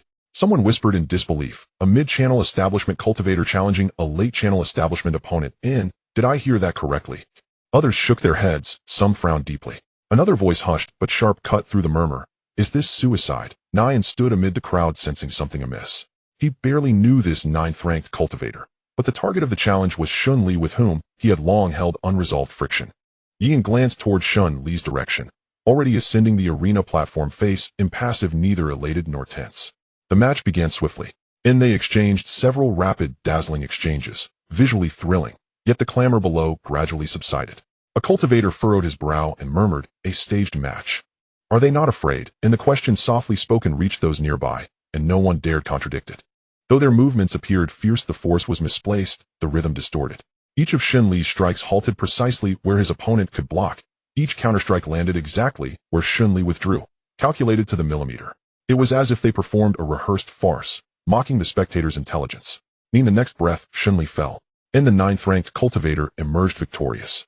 A mid-channel establishment cultivator defeating a late-channel establishment opponent, an underdog triumph, should have ignited cheers. Yet silence reigned. No applause, no acclaim. Some even turned away, refusing to witness the hollow conclusion of this charade. Fu Chongshan sat upon the elevated dais expressionless. His voice announcing the result remained unchanged, flat, detached. As though this were merely procedural, the 9th-ranked cultivator wins, promoted to 3rd place. Shun Li demoted to 9th. He did not spare them another glance. To him 3rd or 9th mattered little. Ranks shifted like wind. What truly mattered was whether one could enter the 4 halls, or whether once inside one could condense chi, and whether having done so one could gather primordial energy. This disciple hereby challenges the 8th-ranked cultivator, Yi, and senior brother Yi. Silence fell once more, then shattered into louder, more fervent murmurs than before. All prior confusion dissolved in that instant. The deliberate self-demotion, the circuitous maneuver to fix his gaze upon 8th place. This was his true intent. Lu Xingzhou's expression darkened. He lowered his voice. So that's it. Yi brother, he's coming for you.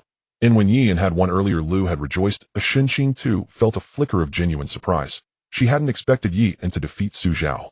Now, however, their joy had vanished, replaced by stark, unvarnished concern. And Xinqing looked at Yi, and her voice quieter than ever. Senior brother, Yi, something is deeply wrong. Perhaps you should forfeit outright. He has come for you alone. Nine did not reply. He simply looked at Shun. Ever since that interrogation at the Qingshi Beast Arena, this man had never granted him a courteous glance. And now, after prolonged silence, he had lain in wait, precisely here. Yian wished no entanglement with such a person, yet clearly the other would not relinquish this opportunity. As Yian stepped forward, Xinqing instinctively grasped his sleeve, then released it, instantly realizing with quiet chagrin that Yian was not Lu Xingzhou. She said nothing more. Yian glanced at both of them, tone unruffled. It's fine. I'll simply surrender the moment I step onto the platform. And they froze, half a breath suspended in stillness. Lu Xingzhou exhaled in relief. Xinqing's gaze lingered on Yian's face, surprised yet tinged with something ineffable, though she asked no further questions. Yian ascended the arena platform. And Xin Li stood opposite him, voice dripping with open, unmasked disdain. Senior brother Yi, please grace me with your instruction. That title, Senior brother Yi, was pure mockery. Nine did not answer, did not even deign to look at him again. To behold such a man was itself a defilement. Xin Li's smile faded slightly. His voice dropped, low enough for only 2 ears. Excellent, excellent.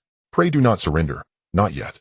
His blade slid from its scabbard, a spiriteer sword technique. Its opening move lethal without Yan did not retreat.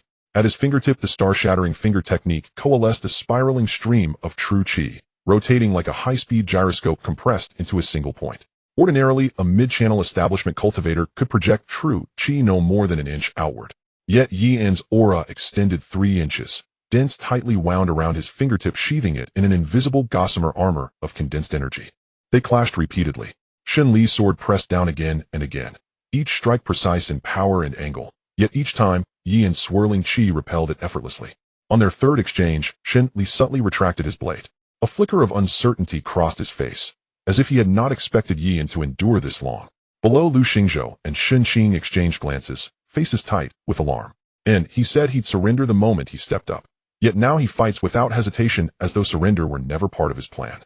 Lu Xingzhou tried to shout, but the dense sword wind atop the platform drowned his voice beneath the roar of the crowd. Xun Qing remained silent, eyes locked unwaveringly on the arena. They parted briefly once more.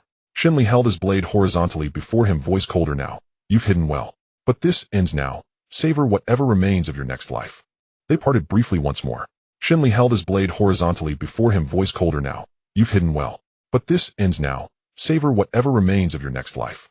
Forward in a straight lethal. Yan had merely wished to secure a top 10 placement. Enter the 4 halls quietly, avoid the top 5, shun the top 3, invite no trouble. Yet someone had deliberately fallen from 3rd to 9th, circumnavigating the entire ranking just to confront him. A line from a novel he'd read in his past life surfaced, suddenly vivid and undeniable. This man has already charted his own path to death. Someone in the crowd recognized the technique, Frostfall Tri-Layer. Has he achieved the subtle mastery level? Yan did not know the name, but he felt that this strike was unlike any before. Xun Li's sword moved nearly twice as fast. Within an impossibly short distance, the tip vibrated thrice, each tremor releasing a ripple of outward sword energy, like ice fracturing inward after 3 precise hammer blows. The first wave destabilized Yi and center of gravity. The second sealed every possible evasion route. The third, the true killing stroke, aimed directly at his chest. Faster than the previous 2. Before that final surge reached him, Yi had already decided no retreat. No sidestep. Instead, he thrust forward the spiraling chi of the star-shattering finger. That rotating torrent surged from his fingertip, like a high-speed drill, plunging headlong into the third sword wave. In that impact, the sword energy shattered, dispersing outward into a hazy, nebulous mist. Xun Li's momentum fractured, but did not fully collapse. Residual force still drove him forward a fraction. Yan seized that infinitesimal gap and altered the trajectory of his chi. The star-shattering finger's energy normally advanced in a rigid linear spiral, but upon contact with the lingering force of Frostfall Tri-Layer, Yan tilted his fingertip ever so slightly. The spinning chi bent, curving like water flowing around stone, gliding along the side of Xun Li's blade. The shift was microscopic. Most disciples below failed to perceive it. They saw only Xun Li's blade falter mid-strike, as though struck sideways by an unseen force. Only Fu Chongshan's gaze flickered, his eyes catching the subtle redirection of Yi and chi at the final instant from straight-line advance to precise, controlled arc, landing with surgical accuracy upon the most vulnerable tendon cluster on Xun Li's inner wrist. Such absolute control could not be forged by brute strength or spirit pills alone. It demanded countless hours of disciplined practice until chi obeyed thought even at the last possible instant, without dispersing. Fu Chongshan said nothing. His gaze rested briefly on Yi and's fingertip, where that single thread of light seemed to glow faintly in the darkness like a lone lantern igniting. Xun Li's sword slipped from his grasp. As it tumbled in Davarin midair, Yi caught the hilt, effortlessly as though he had foreseen its exact descent. The moment his fingers closed around it, his wrist rotated half a turn, the blade tracing a smooth, steady arc across the air. Its speed was unhurried, but its path flawless, as if refined over years of repetition. Fu Chongshan's eyebrows lifted slightly. He recognized that arc, sunset glow sword art, another spiriteer technique. He had not known Yi practice swordsmanship, and certainly not at this level. That arc bore traces of subtle mastery, minimal vibration, perfect tactile command, though not yet fully intuitive, still requiring conscious intent. Fu Chongshan studied Yi a moment longer. This cultivator mastered 2 spiriteer martial arts, both honed to identical extraordinary depth. Nine did not dwell on the outcome of this strike. He already knew precisely where it would land Xun Li's left shoulder. The blade sliced through the junction of Xun Li's left arm and shoulder with no resistance. The limb detached cleanly, tumbling twice in midair before striking the arena's edge and rolling off onto the ground. The crowd recoiled as one. No voice rose. Xun Li's body stiffened, then slumped sideways. His mouth opened to scream, but agony arrived before sound. He collapsed, consciousness fleeing before the blood could even bloom from the severed stump. Yan lowered the sword and stepped back. No follow-up blow. In gravely wounded. Permanently maimed. Unconscious. And this was the arena's outer limit, death permitted, but not upon its platform. He glanced once at the ragged wound on Shun Li's shoulder, then at his own fingertip where the spiraling chi still shimmered faintly, before withdrawing his hand without another look. He had not merely severed an arm. Frostfall Tri-Layer relied utterly on left arm stability to sustain its lethal form. Without it, years of practice lay in ruins. Moreover, the gyroscopic chi of the star-shattering finger had torn through Shun Li's meridians, its internal devastation self-evident. Even if a divine physician reattached the limb, the pathways of inner energy would remain irreparably disrupted. Recovery impossible. And the crowd remained mute for a long, heavy silence. Lu Xingzhou was the first to stir, his throat constricted before he managed huan. He pushed through the crowd, took 2 steps toward the arena, then stopped, staring at the figure standing tall upon the platform, then at the severed arm lying on the ground, as if reality itself had tilted. Xinqing said nothing. She stood beside Lu Xingzhou, watching Yan, her gaze layered with something indescribable. In her fingers clenched the edge of her sleeve, knuckles bleaching white. She remembered, long ago aboard the carriage bound for the Xixiang sect, her first glimpse of Yan. Then she had scarcely granted him a proper glance, judging his bone structure mediocre, her politeness mere habit. Later, as the three grew familiar, Yi and remained taciturn. She had always assumed she would surpass him. But today, gazing at the severed arm upon the arena floor, at Yi and solitary silhouette at its edge, those assumptions crumbled weightless and insubstantial. She did not sigh, did not speak, only released her grip on the sleeve. Their emotions had careened like a mountain roller coaster, from early anxiety to elation at securing top 10 to panic upon being challenged, now culminating in sheer staggering disbelief. This senior brother Yi had long since outpaced them both. Enfu Chongshan sat upon the dais, face unreadable. His gaze lingered a heartbeat longer on Yan, then drifted away. And he announced the verdict, voice unchanged. The 9th-ranked cultivator challenged the 8th. Victory to the 8th. Rankings remain unchanged. And bloodstains were swiftly wiped from the arena's edge. Shun Li was carried away. Nian did not descend. He stood upon the platform, glanced at Elder Fu Chongshan. Then at the ranking board below. Elder, this disciple requests permission to challenge 3rd place. And silence fell. Once more. This time no one found it unreasonable. And the 7th-ranked cultivator instinctively tensed, then relaxed, realizing Yi and's focus lay elsewhere. 3rd place was his true quarry. The 3rd-ranked cultivator, a mid-channel establishment disciple, remained silent for a moment, then spoke, devoid of resentment or fury. Senior brother Ye's prowess is peerless. I have witnessed it firsthand. I yield freely. When Fu Chongshan declared the result, no objections arose. Nian rose from 8th to 3rd. Shun Li plummeted from 3rd to 9th, then vanished upon the stretcher. No one questioned the legitimacy of this ascent. No whispers of dissent stirred. Even the murmur of conversation dwindled markedly. Nall understood Yi and's victory over Shun Li was no fluke. It was genuine, tier-transcending combat. A mid-channel establishment cultivator defeating a late-channel establishment opponent who had deployed a subtle mastery-level spiriteer sword art, only to have it shattered by the star-shattering finger. And such a feat stood beyond dispute. The 4th-ranked cultivator stood among the crowd, eyes fixed on Yi and atop the platform, complexity etched deep in his expression. And he remained silent for a long while, then uttered nothing. He knew full well Shun Li was late-channel establishment, Frostfall Tri-Layer mastered to subtle mastery level. Victory over him was no certainty for anyone. His hand drifted to his sword hilt, then stilled. Enough. Entry into the 4 halls is sufficient. Lacking one martial art matters little. He suppressed his lingering resentment, and withdrew his gaze. Nian stood atop the platform, silent. Below, no further challenges rose. Fu Chongshan waited, confirmed no further objections, and declared the final outcome. The top 10 of the intersect trial are hereby confirmed. These rankings stand immutable. As Yan descended, Lu Xingzhou and Xinqing stood waiting, not speaking. And after a pause, Xinqing broke the silence. Voice edged with quiet accusation. You said you'd surrender the moment you stepped up. Yan met her gaze, saw the worry behind her words, and did not rebuke her tone. And Lu Xingzhou said nothing. His view simple, so long as Yan stood whole and breathing, all was well. Yan held her eyes, neither evading nor excusing, simply stating, I intended to withdraw, but the opportunity never arose. Xinqing's brow furrowed faintly, then she said no more. And Lu Xingzhou, however, leaned in, grinning. Brother Yi, you concealed your strength masterfully, promised surrender, then lopped off his arm the moment you stepped up. I nearly leapt my heart right out of my throat, and I didn't even register what happened. You'd already ended it. Next time warn me in advance, or my heart won't survive these dizzying surges, and tonight my treat. What shall we eat? Don't hold back. And Lu Xingzhou laughed uproariously, as if he himself had earned entry into the 4 halls. And eat, eat, eat. Let's go to the most expensive place. Drain his contribution points entirely. Shenqing, seemingly unable to vent her frustration elsewhere, delivered a sharp, resounding slap to Lu Xingzhou's shoulder. Lu Xingzhou staggered, whispering, "Gently. Your strength is overwhelming." And Shenqing sparked anew, gave chase. They darted past Yan. 4 Hall's initiation, merely the beginning. His next golden finger draw remained 1 year distant. The day after the competition ended, the Internal Affairs Hall sent someone to notify the top 10 disciples were to gather at the hall to fill out their preference forms. When Yan arrived, there were already several people standing inside. Zhou Heng stood to one side at the door, leaning against the wall, holding nothing in his hands. Zhou Heng, first in the intersect competition peak stage of Meridian opening with solid cultivation, his first choice was likely to be the White Tiger Hall. Gu Qingyue stood on the other side, her expression cold, without greeting the others. Yan only knew she was second in the competition. As for where she would choose to go, Yan didn't pay much attention. The remaining few were scattered in pairs throughout the hall, quietly discussing the strengths and statuses of each hall.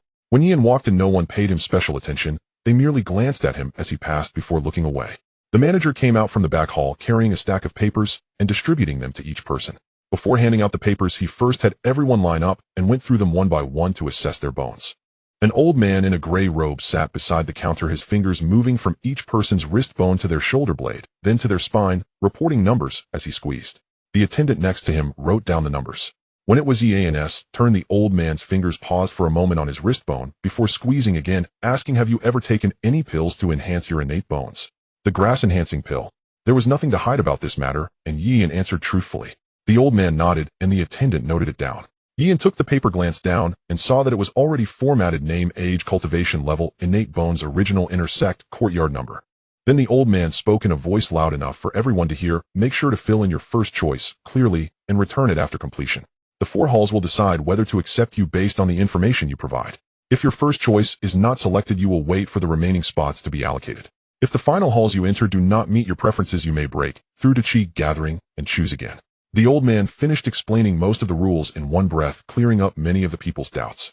Since the beginning of his cultivation in Anping County, Ethan had been practicing finger techniques. Naturally, his preference was for the Vermilion Bird Hall, as the specialized techniques corresponding to the Vermilion Bird Hall were finger techniques. The Azure Dragon Hall focused on fist techniques, the White Tiger Hall on sword techniques, and the Black Tortoise Hall on palm techniques.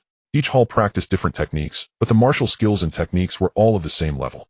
Yan did not hesitate and directly wrote Vermilion Bird Hall in the preference column, returning the paper before standing outside the hall to wait. The wind outside was very cold, rustling the treetops on either side of the stone steps. However, for a Meridian opening martial artist, nurturing the body with inner strength was not an issue. Yan found a pillar to lean against, waiting for the results from the 4 halls to come back. Inside the Vermilion Bird Hall, the first figure to enter the scene was a cold-looking female disciple. She stood under the corridor in front of the Vermilion Bird Hall, tall and slender, dressed in a pure white dress with tightly fitted sleeves revealing a slender white wrist. Her features were somewhat faint, as if the painter had dipped the brush in ink less than required, blending her with the sky outside the corridor. Her facial features were not sharp, but they made her seem somewhat unapproachable. This female disciple was the chief disciple of the Vermilion Bird Hall, named Jiang Tingxue. Her striking appearance was just one of her advantages. Her progress in finger techniques was faster than all the other disciples in her cohort, so Zhu Qingli personally mentored her never-changing instructors.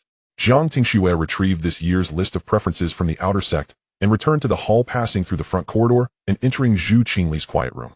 When she entered, her footsteps were very light, and the list in her hand was uncreased, the edges smooth, as if she had just picked it up from the table.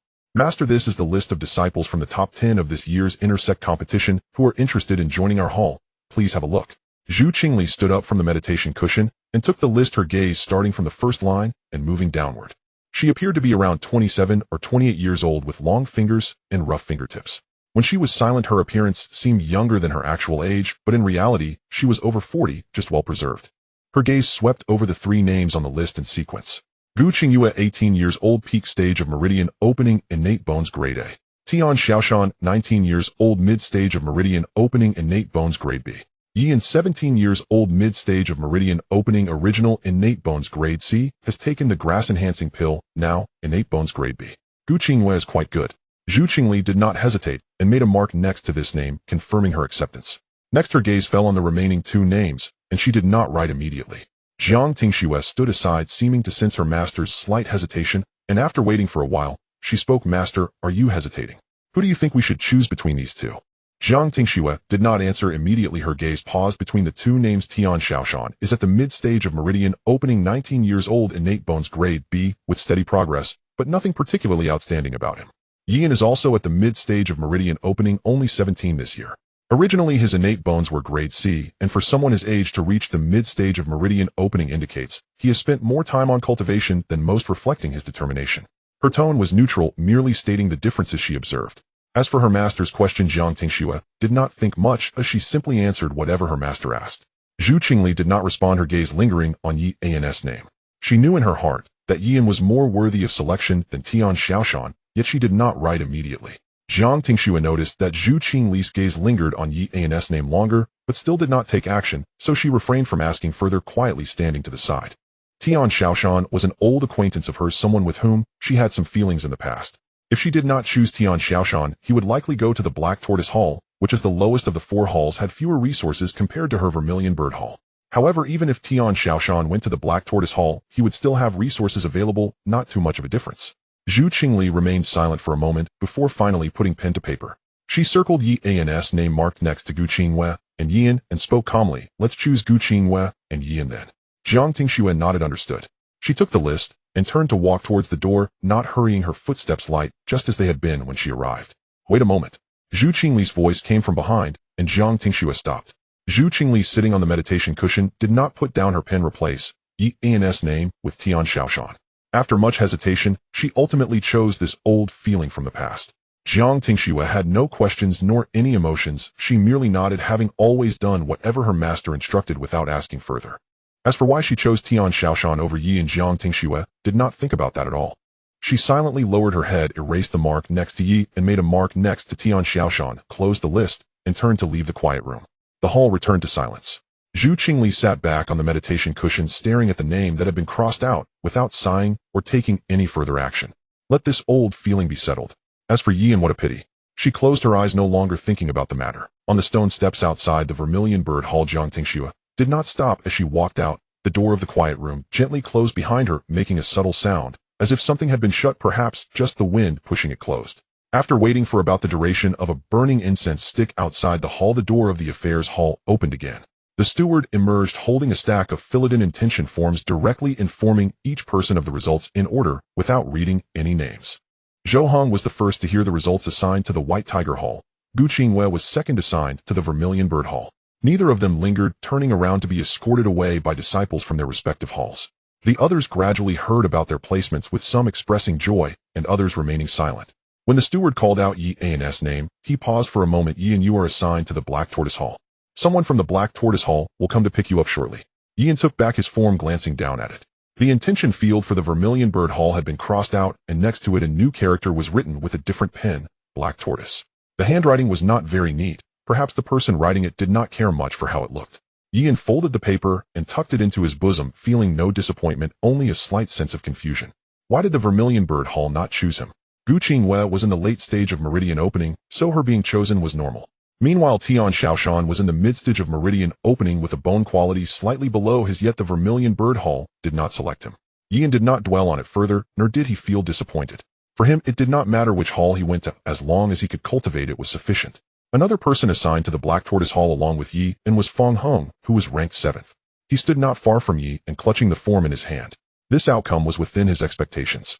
He had been studying palm techniques, and his goal was solely the Black Tortoise Hall. However, when he glanced at Yi, and a hint of confusion surged within him. It was understandable for him to be assigned to the Black Tortoise Hall ranking 7th, but how had Yi, and who ranked 3rd, ended up here? If he remembered correctly, Yi's main focus seemed to be finger techniques, and he probably chose the Vermilion Bird Hall. Logically, the Vermilion Bird Hall would not refuse someone who ranked 3rd in the intersect competition. Feng Heng said little, only glancing at Yi a few times. Noticing that Yi showed no apparent change in expression nor any signs of disappointment or anger, he withdrew his gaze and quietly stood by, waiting for someone from the Black Tortoise Hall to come and collect them. Before long, someone from the Black Tortoise Hall arrived. The person wore a deep gray hall uniform with fitted sleeves and no weapons hanging from his waist. He had a solid build, a slightly dark complexion, and walked at a steady pace, taking each step firmly. He approached the entrance of the affairs hall, scanning the waiting individuals, before finally focusing on Yian. "I am Zhou Chong, the chief disciple of the Black Tortoise Hall." His tone was somewhat warm. In previous years, the disciples recruited by the Black Tortoise Hall were either the last to be picked or leftovers from other halls. Unfortunately, the Black Tortoise Hall had been at the bottom among the 4 halls. But this year was different.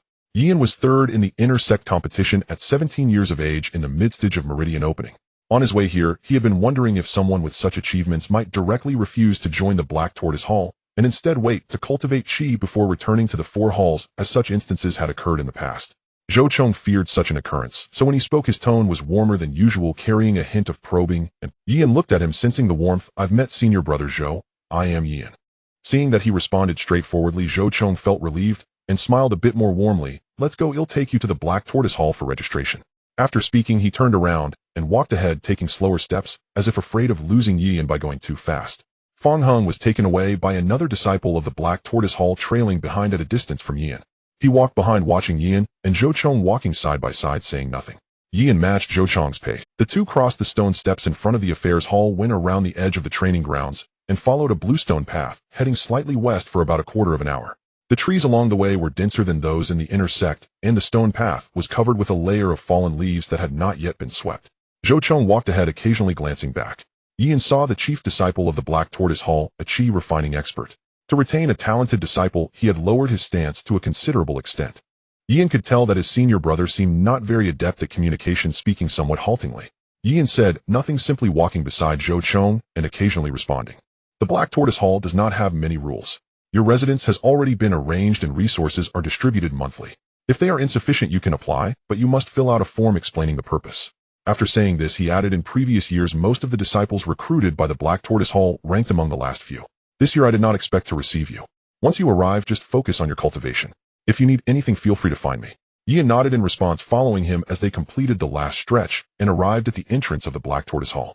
There was no plaque, no stone beasts, and it was smaller than the entrances of the White Tiger Hall and the Vermilion Bird Hall, but the stone slabs in front were very well laid. Zhou Chong paused at the entrance, stepping aside. "To make way, you go report to the main hall first. The hall master is waiting for you there. After you finish reporting, he will take you to your residence." Yian walked past him. He crossed through the front courtyard and pushed open the door of the main hall. Inside, the furnishings were simple, with a wooden table directly facing the door, behind which sat a person. This person was slender, with a slightly hunched back, a waxy yellow complexion, and deep-set eyes resembling an old tree whose roots were starting to loosen, looking as if it might topple over at any moment. His palms rested on the table with long fingers and distinct knuckles, but his skin had already loosened like a layer of thin paper wrapped around bones. He appeared almost too old to move, yet when he spoke his voice was strong, carrying the unique slowness and clarity of an elderly person. "You must be Yian." "Yes." The hall master of the Black Tortoise Hall, Shi Jian. He had reached the Yuan Dan stage in the gathering Yuan realm. In terms of combat power among the hall masters, he was the top. Of course, he was also the oldest. Shi Jian nodded. "The rules of the Black Tortoise Hall are few. I will say them once. The master leads you to the door. Your cultivation depends on yourself. Resources are distributed monthly. If you run out, write an application. There is an internal assessment every quarter, and if you do not meet the standards, you will be demoted back to an intersect disciple. The 4 halls competition occurs every 3 years, and the Black Tortoise Hall has not performed well in recent years. After you arrive, help as you can. If you cannot, do not force it." His speaking pace was neither fast nor slow. "This disciple will remember."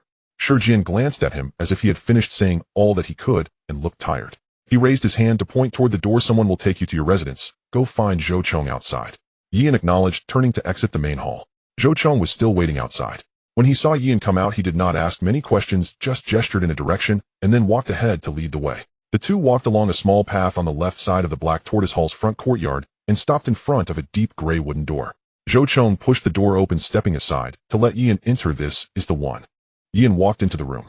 The room was not large, but cleaner than he had imagined, with a bed, a table, a chair, and a row of wooden shelves nailed to the wall. Sunlight streamed in from the window, casting a long, bright beam across the table.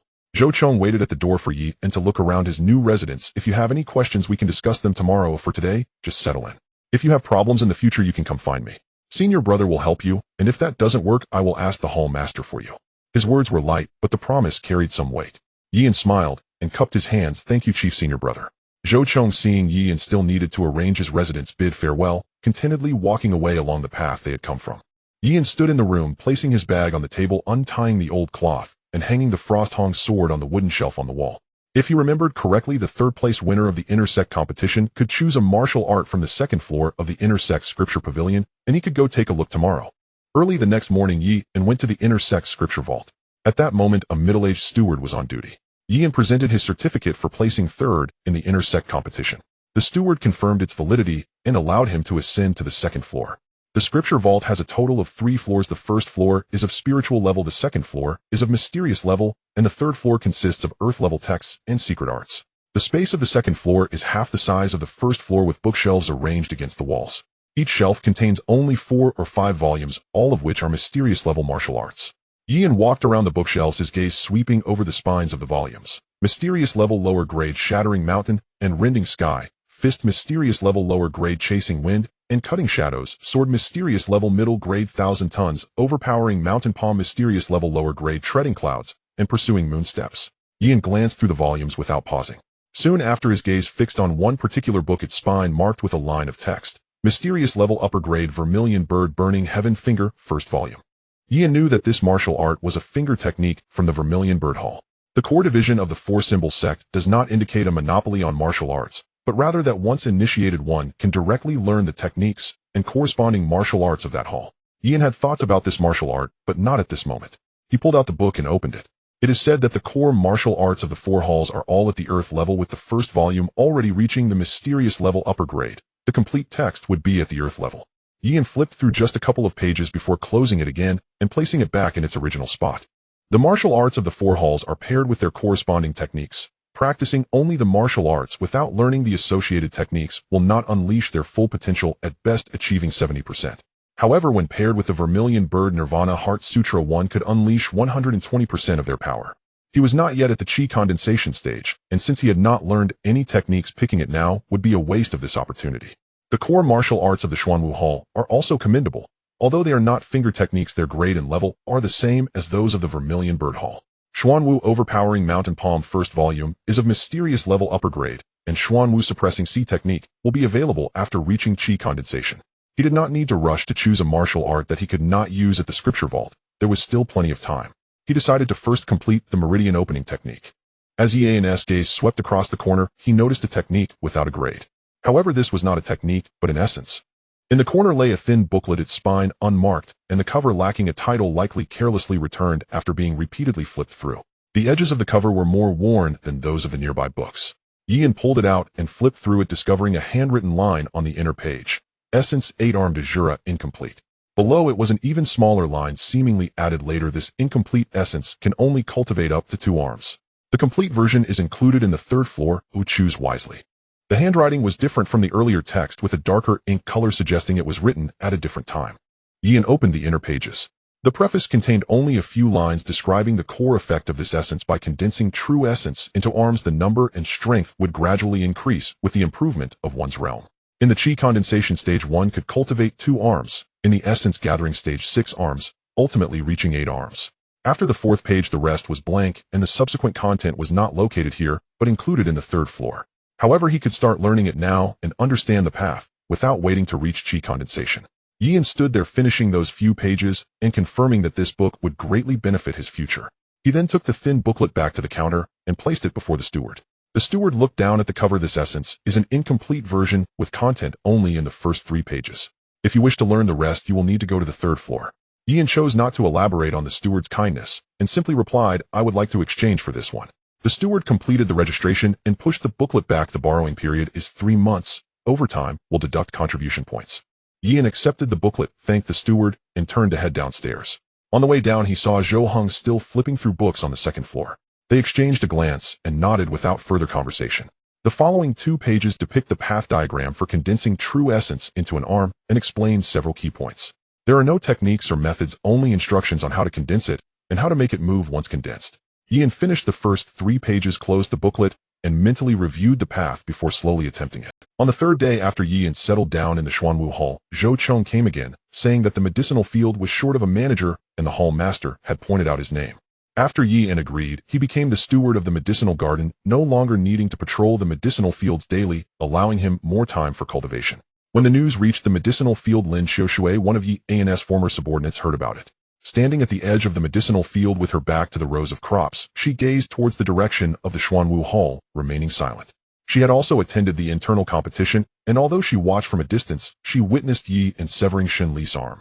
She felt that the person standing on the stage was somewhat different from the Yi, and she brushed past, while patrolling the medicinal field, though she couldn't quite articulate how.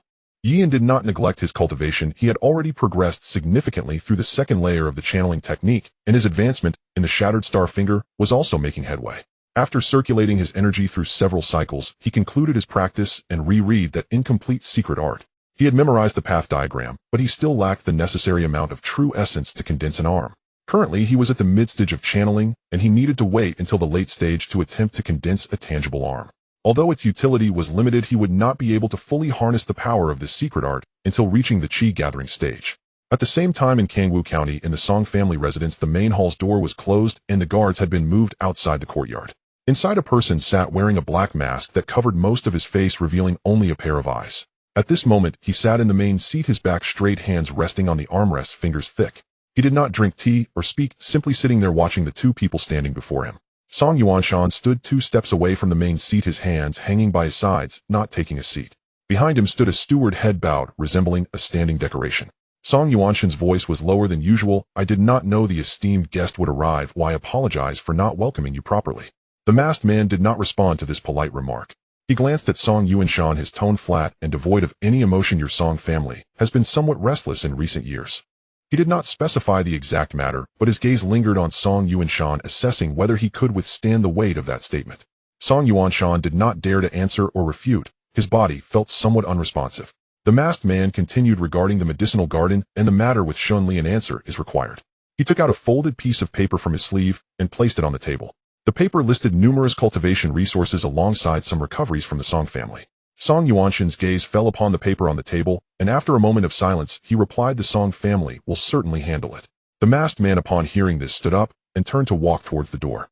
As he reached the threshold, he did not stop or look back, but his words were clear. If the Song family does not act, then there is no need to act at all. Song Yuanshan stood still, not moving or sitting down. After a long while, the steward finally spoke in a low voice, Master, should we proceed as instructed? Song Yuanshan finally moved, turning around to glare at the steward. Otherwise, unless the Song family produces a gathering essence expert right now, what else can we do? What if the Song family is one of the 2 great clans? In the end, we are still not the 4 major sects of Kangwu County, especially not the 4 symbols sect which stands at the top. The steward was momentarily taken aback and did not ask further. Song Yuanshan did not look at him again, turning to the table, picking up the paper left behind, and staring at it for a long time without speaking. After Song Yuanshan left, the steward's expression darkened. What a mess! He lost his daughter and squandered family resources. His son is even more useless, only thinking about women. The Song family will eventually fall because of you. After an unknown amount of time, a carrier pigeon landed in his hand. Rather than slowly declining, it would be better to... In Kangwu County, in the Liu family's conference hall, the door to the main hall was open. Several clan elders and branch family heads sat on either side, with the main seat in the middle left empty. Lu Zhengtang's body could no longer withstand such prolonged discussions.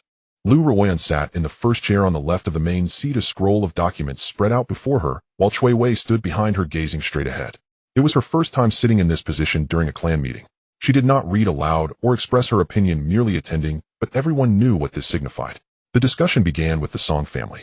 A branch family head spoke first, saying that the Song family had recently been greatly restrained by the 4 symbols sect. Several of their enterprises had been reclaimed, and they had also incurred a significant loss in cultivation resources. Although they remained one of the 2 great clans in Kangwu County, they were struggling, and if this continued, they would soon be surpassed by another great clan, the Lin family. The hall fell silent for a moment, and someone asked, what did the Song family do to provoke the 4 symbols sect? The informed person replied, I heard that during this year's internal competition of the 4 symbols sect, the Song family supported a disciple who attempted to ambush a fellow intersect disciple, but ended up being killed instead. You all know that person's name. It is Yian. He is now a disciple of the 4 symbols sect Xuanwu Hall and has a great potential for condensing qi in the future. As the words were spoken, several gazes unconsciously turned towards Lu Ruoyan. Lu Ruoyan, sitting there momentarily, paused, her gaze that had been fixed on the documents in front of her. She did not raise her head or respond, but that name circled in her mind. Yian, a disciple of the Xuanwu Hall who had nearly been killed by the Song family. She recalled the incident at the mine, and Yian's words, leave everything to me, resurfaced in her mind. A loud bang on the table shattered the brief silence. The elder in the last seat stood up, his face wrinkled deeper with excitement. I have long said that marrying into the Song family is not wise. That brat Song, Yin, only knows how to chase after women all day. What can he achieve? How can he be worthy of our clan's proud daughter? He looked towards the main seat, his tone firm, as if seeking delayed justification for his earlier opposition. The hall fell silent for a moment, with some softly agreeing, some drinking tea with their heads down, and no one daring to refute. The meeting quickly dispersed, with everyone rising to leave their seats, some whispering among themselves, while others silently exited the hall. Lu Ruoyan did not hurry to leave. She remained seated, waiting until the last person's footsteps faded away at the end of the corridor, before slowly standing up. Chui Wei followed behind her, walking a few steps towards the courtyard gate, when Lu Ruoyan suddenly halted, her gaze crossing over the courtyard wall towards the north of Kangwu County, where the Four Symbols sect lay. Chui Wei stood behind Lu Ruoyan, watching her pause and look north. Having followed Lu Ruoyan since childhood, she had seen her remain unfazed while handling difficult situations in clan meetings, poring over account books late into the night, and laughing casually while drinking tea with Zhao Wan in the garden. However, she had rarely seen Lu Ruoyan stand silently, her gaze fixed in one direction for so long. Chui Wei remained silent, pondering several thoughts in her heart. Was the young lady thinking of Yian? Or was she contemplating matters concerning the Song family? She did not dare to voice her questions, simply waiting quietly. Yian was unaware of the developments concerning Lu Ruoyan. At this moment, all his focus was on that incomplete. He began attempting to condense a true essence, mobilizing his internal power, according to the path diagram, forming a vague outline behind him. He did not continue. The amount of true essence at the mid-stage of channeling was too thin, and the condensation would become unstable around 5 inches. If he forced it, it would scatter. Yian only tried once to confirm that his direction was correct. For the following time, he devoted himself to practicing the channeling technique, as improving his cultivation was the priority. A month passed in the blink of an eye. Yian received a letter from home written by his elder brother Yi Ping, stating that all was well at home. Their father remained strong, and his second brother Yi Ning had opened a small martial arts school in Anping County, having reached the early stage of channeling, and that business was going fairly well. After reading the letter, Yian prepared a reply, writing only a brief note to assure them of his well-being. A few days later, Lu Ruoyan's letter also arrived. The letter first mentioned that her guest treatment had improved, and she was now a guest elder of the Lu family. Then in the main text, she asked if Yian had free time lately. If he was unoccupied, he could accompany her to enjoy the plum blossoms in the south of Kangwu County. Enjoying plum blossoms. What a joke. Yian was about to return this incomplete secret art, and he needed to break through to the late stage of channeling as soon as possible and attempt to enter the next level. Yian replied, writing only one line, "I am currently at a crucial point in my cultivation and cannot break away. I apologize for this." In mid to late February, Lu Xingzhou and Shen Qing visited the medicinal garden. When the two arrived at the courtyard entrance where Yian lived, they saw Lin Xiushui sitting on the stone steps at the door, holding a booklet, as if guarding the entrance. Lu Xingzhou spoke first. "Junior sister Lin, is brother Yi still cultivating?" Lin Xiushui nodded. "Brother Yi said he is in the midst of cultivation, and if it's not a major matter, he has instructed me to refuse on his behalf." Lu Xingzhou's face showed a hint of disappointment, and he turned to Shen Qing, who stood beside him, without saying much, simply glancing at the closed door of the courtyard with regret before looking away. The two stood for a while without lingering. Lu Xingzhou sighed. "It seems brother Yi has no fortune in this regard." Lin Xiushui watched their figures disappear around the corner, then turned back to glance at the closed door in the courtyard. She recalled how Yian had been like this when she first arrived at the medicinal field. He was all about cultivation, and nothing has changed since then. As early March approached, the grass at the edge of the medicinal field began to turn green, and the wind was gentler than it had been in the past 2 months. Yian sat on the bed in his room, eyes closed, circulating his internal energy along the path. Channeling technique, second layer 191200. Channeling technique, second layer 195200. Channeling technique, second layer 199200. The last point of the second layer of the channeling technique was pushed forward in this cycle, completing a full cycle of internal energy within his body. He opened his eyes and felt the thickness of the true essence in his body. Late stage of channeling. At the mid-stage of channeling, he could emit true chi for 1 inch, whereas at the late stage it was 1 foot. Yian reopened the incomplete volume of the Arme de Jura, rearranging the true essence to condense an outline of an arm behind him according to the path diagram. This time it was much more stable than a month ago, extending from 5 inches to over a foot. Yian looked at the vague outline, knowing full well that this small bit was not yet useful. It would only be able to take effect after reaching the chi gathering stage. Arme de Jura, both arms 11,000. Channeling technique, third layer 1500. Shattered star finger subtle 145200. Falling sunset sword technique, subtle 135200. During this period, he had focused on raising his cultivation level, allowing his martial arts to lag behind significantly. However, the power gained from the rise in cultivation was immense. His next goal was to reach the chi gathering stage. In Anping County, behind the county office, Gu Changfeng sat behind a desk, a scroll of unfinished documents spread out before him, yet his gaze was fixed on the person sitting opposite him. The person wore a deep gray outfit with tight cuffs, and an iron plate hung at their waist engraved with the emblem of the Demon Suppression Division. Her appearance was not particularly youthful, yet she did not appear aged, either looking to be in her early 30s. Her gaze was calm, as if she had grown accustomed to listening without rushing to express her opinions. Gu Changfeng spoke about that little fellow I mentioned last time. Do you have any thoughts? Jiang Shuang did not reply immediately, lightly tapping her fingers on the table before speaking. I did not pay much attention when you mentioned it earlier. However, in this recent competition among the inner disciples of the Four Symbols sect, there is someone named Yi and who has entered the Xuanwu Hall. That should be him. When he entered the hall, he was at the mid-stage of meridian opening. I wonder what level he is at now. Gu Changfeng felt a shift in his heart upon hearing her last sentence. He remembered that when Yian left Anping County, he was still at the third stage of body refinement, and now he had reached the mid-stage of meridian opening, having entered one of the 4 halls of the Four Symbols sect. He did not show it on his face, and his tone remained unchanged as he replied, that should be him. His innate talent is somewhat lacking, but he has excellent understanding and works hard in his cultivation. Most importantly, he comes from a clean background, having grown up in Anping County with a clear foundation. Gu Changfeng paused and continued, aren't you about to reach gathering essence soon? By then you will be the leader of the Demon Suppression Division. Recruiting Yi and would not be bad, having a subordinate in the condensing Qi realm. Jiang Shuang did not smile, nor did she speak with sarcasm. Are you so sure that this little fellow can condense Qi? Aren't you still one step away from it yourself? Gu Changfeng was momentarily taken aback by her words, but he did not retort, merely waving his hand. You can decide for yourself. I am just making a suggestion. He is indeed a promising candidate. Jiang Shuang did not respond further, yet she did not explicitly refuse. In the Four Symbols sect Xuanwu Hall, today was the day for the Hall Master to assess the cultivation progress of the disciples. The disciples of Xuanwu Hall had all arrived. Aside from those on missions outside the sect, the rest stood in several rows in the courtyard according to their cultivation levels. The meridian opening disciples stood at the front, while the condensing Qi disciples did not need to be assessed, since the standard for entering the hall was condensing Qi. Shi Jian stood before everyone, still slender, his complexion waxy, slightly hunched, as if standing took considerable effort. His gaze swept past the first disciple, without unnecessary words directly speaking. The first disciple stood at the forefront, 24 years old, at the later stage of meridian opening. Shi Jian glanced at him, saying, if you don't break through soon, you will be demoted back to the inner sect next year. The disciple lowered his head and said nothing, and Shi Jian had already turned to the next one. The second disciple was at the mid-stage of meridian opening, making decent progress. Shi Jian did not elaborate, only stating your cultivation progress is acceptable. The third and fourth disciples passed in succession, some being pointed out for their lack of smoothness in exerting force, others for their internal energy circulation being sluggish, and some for having issues with their training rhythm. When it was Fang Heng's turn, who entered the hall, with Yi and Shi Jian, paused slightly to assess his cultivation progress, his voice neither loud nor soft. Not bad, you are about to reach the later stage of meridian opening. Fang Heng raised his head. Thank you for the guidance, Hall Master. Shi Jian did not say much more, his gaze shifting to Yi and beside him.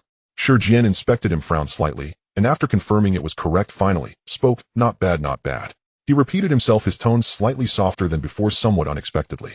Yi responded, thank you, Hall Master. Shi Jian did not say anything further, turning to the disciples behind him to continue the assessment, moving slightly faster than before. After the assessment ended, a disciple who had stagnated in cultivation for a long time was announced on the spot to be demoted back to the inner sect. He did not argue and silently turned to leave. Those who were not criticized secretly breathed a sigh of relief and gradually dispersed. Fang Heng walked among the crowd, glancing toward Yian. He noticed that Yian's aura was even more robust than during the inner sect competition, and a thought flashed through his mind. Could it be that Yian has already reached the later stage of meridian opening? However, he did not voice the question. Progress in cultivation was a private matter, and asking too much would be inappropriate. He withdrew his gaze and followed the crowd out. Yian stood in the courtyard, moving about slightly. He sensed that when Shi Jian assessed his cultivation earlier, the probing aura felt deeper than before, as if it lingered within him for a moment. A few days after the assessment, Yian's life returned to its previous rhythm. During the day, he handled matters in the herb garden, occasionally communicating with Lu Xingzhou and Xin Qing, and at night, he practiced the meridian opening technique and ate armadura.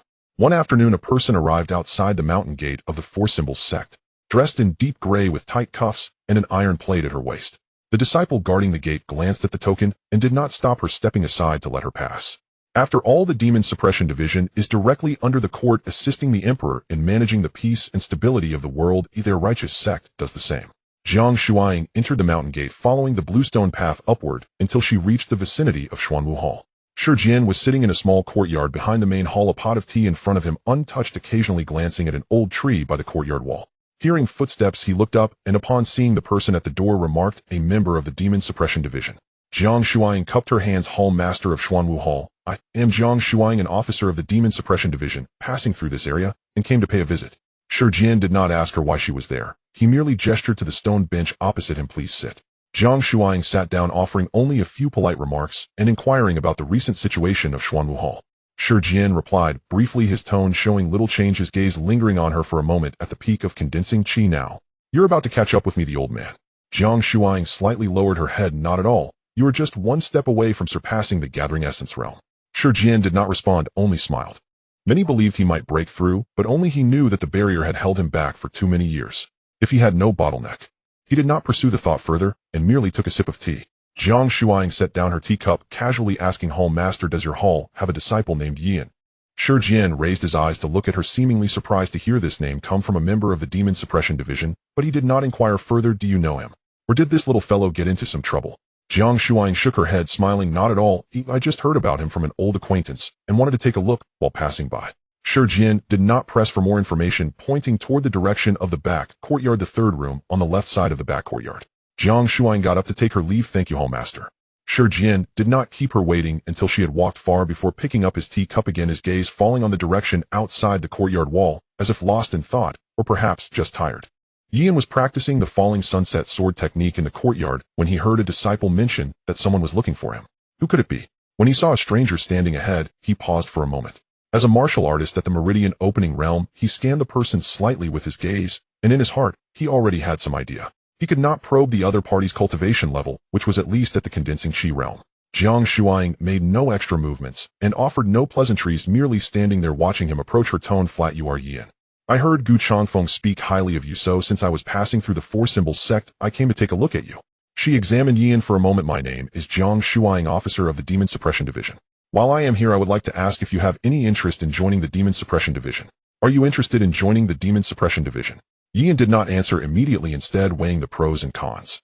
Jiang Shuang noticed that Yan's aura had changed. He was now at the late stage of Meridian Opening.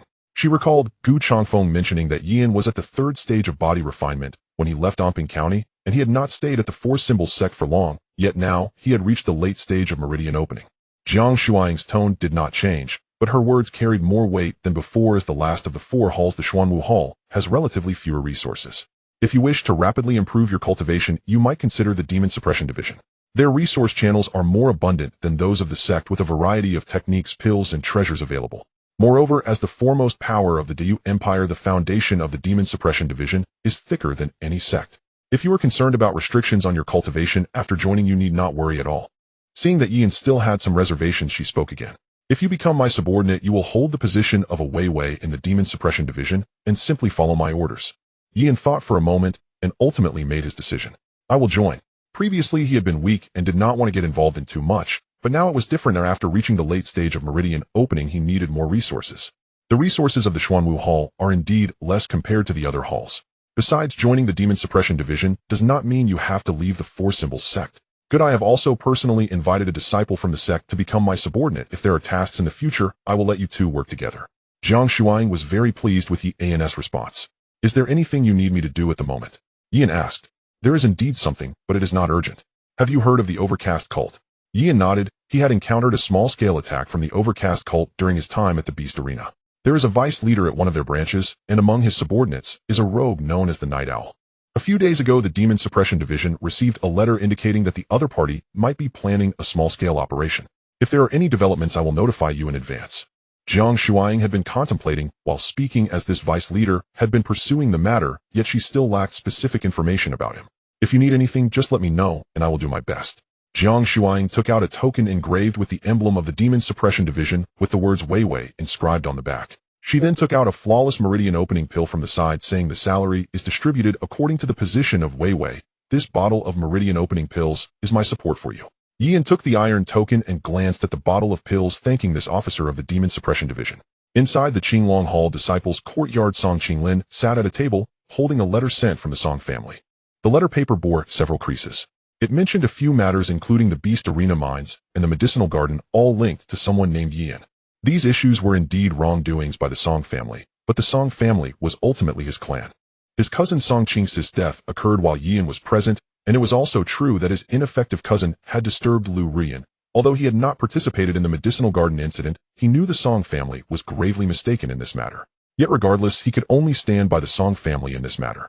Yan had already created a rift with the Song family, and his rate of growth was astonishing. Now he had even entered the Xuanwu Hall, and in the future, he would surely become an enemy of the Song family. Thinking of this, Song Qinglin closed his eyes deeply. He was not thinking of resolving this enmity, but rather why the family head did not invest more in Shunli, allowing him to directly eliminate the opponent instead of promising to provide resources later. Otherwise, why would he be thinking so much? Forget it, conflicts among martial artists will surely have their outcomes. A few days later, the sect hall distributed resources among the 4 halls. Only the chief disciples of each hall attended. They were Shen Jingfeng from the White Tiger Hall, Jiang Tingxue from the Vermilion Bird Hall, and Zhou Chong from the Xuanwu Hall. As for Pei Lai from the Qinglong Hall, he was absent due to an external task. Representing him was Song Qinglin. Dressed neatly in a deep green hall uniform, Song Qinglin maintained a calm demeanor when not speaking, showing no signs of sharpness. Yet those who understood the Song family knew he was the most capable disciple of this generation. Once everyone was present, the resources were distributed according to the strength levels of the 4 halls' disciples. The White Tiger Hall and Vermilion Bird Hall each received 30%, while the Qinglong Hall and Xuanwu Hall each received 20%. The chief disciples each received their resources without much conversation. After the distribution was completed, the person seated at the main position in the hall stood up. He was slender, wearing a long gray robe with a dark-colored belt around his waist. His movement was not hurried, yet once he stood, the previously faint whispers in the hall immediately ceased. The sect master of the 4 symbols, sect Zhao Xuanji. He had been at the peak of the gathering Yuan realm for many years, firmly establishing himself as the strongest in Kangwu County. Zhao Xuanji scanned the crowd and spoke in a tone that was neither heavy nor light. The 4 symbols sect has not had a chief disciple for quite some time. In recent years, the sect intends to select one who can represent the sect, the true face of the 4 symbols sect.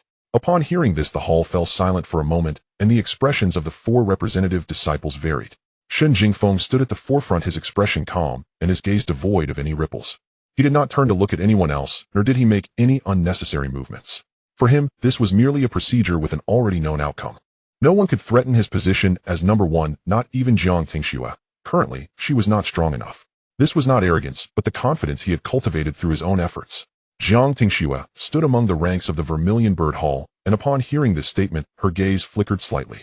She knew Shen Jingfeng was not merely a facade. He had real strength, and would be a formidable opponent for her. However, Jiang Tingxue's heart did not waver. She had already placed the position of chief disciple of the 4 symbols sect into her plans.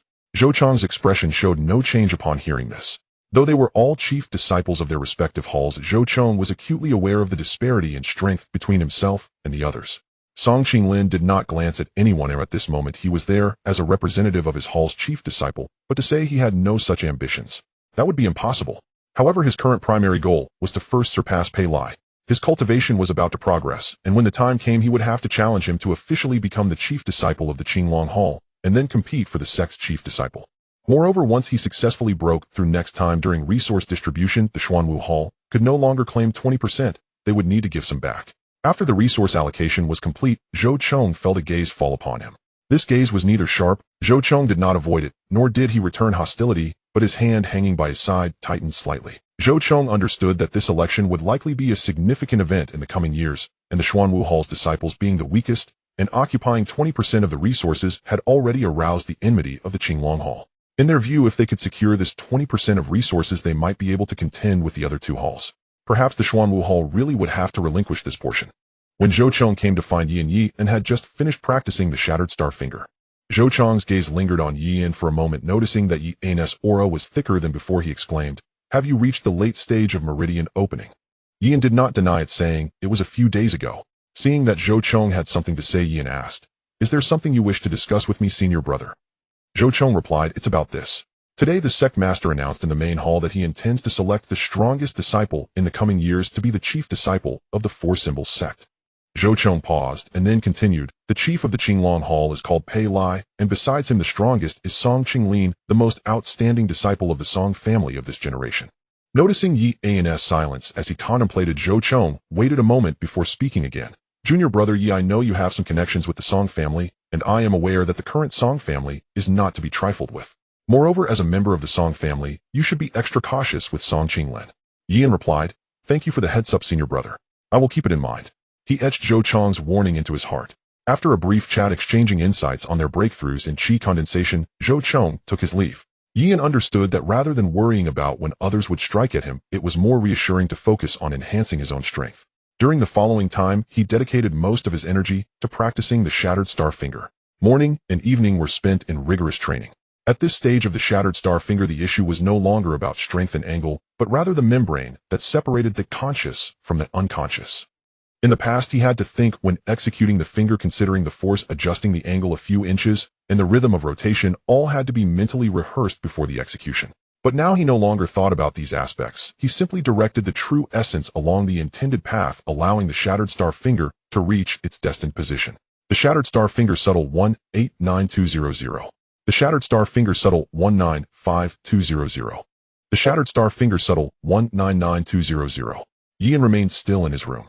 He calmed his mind, mentally reviewing the force, angle, and speed of the true essence from the previous execution, confirming that he had not consciously thought about any step. Yan aimed his finger at the inner side of the door panel. When his fingertip touched the wood, the force was even, or it did not puncture, but rather spread outward from the point of contact like a stone thrown into water, creating evenly distributed ripples. The surface of the door panel showed no dents or marks, but Yan could feel that the force had been completely transmitted without dissipating halfway. With a crack, the interior of the door panel had already begun to split, while the surface remained intact. The shattered star finger penetrating 1500. In the past, when he executed the finger, the force was like traveling along a bumpy dirt road, nearly depleted by the time he reached the destination, leaving only about 70 or 80% of the original force. But now that dirt road was nowhere to be seen. Yan exhaled a breath of turbid air. The shattered star finger had successfully broken through, and now he needed to urgently face another martial art. Days passed, and Yan began to shift his focus to the falling sunset sword technique. Progress in swordsmanship was not as straightforward as in finger techniques. It required deeper comprehension of the sword. Falling sunset sword technique, subtle 191200. Falling sunset sword technique, subtle 197200. Falling sunset sword technique, subtle 199200. The wind that day was stronger than usual, causing the shadows of trees outside the courtyard to sway chaotically. As Yan practiced the fifth stance of the sword technique, the wind suddenly rushed in from the side, swirling a dried leaf in front of him. Without much thought, he lifted his hand to catch it with the sixth stance, gently guiding the leaf away before seamlessly transitioning into the seventh stance. He paused, realizing that everything he had done was instinctive, with no interruption between the sixth and seventh stances. Yan sheathed his sword, and the dried leaf fell to the ground intact. Moonlight seeped through the gaps in the clouds. He glanced down at his hand, and the sword hilt, confirming that the falling sunset sword technique had been perfected. Falling sunset sword technique penetrating 1500. The moonlight illuminated the courtyard, and currently relying on that flawless quality meridian opening pill, Yan's cultivation progress had advanced significantly faster than in the mid-stage. Current progress. Meridian opening technique, third layer 80500. Not long after the letter from the Demon Suppression Division arrived, Yan received the letter from Jiang Shuang on an afternoon in mid-April. The envelope bore the emblem of the Demon Suppression Division, and inside were only a few lines. We have detected movements from the Futuian Sect's branch. Meet your partner at the East Street Inn in Kangwoo County. Yan and Lin Weiner set off from Kangwoo County, both dressed in ordinary attire, not drawing attention. Lin Weiner's gaze fell upon the wrapped sword on Yan's back. Do you practice swordsmanship? She asked. Have you prepared to enter the White Tiger Hall? Or have you already entered? Yan replied. Lin Weiner glanced at him, a hint of surprise in her eyes. Xuanwu Hall. She smiled briefly as if she wanted to say something, but decided against it. After a moment, she said, That's fine. The techniques of the four halls are equal, and there is still room for improvement. The two arrived at Yongning County and did not rush to Luoshire Village, intending to gather some information in the city first. Yongning County was small, with only one main street and sparse shops lining both sides. Lin Weiner sat down at a noodle stall at the street corner and ordered 2 bowls of noodles, eating while listening to the casual chatter of people at nearby tables. Then Yan noticed a group of people across the street walking along the edge toward the city exit. There were about 10 of them, all carrying bamboo baskets covered with burlap, making it impossible to see what was inside. One of the figures became increasingly familiar to Yi, and it was actually Shitu, a childhood playmate who had once borrowed money from him. Shitu was wearing a drab short coat, an old cloth scarf draped over his shoulder, trailing behind the group with his head down, hardly interacting with anyone, blending in quietly and unobtrusively. Lin Weiner followed Yan's gaze and lowered her voice. What's wrong?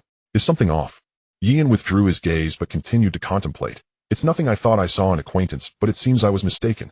Lin Weiner scrutinized Yan's honest expression, feeling that he was the type who would not lie, which made her think that this teammate seemed a bit unreliable. Lin Weiner did not press further, instead pulling out a small porcelain vial from her pocket and sliding it across the table.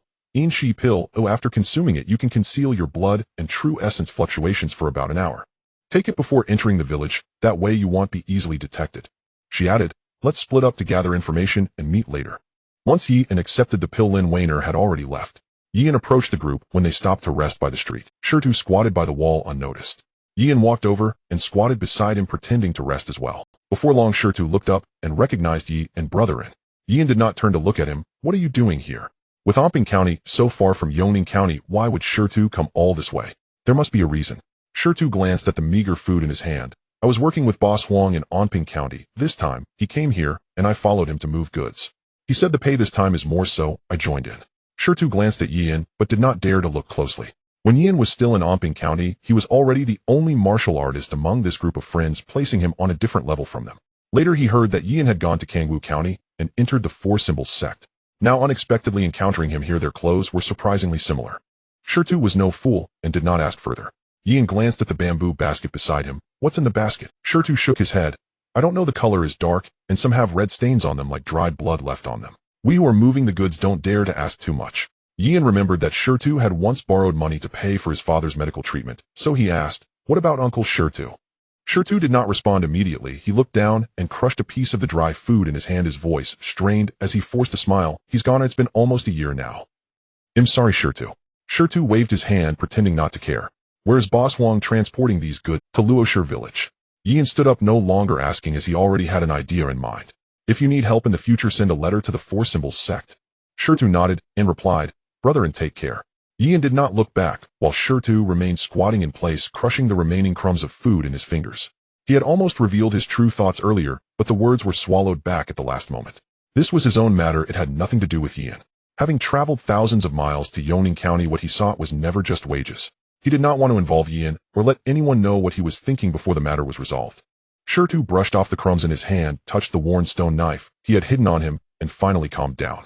Yi-an found Lin Weiner at the street corner. I just saw a group of people resting and went to inquire. The goods they are transporting are headed for Luoshi village, and there are traces of dried blood on the surface of the baskets. I suspect there is a problem. Lin Weiner, upon hearing this, did not respond immediately, but contemplated the implications. Then let's follow them to confirm the situation before making a decision. Yi-an and Lin Weiner fell silent, following the direction the group had departed, keeping a distance of about 100 paces, not getting too close.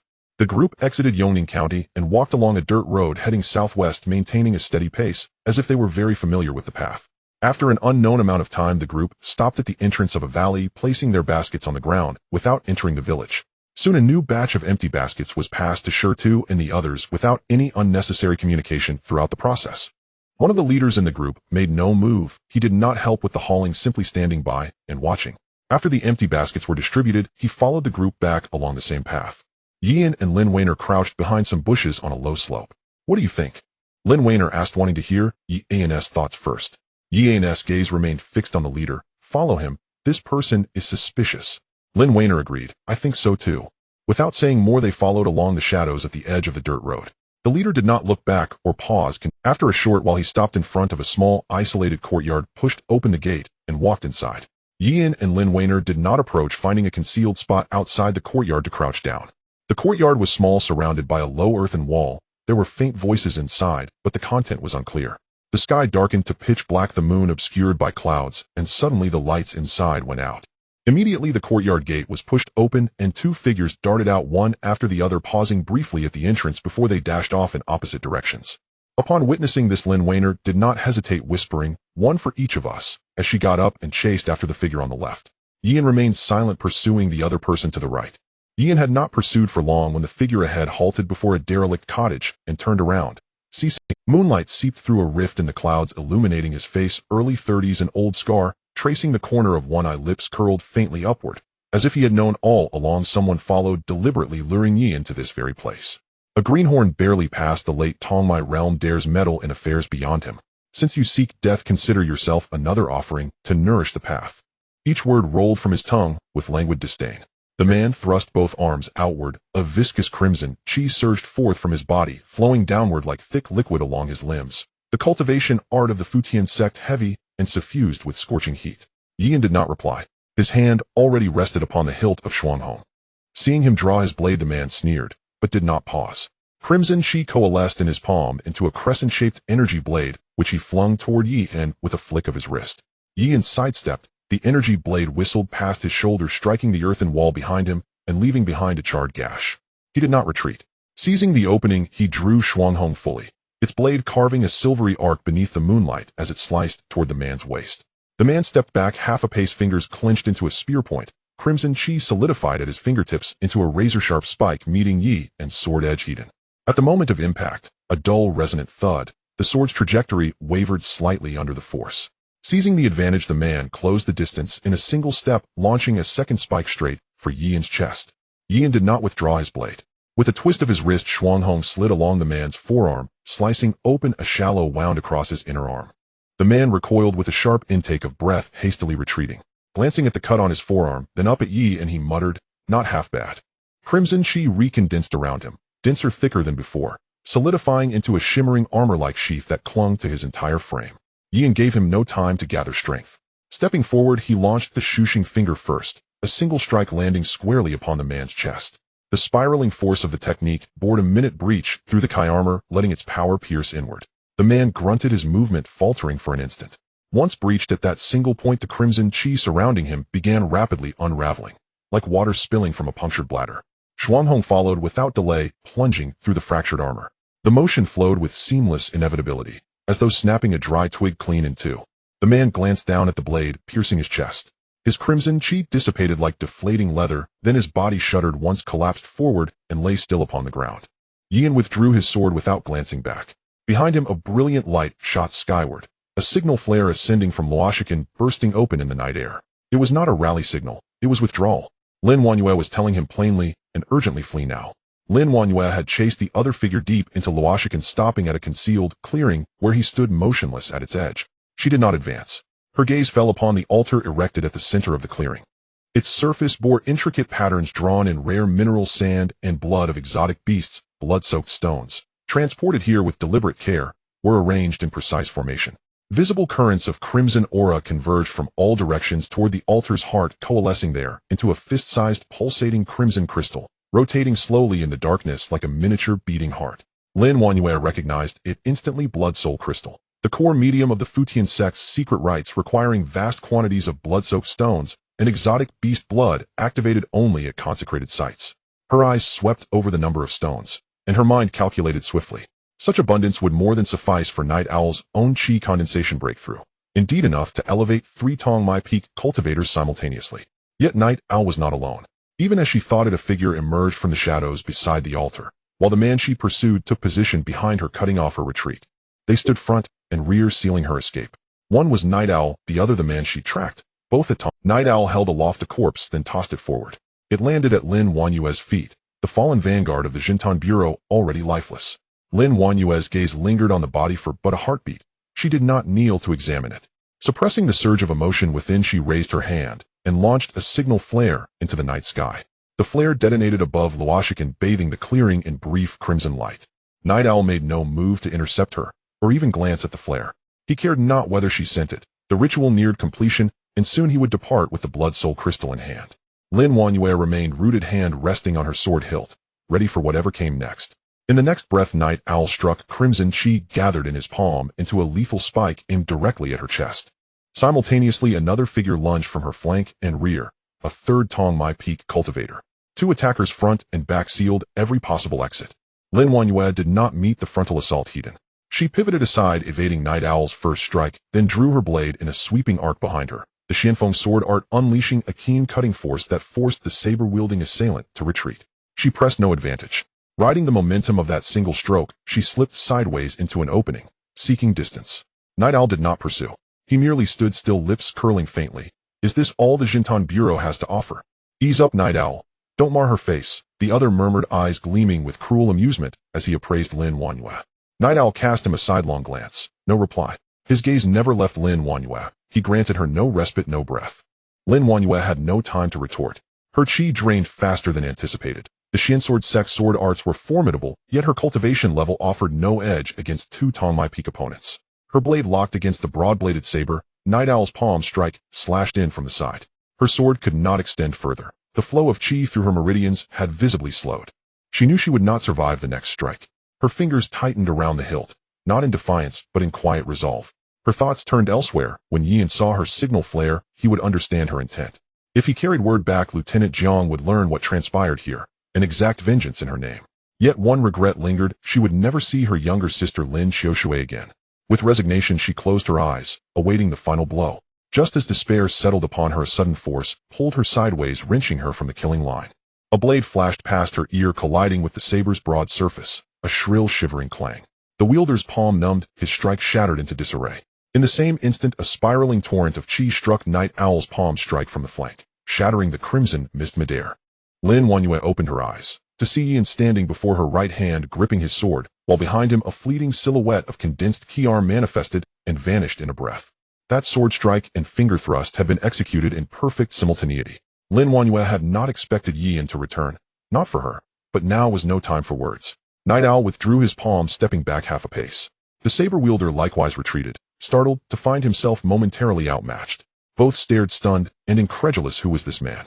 How could anyone possibly withstand their combined assault? A signal flare shot up into the sky behind the Night Owl and the knife wielder. A light brighter than before exploded in the air, signaling the support from the Demon Suppression Division. Lin Wanyue saw the light and felt a sense of relief in her heart. The support from the Demon Suppression Division was on its way, but they could not wait to act until it arrived. Yongning County was already in chaos. The officials were cooperating with the Demon Suppression Division to conduct a citywide search, and everywhere in the streets were torches and footsteps. At the entrance of the county magistrate's office, Magistrate Chu was blocked at the threshold by 2 soldiers and could not. He was old, and being a scholar, his cultivation was not high, only at the 2nd stage of body refinement. He had served as the magistrate of Yongning County for over a decade, and no one had ever dared to block him like this. What's more, the ones blocking him were just 2 nameless soldiers. In the past, he had 100 ways to ensure they would. Magistrate Chu's face flushed with anger as he shouted at the 2 soldiers, "Dare to block this magistrate? Are you not afraid of losing your heads? Get out of my way." The 2 soldiers exchanged glances, not moving aside, but also refraining from attacking.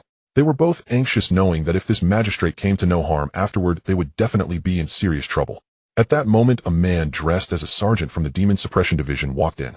As soon as Magistrate Chu saw him, his anger shifted direction. "You Demon Suppression Division are so bold. How dare you show disrespect to this magistrate? I will surely report this to the Emperor and hold your Demon Suppression Division accountable. Where is Sergeant Jiang?" Upon hearing this, the sergeant chuckled and then turned serious. "Don't you dare waste time, apprehend him." He pulled out a stack of papers from his sleeve and slapped them on Magistrate Chu's face. "Evidence of collusion with the overturning heaven sect. Do you need to see more?" Magistrate Chu looked down at the stack of papers, his lips trembling. The once arrogant tone of his voice had turned shaky. "Is your Demon Suppression Division really this domineering?" The sergeant ignored him, merely waving for the 2 soldiers to assist in taking Magistrate Chu away. How could the Demon Suppression Division not be domineering when they were enforcing the law? The sergeant did not look back at him, but inwardly worried. Sergeant Jiang should be engaged in battle with the vice leader of the subsect now. "Oh, I hope everything goes smoothly." The support signal flashed and disappeared. The Night Owl and the knife wielder turned back simultaneously, their expressions changing. Without hesitation, the Night Owl turned and rushed towards the altar, followed closely by the knife wielder. The 2 of them directly interrupted the ritual. The Night Owl grabbed the blood crystal that had not yet fully formed, disregarding the lingering blood energy, and directly stored it in his palm. Lin Wanyue watched the signal flare, and then the Night Owl's actions. "Yi and these 2 guys want to escape." Yi understood immediately and did not wait for her to finish speaking before drawing his sword and giving chase. The knife wielder sensed someone was pursuing from behind and suddenly turned around, slashing horizontally. "Did I go easy on you just now, making you think you could win against me, kid?" Yi did not respond. Frostwing approached from the side, the blade sliding along the knife's edge, and at the same moment, the shattered star finger struck, landing precisely on the knife wielder's wrist. The Night Owl glanced back just in time to see Yi An's profile and his flickering movements. His action slowed for a moment, and his expression shifted. At that moment, he recognized Yi, the outer sect disciple who had fled from the Greenstone Beast Arena. He never expected to see him here again, nor did he anticipate that the body refinement kid from back then could now pursue him. The knife wielder looked down at the wound on his chest and stopped attacking, shouting towards the Night Owl, "Hurry over and help. If I die, you won't be able to escape either." The Night Owl did not turn back or slow down. He had obtained the blood crystal and was heading in another direction. Just as the Night Owl was about to dart out into the clearing, a beam of sword light cut diagonally from the side, forcing him to take a half step back. Lin Wanyue stood in front of him, her sword tip pointed forward, blocking his only escape route. "Now that it's 1 against 1, do you still think you can match me?" The Night Owl did not respond or rush to break out. He glanced at the blood crystal in his hand. It was still pulsating slightly, like a heart that had been forcibly squeezed to a halt. He shifted his gaze away from Lin Wanyue, glancing briefly at her trembling sword tip, and then at the approaching he chose not to charge through, but instead took a step back, veering towards another direction. His foot pivoted, dark red true essence exploded from beneath him, and his body turned into a shadow, attempting to slip past Lin Wanyue's sword circle. Lin Wanyue did not let him pass. Her sword had already reached out, and the suspended edge sword technique was pushed to its limits at that moment, with the tip of the sword pursuing the shadow, landing just where he changed direction. The night owl was forced to halt, sidestepping the sword light. True essence coalesced into a thin armor on his shoulder, and the sword tip brushed against that layer of armor, producing a low grinding sound without piercing through. He did not pause. True essence gathered in his palm, forming a crescent-shaped energy blade which he hurled at Lin Wanyue. Sidestepped at the energy blade, grazing her shoulder and severing a lock of hair, crashing into the altar behind her, leaving a charred pit. The knife wielder's chest wound was still bleeding, and dark red true essence surged from his arm, spreading along the knife's back, as if the entire blade was wrapped in a layer of dark liquid, with its edge faintly glimmering. He no longer called out to the night owl or looked towards the altar. He had already accepted that the night owl would not turn back. He could not survive, but he also did not intend to let Yin off easily. Yin did not wait for him to gather his strength. Frostwing struck first, the sword momentum slicing diagonally from the lower left corner, the tip landing on the inner side of the elbow joint of his knife-wielding arm. The knife wielder had already fully charged his blade's momentum, but in that instant Yin's strike interrupted his release point. The dark red true essence burst forth from the knife's back, as if a water pouch had been punctured. The shattered star finger followed up, immediately landing next to the old wound on his chest. The force did not penetrate, but merely caused a tremor. The knife wielder's body leaned back slightly, and a trickle of blood escaped from the corner of his mouth. He lowered his head, feeling the opponent's swirling true essence spinning continuously within him. His lips moved as if to say something, but ultimately the knife slipped from his grasp and fell to the ground. He then collapsed forward, kneeling on the ground face down in the dirt, unmoving. Yin did not pay attention to this side anymore, and turned to look in the direction of the night owl. The night owl had retreated to the edge of the clearing, but Lin Wanyue was still in front of him. Her sword had already been thrust out twice, both times dodged, and the third time was currently being thrust out. Her sword momentum was slightly slower than before, the angle was correct, and the landing point was accurate, but the night owl was just a bit faster than her sword, evading the critical points at the last moment each time. Yin did not make a sound, and Frostwing did not stab at the night owl. It merely stood between the night owl and Lin Wanyue, blocking his next route of retreat. The night owl was blocked from the only escape route that was still open, the blood crystal in his hand still radiating heat, but he had no intention of charging forward anymore. He glanced at Yi and then at Lin Wanyue and the increasingly close flames. Ultimately, he made up his mind. Even if it meant risking everything, he would slay both of them on the spot. The night owl no longer retreated. He stood his ground, the dark red true essence congealing once more, thicker than ever before, as if the very blood in his body surged to the surface of his skin. He looked at the two, and with a voice heavier than before said, "Since there's no way out, then let you accompany me to the grave." His true essence began to fluctuate violently, like boiling oil ready to explode. Yin did not give him a chance to fully gather his strength. Shuang Hong was already thrusting forward, the tip of the sword aimed directly at his throat. Lin Wanyue's sword followed suit from the other side, both attacking almost simultaneously.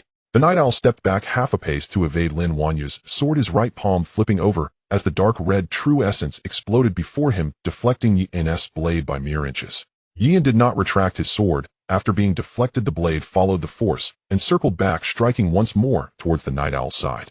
Lin Wanyue's sword had also caught up, the two attacking alternately, leaving the night owl no chance to breathe. He was forced to retreat, repeatedly stepping back 4 times in succession. Every exchange foretold the night owl's retreat. Each time he lifted his hand, the next sword strike would interrupt him. Lin Wanyue seized the opportunity, thrusting her sword, and a gash was opened on the night owl's left shoulder. Seeing this, Yin seized the moment, the shattered star finger striking right at the opponent's right arm. The dark red true essence around the night owl continuously collapsed and recongealed, but the speed of the recongealing could not keep up with the collapse. The night owl was forced back to the altar, his heels now on the edge of the blood-soaked stone, with no path of retreat left. He acknowledged that the strength of the two was formidable, and facing either one was a grave threat, let alone the two of them teaming up. In the end, he made up his mind, originally not wanting to use this move as the cost was too great. The night owl brought his index and middle fingers together, crossing his hands at his chest. The dark red true essence spread up his arms, gathering at his fingertips as dark red patterns began to appear on his skin, as if something was seeping out of his blood. His aura was rising stronger than at any moment before, like a lamp about to extinguish that suddenly flared brightly. The dark red true essence formed a shell thicker than before around him, no longer a thin layer, but a solid, dark, glimmering shell. Lin Wanyue's expression changed. Blood sacrificed to ignite lifespan. She looked at the dark red light at the tips of the night owl's fingers, a secret technique of the covering heaven sect burning life to exchange for an explosion of true essence. We cannot let him complete this move. This move activated at an incredible speed, almost as if it had crossed several steps in an instant. The night owl raised his head, his gaze passing over Yi in a slight smile, curling at the corners of his mouth, as if he could already see the outcome. To die under this move is a blessing for you. He cared not for how much lifespan he wasted. Even if he became a withered old man after this battle, he would still kill these two troublemakers on the spot. Both his palms pushed forward simultaneously, the dark red true essence condensing into a thick beam of light, carrying a scorching heat rushing straight towards Yin. The speed of that true essence beam surpassed any previous blade of chi, bringing with it a wave of heat, like a river ignited surging from the night owl's palm straight for Yin's face. Years of lifespan dissipated in that single second. The night owl's laughter echoed across the empty altar. This strike possesses 10 years of power. Can you block it? Die. Yin witnessed this scene, Xuan Hong horizontally positioned before him, true essence condensing behind him. That true essence arm reappeared clearer than ever, its edges solidified with light, as if a real arm stretched out from the void. Secret technique, one arm of the Azura. The shattered star finger gathered at the fingertips of the true essence arm, the rotating force spinning rapidly, emitting a faint buzzing sound, while the falling sunset sword technique was executed simultaneously. The sword was ahead, the finger behind. The true essence arm followed closely, almost simultaneously colliding with the dark red beam of light. The moment their powers clashed, the ground trembled. The dark red beam was sliced, torn apart, and shattered between the sword edge and the fingertips, splitting in half before bursting apart, transforming into countless tiny light points that dissipated in the night sky. The night owl's smile froze on his face. His palms remained outstretched, dark red true essence still gushing forth, but it was now completely beyond his control, scattering in the air like a kite with a broken string. He lowered his head to glance at his chest, the blade of Xuan Hong piercing through its tip, protruding from his back. It seemed the cost of this move was too great. His own blood had been drained, and not a single drop flowed down. The sword body was now enveloped by the dark red true essence, slowly dissolving. The rotating force of the shattered star finger had already penetrated his body, spreading up along his meridians, causing the true essence to collapse wherever it passed. Yin withdrew the sword, and the night owl's body lost its support, falling back face up toward the sky, crashing heavily onto the ground, no longer moving.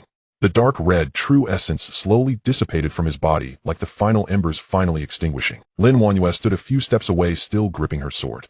She had originally thought Yin would sidestep this move, and then the two would gradually wear each other down. However, she did not expect Yin to be so fierce, and the true essence arm behind him left her feeling terrified. What secret technique is this, or perhaps an ultimate move? She said nothing, and made no move, merely watching the lifeless body on the ground, glancing once more at Yi and quietly waiting for his next action. Yi unsheathed Xuan Hong, narrowly escaping disaster. If he had not wrapped true essence around the sword body, it would have likely been broken by now. Yi bent down to pick up the blood soul crystal on the ground. Due to the altar's early conclusion and the night owl continuously absorbing energy, while battling him, the energy within the blood soul crystal had dwindled significantly. Lin Wanyue walked over to glance at the blood soul crystal in his hand, and said the blood soul crystal is the core medium of the covering heaven sect's secret technique, typically used in the breakthrough rituals for condensing chi, its effects equivalent to several high-grade chi condensing pills stacked together. But it is not like normal pills. This thing is a product of the evil sect mixed with too many impurities. Absorbing it can easily erode one's sanity, and with a slight misstep one could fall into madness. Thus righteous cultivators generally avoid it, and if they obtain it they usually destroy it. However, this one in your hand is already more than half shattered, and the energy has mostly dissipated. The remaining amount shouldn't affect your sanity. It can still be used, but its effect will be inferior to that of normal pills. After hearing this, Yin nodded, acting as if nothing was wrong as he tucked the blood soul crystal away. Lin Wanyue saw this, and said nothing, only finding his actions somewhat amusing, particularly his casual nonchalance. In the distance, the flames of the Demon Suppression Division were converging towards the altar. The altar had already been illuminated by torches, the blood-red patterns on the ground slowly fading, as if they were dissipating after losing their support. The flames of the Demon Suppression Division had already lit up the edges of the open space, footsteps gathering towards this side. The night in Luoshi village had finally come to an end. The clash between martial artists was nearing its conclusion, yet some grudges remained unresolved. Boss Huang changed into tattered clothes in advance, removed all conspicuous items from his person, and blended into the crowd to leave Yongning County early. He lowered his head and hunched his shoulders, blending in with those around him. No one paid him any extra attention. After exiting the city, he turned into a small path, intentionally choosing remote dirt roads. After walking for most of the day and confirming that no one was following him, he finally slowed his pace. After all, he was just a somewhat wealthy landlord without any cultivation, and his physical strength was mediocre. After walking for a while, his legs began to feel sore, and his breathing became heavy. What he didn't know was that a figure had been following him from a distance, remaining neither too close nor too far. Just as Boss Huang could no longer hold on, he spotted an abandoned, thatched hut by the roadside ahead. The door was askew, and there was a large hole in the roof confirming that it had been uninhabited for a long time. Without much thought, Boss Huang pushed the door open, found a slightly cleaner patch of ground, and lay down, gasping for breath. However, he did not notice that under the dim sky someone was already standing at the threshold. The figure stood there motionless, gripping a stone knife in their palm, while memories of nearly a year ago surged in their mind. On that day his father lay in bed, his face ashen, and his lips cracked, unable to swallow even water. He clasped his father's hand, his voice filled with pleading, "Father, hold on. I will settle the wages soon, and then I will immediately go find a doctor. You will be fine." Father did not look at him, but used his last bit of strength to grip his hand back, his voice weak like a thread about to snap. "Silly boy. Your father can't hold on any longer. Don't waste money. Save it for yourself. Be good. Listen to me." His eyes turned red, his voice trembling. "No, that's not true. Father is fine. You can definitely hold on." He repeated this as if trying to convince his father, or perhaps himself. His father did not speak again, but simply gazed at him quietly, his eyes murky, unable to say anything. At that moment, he dared not release his grip, fearing that if he did, there would be no second chance. That day, he went to Boss Huang's residence. He stood at the door, but before he could enter, 2 guards stopped him. He claimed he was there to collect his wages, reported his name, and one of the attendants went inside to announce him. Before he could finish speaking, Boss Huang's voice came from within, "Tell him to get lost." The tone was casual, as if swatting away a fly, not even bothering to ask who it was. Before he could open his mouth, the guards shoved him out. He stumbled a few steps, hitting his head on the doorframe and sustaining several injuries. He fell to the ground, having not collected his wages, and instead, he had been beaten. After dragging himself back to his residence, even taking care of himself became a problem, let alone caring for his ill father. His father passed away during this period because he had not been able to care for him properly, and coupled with the lack of money for medicine, he ultimately could not hold on and left like this. He sat by the bed holding his father's already cold hand, the tears in his eyes long since dried, and he sat with his head bowed for a long time. He hated Boss Huang, hated himself for not being a martial artist, and hated this world even more for not being able to keep his own father. He was lost in thought for a long time, unaware of what meaning there was in living in this world. For someone like him, without cultivation foundation or backing, if he died, no one would remember him. He even considered ending it all, yet he could not swallow the humiliation. Until later he heard that Boss Huang was hiring workers again, this time to leave Anping County for another place, and Boss Huang would go personally. Upon hearing this news, he did not hesitate and went directly. No one recognized such a minor character as him. Neither Boss Huang nor the guards who had once injured him had ever remembered him. He blended into the freight-moving group as they walked, and along the way no one cast him a second glance. He was as silent as a stone, not uttering a single word. On the day of leaving Anping County, the sky began to darken. The dark clouds hung low, and distant thunder rolled within the clouds like a bell, stifled its sound, heavy and muffled, yet silent. He visited his father's grave, a mound of earth on a hillside outside the village, bordered only by a few stacked stones. Boom! A bolt of lightning pierced the clouds, white light illuminating the dilapidated thatched hut, casting a long shadow of the stone upon Boss Huang's face. Boss Huang jolted awake, seeing a figure standing at the door. Where did this beggar come from?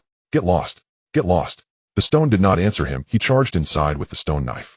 The stone knife gleamed white, not because it was sharp, but because it had been held for so long that the sweat from his palm had polished the handle. With one strike, Boss Huang's shoulder was slashed open, and he let out a scream as blood splattered onto the stone knife. Boss Huang was knocked down by the blow, a kick landing on the stone's chest. Lying on the ground, he disregarded his injuries and desperately crawled backward until one hand pressed against the wall. His tone changed from fierce to pleading. "Don't kill me. I'll give you anything you want. Money. I have plenty of money that can ensure you never go hungry. Just spare me, and I will definitely give it to you." The stone sneered. Indeed, with so much money, why had Boss Huang not given him his rightful wages back then?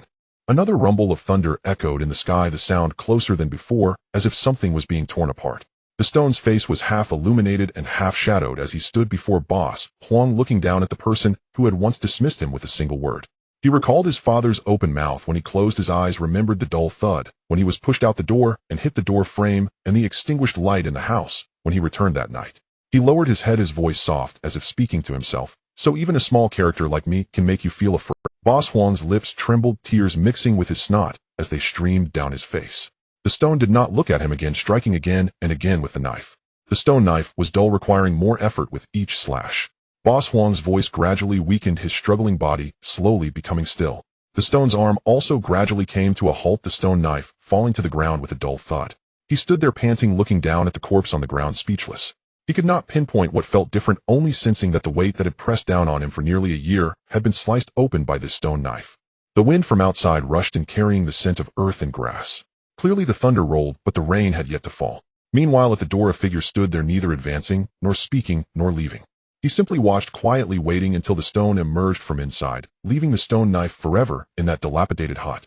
The conclusion of the incident at the Falling Stone Village's heavenly cult altar was far more swift and decisive than Yi-In and Lin Weiner had anticipated. What they thought would take several days to clean up the scene and verify the results turned out to be resolved by the following day when they returned to Yongning County, receiving news from Jiangshuang. The door was gently pushed open, and a guard wearing the standard attire of the Demon Suppression Division quickly walked in. "Ladies, we have received news from Jiang Xiaowei. She has dealt with the deputy altar master of the heavenly cult in Falling Stone Village and is now leading a team back to Kangwu County City. We should return immediately to report at the county branch." Lin Weiner paused upon hearing this, turning to Yi and beside her, and said, "The matter of Falling Stone Village is completely resolved. Let's go back to Kangwu County City."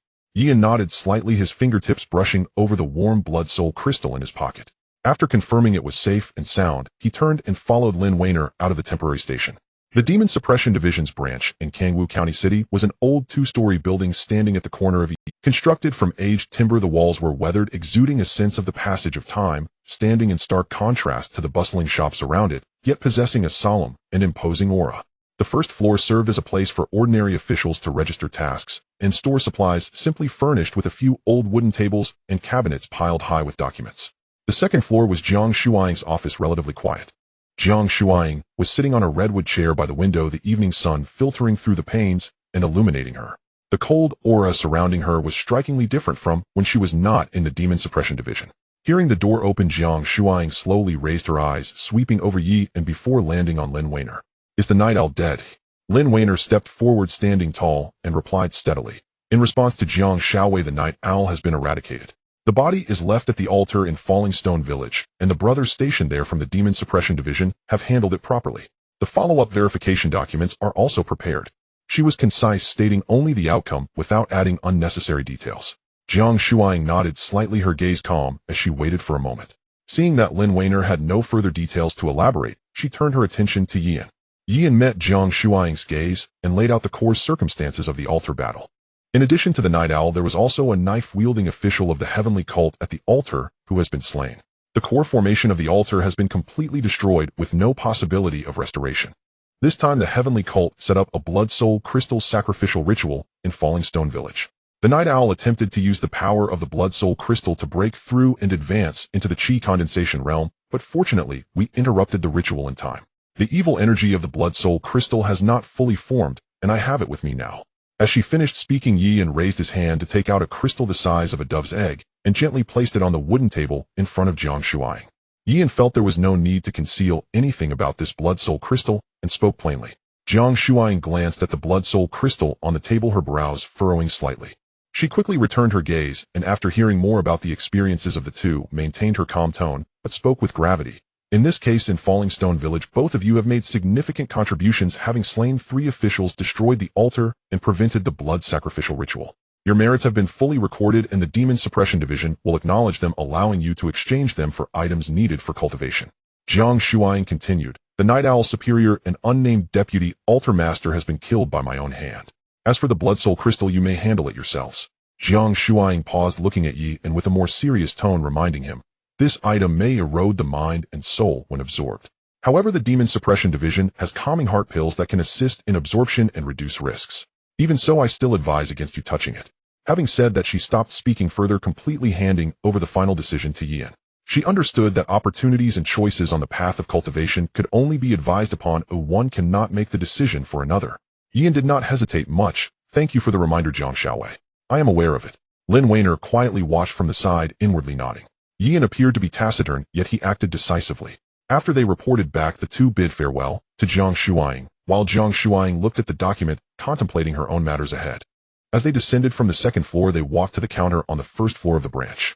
The wooden surface of the counter was well worn, with several deep, dark marks at the corners, likely left by years of placing iron plates and documents. Behind the counter sat a middle-aged official, engrossed in flipping through a ledger, while a young guard beside him was organizing a stack of documents. As Lin Weiner approached, the young guard looked up, recognizing her, and called out, "Lin Weiner." How did the matter in Falling Stone Village go? It's been taken care of. The young guard then asked, is the night owl really dead?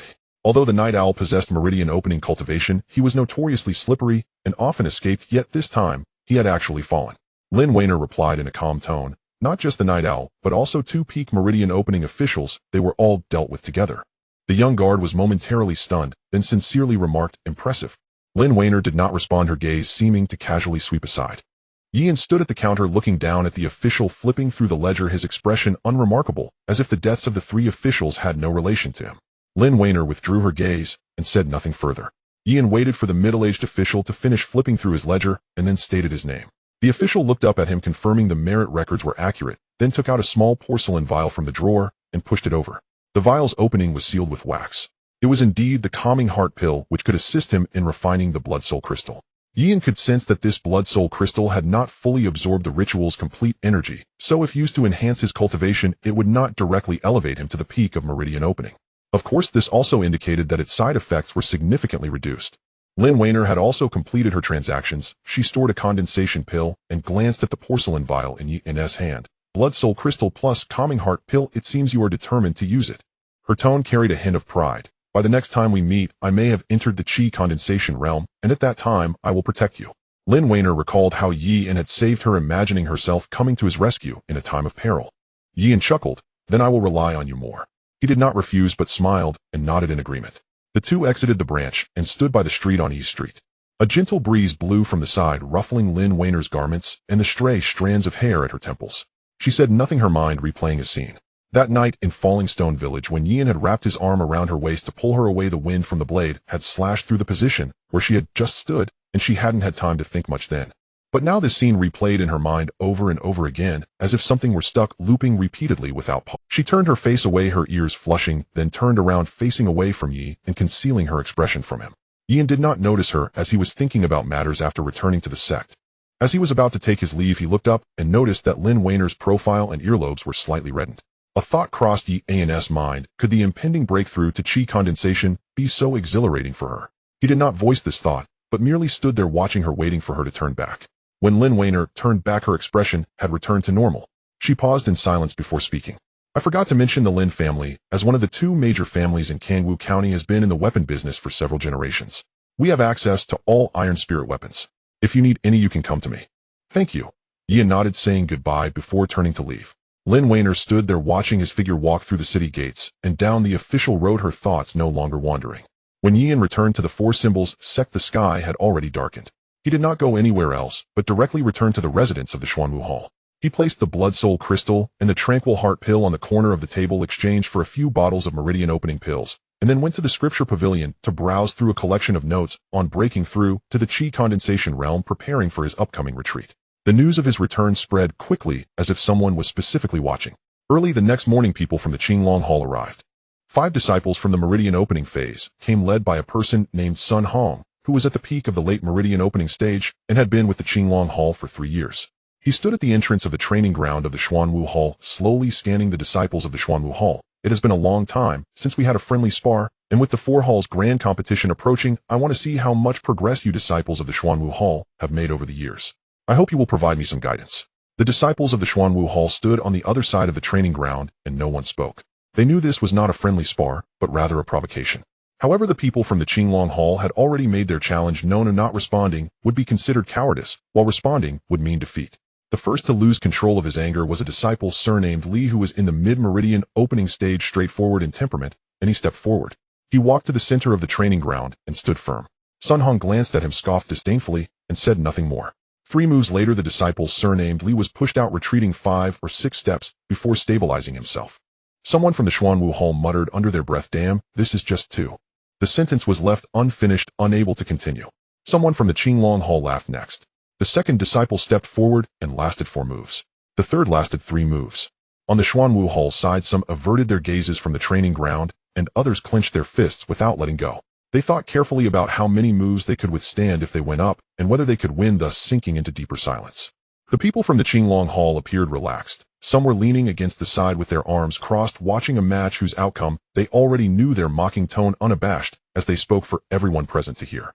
Is this what the disciples of the Xuanwu Hall are like? Seems about right. The voice was not loud, but it was enough for everyone present to hear. Sun Hong put his hands down and assumed a relaxed posture. By the way, the top 3 in this year's intersect competition seemed to have come from your Xuanwu Hall, right? What was his name? Yian. Where is he? Why hasn't he come out? Is he hiding in fear? Indeed, that fits well with the reputation of your Xuanwu Hall. It is quite fortunate for such a true transmission of Xuanwu to be practiced by a disciple who has only been in the hall for less than a year. If he keeps shrinking back like this, there's no need for him to come out, don't you think? As soon as Sun Hong finished speaking, several disciples from the Qinglong Hall snickered behind him, the sound not loud, but particularly jarring in the quiet training ground. Some from the Xuanwu Hall wanted to rush to rebut, but were pulled back by those beside them. At that moment, a figure walked over from the direction of the Xuanwu Hall's courtyard. Dressed in a deep gray hall uniform, his figure was slender, his steps were not fast, but each one was steady.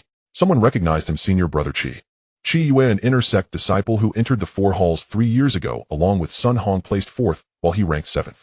After joining the 4 halls, he chose the Xuanwu Hall, and over the past 3 years he had remained stuck at the late meridian opening stage without breaking through to Qi condensation, but all the disciples in the hall recognized him. Qi Yu walked to the center of the training ground and looked at Sun Hong.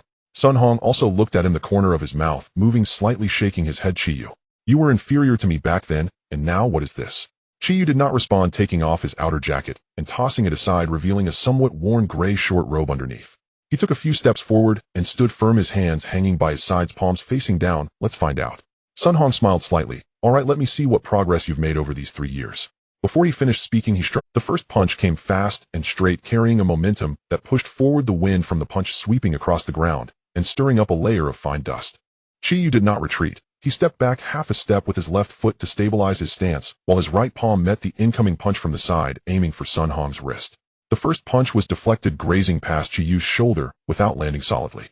Sun Hong did not withdraw his hand. The second punch came right after, heavier than the first. Qi Yu sidestepped, countering with a palm strike aimed at Sun Hong's waist. Sun Hong lowered his elbow to block the palm strike, simultaneously using the force to spin around, delivering a third punch with even more force aimed at Qi Yu's chest. Qi Yu was unable to completely avoid it in time, crossing both palms to block in front of his chest. The punch collided with his palms, producing a muffled sound, and Qi Yu staggered back 2 steps before stabilizing himself. He did not step forward again, but looked down at his palms, remaining silent for a moment before retracting his hands. Sun Hong lowered his fists and looked at him, saying, "Is that all?" Qi Yu did not respond, suppressing his own state. 3 years ago he could not match his opponent. Now he was even. At this moment, no one from the Xuanwu Hall dared to step onto the stage.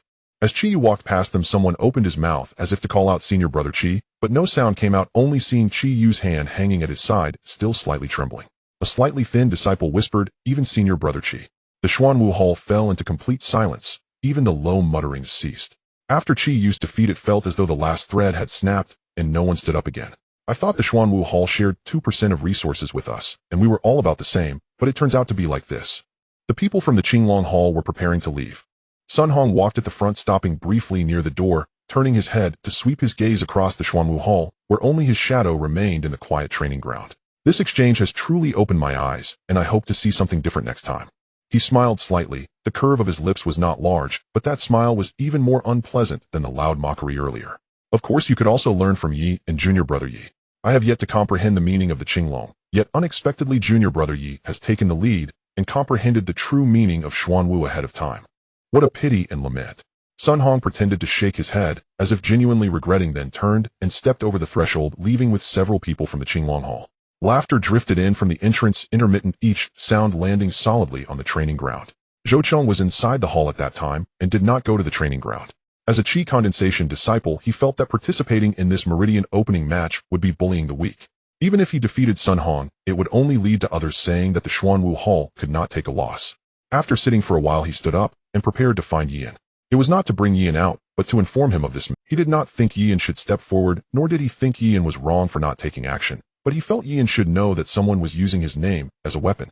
Yian was leafing through the manual on Qi condensation inside his room when he heard footsteps and looked up to see Zhou Zhong standing at the doorway. Before Yian could greet him, Zhou Zhong spoke first. Senior Brother Yi, the Azure Dragon Hall. Zhou Zhong recounted the incident at the martial training ground, from the first disciples' challenge to Qi Yu's defeat, even repeating Sun Hong's final words verbatim. He did not add, "Senior Brother Yi, you ought to confront Sun Hong in a duel, or else others will think you're easy prey." Instead, he simply waited for Yi and to absorb the information. Yi enclosed the manual and placed it neatly at the corner of the table. "Thank you, Chief Senior Brother, for informing me." Yi sensed that Zhou Zhong harbored no intention to pressure him into a public duel, only to alert him that someone was deliberately targeting the Black Tortoise Hall and targeting him personally. Zhou Zhong gazed into Yi's calm, unruffled eyes. No trace of alarm, no sign. He would rise to seek out Sun Hong. Zhou Zhong said nothing more. He knew Yi and was perceptive enough to grasp his unspoken meaning. Yi reopened the manual on qi condensation. For now, cultivating his cultivation base remained the safest, most pressing priority. His reputation could wait indifferent to rumor or scorn. Sun Hong's taunt, calling him a turtle, was clearly designed to provoke him into accepting a duel. Sun Hong had never crossed paths with Yi before. This provocation likely originated from Song Qinglin, a true qi condensation cultivator, the real threat looming over him. The incident of Sun Hong leading disciples to the Black Tortoise Hall under the guise of sparring reverberated across the Four Symbols sect for 3 days, not because it was inherently momentous, but because Sun Hong's parting words spread like wildfire. After all, gossip is a universal indulgence. Senior brother Yi has already grasped the true essence of the Black Tortoise ahead of schedule. The rumor spiraled wildly until it mutated into Yi of the Black Tortoise Hall, third place in this year's Intersect Grand Competition, was cornered and beaten at his own gate by the Azure Dragon Hall, too afraid to step outside. Rumors once set loose grow increasingly distorted with every telling. Yet no one seeks their origin, all remember only the final warped version. Black Tortoise Hall disciples walking the sect paths occasionally felt sidelong glances. Not hostile but curious, as if silently questioning whether the rumors held truth. Yi offered no explanation. During this time his meridian-linking art had advanced from Layer 3 level 80 to level 130. He had yet to touch the Blood Soul Crystal, nor had he consumed the Calm Mind Pill.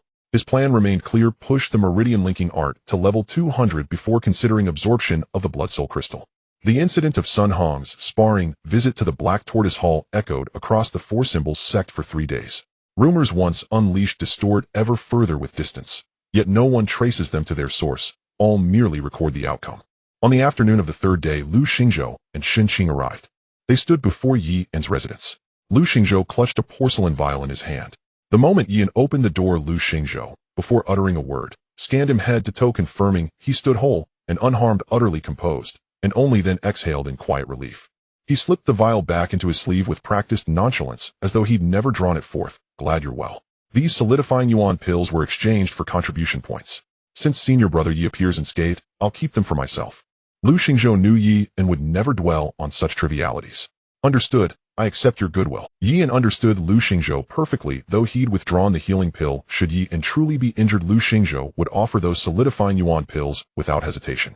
Xin Qing cast a wry glance at Lu Xingzhou, then turned back to Yi, verifying he was indeed unharmed. We've heard the rumors circulating outside. We came to confirm you're unharmed. If you need our help, just say the word. We're friends. Lu Xingzhou immediately chimed in. Indeed, senior brother Yi. Give me 2 years. No, make it 1. By then I'll enter the Intersect Grand Competition and secure a top 10 ranking. Together we'll soar across all 4 halls, the unfettered twin stars. Xin Qing delivered a sharp palm slap to Lu Xingzhou's shoulder. Enough. You've wasted 300 contribution points already. As Lu Xingzhou opened his mouth to retort, Yi smiled faintly. Their visit alone marked a rare and precious friendship. The three then discussed cultivation techniques. Yi offered concise guidance on key principles of meridian-linking realm energy circulation. No lengthy discourses, only precise reminders of critical subtleties. Lu Xingzhou listened thoughtfully. Xin Qing remained silent, offering Yi a long, steady gaze, his expression unchanged from before. When, just as during the Intersect Grand Competition, utterly serene, heart still and tranquil, the Azure Dragon Hall. Qin Jingyang Hall, master of the Azure Dragon Hall, issued no statement on the matter. Clashes among disciples were commonplace within the Four Symbols sect. Sun Hong's incursion into the Black Tortoise Hall amounted at its core to friction between meridian-linking realm disciples, hardly warranting escalation to the hall level. Qin Jingyang saw no need to intervene. As for interdisciplinary contests, the true test lay with the Black Tortoise Hall itself. After decades of decline, it had nearly lost all capacity to uphold its dignity. Perhaps this time someone might rise to bear the weight of this shame. Otherwise, the Black Tortoise Hall would exist in name alone. Within the White Tiger Hall, Han Feng sat upon the dais facing Shun Jingfeng, chief disciple of the White Tiger Hall. Han Feng asked, "Have you heard of the recent uproar surrounding the Black Tortoise Hall?" Shun Jingfeng nodded. Han Feng pressed further, "What is your assessment?" Shun Jingfeng paused, then replied with detached clarity, "Outmatched in skill. Nothing more to say. In the martial world, weakness invites retribution. Should the Black Tortoise Hall collapse, yielding its resources to the Azure Dragon Hall, it must accept the consequence. Only the emergence of a true prodigy, capable of supplanting Zhou Zhong and restoring the hall's prestige, could redeem its honor." Otherwise it remains irredeemably a turtle. Han Feng found no flaw in this reasoning, then added a caution. You are correct. Your next target is the four symbols sex chief disciple. Your greatest obstacle is Jiang Tingshuang. Her vermilion sparrow scorching heaven finger has reportedly advanced once more. Tread carefully. Shen Jingfeng glanced at the blade in his hand. He acknowledged Jiang Tingshuang's talent, but where precisely did he fall short? Understood, master. Han Feng gestured dismissively. Very well. Return to cultivation. Within the Vermilion Sparrow Hall, Jiang Tingshuang stood before Zhu Qingli recounting several recent events in Kangwu Prefecture. A captain of the Demon Suppression Bureau had slain a deputy sect master of the heaven-overturning cult, severely crippling its local branch. Zhu Qingli nodded. A welcome development. Are there any other matters? Jiang Tingshuang paused, then added, one more thing. The meridian-linking disciples of the Azure Dragon Hall and the Black Tortoise Hall have clashed. It has stirred considerable attention. It is said the Azure Dragon Hall openly taunted a newly enrolled disciple of the Black Tortoise Hall, Yan, who placed third in this year's intersect grand competition. Though their words were mocking, no injuries occurred. Yan, however, took no action, merely declared himself in seclusion. Zhu Qingli's fingers stilled upon the armrest of her chair. The name was not unfamiliar. She had chosen Tian Xiaoshan over Yi and during their earlier selection. How brief the interval, yet here once again was Yan's name. Noted. Zhu Qingli asked no further questions. Jiang Tingshuang withdrew, and the exchange dissolved, leaving no trace, as if it had never taken place. Inside the Qinglong Hall, Sun Hong stood before Song Qinglin and recounted the recent happenings in the Xuanwu Hall. Yan hasn't shown himself. It seems he is afraid. Song Qinglin was meditating, and without opening his eyes, he placed his palms on his knees and replied, understood. He did not ask further. After all, Yi and was merely a conduit. He initially wanted Sun Hong to teach him a lesson, but unexpectedly Yi and was hiding away. Song Qinglin did not waste another breath on it. He had already sensed that layer of barrier. Seeing that Qinglin had nothing more to say, Sun Hong stepped out. In just a month, Yi and had pushed the meridian technique to a progress he himself found astonishing. Holding the blood essence crystal in his palm, he swallowed the meridian pill, and both began to operate simultaneously. The speed of his cultivation, so rapid he could hardly think. He had initially planned to push the meridian technique to 200 before using the blood essence crystal, but in reality, he changed his mind just a few days later. The anticipated progress of 200 came faster than expected, and the energy of the blood essence crystal was milder than he had imagined, likely due to the effects of the tranquil heart pill. During this time, Ian was using two resources for cultivation simultaneously. The meridian pill aided the circulation of true energy, while the blood essence crystal provided external energy, forming a cycle inside his body that was more than twice as fast as cultivating alone. Meridian Technique, 3rd Layer 2-10500. Meridian Technique, 3rd Layer 3-20500. Meridian Technique, 3rd Layer 4-10500. In 1 month it reached 401. He tossed the blood essence crystal into the air to weigh it, noticing it was significantly lighter than when he first obtained it, and the surface's dark red hue had faded as if it had been drained. Yian concluded his training and reopened the scroll on qi condensation, anticipating what changes would occur next to maximize his efforts. Inside the quiet room of the Qinglong Hall, Song Qinglin sat cross-legged, his eyes slightly closed as a wave of mid-stage qi condensation, true energy, slowly circulated. He had broken through. After Song Qinglin broke through to mid-stage qi condensation, the atmosphere in the Qinglong Hall changed. Several disciples led by Sun Hong were the first to stir up conflict, their voices noticeably louder than usual as they moved about the hall, occasionally mentioning that the position of chief should belong to the strongest. Some echoed this sentiment, saying that Pei Lai had occupied the chief position for too long and should step aside. Others remained silent, neither belonging to Song Qinglin's faction nor Pei Lai's, perhaps abandoned by both. Pei the chief is waiting for you. The members of Pei Lai's faction were not about to let it go. Even though Pei Lai was merely at the peak of the initial stage, they still believed in him. Hearing this, Sun Hong laughed. Do you think this chief can hold his position? He directly sent a challenge to Pei Lai on Song Qinglin's behalf, specifying the time and place. On the day of the challenge, many people stood around the martial arts arena of the Qinglong Hall. Sun Hong stood with Song Qinglin, while a few of Pei Lai's disciples who had followed him for many years were also present. Pei Lai, having received the letter, stared at it for a long time. Back when he was at the peak of the initial stage, Song Qinglin had not yet arrived, but now the latter was already at mid-stage while he was still stuck at the peak of the initial stage, a hurdle that had troubled him for a long time. Forget it, Song Qinglin is talented. This position of chief is rightly his. Their duel did not last long, and the results were quickly revealed. Pei Lai lost, and when Song Qinglin withdrew, his expression showed little emotion. Pei Lai did not say much either, and turned to leave the martial arts arena. When the news reached the Xuanwu Hall, Zhou Chong was inside his room. After hearing the news, he did not get up immediately, but remained silent for a long time before finally heading to Yan's residence. Yan heard a knock on the door, and Zhou Chong pushed it open. As he entered, his gaze paused on Yian for a moment, sensing that Yian's aura was different from their last meeting. Upon closer observation, he realized that Yian's true essence had thickened, reaching a level close to the peak of the late meridian stage. Zhou Cheng was taken aback and thought of Yian going out recently, suspecting he had gained some opportunity. He did not dwell on it further and did not ask Yian about his situation. Zhou Cheng recounted the events concerning Song Qinglin to Yian. He then added, now that Song Qinglin has become the chief of the Qinglong Hall, he will likely take action against the Xuanwu Hall when it comes to resource allocation. He has been eyeing the resources of the Xuanwu Hall for too long, and now that I have reached mid-stage qi condensation, I admit I am not his opponent, but the dignity of the Xuanwu Hall cannot be lost. I must fight this battle. Yian fell silent for a moment, looking at Zhou Cheng, who seemed even more earnest than himself. He felt compelled to say, senior brother, one must prioritize oneself in all matters. If your guess is correct, then going up would surely lead to injury. Rather than that, it's better to conserve your strength and wait until you break through to fight again. Zhou Cheng listened to Yian's advice deep in thought. There is a saying that one should not rush for immediate gains, but rather seek a continuous flow of success. He understood this, but as the chief of the Xuanwu Hall, how would the disciples perceive him if he retreated without a fight? Could he live up to this title? Yian had already seen through Zhou Cheng's thoughts. After all, not everyone was like him, with the innate talent to cultivate without distraction. Zhou Cheng smiled faintly, adopting an expression of understanding. He would never regret what he had done. Junior brother Yi, I understand your words, but I still feel unwilling. He turned and left, glancing back at Yi, and after stepping out of the door frame, he noticed that Yian had already resumed refining his true essence. At this moment, Zhou Cheng realized that even such important matters could not interrupt his cultivation. Zhou Cheng felt a twinge of envy, admiring Yian's mindset, something he could not achieve. Yet he did not know that Yian was simply left with no other choice, as there was nothing much to say about reaching the late meridian stage. Less than 10 days after Song Qinglin became the chief of the Qinglong Hall, the day for resource allocation among the 4 halls arrived. This allocation was presided over by Steward Liu, who had managed resource distribution in the 4 Symbols sect for over a decade. He flipped through the ledger and stated that according to custom, the Baihu Hall and Zhuke Hall would each receive 30%, while the Qinglong Hall and Xuanwu Hall would each receive 20%. Steward Liu looked at the 4 chief disciples and asked no objections. Right. Just as everyone thought this matter was about to conclude, someone spoke up. Following the voice, it was none other than the chief of the Qinglong Hall.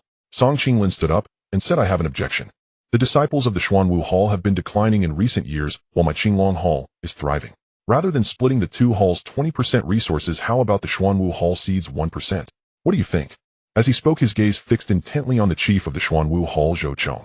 Zhou Cheng faced the immense pressure and stepped forward, saying 1% is too much. Song Qinglin did not argue. Then let's settle it with a match. If you win, then the Qinglong Hall will cede that 1% of resources to the Xuanwu Hall. If you lose, the same applies. The largest martial arts arena of the inner sect. The arena was surrounded by a crowd of people. Disciples from various halls gathered in small groups, their gazes fixed on the 2 figures walking towards the center of the stage. Song Qinglin stood at the opposite side of the martial arts arena, turned around, and looked at the opposite Zhou Cheng. Junior brother Zhou, what happens today is not my intention, but resource allocation concerns the rise and fall of a hall, and I will not hold back. Zhou Cheng stood firm in front of him, facing directly. No need for more words. For a moment, the disciples of the Xuanwu Hall grew quiet, and someone softly remarked, Senior brother, Zhou knows very well the disparity in cultivation, yet he still stepped up for the face of the Xuanwu Hall. Another voice then chimed in, the chief senior brother fights for the Xuanwu Hall. Regardless of win or lose, he is our chief. The voice was not loud, but all around the disciples of the Xuanwu Hall heard it. On the side of the Qinglong Hall, it was a relaxed atmosphere. Sun Hong leaned against a pillar at the edge of the arena and said, it would be better to admit defeat, saving time. This remark drew a chuckle from Song Qinglin's followers, who echoed his sentiment. The 2 were poised for a fierce battle. Song Qinglin mobilized the true essence within him, stepping forward with a heavy momentum. The Qinglong Hall specializes in fist techniques. The internal skill is the Qinglong Guiyuan Gong, while the fist technique is the Qinglong Liakong Quan. Even outside of Kangwu County, the martial arts from the 4 halls are exceptionally strong. Song Qinglin slowly clenched his right hand into a fist, initiating his move. Qinglong Liakong Quan Piyun. This technique can be mastered upon a preliminary understanding of martial arts, representing the ability to wield this fist technique. The fist surged forth with a force that carried the sound of a rushing wind, aimed directly at Zhou Cheng's chest. Zhou Cheng crossed his palms in front of him, the edges slightly facing outward, his center of gravity, sinking his feet, gripping the ground. Xuanwu Jinyu Zhang Chueyu. This was also the first form mastered at a preliminary level. The collision of fist and palm produced a muffled thud, and Zhou Cheng's feet ground against the surface before steadying. Song Qinglin's fist was blocked, but he did not stop. His second punch followed closely, still Piyun this time, with a more cunning angle and deeper force. Zhou Chong made no unnecessary movements, continuing to endure with Cue Yu. Despite the disparity in cultivation, he managed to withstand this strike. 10 strikes, 20 strikes, 30 strikes. Song Qinglin's Piyun came one after another, each punch denser and heavier than the last, the wind from his fists sweeping the ground and stirring up a thin layer of dust, as if trying to press all the air of the arena onto Zhou Chong. Zhou Chong's Cue Yu remained firm, his palms steady in front of him, his feet not retreating a single step, yet every impact reverberated throughout his body with a dull vibration. The disciples of the Xuanwu Hall were already feeling the residual winds from the clash between the two. By the time they reached the 50-second strike, someone shouted, "Well done!" A pent-up force that had been restrained for so long seemed to have found a place to let loose. Song Qinglin paused for a moment, a thought flashing through his mind. He had initially thought it would be over in just a few punches, but he did not expect Zhou Chong to be so difficult, dragging him into over 50 strikes. He showed no emotion on his face. This battle could not continue. He needed to swiftly crush the confidence. Therefore, with the next move, he would reveal his trump card, demonstrating to everyone present why he was the chief of the Qinglong Hall. Song Qinglin took a breath, his fist trajectory suddenly shifting in the last half-inch of the strike, slicing in along the edge of Zhou Chong's defense. Qinglong Liakong, Quan Li Feng. This punch was sharper and angled than Piyun, the fist's momentum resembling a wind blade that slipped through a crack, crashing directly against the densest point of Zhou Chong's defense. Someone in the audience suddenly raised their voice. Second form. Li Feng. Chief Song has mastered Li Feng. For the first time, a ripple of excitement spread through the Qinglong Hall as they recognized the advanced level of the Xian-level martial arts. Second form. Li Feng. I had no intention of using this punch, so junior brother, please rest for a few months afterward. Zhou Chong, witnessing this, immediately gathered the remaining true essence. His palms sank slightly. True essence surged from within, forming a visible thin veil around him. This was the second form of Xuanwu Jinyuezhang Fushan, also at an advanced level. However, this technique was one Zhou Chong had only just grasped and could only barely maintain, yet at this moment, he had no better choice. The moment Fushan was established, Song Qinglin's second Li Feng followed closely, the fist colliding against that thin veil like a stone thrown into water, dissipating and pushing away layer by layer. Zhou Chong's foot retreated half a step. He did not fall, and the thin veil of Fushan quivered around him, but surprisingly did not shatter. The force of Li Feng was diminished significantly, but after all, it was the second form activated with full force at the midstage of qi condensation, and the remaining power still penetrated Fushan's residual veil, landing on Zhou Chong's chest. Zhou Chong retreated again, a trickle of blood escaping from the corner of his mouth. He understood that the outcome was decided. I lost. Zhou Chong's voice held no embellishment, yet it silenced the winds in the martial arts arena, echoing in every corner. Song Qinglin withdrew his fist and clasped his hands. Junior brother, Zhou, I appreciate your effort. Unexpectedly, Zhou Chong did possess some strength able to withstand so many strikes, but it didn't matter as long as the result was what he desired. The resources would be allotted to the Qinglong Hall, solidifying his position as chief. The disciples of the Xuanwu Hall watched Zhou Chong's retreating figure. He did not look back, his steps slower than usual, wanting to resist, but ultimately unable to. Zhou Chong felt a deep sense of guilt, feeling remorse for the disciples of the Xuanwu Hall and for failing in his role as the chief disciple of the Xuanwu Hall. Just as he found it hard to face his junior brothers, a young voice emerged from the crowd of the Xuanwu Hall. Chief, senior brother, that was a beautiful battle. You held on for nearly 60 strikes. You are truly our chief. Though the voice was not very loud and had a slight tremor, every word was clear. Zhou Chong raised his head only to find that the disciples of the Xuanwu Hall had not left and were all looking at him. Manager Liu, after watching the match, gently shook his head, not wanting to see either side win or lose. Just as he was about to announce the results, a steward hurried out from the hall and whispered a few words in his ear. After hearing this, Manager Liu was momentarily stunned, took the document from the steward, glanced at it, and his brow twitched before he closed it. The sect master's decree. The Xuanwu Hall does not need to cede 10% of its resources, but since they lost, they must bear the consequences, yielding 5% instead. His gaze swept across the arena. Resource adjustment: Qinglong Hall 25%, Xuanwu Hall 15%.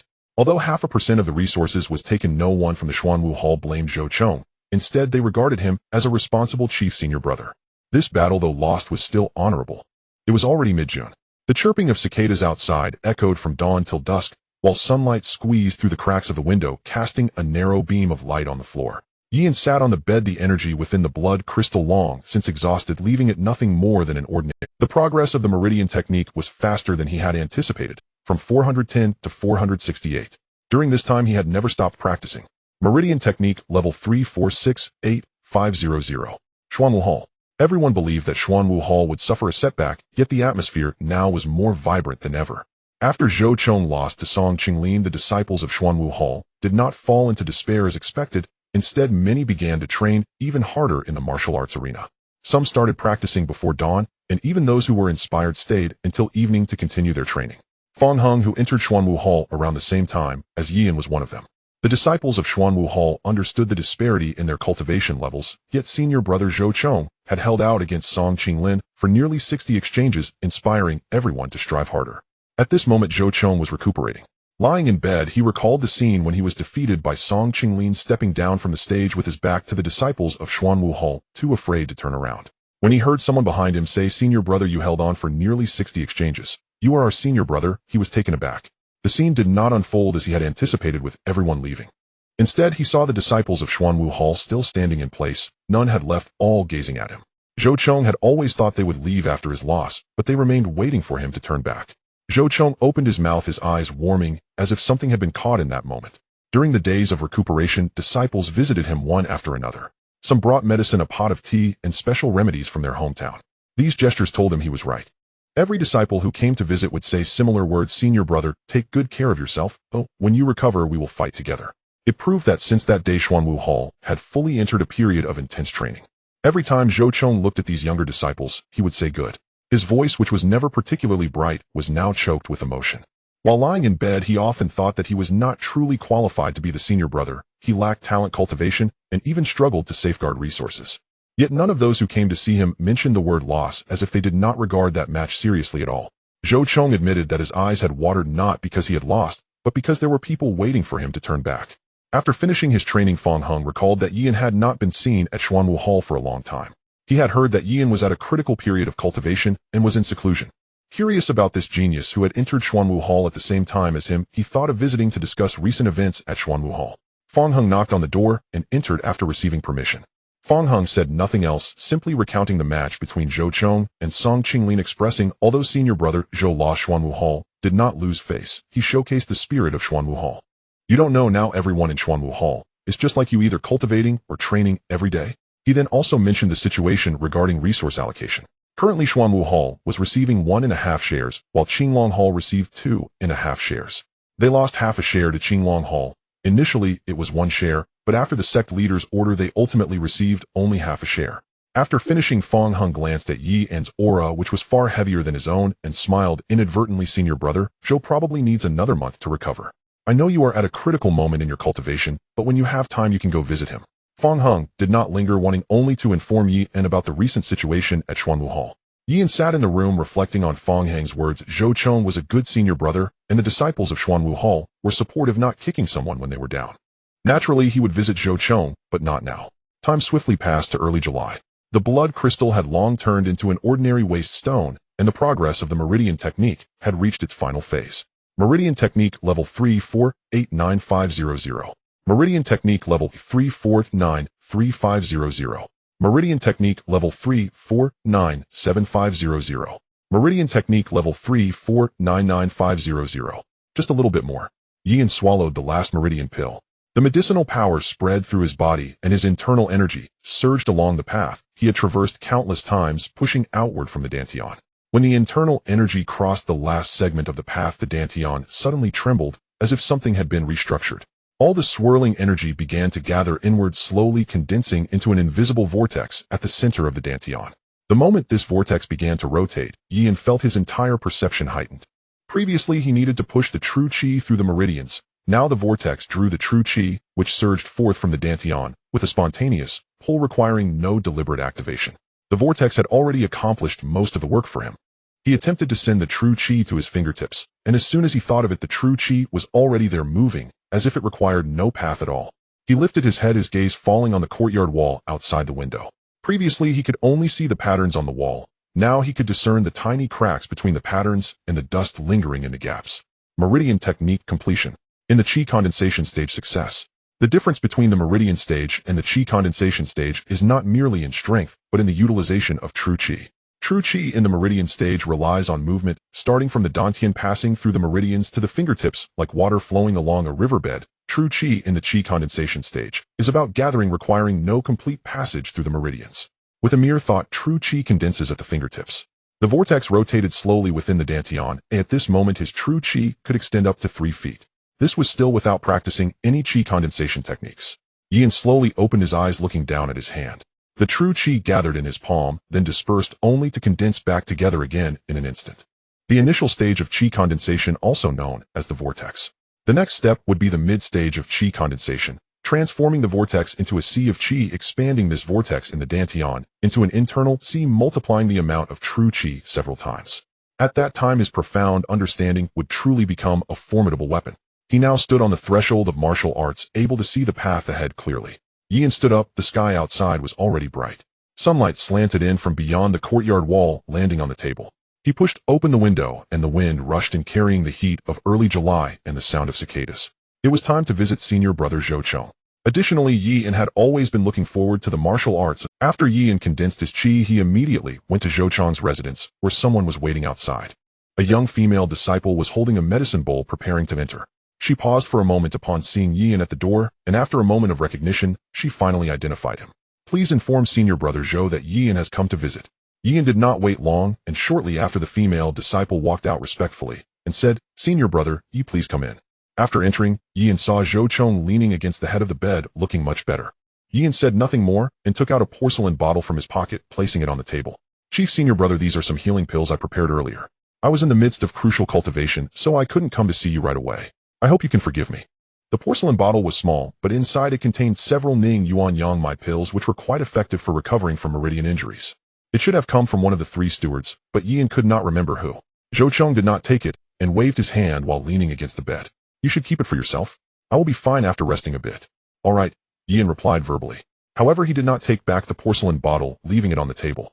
Zhou Chong saw this and understood that Yin was merely agreeing out of courtesy and would not take it back. He smiled and chose not to insist, further remaining silent. Zhou Chong turned his gaze back to Yin, pausing for a moment before carefully scrutinizing him. He then froze for a while. He sensed it. Yi's aura was different from before. It was not that his true essence had thickened, but rather that his entire level had changed. Zhou Chong examined him closely for a while before saying, "You have condensed your qi." Zhou Chong had originally thought Yin would reach the peak of the meridian opening by the end of the year, and then attempt to break through to the condensed qi state at the beginning of the year. He did not expect that the person standing before him was already Yi and of the condensed qi realm. Yin did not deny it. "Yes, I came to see you right after the breakthrough." Zhou Chong was about to speak with a smile, but was interrupted by a few coughs. "Goodness, do you not have any bottlenecks? Many people are stuck at the peak of the meridian opening for ages, yet you broke through quietly. If they knew, they would be furious." Zhou Chong joked. "Just lucky. Senior brother Zhou, take good care of your injury. I will go find the hall master now." Zhou Chong nodded. "Go ahead." After leaving Zhou Chong's residence, Yin walked through the corridor towards the main hall of the Xuanwu Hall. Along the way, the disciples saw him. Some recognized Yi but took a moment to react. After Yin passed by, someone softly said, "When he walked past just now, his aura seemed different from ours." The person next to him did not respond immediately. Someone recalled Yi's figure heading towards the main hall and seemed struck by a thought. Yin must be going to the hall master. Wait, could it be that he has already condensed his qi? As soon as this was said, the surroundings fell silent for a moment. That direction was where the hall master was located. The disciples would not usually go that way, but Yin walked in that direction without hesitation. Coupled with the change in Yi's aura, it could basically be confirmed. Yin has condensed his qi. There was one more person in the Xuanwu Hall who had condensed their qi. Shi Jian was sitting in the main hall when he heard footsteps and raised his head. He had sensed a condensed qi aura approaching before Yin got close. He thought it was someone visiting him or a disciple from another hall. However, when he saw that the person entering was Yi, and he halted his brush momentarily. Shi Jian's gaze fell on Yin. "You broke through." He remembered that during the last cultivation assessment, Yin was only in the late stage of meridian opening. He did not expect that before the second assessment even began, Yin would directly surprise him. To report to the hall master, yes. A few days ago, I assisted Colonel Jiang from the Demon Suppression Department with some tasks and had a fortuitous encounter. Plus, the resources obtained from the Demon Suppression Department helped me make progress in my cultivation. Shi Jian chuckled. "You came this time to learn the martial arts of the Xuanwu Hall, right?" "Just in time." Shi Jian did not ask what Yin had done or what resources he had obtained. Instead, he reached out and took a booklet from a shelf beside the table, placing it on the table. "The internal skills and martial arts of the Xuanwu Hall are all in here. You should listen carefully." Yin took on a serious demeanor and began to listen carefully. Shi Jian opened the first page and tapped his finger on the paper twice. "The Xuanwu Jinhai Gong is the most stable of the four internal skills. When the true essence circulates, it is not easy to deviate. Its combat style is suitable for prolonged tug-of war." After speaking, he pointed to the accompanying martial arts, the Xuanwu Jinyue Palm. "The essence of this palm technique lies not in taking the initiative, but in receiving. When you receive the force from your opponent, you can return it, and each palm strike will be heavier than the last. The xuan wu jinyue palm relies on using strength against strength. The stronger your opponent, the heavier your palm strike will be. Yan took notes as he listened. Soon Shi Jian finished explaining the essentials, closed the booklet, and pushed it towards him. Feel free to ask if you do not understand anything. Shi Jian's tone became lighter, like a candle about to extinguish. After Yan took his leave, Shi Jian sat alone pondering. A new star has emerged in the Xuanwu Hall, but how many years of lifespan do I have left? I wonder how far I can see him go. In the Zhuke Hall, Jiang Tingxue was reporting recent matters to Zhu Qingli. She mentioned that Zhou Chong had been injured by Song Qinglin and was currently recuperating. Additionally, since they lost the competition, the Xuanwu Hall had allocated half of its resources to the Qinglong Hall, which were the major events occurring within the sect recently. At that moment, a disciple from the Zhuke Hall rushed in, standing at the door to bow. "Hall Master, there is news." Zhu Qingli put down her teacup. "Speak." The disciple glanced at Jiang Tingxue beside him, greeted her, and then spoke. "News has come from the Xuanwu Hall that someone has broken through to the condensed qi realm." Zhu Qingli asked calmly, "Who?" "Yan." Upon hearing this name, Zhu Qingli's gaze lingered on the table for a few moments, and the herbal tea leaves floated in the center of the cup. Jiang Tingxue noticed that pause. Usually her master would nod after hearing news and move on, but this time it seemed her master was contemplating this information. Jiang Tingxue recalled Yan's name being on the entry list last time. Zhu Qingli lifted the teacup, gently blowing away the central tea leaves. "Understood, you may leave." The disciple acknowledged and exited. Zhu Qingli thought back to when she had to choose between Yan and Tian Xiaoshan, ultimately choosing Tian Xiaoshan. Now Tian Xiaoshan was still in the middle stage of meridian opening, while Yan had already condensed his qi. She did not voice this thought, but simply lowered her gaze. The Xuanwu Hall has gained another condensed qi practitioner. The Four Symbols sect can rejoice. Yan returned to his residence, eagerly preparing to cultivate the martial arts of the Xuanwu Hall. Neatly written on it were a few lines: Xuanwu Jinyue Palm, first volume, and Xuanwu Jinhaigong's cultivation path. The news of Yan's breakthrough in qi condensation had yet to reach the Lu family, and their meeting had commenced. Several elders from the collateral branches gathered, uncertain of who spoke first, bringing up the recent matter of the Xuanwu Hall's resources being seized. Then they mentioned that Song Qinglin from the Song family had become the chief of the Qinglong Hall, and he was the cousin of Song Yan. Implicitly, these elders still believed that aligning with the Song family would be beneficial for the Lu family. They went on to say that Yan was a disciple of the Xuanwu Hall, and conflicts between the two halls were inevitable.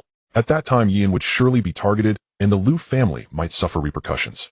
They observed Lu Rian's reaction as they spoke. Someone mentioned that although the Song family had recently lost some resources and influence, their foundation remained intact. The Lu family could not afford to offend the Song family. With the Song family in the city and the Four Symbols sect outside, it seemed more prudent to propose a resumption of their marriage alliance. Those speaking were merely 30% of the assembly having connections with the Song family. The remaining 70% remained silent, waiting for the response of the family head's daughter. Over the years, Lu Ruyan had secured numerous mining points for the Lu family, resulting in a significant increase in their profits, earning her the respect of most. Lu Rian showed no deference to the elder, as she had gained considerable power within the Lu family. She spoke directly. "Master Yi is a guest elder of my Lu family. Are we to sever ties with him for the sake of the Song family?" I, Lu Rian, am the first to disagree. After she finished speaking, she did not elaborate further. Her stance was clear. The collateral elders fell silent, and the room was momentarily quiet. The topic shifted. Yan was unaware of what was happening in the Lu family. Sitting in the room, he opened two martial arts books, one on internal cultivation and the other on external martial techniques. Xuanwu Jinhai Gong Qi Condensation Chapter is an internal cultivation method that can only be practiced at the qi condensation stage, with its circulation path being more than double that of the Tongmaiju. When the true essence flowed through the meridians, it no longer progressed through narrow paths like the Tongmaiju, but spread out, resembling a stream, transforming into a vast body of water. Yan followed the path outlined in the book, his true essence circulating slightly slower than before, each step firmly pressing against the walls of the meridians. Successfully circulating the Xuanwu Jinhai Gong Qi Condensation Chapter for the first time. Xuanwu Jinhai Gong Qi Condensation Chapter, first layer, 1800 Yan exhaled a breath of turbid air, and then opened the Xuanwu Jinyue Palm Front Chapter, trying the path outlined in the book. After learning the internal cultivation method for qi condensation, his true essence had increased at this moment.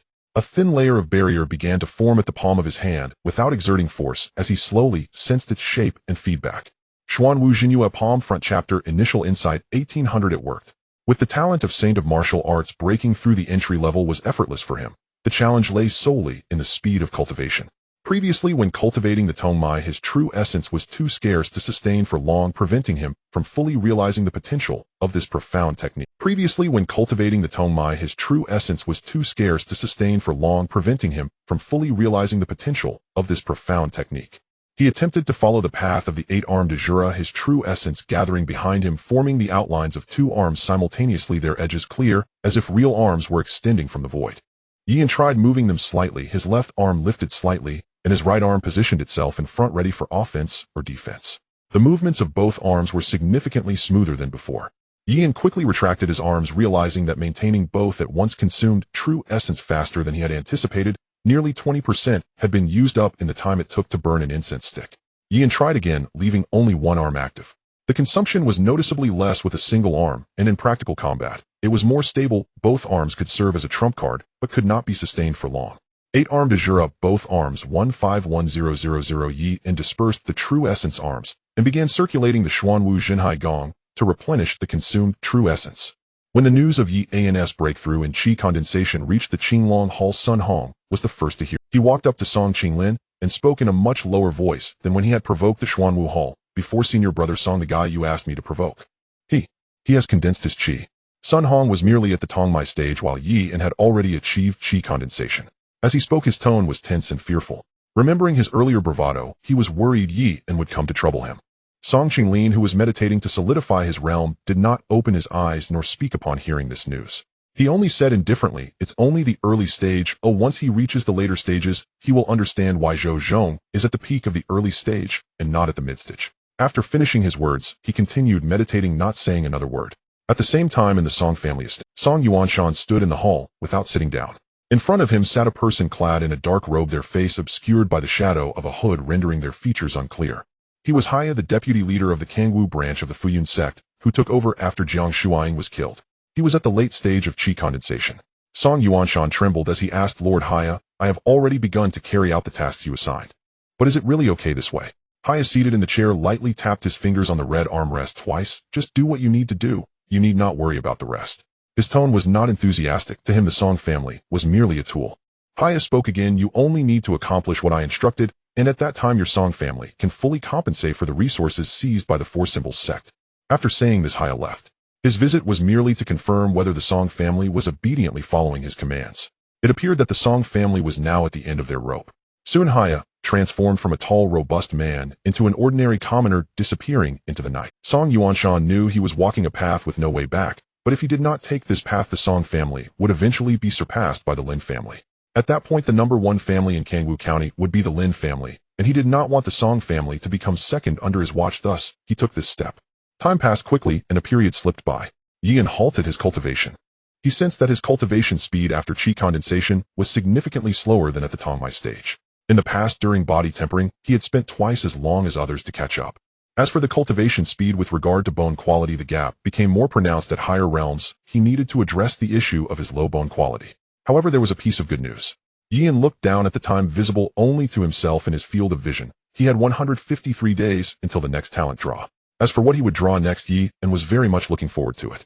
He remembered that he had relied on this very thing to get there. He recalled that when he first drew the Saint of Martial Arts, he had chosen it without hesitation, and reflecting on it now, that choice was indeed correct.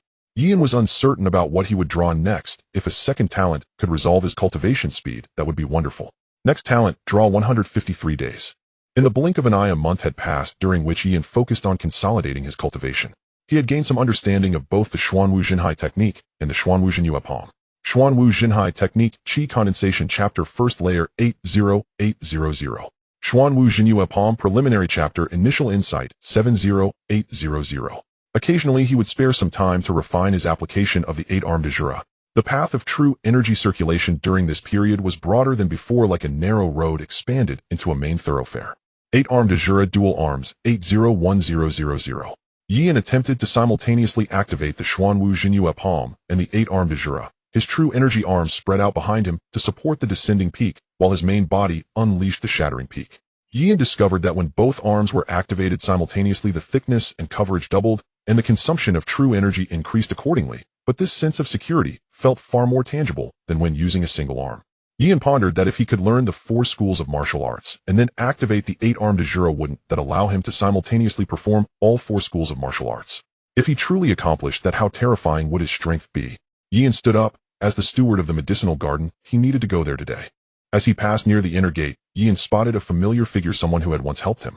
Lu Yian stood in front of a door with two disciples blocking his way. One of them crossed his arms and looked up, saying, "Elder Lu, this area no longer falls under your jurisdiction. Please leave." The other disciple remained silent, blocking the door.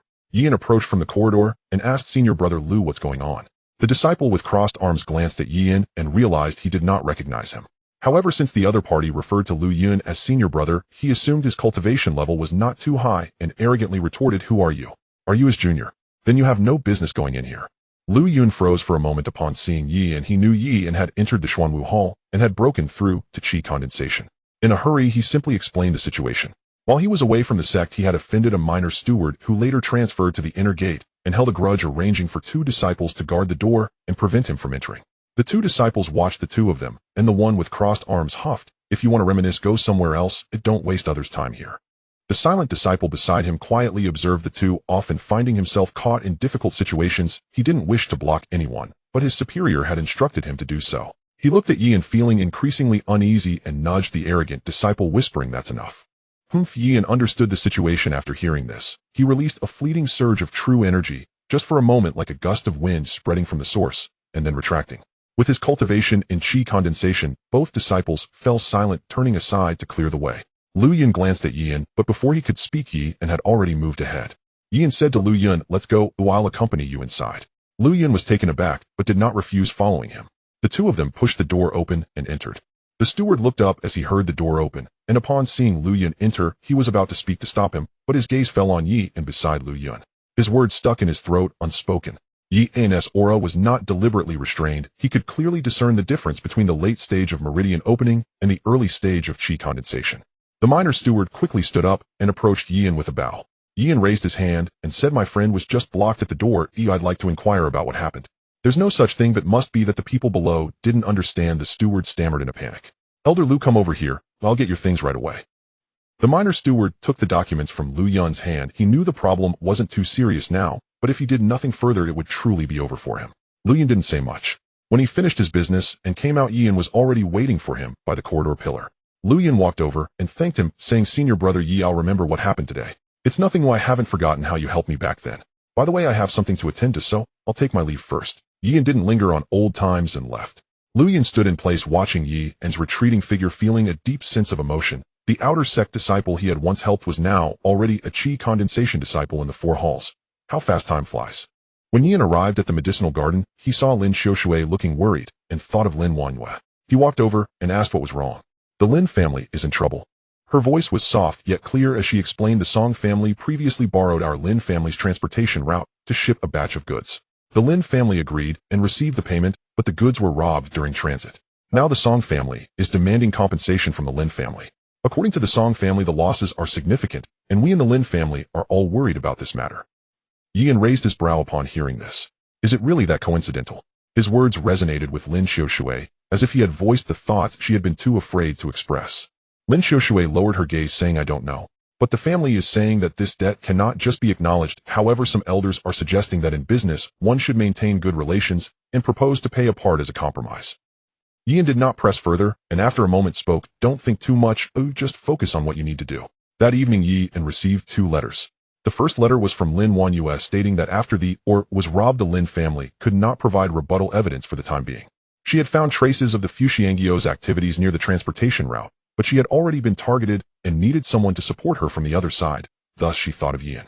The second letter was signed with unfamiliar handwriting containing only a few lines. However, the information in those lines astonished Yian. The information conveyed in those lines was enough for Yi and to realize that the connection between the Song family and the Fuxiangio was deeper than the robbery case, far more complicated than just borrowing a transportation route. It clearly stated that the Fuxiangio's Kangwu branch was planning a material mobilization targeting Kangwu County, detailing the role the Song family would play in it. As for who wrote the letter, Yian had no clue. Was it a prank? Or a trap? Or? Yian had no answer. Ultimately, it was still due to insufficient strength. Yian decided to focus on mastering his palm technique and quietly wait for Lin Wanyue to provide concrete news. Before long, Yian received two letters again. One was from Lin Wanyue stating the time and place of their meeting, mentioning that she was ready to start the investigation and inviting Yi in to visit if he had time. The other letter wasn't signed and the handwriting matched the previous one, leaving Yi with no recollection of who might have written to him in such a manner. Yi did not discard the letter, but instead took note of its details, carefully folding it neatly and placing it close to his chest. The information within this letter was crucial, but how could such important content be given to him so easily? It was highly suspicious. Yi would not fully trust it, but he could keep an eye on it. Soon Yi descended from Kangwoo Mountain, leaving the Four Symbols sect and heading towards Kangwoo County City. The two met at the designated location. The moment Lin Wanyue laid eyes on Yi, and her gaze lingered for a moment before she began to scrutinize him, just as she had when they first met. However, this time her inspection was thorough, going over him repeatedly, as if she wanted to see right through him. Yi waved his hand, saying, "Stop looking, it's just as you think. What a freak, you actually managed to handle that blood soul crystal. You seem a bit different now because of it. But an increase in strength is a good thing." Lin Wanyue felt a bit disappointed. She had initially thought that by the time they met she would be at the foundation establishment stage and could come to Yi and his aid if he encountered any trouble, thereby earning a favor from him. Yet Yi had also reached foundation establishment. She refrained from voicing this thought and glanced towards the direction of the Lin family gate, saying, "Let's go, it's noisy inside." On their way, everyone they passed treated them with utmost respect, for a cultivator at the foundation establishment stage was considered the highest combat strength in the Lin family. Lin Wanyu's talent had already made her a star of the family, one of the future pillars. When they pushed open the door to the Lin family's conference hall, several elders were in the midst of a heated argument. Lin Wanyue walked ahead of Yi, and a steward at the entrance quickly stepped aside, saying, "The young lady has arrived." The people inside the conference hall gradually quieted down, all eyes turning towards Lin Wanyue and Yi. Lin Wanyu's gaze swept across the hall, her foundation establishment aura, not deliberately concealed, spreading and retracting like a thin layer of water. The once noisy Lin family conference hall was now silent as a grave. Everyone understood that someone had to stand up to explain the specifics of the situation to this young lady. An elder rose from his seat and carefully explained the entire matter to Lin Wanyue. This elder, surnamed Lin and named Song, was the most senior member from a branch of the Lin family. Song Yuanshan personally came to discuss the matter of borrowing the Lin family's transport route, claiming that a batch of ordinary goods needed to cross the border. The Lin family collected the toll and allowed the Song family to borrow it, only for that entire batch of goods to disappear during transport, and the people transporting it have not returned, their whereabouts still unknown. According to reports from the Lin family's scouts, something indeed went wrong. There were signs of a struggle and dark bloodstains were found scattered everywhere. The group from the Song family most likely faces great peril. After explaining the situation, Lin Song returned to his chair, awaiting Lin Wanyu's opinion.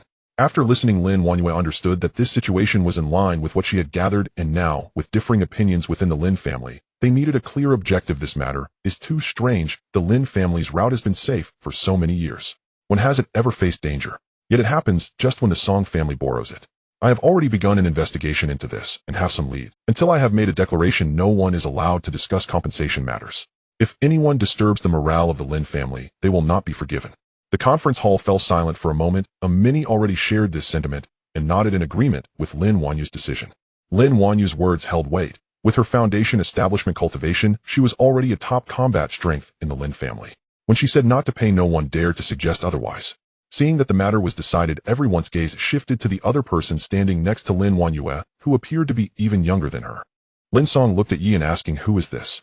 Before Yi could respond, Lin Wanyue interjected, "This is my colleague from the Demon Suppression Division, as well as a disciple from the Four Symbols sect named Yi. It seems we have another young talent here. If the young hero ever needs weapons, feel free to seek out the Lin family. While we might lack in other areas, we do have some expertise in forging and crafting." Many agreed. A young cultivator at the foundation establishment stage, even if he never advances further, was still a person worth befriending. Yi did not refuse, nor did he show excessive enthusiasm. He merely nodded at the crowd. No one perceived him as arrogant, for he truly possessed strength. Once this matter was settled, the conference hall began to disperse. The two exited the Lin family premises. Yi recalled the information from the other letter and casually asked who was in charge of that batch of goods from the Song family. During this time, Lin Wanyue had investigated much information, and upon hearing the question, she swiftly replied, "You absolutely want. Guess who it is? It's Song Qinglin's father. He was from a branch of the Song family, holding no real power and simply bearing the title of steward. However, after Song Qinglin broke through to foundation establishment, his lineage started to gain some influence, and this time, he was responsible for the transport arranged by Song Yuanshan." After listening, Yi fell silent. He pondered that if the goods were hijacked, it was likely due to a lack of funds. The simultaneous disappearance of the transport crew indicated that this was not merely a robbery, it seemed aimed at silencing them. Could it be that Song Yuanshan pretended to borrow the Lin family's road, while simultaneously cutting off the branches of the side family and framing the Lin family? Perhaps extorting a sum as well. What a clever scheme this is. Lin Wanyue was unaware of Yi An's thoughts. At that moment, she was organizing some of the information she had collected and reviewing it. Shortly after, they encountered a figure walking around the corner. The figure wore a deep gray robe of the four symbols sect with a blue dragon embroidered on his shoulder. He bore no weapon at his waist, and walked with heavy steps, as if weighed down by his thoughts. Lin Wanyue halted, recognizing the individual. She recalled that the Blue Dragon Hall had recently challenged the Black Tortoise Hall and seized some resources. The relationship between the two halls must be tense, especially considering that Yian was from the Black Tortoise Hall. Could he be here to trouble Yian? With this thought, Lin Wanyue took a step forward, positioning herself in front of Yi, and her tone cold. Song Qinglin, what do you want? Song Qinglin, upon seeing the two, did not move further. He looked at Lin Wanyue, whom he had known since childhood, and then glanced at Yian, who had recently emerged from the Black Tortoise Hall. You are investigating the matter of the Song family's goods being hijacked, aren't you? How about I join you in the investigation? When Song Qinglin learned the news at the Qinglong Hall, he was deeply engrossed in his cultivation. As soon as the news about his father reached him, he stood up abruptly, and despite being at the mid-stage of qi condensation, he swayed slightly, nearly losing his balance. Song Qinglin remained silent for a long time. He recalled that he had never slackened for a single day over the years, whether it was Song Yin or others inviting him to indulge in flower wine or visit brothels. He had never once accepted. Others thought him to be aloof, but he alone knew what he truly desired. The oppression from his family had taught him that in this world strength is paramount. He had no friends, no confidants, and no romantic interest in this lifetime.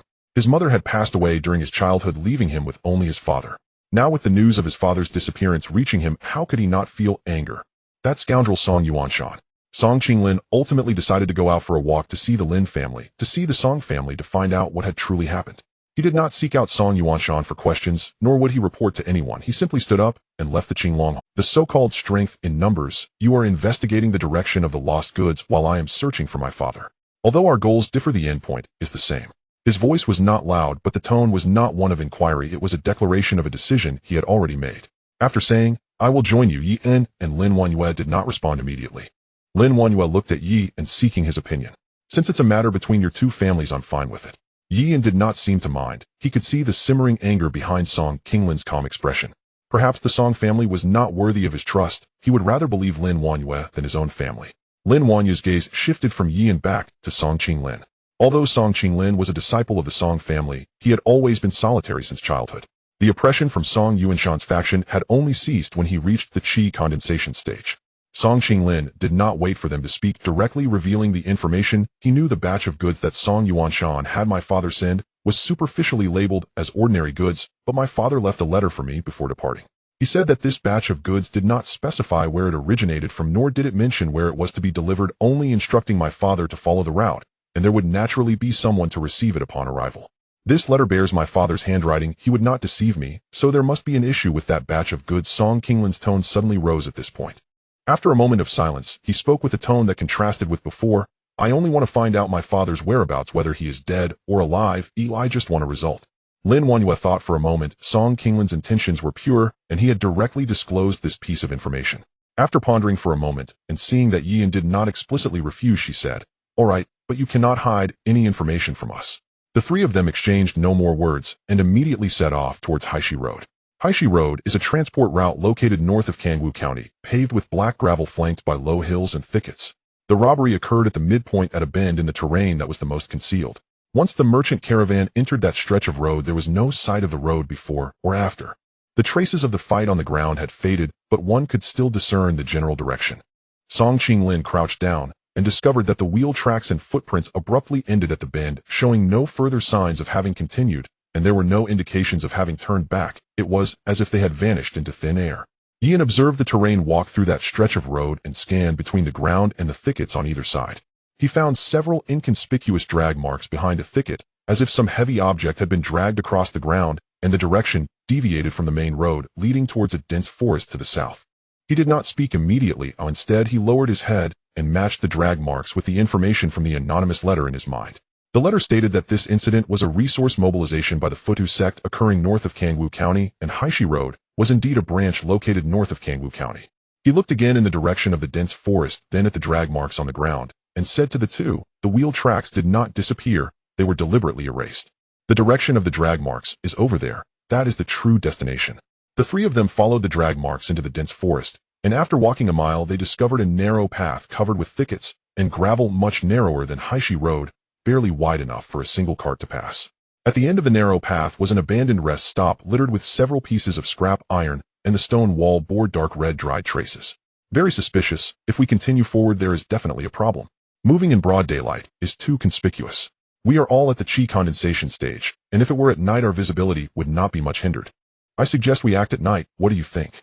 The three agreed, and did not delve further, retreating from the fork. They found an inconspicuous civilian house in a nearby village to stay in, sitting inside to wait for nightfall.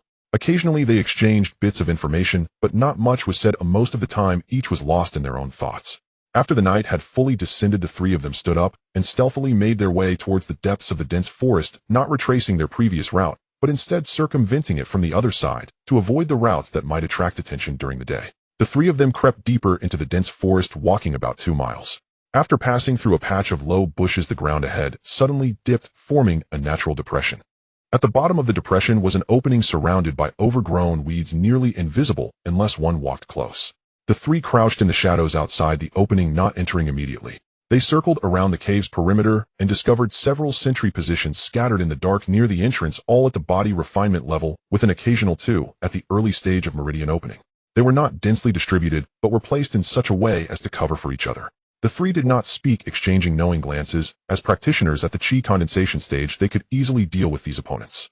Yian did not use the xuan wu town yu palm. A single flickering star finger silently dispatched the nearest sentry. Lin Wanyu's sword followed up from the side, and Song Qinglin's fist landed precisely on the sentry's vital point. Their cooperation was not particularly harmonious, but they made no mistakes. The sentries did not make much noise, and just as everyone thought they had cleared the area, someone who had not shown his face throughout the ordeal turned out to be an ordinary person with no cultivation, who shouted directly, "There are enemies!" Just as his words fell, Song Qinglin's fist directly pierced through his organs. "We've been exposed," Lin Wanyue said, and the three of them instinctively moved to the cave entrance. The entrance was small, allowing 2 people to enter side by side. A faint light was emanating from inside, a dark red glow, very weak. At this point, there was no need to gather any further information. The answer was evident. The light, when the blood soul crystal condensed at the altar of Luoshire village, had this same color. Just like Luoshire village. A faint sound came from within the cave, the dark red light flickering.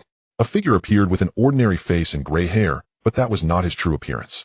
Heya glanced at the three, not showing any signs of tension, but rather excitement. 3 at the chi condensation stage. "Good, very good." Song Qinglin stepped forward. "Where's my father?" Heya tilted his head slightly, as if recalling something of little importance. "Your father? Come here, and I will tell you." Saying this, he began to laugh ominously. Late stage of chi condensation. With cultivation several minor realms higher than the 3 others, this prowess must belong to the vice leader of the Kangwu Sky covering sect. "Scraps die for me." Song Qinglin shouted fiercely, his true essence surging forward. His father had probably met with misfortune. How could Song Qinglin not be furious? Before the black crow's cawing laughter could finish, Song Qinglin's fist was already thrust forward. There was no room for retreat in this strike, as he had no intention of leaving himself any escape route. Lin Wanyue and Yi Yin reacted swiftly, understanding that only by joining forces could the 3 of them have it. At the same moment, Song Qinglin struck. Yi Yin followed up from the side, while Lin Wanyu's sword came slicing in from another angle. Their first combined attack was impenetrable. Song Qinglin held nothing back in his defense. His fist strikes had completely abandoned any notion of retreat. At this moment, he fought with the intent to exchange injuries for kills, risking his life. Bang! The first punch struck the black crow's dark red barrier, while Yi An's star-shattering finger was dodged to the side, and Lin Wanyu's sword narrowly grazed the fabric of his shoulder. After just a few exchanges, the black crow suddenly realized that these 3 were even more difficult to handle than any chi condensation foes he had faced before. The trio's attacks were tightly coordinated, and several times they could have eliminated the biggest threat, Song Qinglin, but were thwarted by Yi Yin and Lin Wanyue. Both Yi Yin and Lin Wanyue saw that Song Qinglin had lost his rationality. He was now attacking without defense. Is this guy not afraid of dying? The black crow was both furious and resentful, as he could have used this batch of talent to advance his own cultivation, yet here came a reckless opponent. After being repeatedly struck, cracks began to appear in the black crow's true energy barrier, and his escape route was gradually shrinking amidst the encirclement of the 3. Song Qinglin's azure dragon breaking the sky fist followed closely behind. It was as if he did not even notice his own openings pressing forward with each punch. The black crow's learned techniques from the Kangwu Sky covering sect leaned towards control and support, making him ill-suited to withstand the 3 different styles of assault. He blocked Lin Wanyu's sword and avoided Yi An's star-shattering finger, yet Song Qinglin's fist grazed past his shoulder. Not a solid hit, but but it still brushed against the edge of his shoulder bone. Looking down at his shoulder, he realized he might not be able to deal with these three at all. Even taking them on one by one would require time and opportunity, and they were not giving him that chance. If he continued to defend passively like this, he might truly fall here. The Black Crow aimed to kill one of them first among the three. Song Qinglin had the highest cultivation, and taking him down would not be easy. Lin Huanyue. Her swordsmanship was unpredictable, and her cultivation appeared to have already entered the early stage for some time. Ultimately, he set his sights on the youngest-looking one among them, Yan. Feigning a retreat, he exposed a flaw. As Song Qinglin's fist came chasing after, he suddenly changed direction and struck towards Yin's face with a palm faster than any previous attempt, having built up power for a long time. The Black Crow believed that with his late-stage qi condensation cultivation, this strike would surely either kill or injure this person. Then he could reap the rewards and advance himself. Be careful. Lin Huanyue could only shout a warning. In that instant of change, she couldn't assist in time, while Song Qinglin, blinded by rage, had no thought for Yin's life or death. Seeing this, Yin realized the opponent regarded him as a soft target, and he would regret this decision. Ultimate Technique, Dual Arm de Jura. Yin activated the ultimate technique, his two true essence arms crossing in front of him, as he prepared to unleash the Xuan Wu Towning Mountain Palm, eager to test the strength of his true essence arms. In the moment of collision, the Black Crow's palm force met Yin's two true essence arms, which appeared simultaneously overlapping as they activated the Xuan Wu Towning Mountain Palm. The true essence arms enhanced the impact of the Xuan Wu Towning Mountain Palm, and when the barrier unfolded before Yi, and it shimmered with visible ripples like the waves produced by two stones thrown into water. The Black Crow's palm force crashed into the barrier, but was caught, wrapped, and diffused by the Xuan Wu technique. Facing a wicked technique from someone 2 minor realms higher than himself, Yin only took a half step back. His foot barely tread the ground as he stabilized his stance effortlessly. Is this a secret technique? Or an ultimate technique? Not good. The Black Crow, having unleashed his palm strike, could not retract it as quickly as he had expected. His palm force was trapped on the surface of the barrier, unable to dissipate or return. In that fleeting moment of pause, Song Qinglin's wind-ripping fist descended, followed closely by Lin Huanyue's sword edge slashing across his back. The two forces struck him simultaneously, and the Black Crow activated his best escape technique, reappearing not far from the three, blood seeping from the corner of his mouth. He was injured, surprisingly hurt, by 3 opponents of lower cultivation. The Black Crow wiped the blood from the corner of his mouth, his gaze lingering for a moment on Yin's 2 true essence arms. He did not want to continue fighting, he did not want to die, nor did he want to be injured. His voice grew subdued. I look forward to our next encounter, ha ha ha. With that, the Black Crow formed hand seals, performing the secret technique, blood transformation escape. In an instant, his form blurred half an inch like a piece of paper caught in the wind, and then he completely vanished into the shadows of the cave, leaving no trace of his presence. That is the Kangwu Sky Covering Sect's blood transformation escape. Its speed is unmatched. The cost is a depletion of blood energy, making it impossible to recover in peak condition for a short time. This information regarding the Kangwu Sky Covering Sect's secret technique was no longer a secret, Lin Huanyue explained. After Yin confirmed that the Black Crow's aura had completely disappeared, he deactivated the ultimate technique. The true essence arms behind him dissipated, leaving no trace. Although he had easily blocked that moment, his true essence was disappearing at a waterfall's pace. Too fast. If he had enough true essence and could maintain this state. Yin pondered perhaps it really was possible. Lin Huanyue looked at Yi, and her thoughts drifting back to the time they first fought side by side. On that night, in Luoshi village, Yin had only condensed for a few breaths, his outline vague, and he had only unleashed 1 strike before dispersing. Now the 2 true essence arms were much clearer, more solid, and more robust than back then. They could even support the Xuan Wu Towning Mountain Palm Xuanyue, as if the tool had gained the wisdom it needed. Song Qinglin paid no attention to Yin's performance, nor did he listen to Lin Huanyue's explanation. He only knew that his father had most likely met with disaster. Without hesitation, Song Qinglin moved deeper into the cave. The further he ventured into the cave, the darker it became. The dark red light gradually dimmed, replaced by Song Qinglin saw a handmade trinket next to the corpse, a crude wooden piece pendant threaded with a red string, its edges worn to a shine. This piece pendant was made by him when he was 8 years old, carved from a piece of scrap, wood into a crooked circle with a hole that was drilled askew. It was his first successful creation. He was very happy. So he found his father and handed the piece pendant to him, saying, "This is my own creation." Song Qinglin lifted his head, holding the piece pendant high in front of his father, his eyes shining as if they could reflect all the sunlight in the courtyard. His hands still bore wood shavings and the remnants of calluses, but he did not mind, feeling that it was worth it just to present the piece pendant to his father. His father crouched down, took the piece pendant, and ruffled his hair, saying, "My Qing is truly capable. This is excellent work." Song Qinglin remembered that day when his father tied the piece pendant around his waist, and wore it for a long enough that he thought his father would always wear it. That year he was 8, still unaware that some things once worn would never be taken off, nor did he know that some people were already waiting to receive what you offered before you even spoke. The dim crimson light in the cave had completely faded, and Song Qinglin crouched beside the corpse, clutching the now shiny piece pendant, holding it tightly, as if to feel the warmth of the moment when his father had fastened it. He did not cry. The edges of the piece pendant dug into his palm, and the tighter he squeezed, the less he could hold on, the more he struggled to hold on, until he finally understood he could not go back. Song Qinglin tucked the piece pendant into his bosom, stood up, and walked out. He did not look at Yin as he passed by, nor did he speak as he walked past Lin Weiner. He said nothing. The wind rushed in from the cave entrance, blowing over the dry corpses and the remaining dark red patterns, and Song Qinglin's voice came from ahead. I only have him now. After that, Song Qinglin found his father and left directly. Yin and Lin Weiner did not intervene, but instead found the lost goods of the Song family nearby. Several wooden boxes piled in a corner, and when opened they contained only some ordinary fabrics and crude pottery, with not a single valuable item, which was completely at odds with the Song family's claim of worth a fortune. The situation was already clear, and there was no need for further discussion. The two returned to the Lin family, brought the investigation results to the conference hall, and stated the value of this batch of goods, concluding with the decision to return them to the Song family. After hearing this, the Lin family members ceased their arguments. Lin Song the elder nodded first, and the other elders did not bring up the matter of compensation again. And so this matter came to an end. Yin and the others exited the Lin family and stood by the street. Yin spoke up, after helping you with such a big favor, won't you give something in return? Lin Weiner was taken aback, her gaze lingering on Yin's face for a moment, her tone unconsciously lowering by half. What do you want? As long as it's not too excessive. Yin did not think too much. Just keep an eye out for treasures or elixirs that can enhance. Lin Weiner's expression changed several times, from anticipation to disappointment, as she had misjudged. Finally, it turned into an expression of I really want to hit you right now, but I'm afraid I can't when she sighed, and said alright, I'll keep an eye out for you. A few days later, news spread from the Four Symbols sect to Kangwu County City, circulating through various inns and restaurants. The first sentence that spread was simple. Song Qinglin, the chief of the Azure Dragon Hall of the Four Symbols sect, publicly declared the severance of ties with the Song family, stating that from now on their bloodline would no longer coexist, and there would be no further connection with the Song family. When this news first emerged, few believed it. But once the gossip spread, even the skeptics began to accept it.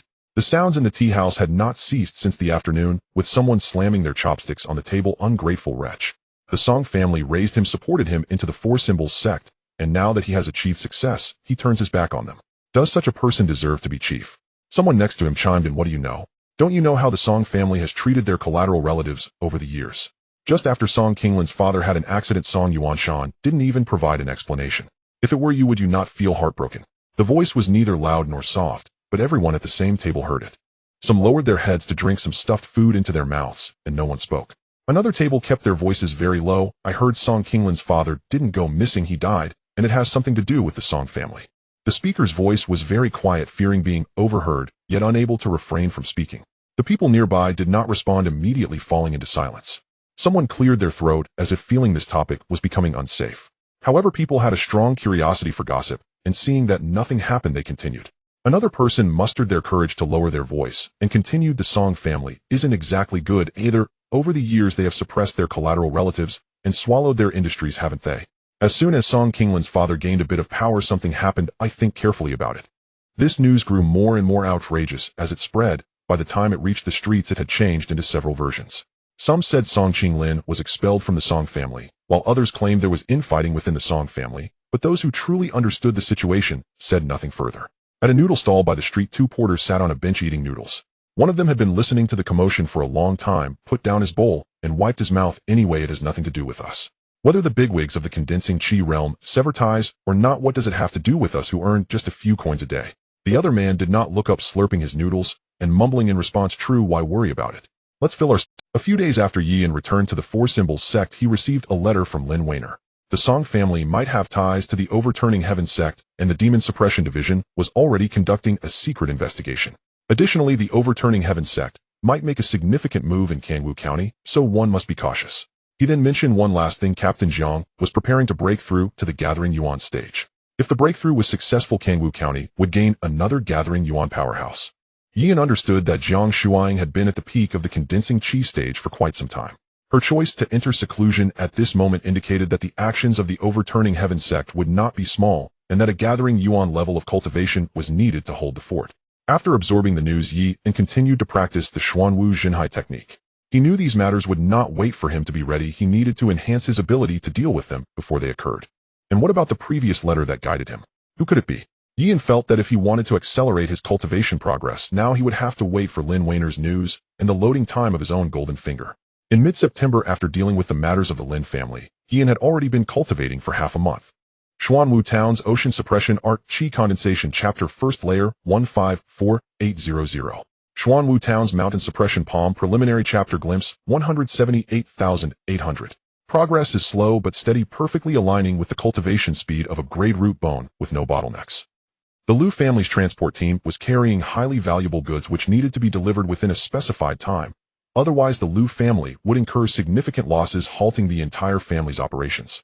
Thus, the team was led by a respected elder from the Liu family named Liu Ho, who was over 50 years old and at the mid-stage of meridian opening. He had often advised Liu Ruoyan on forming alliances with the Song family. He had managed transport for over a decade in the Liu family, encountering numerous troubles, most of which he had resolved, but this time, he found himself in a predicament. The Liu family's convoy had been blocked on the transport road north of Kangwu County for 3 days. The opposing force consisted of just one person standing in the middle of the road, neither attacking nor killing, completely obstructing both people and goods. Liu Ho initially thought this person was merely seeking profit, so he offered the greatest concession he could give, only to be rejected point by point. Had he not sensed that he was no match for the other party, Liu Ho would have already ordered them to leave. However, Liu Ho still refused to give up, yet no matter how he negotiated, the other party simply stated, "This road cannot pass, oh choose another." No reasons were given, it was purely a provocation. As for detours, Liu Ho sat by the roadside, having consumed most of the convoy's rations, gazing at the shipment. If they were to take a detour, it would take an additional half-month, which was utterly impossible in terms of timing. Every additional day the goods were blocked here meant further losses for the Liu family. Soon Liu Ho sent someone to investigate the opponent's background, and that day the news returned. An independent cultivator named Meng Qian, who had recently broken through qi condensation, was hired by the Zheng family. The Zheng family, a secondary family in Kangwu County comparable in power to the Liu family. Their main business is supplying medicinal materials and additives, maintaining upstream and downstream relations with the Song family. The grievances between the Zheng and Liu families had accumulated over a long time, centered around a transport route in the north of the city that the Liu family had used for over a decade, while the Zheng family had always wanted to seize it to expand their supply channels. The two families had been at a stalemate for years, with the Zheng family never gaining the upper hand until this time, when they unexpectedly hired a qi condensation independent cultivator at a high price. Though Meng Qian had just recently broken through qi condensation and his aura was not yet entirely stable, the mere fact that he was a qi condensation cultivator was enough to make the Liu family, which lacked such warriors, hesitate. Meng Qian looked at the members of the Liu family, the joy on his face hard to conceal. He remembered that when he was still at the late stage of meridian opening, these secondary families had treated him with courtesy, but not with the same fear as today. Having barely broken through qi condensation, he now understood that meridian opening was one thing, while qi condensation was another. The paths of humans and spirits diverge, the two are distinct. The first level is a significant barrier marking the end of one world. The Liu family's conference hall was filled with people. The Zheng family's move had precisely stepped on the Liu family's greatest weakness. Whispers of cursing could be heard, while others remained silent. A qi condensation warrior posed immense pressure for the Liu family, a secondary family. However, fortunately, they had recently heard news that an elder had stood up to speak to Liu Ruan. "I heard Yi Keqing recently broke through to qi condensation." The gazes of the crowd gathered from various directions, ultimately landing on Liu Ruan. The implication was clear: while the Zheng family could hire a qi condensation warrior, the Liu family also had a qi condensation guest elder, though only Liu Ruoyan was familiar with him. Will Yi Keqing come? The other side is also at qi condensation. What if he is unwilling to offend anyone? The sentence was left unfinished, but the meaning was clear. Yian was indeed a guest elder of the Liu family, but being merely a guest elder meant just a name. No one could guarantee whether he would be willing to offend a fellow warrior of the same tier for the Liu family. Liu Ruoyan remained silent for a long time before finally standing up and saying, "Send a message to the Four Symbols sect." After a brief pause, her tone grew more urgent. "I will go personally." Yian was currently circulating the Xuanwu Ocean Suppression Art. Within his room, his true energy slowly advancing through his meridians, when suddenly footsteps were heard outside the door, followed by a disciple's voice. "Senior brother, someone is looking for you." Yian ended his practice, opened his eyes, and asked who. "The Liu family, Liu Ruoyan." Yian paused for a moment before getting up to open the door. Liu Ruoyan stood under the old locust tree at the entrance of the Xuanwu Hall. The moment she saw Yian come out, her previously tense shoulders visibly relaxed. She stepped forward respectfully, saying, "Ruoyan is bold to visit. I hope Master Yi can forgive me." "What is the matter?" Yian knew that Lu Ruoyan's visit meant the Lu family was facing troubles they could not resolve on their own. Quickly, Lu Ruoyan explained everything regarding the situation, who Meng Qian was, and what his background entailed. She spoke all of this in one breath, each word grounded in reality. As she spoke, she raised her gaze to meet Yian's, her eyes filled with suppressed anxiety, yet she managed to keep that emotion from spilling over. She had worries about this trip, having invited Yian out several times only to be refused due to his cultivation. Now that the other side was at qi condensation, the Lu family could offer very little. Lu Ruoyan, holding significant power in the Lu family, knew she could not show panic in front of her clansmen and could not retreat in front of her elders. In the conference hall with everyone watching her, she had to stand straighter than anyone else.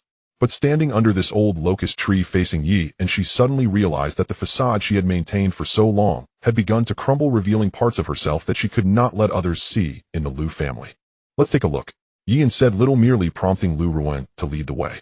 Upon reaching the northern transport road, the convoy remained halted in place. When Lu Ho saw Lu Ruoyan and Yian appear together, he stood up to greet them. He first greeted Lu Ruoyan, then respectfully bowed to Yi and saying, "Elder Yi." Lu Ho recalled how he previously thought it was ridiculous to believe Yi and could reach qi condensation even if he entered the four halls, and perhaps he truly was getting old. Meng Qian stood in the middle of the road. Upon seeing Yian approach from afar, his gaze lingered on him for a moment.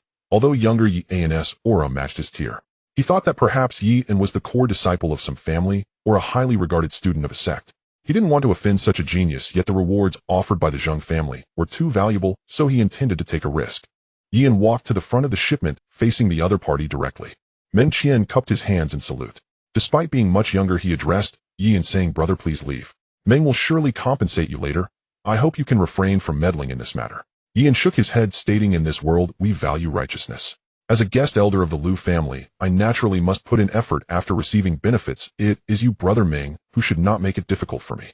The disciples in the Lu family caravan gripped the reins or supported the cargo boxes, their gazes fixed intently on Yian. They had only heard his name before, never seen him in person. Yian's name had reached his ears when he once helped Lu Ruoyan stabilize the mining site, but over time, he had gradually forgotten it. The last time he had heard about him was during the resource dispute between the Qinglong Hall and the Xuanwu Hall, where Yian had not shown up and was derisively called a turtle. Later, the news shifted direction, and this Yi Keqing had gathered qi. And now he stood there while Meng Qian's politeness aimed to make him withdraw, yet he merely shook his head, remaining steady. In this world, there were too many who took money without delivering results, and even more who held a guest title while living off benefits, but this Yi Keqing was not among them. Then let's see the truth beneath our hands. Meng Qian's thoughts solidified. After all, what did it matter if their cultivation was equal? The other party was young, and must have used some trickery, such as consuming pills or other means, resulting in a hollow foundation. How could the qi he had painstakingly cultivated for decades be inferior to that of a mere young brat? He raised his palms slightly, assuming a stance. Seeing Meng Qian move, Lu Ruoyan knew the other was about to strike, and took a half step forward. "Yi Shizhu, be careful." Just as her words fell, Yi and had already acted. Without any signs of preparation, he simply stepped forward and pushed his right palm out flat. This strike was merely a probe. "Xuanwu Towns, you palm-crushed mountain." Bang! The palm force exploded the moment it made contact with the opponent's true essence defense. Meng Qian had already adopted a complete defensive posture, but at this moment his protective true qi was torn open like paper, and he was pushed back several steps by the force of crushed mountain, leaving a long drag mark on the ground. He glanced down at his arms, now numb, then lifted his gaze to Yian. He found the latter standing still, his aura steady, as if he had done nothing at all, even his breathing rhythm unchanged. Meng Qian's expression shifted from shock to reluctance, and then to resignation, all in a breath. He no longer spoke, retracting his numb hands, and sincerely called out, "Big brother, I was wrong." There's no way around it. The techniques Meng Qian mastered were merely at the channeling level, and his martial skills were at the spirit level. In the face of the core techniques of the four halls of the four symbols, the two were on entirely different levels. Meng Qian's tone was brisk. As a loose cultivator, he understood a principle. Being able to bend and stretch was the key to longevity. He turned to leave. "Wait a moment." Yian's voice came from behind, halting Meng Qian's steps. "Brother Meng has stayed here for 3 days, during which he has blocked countless profits for my Lu family. As a guest of the Lu family, I seek an explanation." Meng Qian paused for a moment, sighed, and took out a money pouch from his pocket along with a decent jade pendant from his waist, placing them on the ground. "This is all I have on me." Yian nodded, indicating that it was acceptable, and he could leave. Meng Qian did not linger, turning to leave hastily. He feared that if he stayed even a second longer, he would leave his clothes behind. Lu Ho observed everything, recalling how he had repeatedly advised Lu Ruoyan to consider a marriage alliance with the Song family in the council chamber, believing that the Lu family needed a reliable ally. But now, perhaps that support had already been found. Lu Rian stood behind Yi and having remained still since Yi and had struck. She was not a martial artist, yet she could clearly see the disparity between the two. Standing a few steps away, she suddenly remembered the first time she met Yian. At that time, Yian had only undergone his second body tempering, and she had admired his loyalty and righteousness, wanting to recruit him as a guest of the Lu family. Even though he did not agree, she still wished to establish a good connection. Little did she expect that this small act of kindness not only helped her secure her position in the Lu family, but also aided the Lu family this time. After all, if this batch of goods suffered losses, it would truly be a significant problem. Yian turned around, and Lu Rian stepped forward. Yi Shizhu, I will remember what happened today. Please rest for a moment, Yi Shizhu, while I arrange some matters. Lu Rian approached the team leader, her uncle Lu Ho. She initially did not wish to speak too much with him, but this time, there was something he needed to do. Uncle Ho, after delivering this batch of goods, can you check along the way for any precious herbs or treasures? If anything suitable is encountered, acquire it at any cost. Lu Ho immediately understood her meaning and replied, I understand. Watching Yi enforce back, achieve dispersing Lu's cultivator, he knew all too well that he needed to cling to this powerful ally. Lu Ho was already calculating the routes in Qinghe County, determined to find something useful to bring back this time, or he would feel unworthy of Yi Kiking's palm strike today. The carriage moved slowly along the official road. Lu Rian sat by the carriage shaft, initially hoping to take this opportunity to communicate more with Yi and deepen their bond. But at this moment, Yian leaned against the carriage wall, eyes closed in meditation, his breathing steady, clearly practicing. Lu Rian did not dare to disturb him. She finally understood that Yi An's dedication to martial arts was more intense than anyone she had ever seen. She had originally thought that she would devote her entire life to her ideal career, without any thoughts of romantic. But during this time she realized that she had developed feelings for Yi and that were no longer just that of a guest. Yet she also understood that Yian seemed to harbor no extra intentions towards her. Yian helped her solely because of the flawless body tempering pill from the past, and his current status as a guest never crossing the line. The carriage stopped in front of the Four Symbols sect gate. Yian sensed it, lifted the curtain, and stepped down. Not far away, Lu Xingzhou and Xin Qing were just coming out from the direction of the gate, chatting as they walked, and they glanced at the carriage when they saw it. Few families in Kangwu County could afford such a standard carriage. They recognized the Lu family's emblem. Before they could think further, they saw Yian step down from the carriage. Lu Xingzhou was just about to call out to someone when the curtain moved again, and Lu Ruyan followed him out of the carriage. Yian turned around. Miss Lu need not see me off any further. I have arrived. If Miss Lu encounters any troubles in the future and needs my assistance, do not hesitate to inform me. Lu Rian stood by the carriage. Upon hearing this, 2 waves of joy surged in her heart. One wave was the joy that Yian did not decline the Lu family. He was willing to continue serving as a guest of the Lu family. The other wave was the joy that Yian referred to her instead of the Lu family. Lu Rian's previously lost emotions had now risen. Yi Shizhu, I will remember your words. If trouble truly arises in the future, I am afraid I will have to trouble you. But rest assured, Yi Shizhu, I will distinguish between important matters and will not trouble you with everything. She smiled a smile she had never shown in front of others. Yian, see you again. The way he addressed her changed slightly, but Yian did not pay it much mind, merely nodding. Yet before he had walked far, he spotted 2 familiar figures staring at him without moving. As Yian took a few steps out, Lu Xingzhou and Xin Qing suddenly appeared from the side.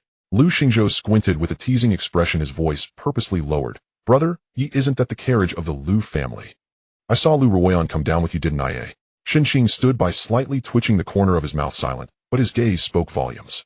Lu Xingzhou immediately wrapped his arm around Yi An's shoulder, urging him to jog forward, then turned back to glance at Xin Qing, who stood several meters away, and muttered softly, Who is Lu Ruoyan? The legitimate daughter of the Lu family, a renowned beauty from Kangwu County. Did you let her send you back personally? Yian remained expressionless. I am a guest elder of the Lu family, and my name was registered when I established my meridians.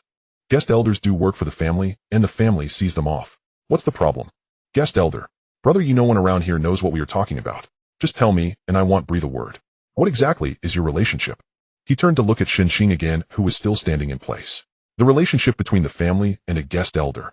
Yi An's tone remained unchanged. If you ask again, I won't explain during the next meridian opening. Lu Xingzhou immediately shut his mouth, making a gesture to seal his lips. Xin Qing walked up, noticing that the 2 men were avoiding him while talking. He realized this, and after waiting for them to finish, kicked Lu's anxious leg. All right, brother, Yi, little Lu is just naive. He'll educate him properly later. After bidding farewell, Lu Xingzhou pondered. Did he catch Lu Ruoyan's attention during the meridian opening? Half a month passed in the blink of an eye. Xuanwu stabilizing the sea technique, Qi condensation chapter 1st level 194800. Xuanwu stabilizing the mountain palm preliminary chapter, initial insight 238800. Progress remained slow. The cultivation speed of the 2nd grade root bones felt like a narrow path, walkable but not fast. Yian understood in his heart. If the root bone issue wasn't resolved, the journey ahead would only slow down further. He was already in the early stage of qi condensation, and the future cultivation gaps would become increasingly vast. If the root bone remained at the second grade, even without a bottleneck, there would still be some obstacles. Yi closed the notes on qi condensation and was about to continue operating the xuan wu stabilizing the C technique when footsteps sounded from outside the door. "Brother Yi, you have a letter." A disciple delivering messages stood at the door handing over a sealed envelope. Yi took it. It was from Lin Huanyue. He opened the letter, which contained only a single page. Though not long, it conveyed significant information. "Yi, regarding the matter you mentioned earlier, my Lin family has checked all channels in Kangwu County. Treasures that can enhance root bones are indeed hard to find, but there is one item worth trying. The Lin family has now found a Tai Xian clear spirit grass and a medicinal guide purple essence mushroom. Both have been secured. The only main ingredient, condensing grass, is still elusive. Such rare herbs occasionally appear in Qinghai County. I have already sent someone to inquire. If we can gather them all, we can refine the 9 turns rebirth pill, which can elevate root bones below first grade by 1 rank. I will be waiting for you in Kangwu County City, Lin Huanyue." After reading, Yi thought of the 9 turns rebirth pill. He had heard of this pill classified as a ground-level elixir. The materials were hard to find and refining it was difficult, but its effects were indeed top-notch. It could be beneficial for root bones below first grade, which is just right for him now. Yi recalled Qinghai County. He remembered Chun Qingyao, who seemed to have gone to Qinghai County with her mother, the widow Shen, to search for relatives. After that, there had been no news of her family in Lu Alley. He wondered how they were doing now. Yi did not dwell on it further. He stood up, preparing to head to Kangwu County City to meet Lin Huanyue and clarify matters about the Tai Xian clear spirit grass and purple essence mushroom in person. Just as he stepped out of the Xuanwu Hall, another messenger disciple hurriedly caught up. "Brother Yi, there's another letter." Yi halted and took the envelope. Upon opening it, he noticed the handwriting was a bit more delicate than Lin Huanyue's, carrying a relaxed and unhurried. The letter contained only a few lines. "Yi, Uncle Ho has returned from Qinghai County with the condensing grass. It is said that this item is beneficial for the root bone cultivation of warriors. Although Ruoyan is not familiar with the way of pills, I believe it should be useful for you. If you have time, you are welcome to visit the Lu family. Uncle Ho will return there shortly, and Ruoyan will be waiting for good news at the Lu family." Ruoyan. Yi looked at the 2 letters in his hand. Lin Huanyue said they were missing condensing grass, while Lu Ruoyan said it had arrived. What a coincidence, but just in time. Yi hesitated no longer and headed towards Kangwu County City. Upon entering the city, he encountered Lin Huanyue. Today she was dressed in a sharp outfit, a sword hanging at her waist, looking as if she was ready to head out at any moment. Seeing Yi finally arrive, she approached. "Have you read the letter I sent you? So when do you have time to go to Qinghai County?" Yi had not yet had a chance to speak when Lin Huanyue began elaborating. "I've already thought it through. I inquired about Qinghai County, and it takes about 5 days by carriage to get there. Along the way, we will pass through a bamboo forest and a famous star observation mountain. We can take our time and enjoy the scenery along the way." Lin Huanyue recalled a novel she had once read featuring a man and a woman adventuring in the world, exhilarating and delightful. Little did she know she was interrupted by Yi's words. "No need to make it so complicated. News about the condensing grass has already come in. Follow me." Lin Huanyue was taken aback. "What news?" Yi had already taken the lead, walking in the direction of the Lu family. Upon reaching the gate, he said, "Let's talk inside." Lin Huanyue followed him. "What are we doing at the Lu family? Do you have a connection with them? Is there condensing grass here?" "I forgot to mention, I am a guest elder of the Lu family." "Guest elder?" Lin Huanyue did not expect to be overtaken before she could even make a move. She did not ask further, simply following Yi silently as they entered the Lu family gate. Lu Ruoyan was waiting at the entrance of the main hall for Yi. Today she wore a plain-colored dress, her hair styled with a wooden hairpin, appearing much more composed compared to the hurriedness of their earlier encounter. Seeing Yi enter, she was about to speak, but her gaze fell on Lin Huanyue behind him. The 2 women exchanged glances for a moment. After they sat down, Lu Ruoyan had tea served, and Lin Huanyue picked up her teacup for a sip. She had initially thought that Yi had been coaxed by some old man from the Lu family, but it turned out to be the legitimate daughter, Lu Ruoyan. They had met several times before, but had never spoken. Lu Ruoyan recognized Lin Huanyue as well. The girl from the Lin family who had entered the Demon Suppression Division and joined the second sect of Kangwu County, the Xinjian sect. Previously, during the disputes between the Song and Lin families, Lin Huanyue had suppressed the entire discussion hall with her qi condensation cultivation, and this news had circulated. Lu Ruoyan smiled and spoke in a very friendly tone. "Miss Lin, we have seen each other from a distance at several occasions in the county, but I haven't had the chance to greet you." Lin Huanyue set down her teacup, a slight smile on her lips. "Miss Lu is too polite. The tea from the Lu family is quite good. If Miss Lin likes it, I can prepare some for you to take back later." The 2 spoke with smiles, their tones warm and amicable, as if engaged in casual pleasantries. Lu Ruoyan returned the topic to Yi, and Uncle Ho has already found the condensing grass in Qinghai County and should be back today. I have already sent someone to wait at the city gate. Brother Yi and Miss Lin, please sit for a moment. Lin Wanyu's gaze casually swept across the furnishings in the hall, then returned to Lu Ruan. Lu Ruan was conversing with Yi, and her tone gentle, maintaining just the right distance. However, Lin Wanyue noticed that when she addressed Brother Yi, the tone at the end was lighter than the usual polite formality. Lin Wanyue lowered her head and took another sip of tea, remaining silent. Lu Ruan also noticed Lin Wanyue's gaze, but did not avoid it, only smiling. I heard that Miss Lin is working in the Demon Suppression Division. I've been given the title of Wei Wei. Then you must have seen quite a lot of the world. Lin Wanyue set down her teacup. It's fine. I have heard many people say that the Lu family has produced a business genius. Miss Lu has helped the Lu family acquire several mines in recent years, and the Lu family has been able to ascend to a higher level in the county because of it. Miss Lu has made significant contributions. In the future, perhaps Kangwu County will be among the top 3 families. Lu Ruan tilted her head slightly. Miss Lin is overpraising me. The Lu family is merely a small family, not comparable to the Lin family. The two spoke with smiles, their tones warm and amicable, but Yi vaguely sensed that something was not quite right. About half an hour later, Lu Ho returned. He walked in through the door looking weary from travel, without even having changed his clothes. As soon as he entered, he saw Yin and Lu Ruyan among others. Ruyan. Miss Yi Keqing, I am honored to have fulfilled the task. He placed the wooden box on the table and opened the lid. Inside lay a dark-colored herb, its roots intact with the edges of the leaves tinged with a faint purple hue, emitting a subtle, yet lingering fragrance. Uncle Ho, you have worked hard this time. Please go rest now. After Lu Ho took his leave, he returned to his residence. He recalled how over half a year ago he had urged Lu Ruyan to consider the marriage alliance with the Song family in the council hall. He was one of the key figures of this faction, the one who spoke the most and the loudest. But now, this evening grass he had brought back was meant for Yin and Yi Keqing from the Lu family. During this trip to Qinghe County, he had inquired at more than a dozen herbal shops, and finally found this well-preserved evening grass, spending a considerable amount of silver from the Lu family. At that time, he had only one thought: to take it back and hand it over to Yi Keqing. If this thought had occurred to him in the past, he would have considered it absurd. Why should the resources of the Lu family be used for an outsider? When did Lu Ho become such a person? Sitting in the chair, he suddenly chuckled, as if he had come to a realization. Once he acted for the Lu family, now he still did so for the Lu family. It was just that he used to think the Song family was the way out for the Lu family, but now he believed Yin was. He stood up and pushed the door open. Several elders from the collateral branches were sitting in the corridor, drinking tea and chatting. Upon seeing Lu Ho emerge from the courtyard, someone waved and called him over, pulling him to sit down, and the conversation naturally shifted to recent events. Brother Ho, although things are chaotic over at the Song family, I heard that Song Yin is still single. Should we bring it up to Ru Yin again? The speaker was another elder from the collateral branch who usually got along well with Lu Ho. While speaking, he poured Lu Ho a cup of tea, his tone casual, as if discussing an ordinary matter. Several others nodded in agreement, clearly of the same mindset, all waiting for Lu Ho to respond. Lu Ho sat there, lifted the teacup to take a sip, then set it down before finally speaking. In a voice neither too loud nor too soft, loud enough for everyone present to hear, he said, Song Yin. Who is that? I don't know him. A few people were momentarily stunned, thinking they had misheard. Brother Ho, what do you mean by that? Wasn't it you who? That was then, this is now. Lu Ho waved his hand, his tone indifferent, as if stating an obvious fact. I have always been on Miss Ru Yan's side, and have never changed. The corridor fell silent for a moment. Someone wanted to say something, but Lu Ho had already stood up, brushed off non-existent dust from his clothes, and turned to leave. The remaining few exchanged glances. What's going on? Wasn't he the one who supported this before? I don't know, but I heard that Yi Keqing has already consolidated his qi and repelled the qi warriors sent by the Zheng family with one strike. This incident must have changed Brother Ho's mind. A few people fell silent again. One of them broke the silence. So should we still bring up the Song family's matter? From now on, what is there to bring up?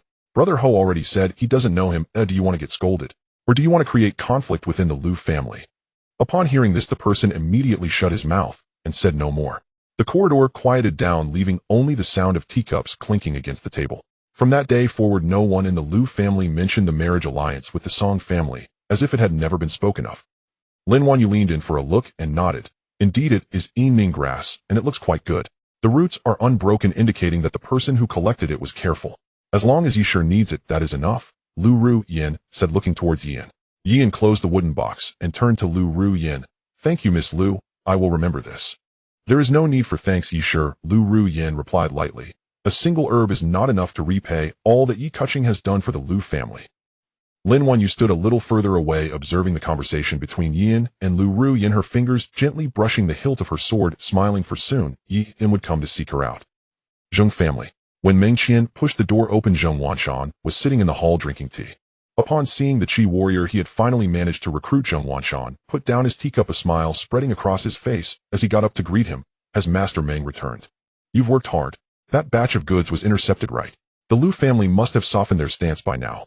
The payment for this time has been prepared. You can rest assured, Master Meng.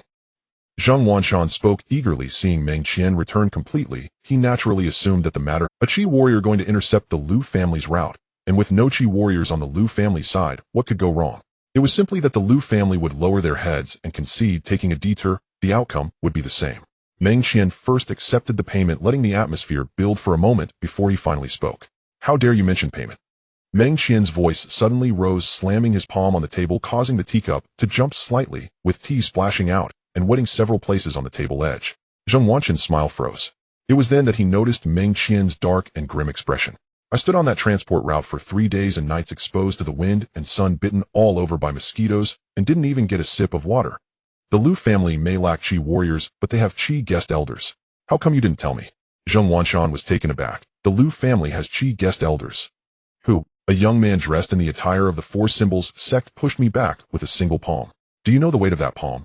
Zheng Wanshan's expression changed. That batch of goods. Goods my foot. Meng Qian glanced at the payment. That is what I should receive. What did you say at the beginning? Just hold them up for 3 or 4 days. The Lu family has no Qi warriors. Nothing will go wrong. You call that nothing will go wrong? Zheng Wanshan wanted to say something. Master Meng, this matter was my oversight. Please forgive me. Even though he was scolded by this guest elder, Zheng Wanshan still wanted to salvage the situation. I'm no longer involved in this matter. To be honest with you, if that Lu family guest elder meant business, I wouldn't be standing here talking to you today. If the Zheng family still wants to conduct business, it's best not to have any designs on that transport route anymore. Meng Qian turned and walked toward the door, looking back at Zheng Wanshan. Let me remind you, connecting veins and consolidating Qi are two different things, and consolidating Qi is also different from consolidating Qi. That guest elder may also be in the initial stage of consolidating Qi, but what he practices is the core martial arts of the Four Symbols sect. Do you know what that means? It means he has at least a home master from the gathering Yuan realm backing him. If you want to continue competing with the Lu family, first ask yourself if you can withstand the Four Symbols sect. After finishing, he pushed the door open and walked out, leaving Zheng Wanshan alone in the hall. He looked up at the door, but Meng Qian's figure had long since disappeared. He looked down at the spilled tea on the table, remaining silent for a long time. In this world, there were many guest elders and door guests.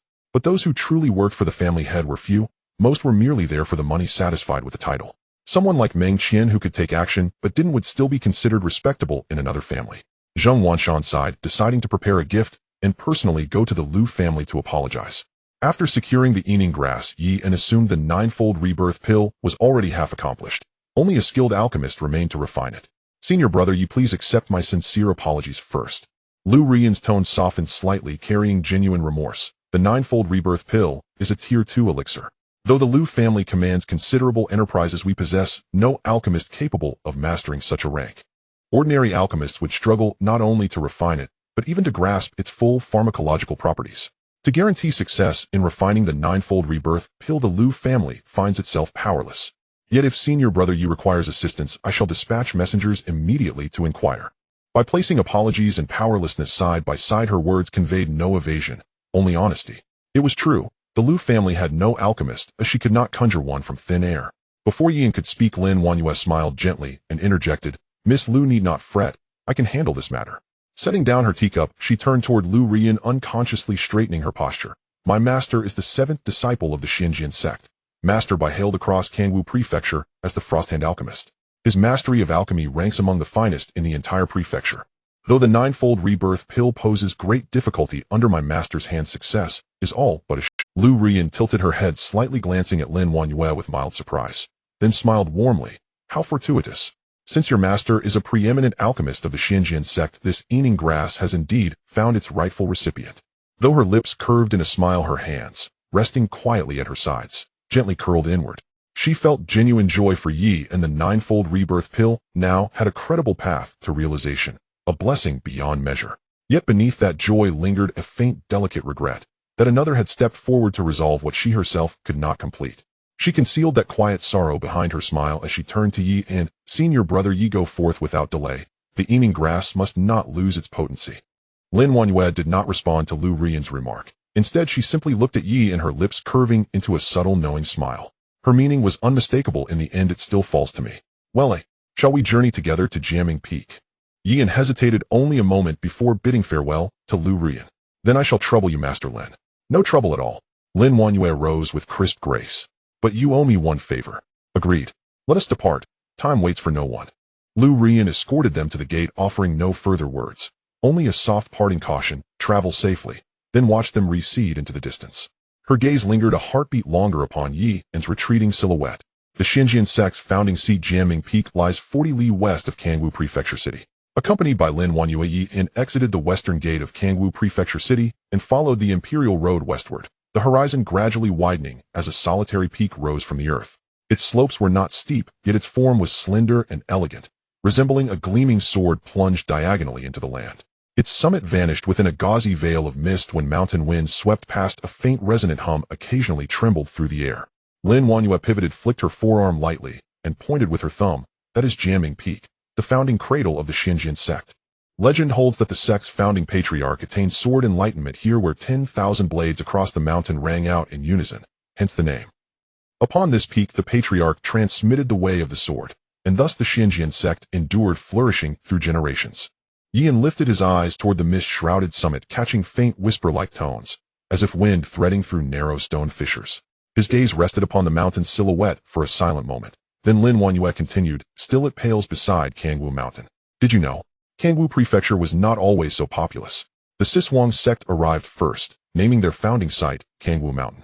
Thereafter stability took root, drawing settlers from the Great Yu Imperial Dynasty, until over time the region became known as Kangwu Prefecture. Yin shook his head. He had devoted himself solely to cultivation, knowing little of such historical lore. Once inside the sect's main gate, disciples grew noticeably more numerous along the path. Senior Sister Lin, greetings. Senior Sister Lin, greetings. One after another from gate to mid-slope, disciples paused respectfully to offer salutations. Her standing within the Xinjiang sect was evidently high. As a chi condensation cultivator, she ranked among the elite disciples, and her concurrent appointment to the Demon Suppression Bureau had earned her considerable renown. Walking beside her, Yin sensed curious glances from passing disciples, many lingering on him a fraction longer than protocol demanded. Nearby voices murmured softly. Who is that? He bears no mark of our sect. No idea, but he seems utterly ordinary. Standing beside Senior Sister Lin, one might mistake him for a newly initiated junior brother. Hush. Anyone Senior Sister Lin escorts personally cannot possibly be ordinary. I'll tell you this, Zhao Yuanling, Senior Sister Lin's persistent suitor, recently advanced his cultivation again. Should he see her returning with a man, this fellow may well find himself in peril. Brother Zhao indeed. Disfavors anyone drawing too near Senior Sister Lin. Then let him pray for fortune. Yin heard fragments of these exchanges, yet paid them little mind. Lin Wanyue too had overheard. She glanced sideways at Yin and lowered her voice. Ignore them. If questions, say you serve in the Demon Suppression Bureau, my colleague, nothing more. She paused, then added almost as an afterthought, and do not mention the Siswang sect. Yin understood. Rivalry among disciples of different sects was common, and though both the Siswang and Xinjiang sects called Kangwu Prefecture home, their disciples inevitably measured themselves against one another. He had come solely to secure an alchemist, not to provoke conflict. Even if he chose to engage, it would not be now. After some time, they reached a fork halfway up the mountain. Just as Lin Wanyue prepared to turn toward her master by Quzhuang's alchemical chamber, a voice called out from the side, Senior Sister Lin. Lin Wanyue halted and turned toward the voice. A meridian-linking cultivator from the Xinjiang sect approached briskly, smiling warmly, trailed by a younger disciple clad in fresh inter-sect robes, evidently newly promoted to meridian-linking. The elder disciple bowed respectfully. Senior Sister Lin, greetings. It has been too long. We've missed you. Our master even remarked how seldom you return to the mountain lately. His tone was warm and familiar, clearly an acquaintance. Lin Wanyue nodded, asking, Brother Lu Shun, how fares our master's health? Excellent. Just days ago he refined a batch of serene mind pills. The fragrance perfumed the entire mountain. Disciples from the other 6 elders' lineages have flocked to request them. Lu Shun chuckled, his gaze briefly grazing Yin, neither inquiring nor lingering, before withdrawing it. Lin Wanyue turned to the unfamiliar face behind Lu Shun. And who is this? This is a newly appointed intersect junior brother. Lu Shun stepped aside, gesturing for the youth to step forward and greet Lin Wanyue. The young man stepped forward, about to utter Senior Sister Lin, when his gaze locked onto Yin's face. Yin recognized him instantly. A familiar visage, sturdier now than an Anping County, jaw broadened, yet those eyes remained unchanged. The boy, who once vied with Xiao Taizhan for head disciple at Qingzhou Martial Hall, then departed after being wounded by Shi Yong. Lin Xiaoyun. He stood frozen for several heartbeats before regaining composure, mouth opening uncertainly. Yin, what are you doing here? Just attending to some matters. Yian offered no elaboration, merely surprised to encounter an old comrade. He'd wondered why he'd never crossed paths with Lin Xiaoyan at the Sishuang sect, assuming fate had parted them, never imagining the other had joined the Xinjian sect instead. Lin Xiaoyan instinctively probed Yian's aura, then his pupils contracted sharply. He could not discern Yian's cultivation level. After a pause, he ventured cautiously, "Your cultivation." "Fortune favored me. I progressed faster than expected." Lin Xiaoyan did not press further. Glancing between Lu Shun and Lin Wanyue, he finally nodded then. "I'll leave you to your business." He struggled for words. Once he had been Yi and senior brother, now they stood worlds apart in cultivation. A pang of quiet sorrow mingled with sincere gladness for his friend. That same boy who refused the overtures of the four great families, now needed no longer to bow before their authority. Good. Though perhaps only one of Anping County's four great families remained. As Lin Xiaoyan walked away with Lu Shun, Lin Wanyue turned to Yi, "And you know him. We trained together at the same martial hall." "Oh." Lin Wanyue did not dwell on it. "Come, I'll introduce you to my master." She led Yi and onward past two winding corridors, stopping before a secluded courtyard. Modest in size, its gates stood open, exhaling a delicate herbal fragrance. Within stood a gray-robed figure, back turned, calmly arranging herbs upon a drying rack. Slender of frame, hair loosely bound with a plain wooden hairpin. Lin Wanyue knocked not. Her voice lightened, almost playful, "Master, I'm home." The gray-robed figure did not turn, merely humming, "Home. So, you've returned for yet another favor, I presume." Master's insight is peerless. Nothing escapes your perception. Then Lin Wanyue swiftly recounted Yi An's request. Only then did Bai Qiushuang turn. She appeared in her early 40s, slim-fist, eyes steady, and deep fingertips dusted with crushed herb residue. Her gaze first settled upon Lin Wanyue, then shifted slowly to Yian, measuring him in silence. Lin Wanyue adopted the gentle, coaxing tone of a devoted disciple. "Master, this pill is vital to him. Please help him, won't you?" Bai Qiushuang glanced at her. "Rare indeed for you to beg my aid." Without hesitation, she addressed Yi indirectly. "I've reviewed the materials. The ninefold rebirth pill can be refined. But one condition must be stated plainly.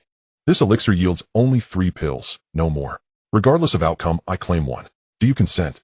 Yian replied without pause, "Such terms are entirely fitting for a master of your stature." He knew well and trusted to an ordinary alchemist success was uncertain, and even if achieved, effective pills were likely. 3 was already generous. Bai Qiushuang smiled, genuinely surprised by his readiness.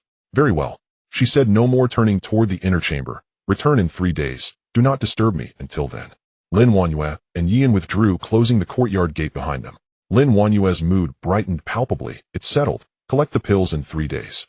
Where will you stay? I'll have to trouble you once more." "Of course."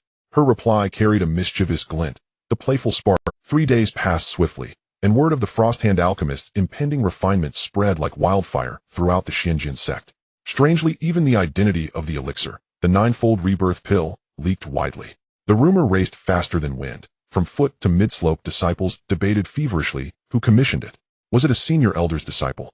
Some already schemed how to claim a share. As Yian and Lin Wanyue headed toward Bai Qiushuang's courtyard, they met Zhao Yuanling approaching from the opposite. At sight of Lin Wanyue, Zhao Yuanling quickened his pace, only slowing slightly upon noticing Yian beside her, then recovering his composure seamlessly. "Wanyue, so I hear your master is refining the ninefold rebirth pill." His tone remained civil, though his gaze slid pointedly toward Yian. "None of your concern." Lin Wanyue's reply was blunt, brooking no further discussion. Zhao Yuanling showed no offense, only cast a cool glance at Yian. Did he procure the materials? This journey promises no smooth passage, Yian mused inwardly, then met Zhao Yuanling's gaze squarely. "Is there an issue?" Zhao Yuanling offered a smile devoid of warmth. "None whatsoever. I merely observe. Anyone seen your sister Lin deigns to escort personally, and whose request moves the Frosthand alchemist to act, must wield remarkable influence." His praise sounded hollow, the honorific brother drawn out with deliberate, biting emphasis. "Boy, you've mastered the art of living off others' goodwill. Dare you compete with me?" Yian glanced at Lin Wanyue, tapping his temple. "Is this one afflicted with mental imbalance?" Lin Wanyue nodded solemnly somewhat. Zhao Yuanling remained unruffled, as if anticipating exactly this response, and merely signaled to his attendant with a flick of his hand. A Xinjian sect disciple, dressed as a personal retainer, stepped forward swiftly, bearing a large wooden box. He placed it on the open ground and lifted its lid. Inside lay a fist-sized ore, iron-black, shimmering with a faint dusky violet luster. Its surface was dense and tightly grained, revealing intricate fine-textured veining along its edges.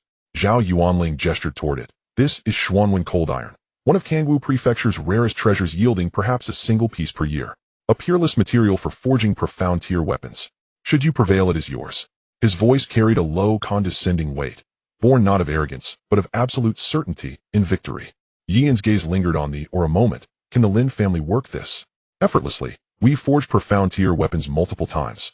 Yet such materials are exceedingly scarce, so our capability remains little known across Kangwu Prefecture. She leaned closer to Yi and voice hushed. Surely you don't intend to fight him. He's nearly at the peak of early-stage cultivation. Best to withdraw.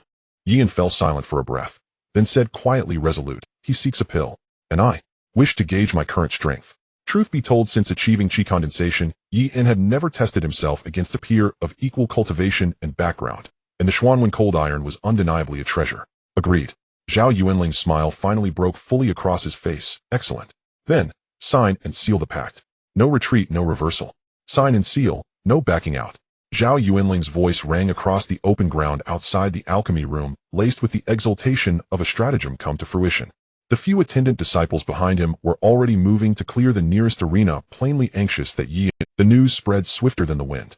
In less than the time it takes to steep a cup of tea, the arena outside the alchemy room was ringed with Xinjian sect disciples who gathered in small clusters with their gazes flickering constantly between Yian and Zhao Yuanling. I heard senior brother Zhao is wagering against someone. Can that be true? He even brought out Xian pattern cold iron. Do you think it's a sham? That kid is condensing chi as well. Doesn't look like it. The onlookers turned to Yian and noticed that he neither wore a sword nor the standard garb of Xinjian sect. Where does this man come from?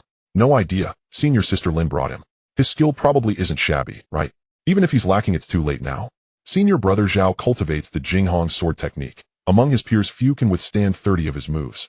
Opinions buzzed, each spectator voicing their own judgment. While everyone speculated about who was stronger, one person lowered their voice and offered another remark. I heard senior brother Zhao is the legitimate son of the Zhao family from Shiyun Commandery. The martial powers there are much weaker than ours in Kangwu Commandery, but the Zhao family has an elder in the Jiyuan realm in his 70s who presides over them. There they are unrivaled. This piece of Xian pattern cold iron was prepared by his clan to be forged into a Xian grade weapon. Before the work even began, he took it out to wager. Those nearby clicked their tongues and shook their heads. I abhor gambling. Yian's hearing was keen. He caught fragments of the remarks, but paid them little mind. Lin Wanyue did not bar Yian from taking the field. Their past collaborations had taught her that he was not reckless, his strength exceeded hers, and his willingness to enter meant he had conviction. Be careful. His master is the Xinjian third son, Zhou Tianhe, famed in the Jianghu as the Jinghong swordsman. What Zhao Yuanling practices are the unique sword methods. Zhou created the Jinghong Jinjue and the Jinghong sword technique. Yian nodded once in reply. A condensing chi martial artist armed with a paired sword style was precisely the kind of opponent he needed. The smile on Zhao Yuanling's face dimmed for a heartbeat, then resumed its previous mien. Friend, you can still concede now. Oh, if I wound you later, it will only cause trouble. He finished and tapped the tip of his sword toward Yian. To him, the outcome of this contest was assured, so Yian's name and status mattered little. Yian let out a light laugh, utterly unfazed. I shall first thank you for your Xian pattern cold iron. Zhao Yuanling's smile vanished completely. He fell silent. Zhao Yuanling drew his sword. The blade was long, its edge glinting with cold light, a superior spirit-grade sword. With a flick of his wrist, the tip dipped half an inch as his aura slammed toward Yian. The first move was the opening posture of the Jinghong sword technique. His sword tip sank slightly. He stepped forward, and in the span of a single breath, the sword light surged outward. Seeing that, Yian let the Dantian spiral drive his true chi outward, quickly concentrating it into his right palm, which bloomed with a faint blue halo. This was the true chi form of the Xuanwu Jinyue palm, and the air around them had already begun to press down. Bang! Palm and sword met. Blue and white luminescence detonated at their collision, the shockwave fanning out and sending a thin dust cloud rippling across the ground. Yian's stance did not so much as shift, yet Zhao Yuanling's sword momentum hiccuped. Zhao frowned. This was only the first blade. His strikes only grew fiercer. The second sword cut in from the side, its sword chi gliding through the air, the edge grazing the ground and leaving a shallow scar. Yian brought his left hand up in tandem. Both palms thrust forth the faint blue, true chi in each palm flaring. The two streams of palm-formed chi overlapped to create an invisible screen, and the incoming sword chi struck against it. A low sonorous boom issued forth, like waves beating a sea wall, scattering myriad pinpricks of light. The palm screen trembled for a heartbeat before regaining solidity. 10 moves passed. Zhao Yuanling's sword accelerated, the steps of the Jinghong sword technique stacked upon one another until the sword light rained dense as a sudden storm. Each stroke bore condensed true chi. The special stone arena had already been gouged with 7 or 8 shallow furrows, and showers of chips flew everywhere. From beginning to end, Yian remained rooted, alternating his palms outward. The blue true chi in his palms shimmered and waned, each palm dispelling one sword chi. When palm met blade, their true chi detonated and shockwaves scattered. Zhao Yuanling's tempo still quickened. Yi and Xuanwu Jinyue palm seemed an immovable bulwark, and yet Zhao's strikes grew ever more ponderous. Zhao's expression darkened, and his sword intent shifted. The accumulated sword chi condensed and compressed at that instant, then stacked upon itself with a speed far greater than before. Like waves ceaselessly hammering a cliff and piling upon one another, each stroke became heavier than the last and faster than the last. Fueled by the internal energy of the Jinghong Jinjue, the sword momentum compounded. By the third blade, its power and velocity had more than doubled. The sword light cleaved the air, leaving a pale afterimage. A disciple below cried out, "Jinghong triple stack. Senior brother Zhao has completed it. Can the other side still withstand this blade?" Zhao unleashed the stroke with all his might. 3 strands of sword chi braided and overlaid, sealing off nearly every avenue of retreat. If the man liked to block, then receive my sword. This strike was almost his full strength. Many watching in the crowd wiped cold sweat for Yian. Yian watched the triple-layered sword light cleave the air, accompanied by a sharp, tearing sound. It felt heavier than all the prior blows combined. He then revealed the true form of his Xuanwu Jinyue palm. True chi surged from his Dantian cyclones of energy, racing along his meridians to pour into both palms, which now blazed with brilliant blue light. Xuanwu mountain subduing palm, lowering peak. The true chi condensed into a heavy, immovable screen before him, blue light rolling across its surface like waves upon water. At the same time, another layer of defense folded atop it. Bearing Mountain. The lowering peak was overlaid by Bearing Mountain. The 2 screens formed a front and back guard like cliffs stacked upon cliffs. The sword light struck the first lowering peak. The barrier shook violently, and the blue light fractured, shaving away 40% of the sword chi. The remaining force punched through and slammed into the second Bearing Mountain with a dull roar, sending thin cracks across the special stone arena beneath Yian's feet. Both barriers dispersed, and the blue light in his palms slowly dimmed. Yian still stood his ground, not an inch of retreat in him. Silence fell for a moment. Someone sucked in a breath, incredulous. He blocked it. Not only did he take senior brother Zhao's Jinghong triple stack, he didn't step back a single pace. Who is he? At that instant, someone spoke again, recognition sharpening their tone. That is the Xuanwu Jinyue, the martial art of the Xuanwu Hall of the Xixiang sect. The Xixiang sect. People from the Xixiang sect have come to our Xianjian sect to ask for a sword contest. Senior brother Zhao, do not hold back. The atmosphere suddenly changed. The disciples who were initially just here to watch the excitement now looked on with a different meaning in their eyes. The people from the Four Symbols sect stood on the territory of the Suspended Sword sect, receiving the sword techniques of the Suspended Sword sect in front of them. This naturally gave rise to a sense of resistance against Yi, and in the hearts of many, the voices supporting Zhao Yuanling gradually grew louder. Zhao Yuanling did not hold back, continuing to execute the stunning swan sword technique, sending waves of sword energy crashing down towards Yian. The true essence attached to the tip of the sword kept accumulating. If it were an ordinary practitioner in the early stages of chi condensation, they would have been forced back repeatedly. Yet Yian had not taken a single step back.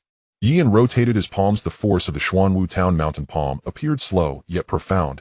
Each strike landed precisely on the weak points of Zhao Yuanling's sword momentum, like waves crashing against rocks. No matter how fierce the waves, the rocks remained unmoved. Zhao Yuanling's sword energy became increasingly dense, but his aura was visibly depleting. In contrast, Yi An's breath remained steady, revealing a clear disparity between the two. Zhao Yuanling realized this as well. A thought he was unwilling to admit arose in his mind. If this continued, it would be him who ran out of true energy first. At this moment, the watching disciples were still cheering for him, but he knew those cheers would cease when he was defeated. Therefore, he had to take a gamble. Zhao Yuanling gritted his teeth, suddenly retracting his sword momentum, taking half a step back. This strike was originally meant to be unleashed during the mid-stage of chi condensation, but he had to release it now. His sword tip slowly sank, true essence pouring out from his dantian, flowing into the sword body in a manner never seen before, rushing with great speed. The white light on the sword body did not brighten, instead it dimmed. The originally clear sword light seemed to be suppressed by something heavier. The light of the sword was layered and compressed, ultimately forming a dark halo that flowed slowly along the spine of the sword. The air around the sword tip began to distort, as if unable to withstand the concentrated sword energy. A faint humming sound continuously emanated from the sword body. Every moment the dark light flowed on the sword tip, it was as if something was surfacing from the depths of the blade, a sharper, more solid entity. Someone exclaimed, the 4th layer. Zhao Xixiang has reached the 4th layer already. That sword energy seems to have a hint of sword intent. I can't be mistaken, can I? It's sword intent. Although it's only a trace, it is indeed a nascent form of sword intent. Zhao Xixiang has touched the threshold of the path of the sword. With this move, the one from the Four Symbols sect is bound to lose. There's no telling the injuries that may follow. In this battle, our Suspended Sword sect has won. Zhao Yuanling finally executed the sword he had been gathering strength for. However, this strike did not feel like he was slicing it out. Rather, it felt as if he was being dragged along by the sword. The dark sword light swept through several zhang of space, leaving a shallow dent on the ground, and the wind pressure generated by the sword energy caused fine cracks to appear on the surface. Before the sword force arrived, that dense aura had already landed on Yan. The true energy had not reached him, but the intent had arrived first. Yan sensed that this strike was different from the previous ones. Sword intent, although it was only a trace, was no longer on the same level as mere sword techniques. Yan did not employ the 8-armed Azura. He calmed himself and cast aside the opponent's sword intent. Yan's Xuanwu true energy circulated rapidly within his body, following the path of the Xuanwu Town C technique, completing a full cycle before surging out from his palm. Xuanwu Town Mountain Palm, borrowing the mountain. Yan extended his palms forward, and as true essence made contact with the sword intent, it spread open tightly, wrapping around the sword intent before beginning to guide it. The sword intent's momentum was gathered, moving along Yan's palm for a moment before being retracted and stabilized. This sword intent did not vanish, but was instead borrowed by Yan. Yan steadily pushed forward, sending the sword energy wrapped in sword intent back towards its origin. It carried with it even more residual force from the Xuanwu Town Mountain Palm. It disappeared. No. Someone saw clearly, and their expression changed. He returned Zhao Shixiang's sword intent. Borrowing the mountain. That's the borrowing the mountain technique of the Xuanwu Town Mountain Palm. It can absorb the enemy's technique and counterattack. However, this move is extremely risky. If it fails to catch one, will surely suffer severe injuries. This person truly is audacious. Zhao Yuanling's face instantly turned pale. He had no time to dodge. He couldn't even defend against this strike. Moreover, the speed of this sword energy was even faster than when he unleashed it. He could only block it with his sword held horizontally, already prepared to sacrifice his high-grade spirit-level sword. At the moment of collision between the sword body and the sword energy, a piercing metallic resonance rang out. Crack! The sword body shattered, and Zhao Yuanling's tiger mouth split open, blood flowing down the sword handle. But before he could stabilize himself, the palm force wrapped in sword energy exploded at that moment. Zhao Yuanling was sent flying from the edge of the arena, crashing onto the ground several zhang away, rolling several times before finally coming to a stop. The high-grade spirit-level sword had already broken, now lodged in the cracks of the rubble, its body still trembling slightly. Zhao Yuanling lay on the ground, attempting to rise, but failing to do so, and embracing the ground once more. The cheers for Zhao Yuanling had vanished. In their place was the silence of the disciples of the suspended sword sect, exchanging glances. The open space fell silent. Zhao Yuanling finally stood up, his chest garment torn by the sword energy, blood soaking more than half of it. He had lost. According to the agreement, that piece of Xianwen cold iron had to be handed over, but that was the material his family had given him to forge a mystical weapon. He muttered, trying to renege. This match isn't fair. I haven't admitted defeat yet, so it doesn't count as over. The watching disciples remained silent, as it was evident that Zhao Shixiang was trying to play tricks.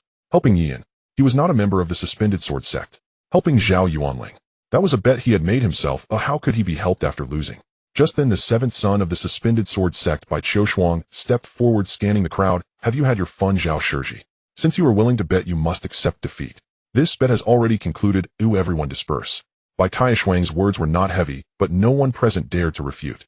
The watching disciples gradually dispersed, but Yan could sense the gazes of many lingering on him, mixed with various emotions. Zhao Yuanling had already been carried away by his accompanying disciples, leaving behind only the piece of Xianwen cold iron. Initially, the disciple holding the cold iron intended to sneak away, but met Yan's gaze and faltered, leaving it behind. Lin Wanyue walked over to Yan's side, glancing at the iron he had won. Aren't you afraid that move would backfire on you? She naturally referred to borrowing the mountain. Yan did not answer the question, but countered, if I did this in your suspended sword sect, wouldn't you say something? I recognize your identity as a member of the Demon Suppression Division, and moreover, this is your bet with him. It has nothing to do with the two sects. Yan handed over the piece of Xian iron, and Lin Wanyue, being of a family skilled in forging, was quite interested. The two did not continue on that topic. Bai Qiushuang glanced at Yan and Lin Wanyue, then at Zhao Yuanling being carried away, and spoke lightly. The pill is ready, you follow me. Yan's figure disappeared from the arena, while Lin Xiaoyan had been watching the entire match. He did not cheer for Yan, nor did he shout for the suspended sword sect. The boy who once practiced Qingyun finger against the bluestone slabs in the corner of the Qingzhou Martial Academy, leaving his hands bloodied, now stood on the territory of the suspended sword sect, directly facing the sword techniques of a senior brother in the Qi condensation realm. Then, using a borrowing the mountain technique, he returned the opponent's sword energy, directly blasting the opponent out of the arena. Lin Xiaoyan, witnessing this scene, felt the shock inside him had yet to settle. He recalled that after leaving Amping County, he joined the suspended sword sect due to its proximity to his sister. On the day he broke through the meridian, he entered the inner sect feeling elated throughout the night. He felt that he had finally stepped onto the true path of martial arts. Among the disciples of the suspended sword sect, Lin Shaoyan was not the top, but not lacking either. Sometimes he even thought that if he continued to progress steadily, he would reach chi condensation as well. Yet at this moment, standing outside the crowd and watching Yi, and he suddenly found his previous pride to be somewhat laughable. Lin Shaoyan suddenly recalled how Yi and had never stopped regardless of how others viewed him or how Zhou Yuanlong mocked him. Yi had always been the first to arrive at the martial academy and the last to leave. He had never slacked off for a day. And what about himself? He had once proudly told Yi, and we are the same kind of people. At this moment, Lin Shaoyan realized his perspective had changed. Yi and continued to advance in his cultivation while he had long since slowed his pace. Though both practiced martial arts, did Yi not feel the slowdown in progress and cease. On this point, Lin Shaoyan conceded. Bai Qiushuang opened the alchemy furnace, revealing 4 pills inside, one more than expected. The 4 pills were glossy and fragrant, quietly resting at the bottom of the furnace. The skilled alchemist glanced at them, nodded, slightly satisfied with the results. Lucky indeed, one more than anticipated. She reached for one, handing the remaining 3 to Yi and saying, as agreed, I will take one, and the rest. Yi took the pills still warm from the recent refining of the 9 revolutions rebirth pill. The potency of the 3 pills seeped through their shells, emanating a gentle warmth that felt soothing to the bones, akin to holding a small stone warmed by the sun. Lin Wanyue, standing nearby, cheerfully suggested, the freshly made pills are the most potent. How about I find you a quiet room, and you take it right now? While speaking, her gaze fell on Yi's pill, as if casually mentioning it. But in truth, she knew Yi was preparing to leave the Xinyuan sect, and she wanted him to stay for at least half a day. Yi thought little of it, and nodded in agreement. The quiet room was small, specifically designed for disciples to meditate. Yi seated himself cross-legged, and placed a 9 revolutions rebirth pill in his mouth. The moment the pill entered his abdomen, a wave of warmth spread out, flowing gently through his meridians, purifying the walls of the meridians, as if coated in a thin layer of warm current, accelerating the circulation of his true essence. Yi closed his eyes, directing this medicinal energy to operate the Xuanwu tranquil sea technique. The potency of the 9 revolutions rebirth pill was gradually refined, first merging into the meridians, then into the dantian, and finally flowing into every corner of his true essence. Yi could feel changes occurring within his body. His bone quality had progressed from grade B to grade A. This improvement felt like running on a narrow path and suddenly discovering that the ground had widened. Compared to his previous ascent from grade C to grade B, this enhancement was even more pronounced. Yi opened his eyes, exhaling a breath of stagnant air. His meridians were unblocked, and the flow of true essence was noticeably faster than before.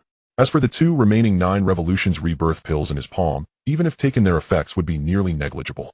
Rather than waste them, it would be better to leave them for someone in greater need.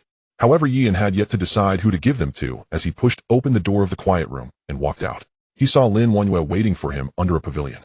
Noticing Yi's slight change, she asked, how was it? Thank you very much. My bone quality has now reached grade A. If you come across such treasures again in the future, please keep an eye out for me, Miss Lin.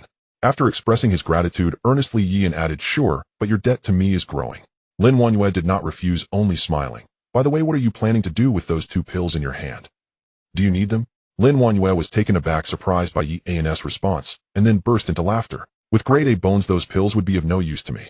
Her tone carried a hint of mockery, akin to offering mock exam papers to someone who just finished their college entrance exams. Yi fell silent. All right, all grade A geniuses. But that's fine, I'll exert my strength later. Lin Wanyue observed the pitiful expression on Yi's face, and began to feel a bit sympathetic towards his bone quality.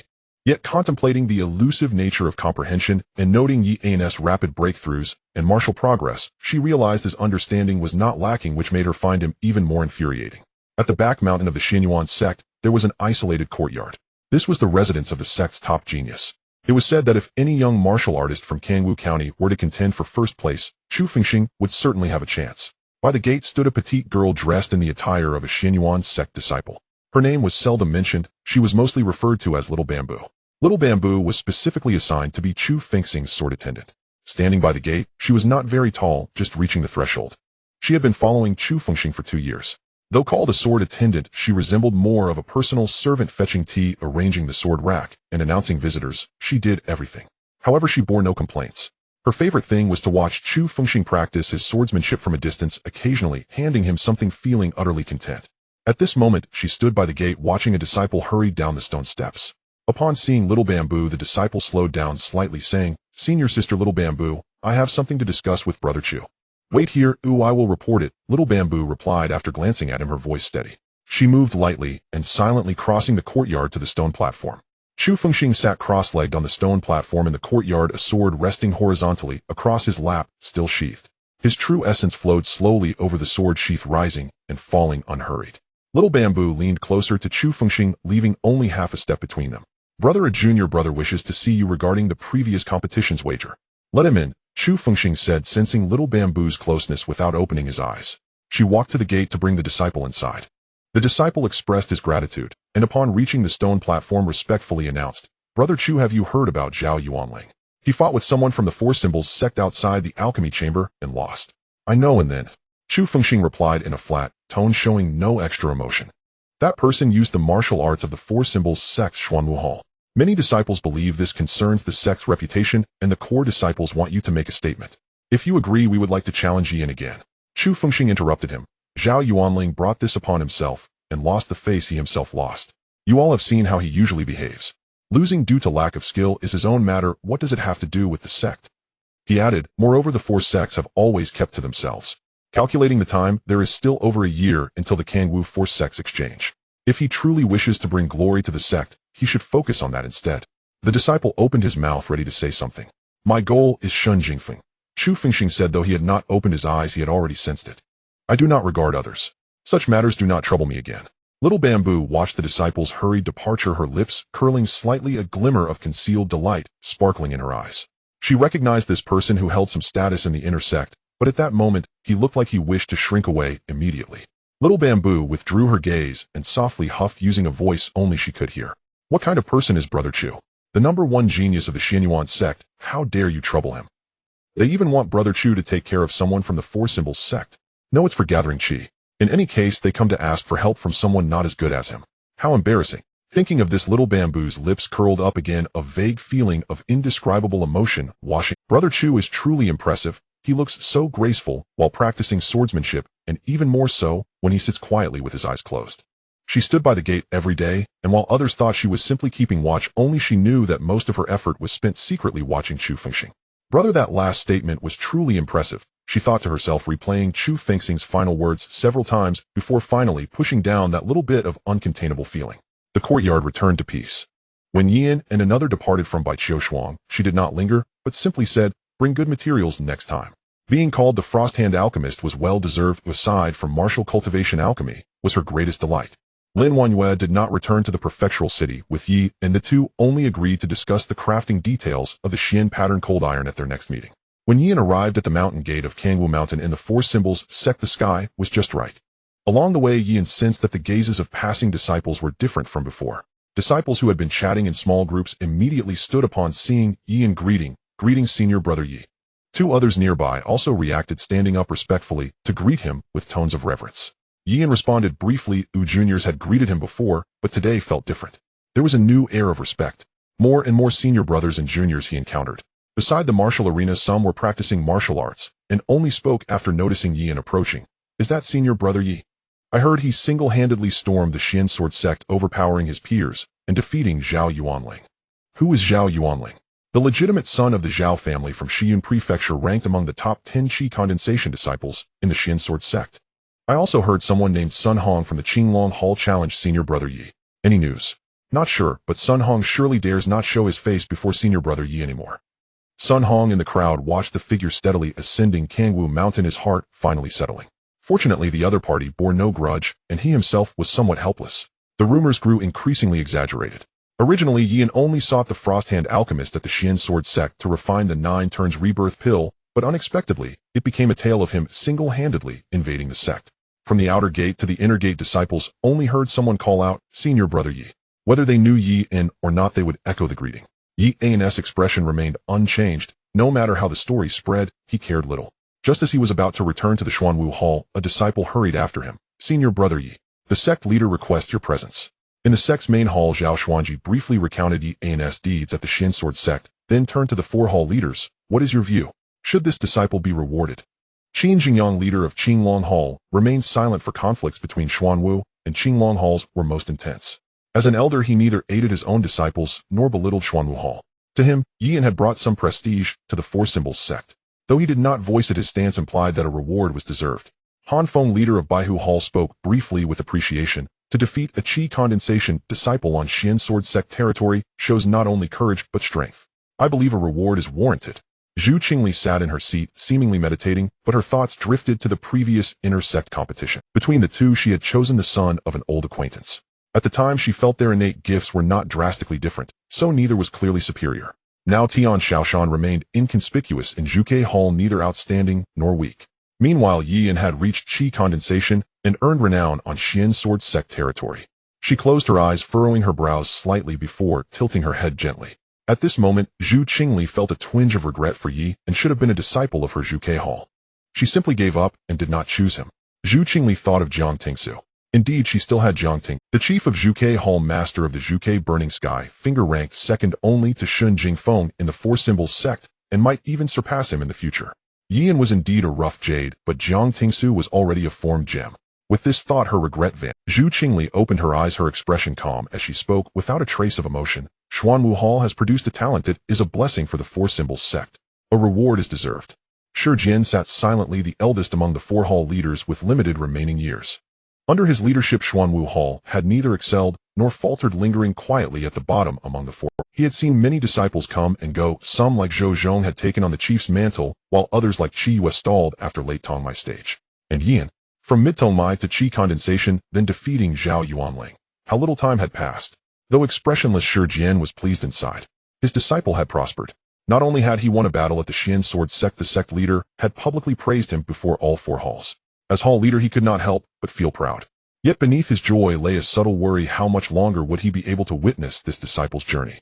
Shi Jian concealed this concern and said, "My disciple is devoted to martial cultivation, often secluded in retreat, without stepping outside. He is loyal and righteous, having joined the Demon Suppression Division to serve our great Yu and contribute to world peace. Even if he were not of Xuanwu Hall, I would still deem a reward fitting." Zhao Xuanji observed the four, smiled, and said, "Bring him in." The gatekeeper relayed the message. Yian stepped into the hall and looked up to see 5 masters of the gathering Yuan realm, the top combat forces of the Four Symbols sect, half of whom were present. The 4 hall leaders sat on both sides, with sect leader Zhao Xuanji in the main seat, smiling warmly. All 4 sets of eyes fixed on Yi in the moment he entered. Yian showed no signs of intimidation. First, he cupped his fists toward Zhao Xuanji and said, "Disciple." Yian pays respects to sect leader. Then he turned to the sides. "Greetings for hall leaders." Zhao Xuanji waved his hand, signaling Yi and not to be overly formal. Looking at Yi, and his tone carried evident praise. "Well done this time. Single-handedly, you have made the Four Symbols sect's name known on Xian Sword Sect soil. Tell me, what reward would you like?" Inwardly, Yian was taken aback. Such good fortune. He had only gone to seek alchemy help. No, that was exact. But Yian did not show this on his face. With steady tone, he replied, "In this contest, I merely fulfilled my duty as a disciple, all thanks to the sect's nurturing. The opponent from Xian Sword Sect was indeed formidable. I also exerted great effort and barely won. As for the reward you mentioned," Yian feigned hesitation, "I dare not ask for much." Zhao Xuanji laughed heartily. "You young fellow are interesting. I just discussed this with the 4 hall leaders, and we agree that not rewarding you would be inappropriate." Zhao Xuanji's expression grew serious. "Then 800 sect contribution points, cultivation resources as scheduled, plus an additional opportunity to use the Four Symbols sect's exclusive Kangwu training chamber." Yian was unfamiliar with many things, so Zhao Xuanji explained, "The Four Symbols sect possesses the 4 symbols returning to origin formation centered on the heartwood of the Kangwu tree deep within Kangwu Mountain. This formation draws the mountain's vital energy into itself. This vital energy is a power only accessible to those at the Gathering Yuan realm. Training within the formation allows one to experience the flow of vital energy in advance, greatly benefiting future breakthroughs to Gathering Yuan. Qi condensation practitioners still use true essence, but at Gathering Yuan, true essence transforms into vital energy, reaching a higher level. For those below Gathering Yuan, 1 day of training inside the formation equals 5 days outside.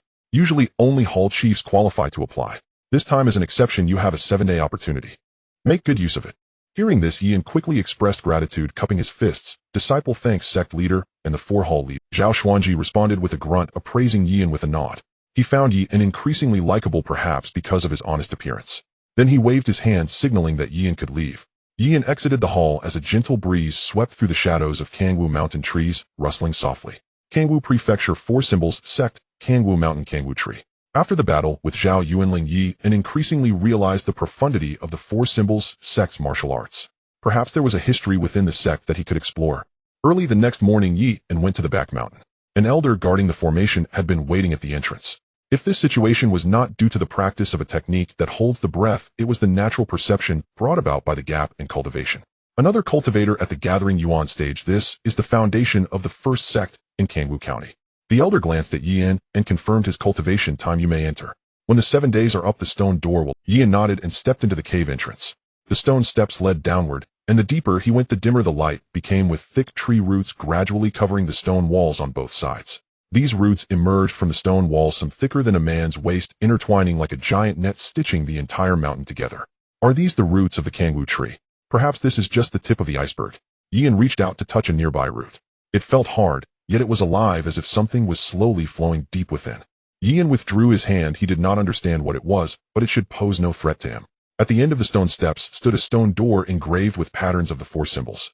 Pushing open the stone door revealed a stone chamber, several zhang wide, devoid of any decorations, with only a few array patterns carved into the floor and walls. The lines of the array patterns were complex, extending to the corners and merging into grooves in the walls. Yin sat cross-legged in the center of the array, took a deep breath, and urged his true essence to sink into the array patterns on the ground. The array patterns lit up. An energy he had never felt before began to emerge. Vital energy surged from the array patterns, and this sensation was entirely different from true qi. True qi flowed like a narrow stream, slow and gentle. Vital energy flowed like a river, wide and rapid yet gentle. The vital energy continuously seeped up along Yi's meridians and slowly flowed into his dantian, carrying an unprecedented sense of weight. Yin steadied his breath and began to fully operate the Xuanwu Zhenhai Gong. On the first day, it took him nearly half a day to completely adapt to the flow of vital energy. However, once Yin adapted, the speed of his cultivation immediately showed a significant difference. Moreover, with Yin's root bone having improved to the 2nd grade, the efficiency of refining true essence was already faster than before, and with the infusion of vital energy from the heart of the Kangwu tree, the combined progress was even faster than he had anticipated. 7 days later. Xuanwu Zhenhai Gong consolidation of Qi first layer 461800. Yin withdrew from his cultivation and stood up, feeling the significantly expanded vortex in his dantian. When he entered 7 days ago, his cultivation was barely at 200, now had directly advanced to 461. He had progressed a quarter in just 7 days. If given another half a month, he might even break through to the mid-stage of consolidation of Qi. Unfortunately, although Zhao Xuanji said that 1 day here was equivalent to 5 days in the outside world, to Yin the effect of 7 days of cultivation here was completely different from 35 days in the outside world. The vital energy drawn by the formation was too pure, and the effect on refining true qi was unmatched by the outside. If he were to cultivate normally in the outside world, the progress would not be nearly as much. Yin sighed. This cultivation room was only accessible for elders and the top disciples of the 4 halls who had the qualification to enter for free. Disciples like Yin, who were still at the consolidation of Qi stage and not the top disciple, would need to spend a considerable amount of contribution points to enter again, apart from the rewards from the sect. Yin suppressed these thoughts as the stone door slowly closed behind him. Upon returning to his residence in the Xuanwu Hall, he discovered that a trace of vital energy still lingered within him. 2 days later, a disciple came to deliver a message. Senior Brother Yi, your letter. The letter was written by Lin Wanyue. The Lin family inquired what kind of weapon Yi and wanted to forge with the piece of Xianwen cold iron. Yin replied, help me forge a sword. Make the blade narrower and the edge thinner. He wanted to create a sharp sword. Yin handed the letter to the delivering disciple and continued to refine the remaining trace of vital energy in his body. 20 days passed in the blink of an eye. The time had reached early November. Yin had spent nearly all his time during these 20 days on cultivation. There were no tasks from the demon suppression department for the time being. The affairs of the sect's medicinal garden were being managed well, and Yin only needed to check in occasionally. Lu Xingzhou and Xin Qing would occasionally come to find him, wanting to take him down the mountain to enjoy a good meal, but Yin always refused. They were not annoyed, and each time they returned from the bustling market, they would bring back some food for him. Sometimes it was half a roasted chicken, sometimes a box of pastries, followed by some teasing remarks. Brother Yi, are you planning to turn yourself into a stone? People cultivate martial arts for prestige, but you're doing it to confine yourself. Lu Xingzhou leaned against the doorframe, chewing on a toothpick, clearly just returning from a full meal. The meaning was clear, suggesting that Yi was practicing martial arts too obsessively. Xin Qing remained silent beside him, but she had come to terms with it, realizing that Yi's rapid progress in cultivation made sense given such rigorous training. Who could achieve this? Yi directly stuffed the roasted chicken brought by the two into his mouth. Next time you can bring 2. 1 isn't enough. The 2 laughed and fell silent. That day, as the sun was setting, footsteps were heard outside the courtyard gate. An elder dressed in Lin family attire stood at the entrance, holding a long wooden box. This elder from the Lin family had a dignified appearance, a tall stature, and a calm demeanor, being a warrior at the consolidation of Qi stage. Lin Yongchang, upon seeing Yi and spoke with a polite, yet serious tone, "Young Master Yi, I am Lin Yongchang, an elder of the Lin family. Today the sword has been completed, and I rushed here to deliver it." The story of Yi An's visit to the Xuan sect had already spread throughout Kangwu, and many believed Yi and would be the next top disciple of the Xuanwu Hall. "Young Master Yi, you resolved the issue with the Song family for our Lin family last time, and we have always kept it in mind. This time you entrusted our Lin family with the forging of such a rare material as Xianwen cold iron. To be honest, materials of this level are uncommon. For a weapon refiner, the opportunity to forge a Xian-level weapon is rare. Your trust this time has been greatly appreciated by everyone in the Lin family. Elder Lin, you flatter me. The craftsmanship of the Lin family is well known in Kangwu County. There's no need for such formality." Lin Yongchang chuckled before handing the wooden box over. "The sword has been forged. Please have a look, young master." Yan took the box, feeling it was a bit heavier than he had expected. Opening the box revealed a sword lying inside. The sword's body was dark, its color resembling a blend of deep gray iron and the unique light purple of Xianwen cold iron, subtly shimmering with a cold light in the presence of illumination. The sword's body was about 2 feet narrower than a typical long sword, with a thin and sharp edge. On the spine of the sword, fine patterns could be seen, appearing as if they were formed naturally under high temperatures or like marks left from repeated forging. Lin Yongchang remarked beside him, "The sword body is made from a solid piece of Xianwen cold iron with no auxiliary materials mixed in. The narrow edge and thin tip reduce resistance when drawing the sword, making it sharper and faster than a typical Xian sword. The patterns on the sword are naturally formed during forging, not deliberately carved, but that is of no concern."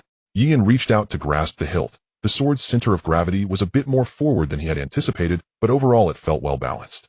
Yan swung the sword lightly, and the blade cut through the air with almost no sound, only a faint subtle sound of slicing through the void. "Please, young master Yi, give this sword a name, so that the Lin family may produce a renowned Xian sword once more." Naming the sword posed a challenge for Yi, and it was more difficult than martial arts practice. "The sword body is dark as night, and the sword patterns are like thunder. Let's call it Night Thunder." The dark sword body and fine patterns resemble a thunderbolt frozen in the night sky. "Night Thunder," Lin Yongchang repeated, responding, "A fine name." After Lin Yongchang left Yi and carefully stored the sword. A good sword requires a complete set of sword techniques to match. He now had the sword, but still lacked a technique. However, there was no rush. He had already made plans. At dawn, Yi and headed to the scripture pavilion. This time he did not go directly to the second floor, but paused on the first. The first floor mainly housed miscellaneous records, observations, and the history of the sect aside from spiritual level martial arts, and it was usually not frequented by many. Yi pulled out a few volumes documenting the founding records of the Four Symbols sect and flipped through a few pages. The content was not detailed, only a simple summary. Piecing together the information reveals some outlines. Just as Lin Yu had mentioned before, the Four Symbols sect was not a local sect of Kangwu County, but had migrated from elsewhere. The founder of the sect was highly skilled, at least above the gathering yuan stage, but the specific realm was not clearly stated. As for why they migrated, and from where, those details were not recorded. Yi speculated that only elders or the sect master would have the authority to know. He returned the books to their original place without delving further. These matters were too distant for him. It was enough for him to know the general idea. Yi's goal was not this, but rather the profound level sword techniques. The second floor of the inner sect's scripture pavilion stored the profound level techniques and martial arts which Yi had visited before the last sect competition. As a condensation Qi disciple, the second floor was now fully accessible to him. Faced with numerous profound level sword techniques laid out on the racks, Yi scanned them one by one. Flowing cloud sword technique. When combined with the flowing cloud sword formula, the sword's momentum flowed like clouds, excelling in agility.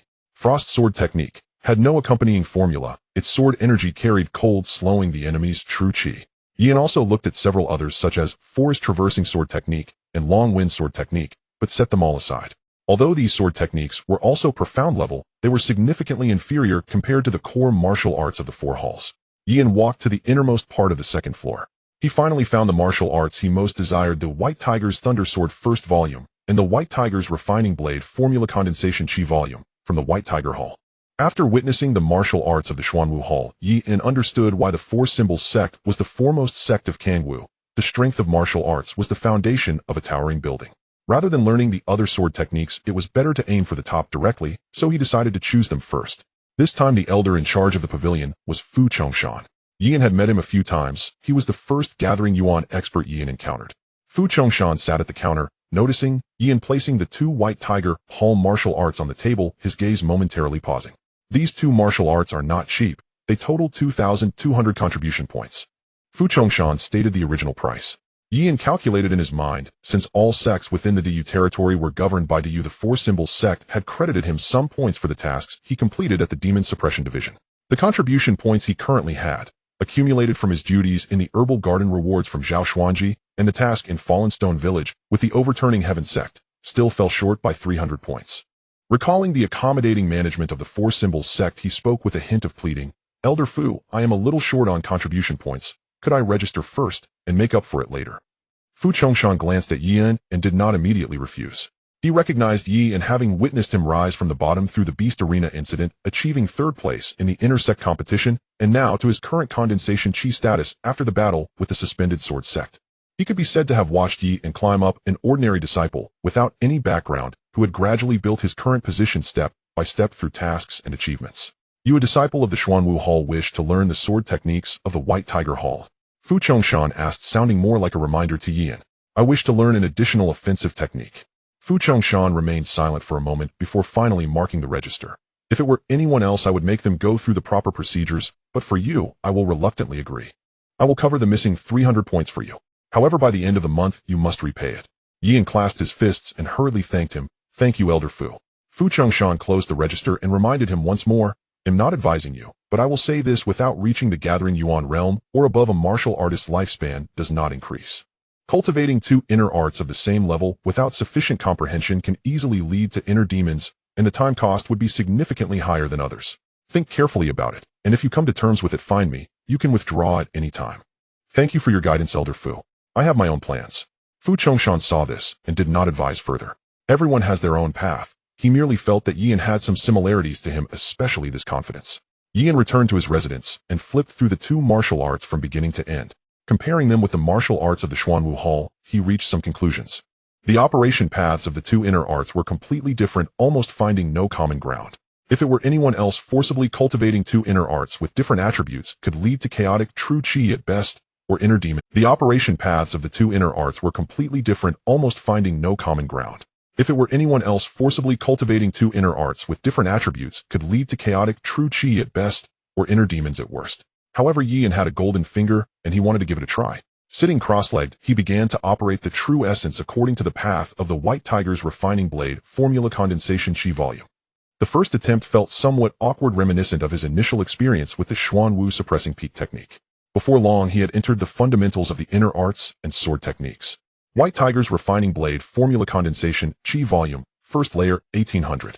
White Tiger's Thunder Sword, first volume, initial insight, 1800 Yi, and opened his eyes, carefully sensing the changes within his body. Operating both inner arts simultaneously did not result in the anticipated conflict. Instead, there was a subtle feeling of compatibility, as if the two true essences were slowly approaching and resonating with each other, showing a trend of mutual enhancement.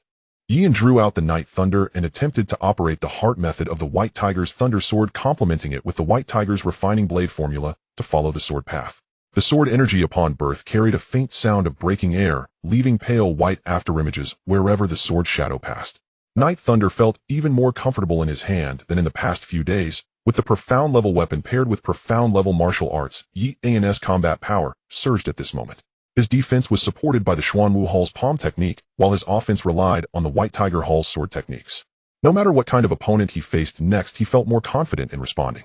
Yan thought if he could obtain the martial arts of the Vermilion Bird Hall and the Azure Dragon Hall in the future, would the convergence of the four symbols lead to even greater changes. Unfortunately, his contribution points were too few, completely insufficient. Additionally, after cultivating the inner art of the White Tiger Hall, his 8-armed Azura True Yuan arm had also solidified a bit more. Though not much, it was noticeably more stable than before. If he were to learn the remaining martial arts from the other two halls and activate the profound state, that would mean the combined martial arts of all four halls. No one could withstand that. The sky had darkened, and the November wind brought a chill as it seeped through the window cracks. Yan calculated the days. There was still just over a month left until the year would come to an end. On the second floor of the Demon Suppression Division of Kangwu County, the candlelight in one room flickered. A guard hurriedly pushed open the door, his steps swift, clutching a recently unsealed secret letter. Report to Leader Zhou. The head of the Song family we had been monitoring has disappeared. A man in a dark official uniform seated behind the desk with a short beard and a calm gaze showed no visible signs of emotion. When did this happen? It was discovered last night. But my subordinate checked the records for these past few days. We can be certain that Song Yuanshan left the Song family 2 days ago after looking for a substitute. The substitute wore a human skin mask and rarely showed up, which is why no one noticed. But precisely because of this, we quickly discovered the substitute. Song Yuanshan has escaped. However, in 2 days he must avoid the surveillance of my demon suppression division, so he surely has not left Kangwu County yet. Zhou Jingyuan read through the secret letter and immediately arranged, mobilized personnel, and prepared to intercept. The guard, upon hearing this, quickly took his leave. While Song Yuanshan's escape was minor, the real big catch was the leader of the overturning Heaven Sect's branch. If captured, it would be a significant achievement. It seemed that the lead on Song Yuanshan had been severed. Zhou Jingyuan rubbed his forehead at the peak of gathering yuan. If he did not achieve results soon and obtain resources, when would he be able to break through? Breaking through the realm had become his obsession. Who would be the next to break through in Kangwu County? When the news of Song Yuanshan's escape reached the Four Symbols sect, they immediately issued a mission to assist the Demon Suppression Division in capturing members of the Song family. The Song family was likely to pass through Panshi Ridge by Ling Pass and Qingjiang Ferry. After the mission was issued, many disciples took on the tasks at Panshi Ridge and by Ling Pass, each departing with their orders. At this time, Yian received the mysterious letter again, with handwriting similar to the anonymous letter regarding the conflict between the Lin and Song families. It reads, Song Yuanshan is heading to Qingjiang Ferry, and there will likely be protectors waiting for him. Yian carefully pondered the contents of the letter. The information from the previous letter had been quite accurate, but who could it be? Yian did not think he had such special connections. He tucked the letter into his bosom and decided to head to Qingjiang Ferry. Given the 3 options, even without this letter, he would choose Qingjiang Ferry. As long as he did not encounter a powerful opponent, Yi and was confident he could retreat. Meanwhile, in Kangwu County City, after news of the Song family's troubles spread the streets, saw an increase in patrolling officials, and the government imposed a night curfew. Many members of the Song family were captured and interrogated one by one. The commotion was so great that even many hidden martial artists who had returned to the towns were exposed. In the Liu family, Chui Wei hurried into the backyard and whispered, Miss, while I was cleaning the backyard, I found someone collapsed under the osmanthus tree, injured, and looking like they climbed over the wall to get in. Lu Ruyin followed Chui Wei to the corner of the yard and saw a woman lying under the tree, her face pale, breathing weakly, and she had some blood on her. Chui Wei reminded softly, Miss, this person's origins are unclear, and she even possesses martial arts skills. She doesn't look like someone from Kangwu County. In my opinion, it would be better to hand her over to the Demon Suppression Division and let the authorities deal with it. Their movements seemed to stir the last remnants of consciousness in the woman, and her eyelids fluttered slightly, barely opening a crack. Her gaze was unfocused, unable to clearly see Lu Ruyin and Chui Wei before her. Her lips moved weakly like a dying leaf about to fall. Save me. I'm not bad. Before she could finish speaking, her eyes closed and her body went limp. Lu Ruyin assessed the woman before her. She was dressed plainly in ordinary fabric, but the woman's eyes held a genuine plea for help just before she fainted. After some contemplation, Lu Ruyin finally said, Stop the bleeding, bring her inside, and don't make a fuss.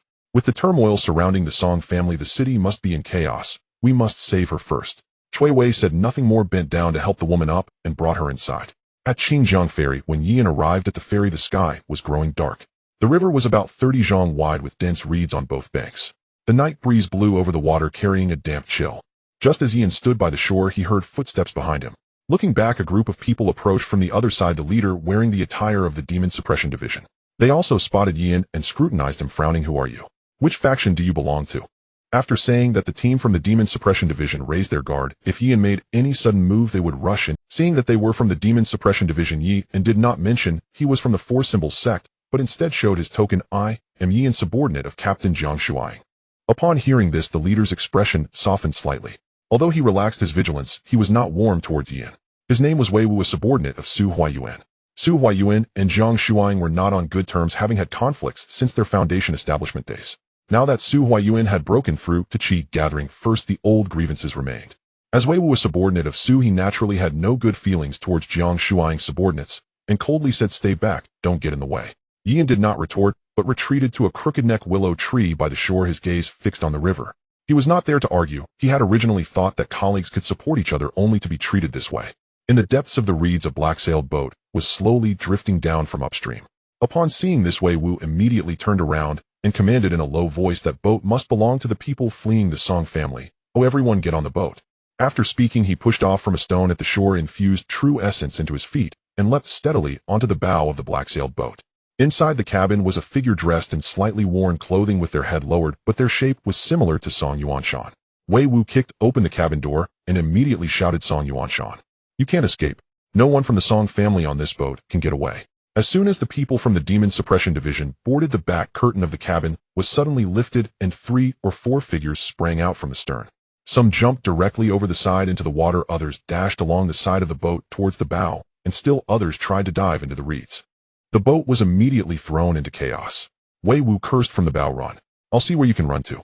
The one on the left, the one diving into the water, and the Song family members trying to hide in the reeds grabbed them all back. The men following Wei Wu scattered to pursue. Yian stood at the stern, his gaze fixed on Song Yuanshan. This person had not moved since earlier. After Wei Wu finished directing, he glanced back at Yi. "And what are you dawdling for? Help catch them." Suddenly the person raised their head. A face identical to Song Yuanshan's, but his eyes were completely different, revealing a kind of withered look. His voice was hoarse, "I am not." Before he could finish, 2 whistling sounds pierced through the air from the stern. 2 figures shot out simultaneously from the depths of the reeds, landing at the stern, a man and a woman, both wearing dark robes of the Fu Tian sect, with dark red true essence surging around them, both at the midstage of qi gathering. Wei Wu's expression changed drastically. He took half a step forward, condensing true essence into his fists, and said to Yi, "And they are just 2 at the midstage of qi gathering. Their cultivation from the Fu Tian sect is superficial. If we attack together, we will definitely capture them." The female protector sneered, raising her hand to push out a true essence mixed with a bloody sent the force of her palm pressing down the bow of the boat by half an inch before it even arrived. This palm was dodged, crashing into the cabin wall, causing the entire wooden panel to explode, splinters flying. Wei Wu seized the opportunity to counter with a punch towards the male protector. The collision of their fists produced a muffled sound, and the deck under their feet could not withstand the residual force, cracking open a gap, with water surging up from it.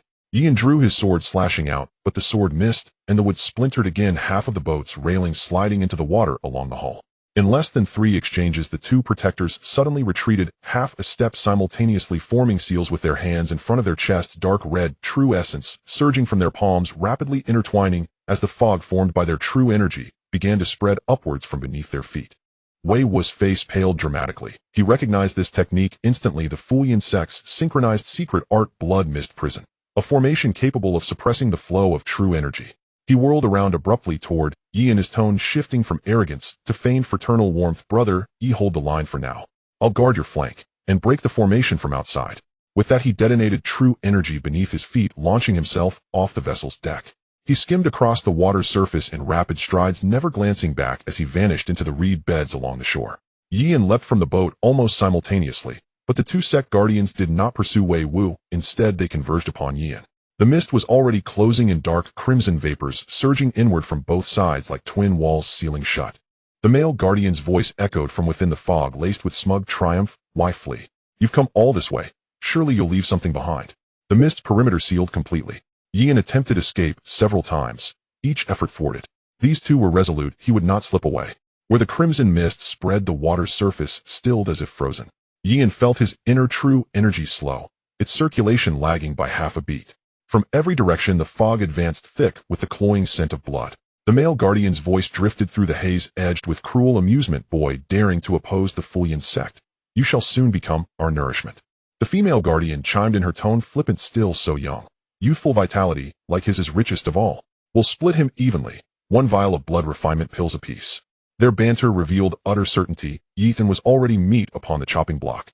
Standing at the mist's heart, he spun Yi Ting in his hand. The blade sliced cleanly through the fog, leaving only a fleeting gap in its veil.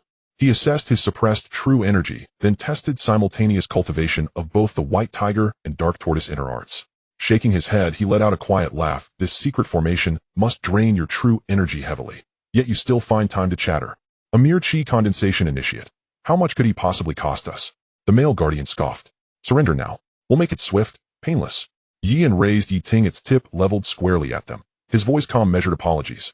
"I'm afraid you're the—" Before the words faded, he blurred forward, directly toward the female guardian nearest him.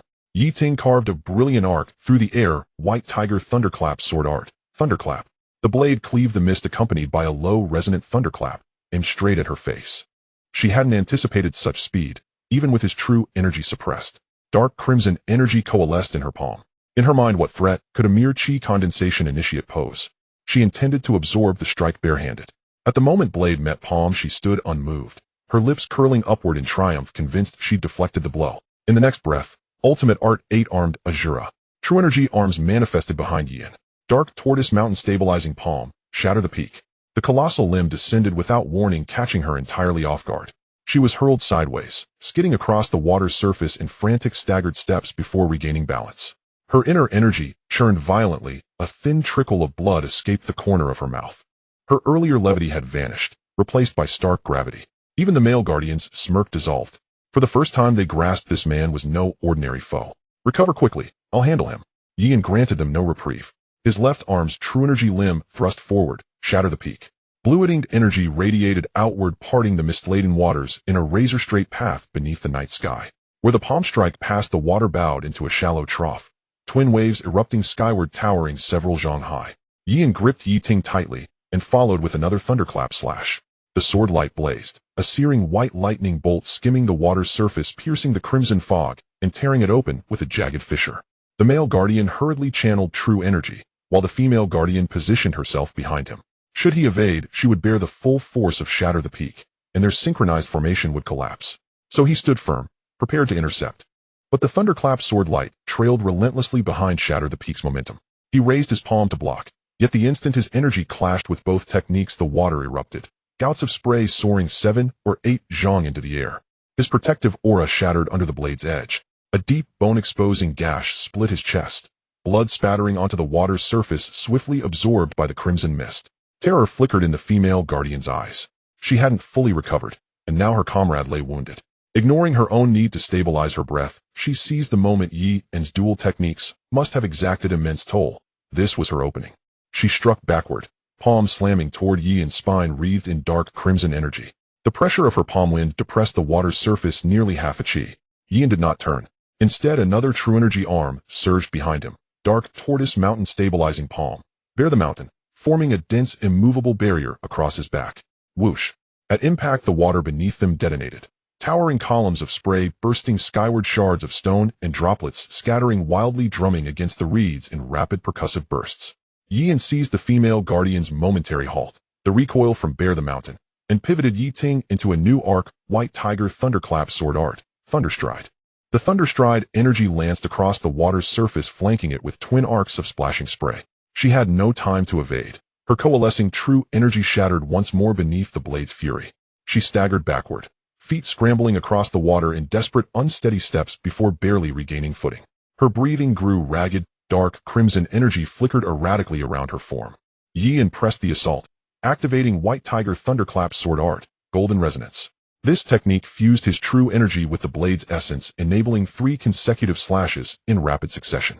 Yi Ting vibrated thrice. 3 radiant sword beams launched in a triangular formation, blazing through the blood-tinged night fog, intersecting to seal every possible avenue of retreat. The male guardian, still containing his chest wound, lunged forward, intercepting the first beam midair. His body locked in place, stunned. The second beam pierced his defensive aura. The third detonated against his chest, hurling him backward into the water with a heavy splash. He sank, motionless, without resurfacing. With one pillar of the blood mist prison gone, the crimson fog began to dissipate. The female guardian stared as her companion vanished beneath the surface. Her pupils contracted sharply, a fleeting sorrow flashing deep within her gaze, gone in an instant. She did not charge at Yi En for vengeance.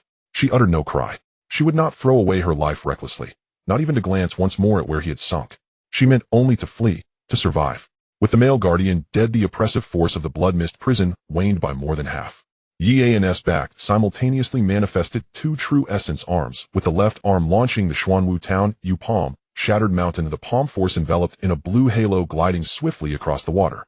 The right true essence arm swiftly followed, unleashing a second Shattered Mountain, the 2 palm forces intertwining to seal off the retreat path of the female guardian. Waves surged on both sides of the river. The female guardian sensed the 2 palm forces closing in from behind, and suddenly turned to block, but having just executed her secret technique, and still reeling from Yi En's heavy blow, her true essence had already dissipated by more than half. She barely managed to meet the first Shattered Mountain, but was pushed back several meters, leaving 2 trails on the water's surface. The second Shattered Mountain was already closing in on her. There was no time. Bang! A column of water shot into the sky, splashing everywhere. A curtain of water stood between the two. Yi En's figure emerged from the shattered water curtain, and the night thunder struck with a thunderous sword. The sword light was faster than the palm force. In an instant, the night thunder penetrated her protective true essence, landing squarely on her chest. The female guardian's figure remained suspended above the water, her feet originally on the surface, without a single drop of water touching them. But now her ankles had sunk into the river. She glanced down at her chest, and then her whole body fell backward, sending a splash of water across the surface. The two sank just a few paces apart. The two bodies vanished beneath the dark water, leaving only a few strands of blood slowly dispersing in the moonlight. Yin simply touched both bodies. By now the blood mist cage had already dissipated by more than half. Wei Wu stood at a distance, having been a spectator torn between fleeing and staying. Ultimately, he decided that if the guardian from the overcast heaven sect was injured or fled, he would take a risk. If Yin died, or if the two guardians were unharmed, he would run immediately. Wei Wu saw the red mist on the river dissipate, and found Yin alone on the surface of the water. He did not see the two guardians, and thought they had already retreated. Where are the two guardians from the overcast heaven sect? Noticing Yi's silence, Wei Wu hurried toward the already tilted black awning boat, fearing Yin might steal his credit. Song Yuanshan is mine. Yin didn't even feel like glancing at Wei Wu, suspecting that the Song Yuanshan on the boat was probably a fake. If it were real, he would have likely fled long ago. Here, take it, just hurry and leave.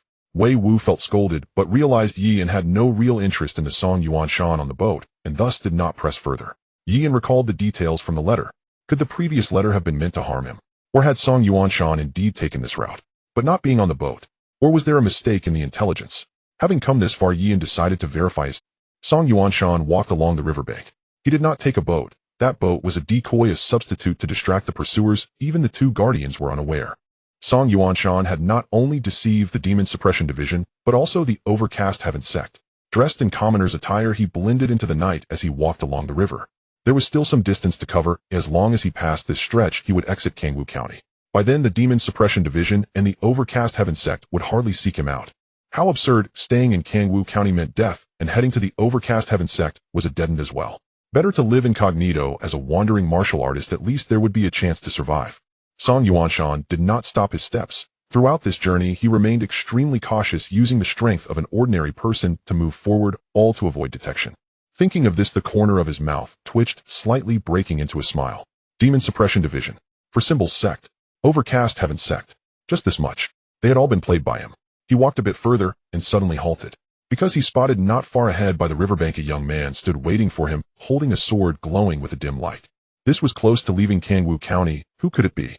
Song Yuanshan could not have imagined that his caution, nor could he have foreseen that it was his caution that slowed his pace, allowing Yin to catch up. Song Yuanshan recognized that face. The one who had thwarted his plans several times. His daughter's death was mostly related to him, and the business of the medicinal garden had been cut off because of him. Song Yuanshan's expression changed, shifting from pride to shock, then from shock to fear. He quickly glanced behind him, intending to retreat. The Xuanwu Town Yu Palm Shattered Mountain, and the White Tiger Thunder Sword thunderstruck simultaneously, coming from left and right. As the head of the Song clan, Song Yuanshan had not practiced martial arts in many years. He hadn't even formed a complete protective true essence before being knocked to the ground. A sharp pain shot through his chest, his true essence directly shattered in his meridians. His martial cultivation was slowly dissipating. Song Yuanshan lay on the ground, blood seeping from the corner of his mouth, and his expression changed completely when he lifted his head. Song Yuanshan struggled to keep his voice steady, but the tremor in his tone could not be suppressed. He was afraid. Spare me. I am Song Yuanshan, the head of the Song clan. I have hidden treasures, money, and techniques. If you let me go, all these will be yours. Seeing Yin remain unmoved, Song Yuanshan pulled out a yellowed sheepskin scroll from his bosom and held it out in front of Yi, and all the rare treasures accumulated by the Song clan over generations are here. Just let me go. Before he could finish, Yin snatched the sheepskin scroll, took a quick glance, and then tucked it into his bosom. Do you remember Shinli? Song Yuanshan feigned unfamiliarity, pretending to be puzzled as he spoke. I don't. If he has enmity with the young hero, then I must. Song Yuanshan paused, opening his mouth to say something. Was he trying to plead for mercy, or to curse Yin? He himself did not know. Yin urged the White Tiger's internal power to break the true qi. This true qi surged into Song Yuanshan's dantian, completely shattering the spirals of qi he had just begun to condense. The last remnants of true essence in his meridians fell silent. Song Yuanshan's body felt as if all strength had been drained away. His gaze shifted from fear to despair, then from despair to a suppressed hatred. Yet even so, he refrained from cursing, merely lowering his head motionless. Yin frowned slightly. A person whose martial arts had been ruined and reduced to a captive could still suppress their hatred, remaining silent.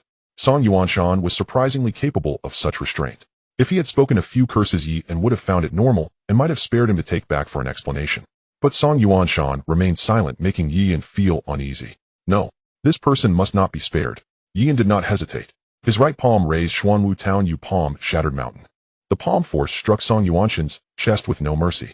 Song Yuanshan did not even have time to grunt before his body fell back, his organs crushed under the shattered mountain palm, and he was silenced. The riverbank returned to calm. The Demon Suppression Division and the Four Symbols sect had not insisted on capturing him alive. Forget it, taking this corpse back for an explanation would suffice. When Yian brought Song Yuanshan's corpse back to the Demon Suppression Division's branch, the sky was already brightening. The front hall was filled with people. The family members of the Song clan and martial artists involved with the Futu sect were all detained in a specific area by the Demon Suppression Division.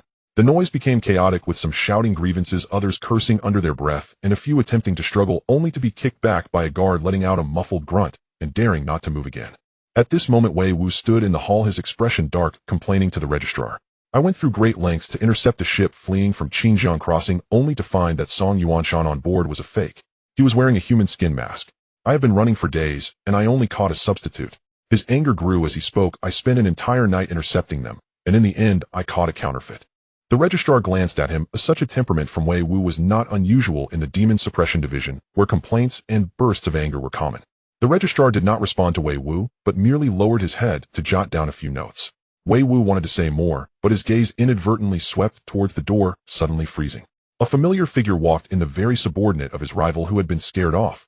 Yian entered carrying a corpse on his shoulder. The corpse was dressed in commoner's clothes, but many colleagues of the Demon Suppression Division recognized the face. Remarkably, it was Song Yuanshan. Yian walked to the center of the hall, placed the corpse down gently, and it made a muffled sound as it hit the ground. The front hall instantly fell silent. The previously loud cries of grievances, curses, and struggles vanished in an instant.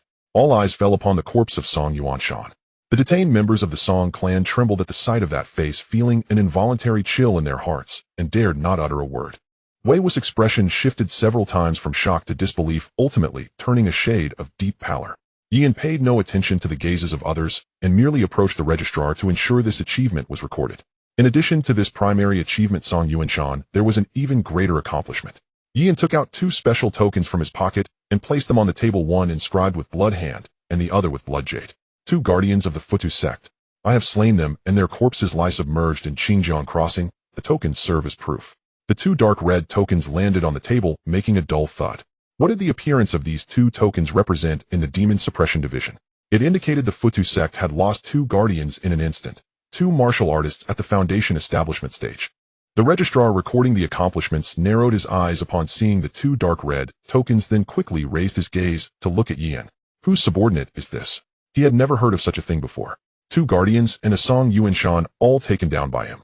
This level of achievement was no small feat in any county. The surrounding guards whispered among themselves, their eyes scanning Yian back and forth, eager to understand him better. Who is this person? Which department is he from? Unclear, but he should be the one credited with the primary achievement this time. I know. I saw him in Luoshi village before. He is from Jiang Shaowei's side. 2 guardians. Did he do it alone? And Song Yuanshan as well. Wei Wu's complexion shifted between shades of green and white as he recalled the moment at Xinjiang Crossing when the 2 guardians revealed themselves and cast their secret techniques. Sensing something amiss, he had ultimately decided to turn and flee. It turned out that those 2 guardians hadn't escaped, but were killed by him. Wei Wu stood a few steps away, swallowing hard, forcing back the unease rising within him. He thought to himself that he still had Commander Su, a practitioner, at the gathering essence stage. What did Yian have? Just Jiang Shaowei at the peak of the Qi gathering stage. With a myriad of thoughts swirling in his mind, Wei Wu stepped forward, forcing a serious expression. Song Yuanshan is the main culprit this time. Why didn't you capture him alive? This person is closely related to the Futu sect. If he knows the situation of the branch, all intel could be cut off. By killing him directly, are you feeling guilty? As these words left his mouth, the previously heated discussions in the hall quieted for a moment. Before Yian could rebut, a powerful aura suddenly surged at the entrance. The might of a gathering essence practitioner enveloped the entire space, plunging the front hall into silence. Jiang Shuang stepped inside. She wore dark official attire, exuding a steady aura, her cultivation at the gathering essence stage displayed without any restraint. With each step, Jiang Shuang took her aura weighed down on everyone present, making them dare not look up. Why do I hear barking as soon as I exit seclusion? After speaking, Jiang Shuang cast a sidelong glance at Wei Wu. That look caused